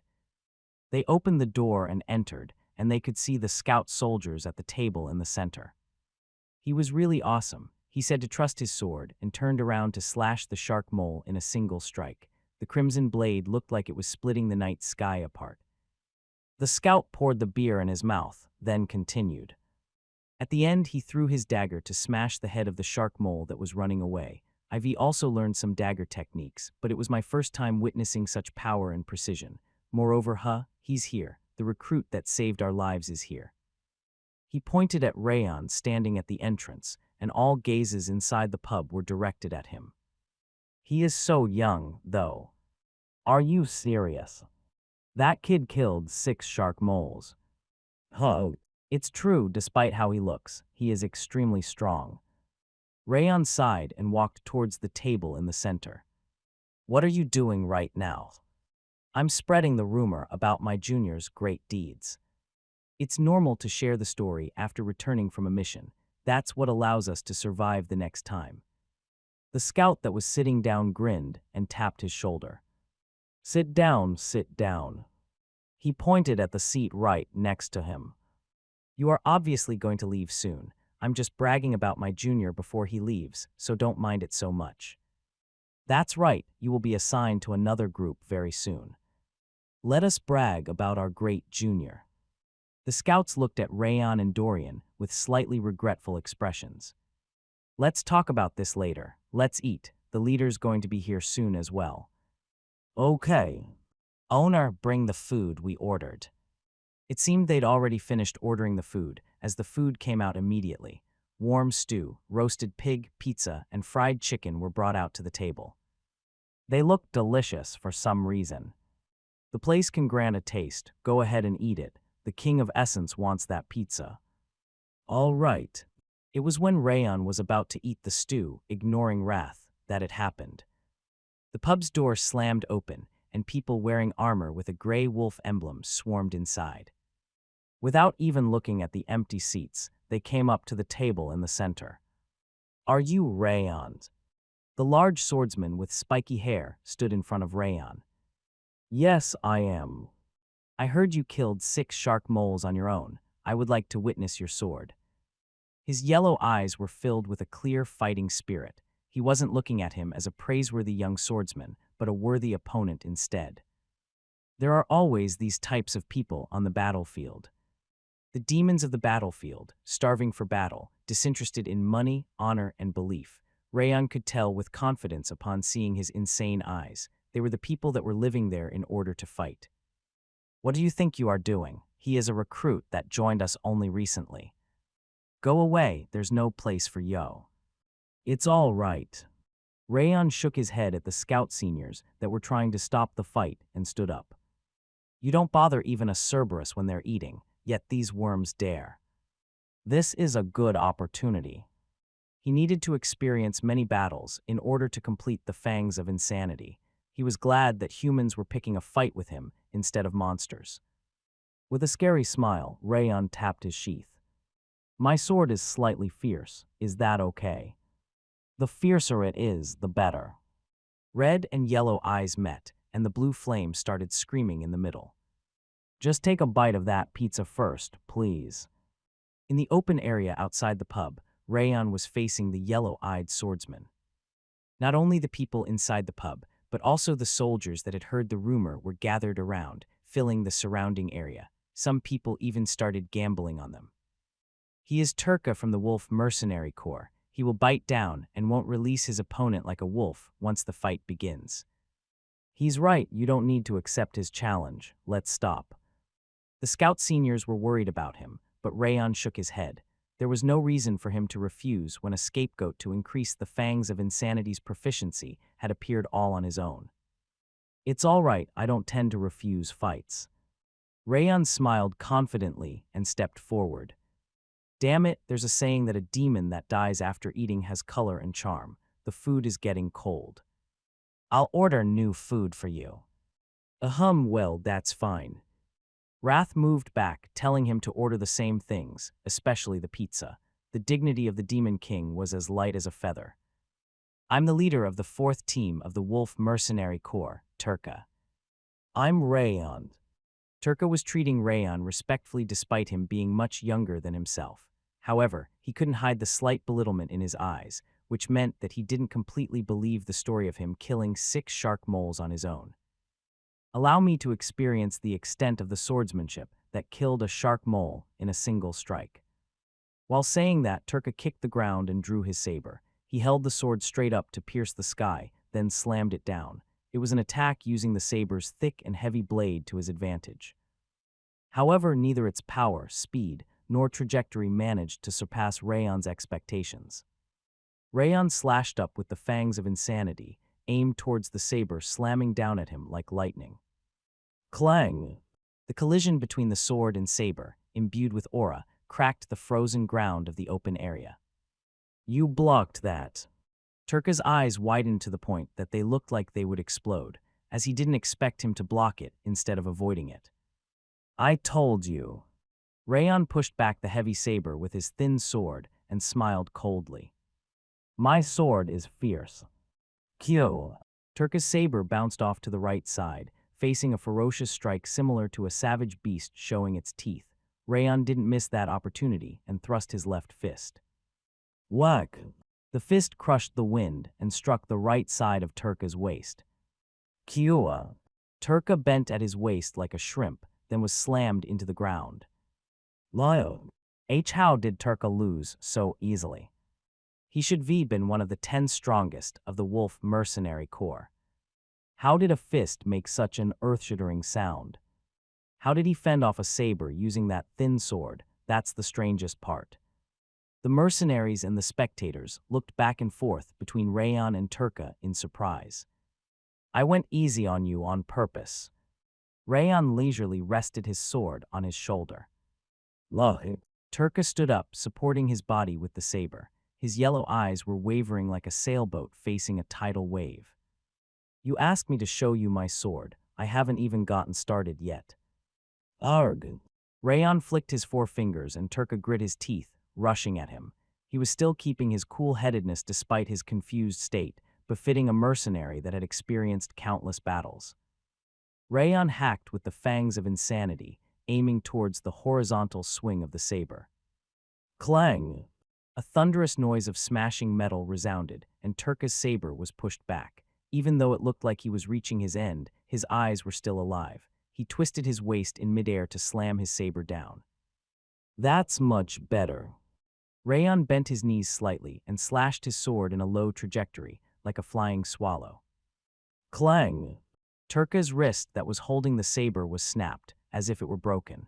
It was the effect of the fangs of insanity, creating an opening against the opponent. Kyo! Turka withdrew in a hurry and Rayon advanced like a tempest. Whack! He pierced Turka's space and walloped his chest with his left shoulder. Kyo! Turka collapsed onto his back as his eyes turned white. Foam was coming from his mouth. Rayon dusted off his hands lightly and looked behind him.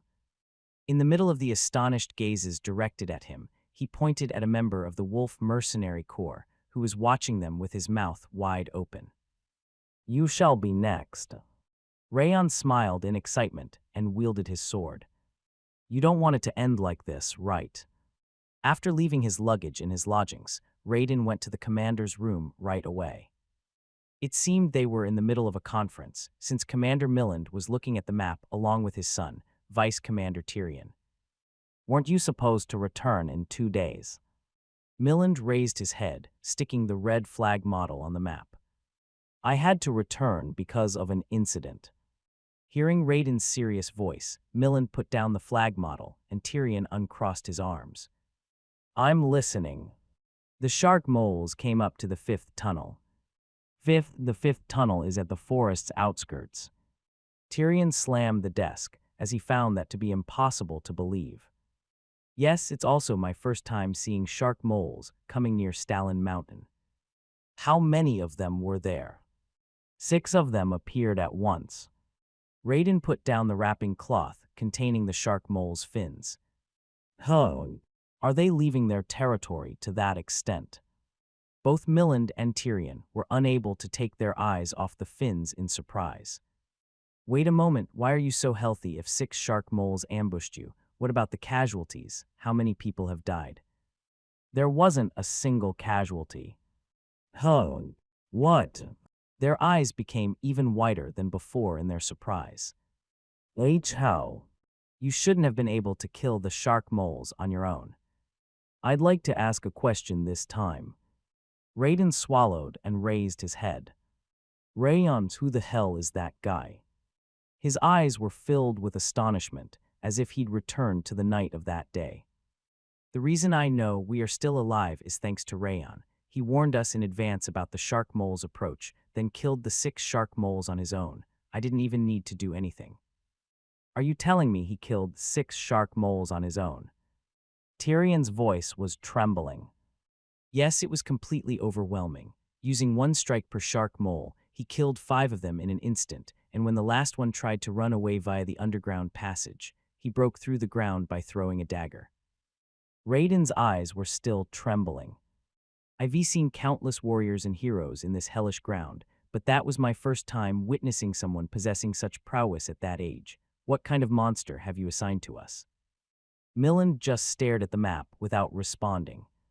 How were his scouting abilities? "I got angry." "What?" Milland narrowed his eyes because of his unrelated answer. Identifying the geography, monster tracks, time and weather, map reading and direction. He knew everything like a scout that's been living here for years. He even knew about the empty soil that can be dug out easily. Raiden sighed deeply.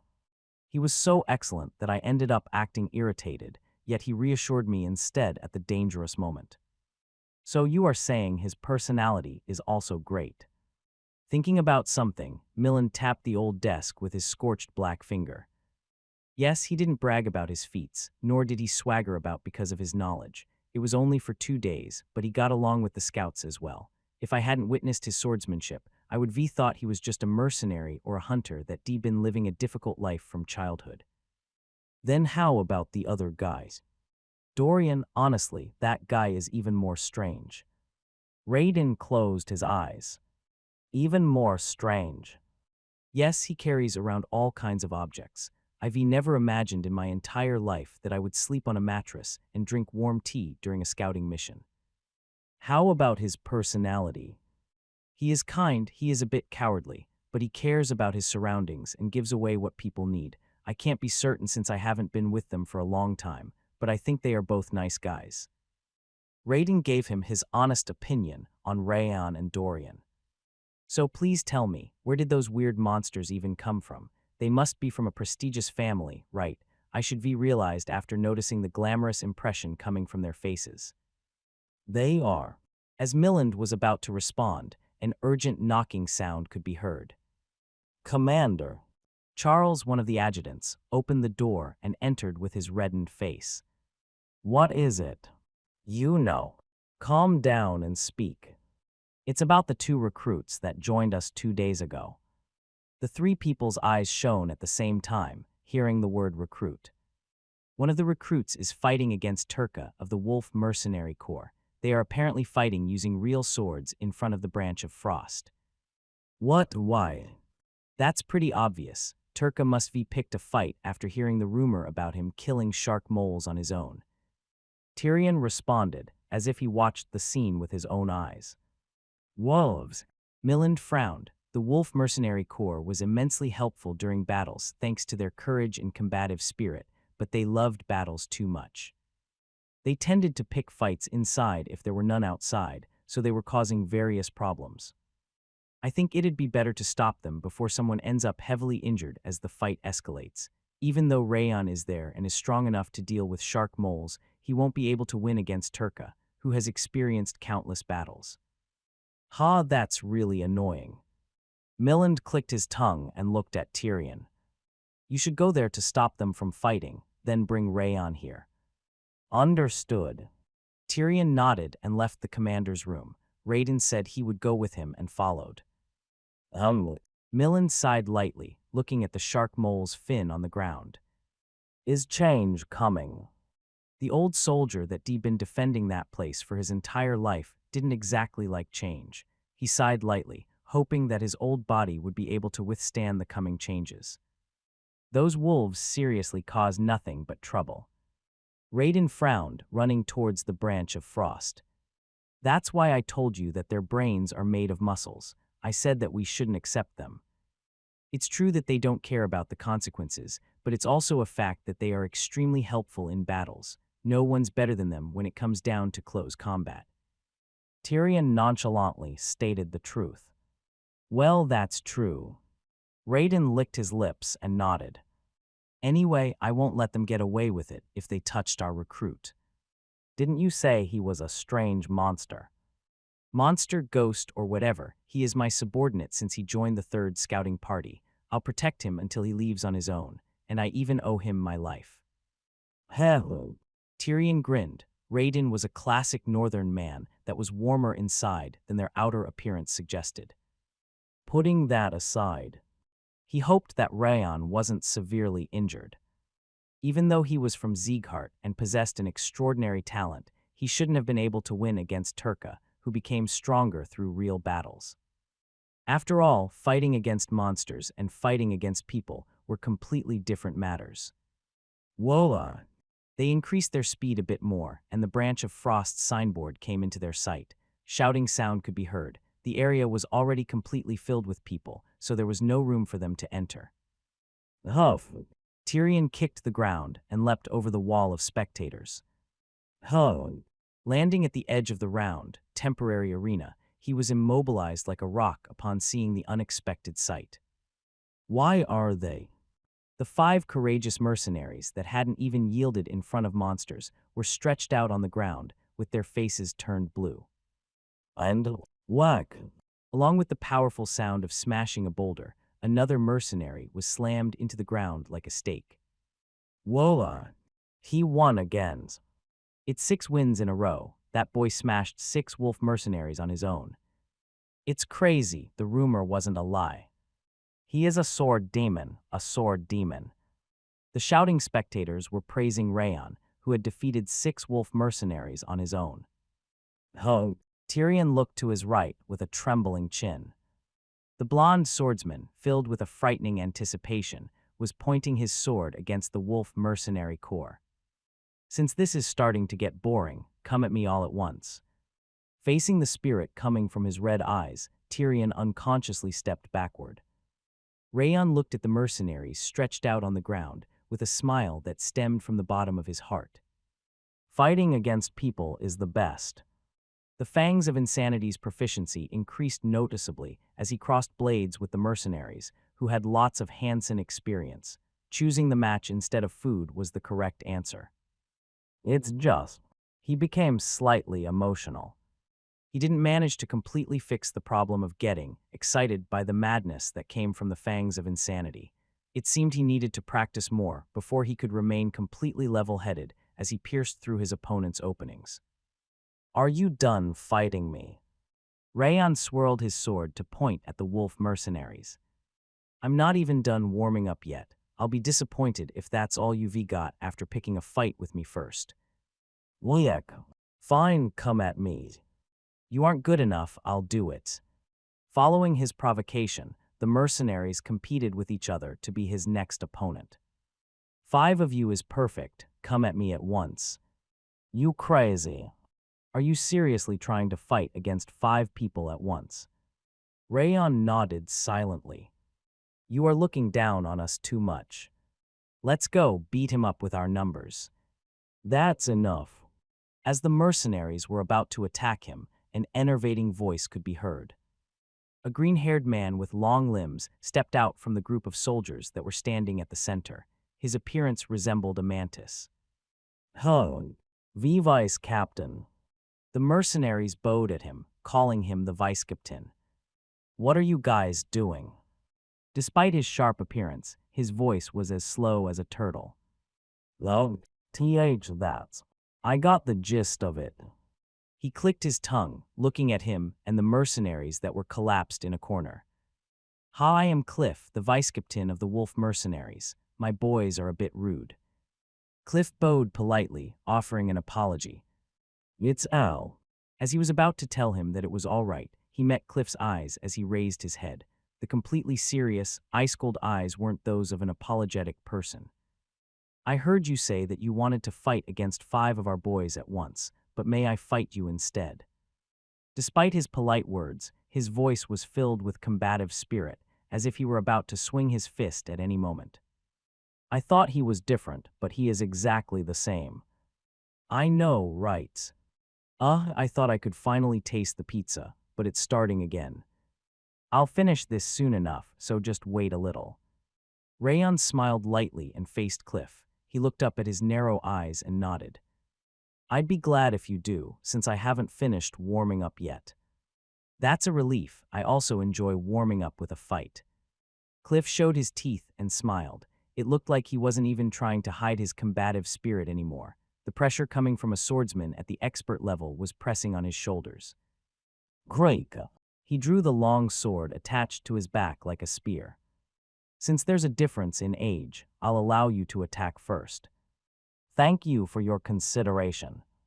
Rayon brandished his sword and kicked the ground. As he was about to dash ahead, a deadly blade popped out in front of his eyes. He is fast. It was a high-speed attack utilizing his long arm and the long sword's range. It felt like the sword surged up in front of his eyes. However, I already knew it was coming. Rayon was already expecting that kind of attack the moment he saw Cliff's arm and the long sword. Clang! Rayon nonchalantly deflected the long sword rushing at him. Using that opening, he kicked the ground. As he was about to pierce into his space, Cliff stepped back and retrieved the sword whose trajectory went amiss and thrust it once again. All of that happened at the speed of light. He didn't show the slightest bit of confusion, as if he was ready for it to happen. Interesting. Rayon smiled. This is the kind of fight IV wanted. He didn't want a fight he could easily win, but an intense one where he could use the fangs of insanity to the best of its abilities. You are so laid back. Cliff smiled coldly and thrust his sword. Rayon hacked towards the blade, bending like a hawk's claw. Clank! Even though it was a powerful strike, the long sword didn't shake that much. Cliff quickly retrieved his blade to prepare his defense and attack at the same time. I see, I get it now. Rayon licked his lips. It took 3 clashes of their blades, but he had a grasp on how to create an opening from Cliff. Thud. With a powerful step, he dashed to the front. Whoosh! Cliff immediately thrust his sword. It was about 1.5 times faster than before, which meant he'd been hiding his abilities. I'm sorry, but the same goes for me. In fact, he was hiding even more than him. Rayon dodged the long sword as it thrust at his shoulder by a paper-thin difference, then slashed his sword. Clang! It was the loud sound of collision, but the long sword wasn't pushed back that much. The reason was simple. It's because it's a flexible sword. Even though it looked like a long sword that had nothing special about it except for its length, it was a flexible sword that could bend like a whip. He partially decreased the solidity at the moment of impact to absorb the shock. He's good. Raden Sieghart's swordsmanship was more powerful and flashy, but his technique was more intricate. Whoosh! Using his arm, which was pulled back, he thrust his sword like lightning. The speed had increased even further, to a level that even an excellent warrior would be unable to see. However, the trajectory was clearly visible to Rayon's eyes. He thrust his sword, using the superhuman strength of the 10,000 flames cultivation from his energy center. The moment Cliff tried to weaken the center of his longsword, Rayon turned his wrist. He slammed his sword against the edge of the longsword, following the spark of the fangs of insanity. Wham! Cliff's longsword didn't manage to weaken in time, snapping in half, before it was slammed into the already cracked ground. What is this? Cliff shook his hand in panic, but the sword didn't easily come out of the ground. Slam! Rayon smashed the ground so that he wouldn't be able to pull out the sword at all, then dashed at Cliff. The moment he was about to strike his chest with the flat of his sword, Cliff's eyes glowed dangerously. I'm sorry, but a mantis has two sides. He drew the second sword from his back with his left hand. It was a small sword that was attached to the end of his sheath. I know. Rayon drew the blade of Requiem with his left hand and swung it down. Slash! Cliff's small sword was cut apart like tofu. His hands started shaking in real panic. There's no such thing as waiting during a fight. Rayon sneered and hit his abdomen with his left fist, which was holding the blade of Requiem. His entrance was different, but Cliff met the same end as the other mercenaries as he collapsed on his back while foaming at the mouth. Rayon nodded in satisfaction and sheathed his sword. A real fight really is the best. Real fights were the best way to increase the fangs of insanity's proficiency. He turned around, thinking that he should review the enlightenment he got just now. What was that? How did that mantis demon lose just now, and to such a young kid at that? No, but how does this make any sense? How could Cliff lose like that? He is the new star of the future. Swordsmen, knights, and soldiers, everyone that been spectating the fight couldn't find the jaws that they dropped. Wola, he is the best. Please fight against me next time. Hey, where are you from? Lots of soldiers and swordsmen were cheering over the awesome fight they'd just witnessed. Sir Rayon, good job. Dorian gave him a towel and an apple juice, telling him that he'd believed in him all along. He took out a grape juice and started drinking. Rayon. As he was wiping his sweat with a snicker, Vice Commander Tyrion came up to him. His expression was indifferent, unlike the others. Follow me, the commander has summoned you. He turned around and walked away. He was walking ahead, pretending to be indifferent, but he couldn't hide his trembling fingers. Rayon was once again standing in front of the Commander Milland after being gone 2 days. His eyes skimmed over him from top to bottom with a probing gaze. I shall express my gratitude first. Thank you for saving the lives of the scouts. Milland slowly closed his eyes. I only did what I needed to do, since I'm also part of the scouting party. That's a boring answer, unlike when you were fighting. Did you watch? I didn't watch, but I could feel it. He snickered, pointing at the window behind him. How shall I describe it? Your might and personality are both different from what I saw here. I didn't expect you to accept the mercenaries' challenge. I normally don't avoid requests for fights. That's a good mindset as a swordsman. I can understand how you got to have such prowess at your age. Why did you come here? Sorry. Even though it was because of your house's orders, didn't you have something you wanted to achieve for yourself? Yes, I do. Red light shone from Rayon's eyes. I want to experience many things. I want to participate in as many fights as possible and experience as many battlefields as I can. He didn't just want to complete the fangs of insanity and improve the 10,000 flames cultivation to increase his prowess. He also wanted to learn more about emotions to strengthen his mind. I am against it. I just want to be a supply soldier from the Ba. Rayon covered Dorian's mouth as he started saying useless things. Many fights and many experiences. Milland tapped the desk with his charred finger. Which military unit do you think is the most dangerous one? Isn't it the infantry? Dorian hesitantly responded. How about you? It's the scouts. That's the right answer. Millen snickered and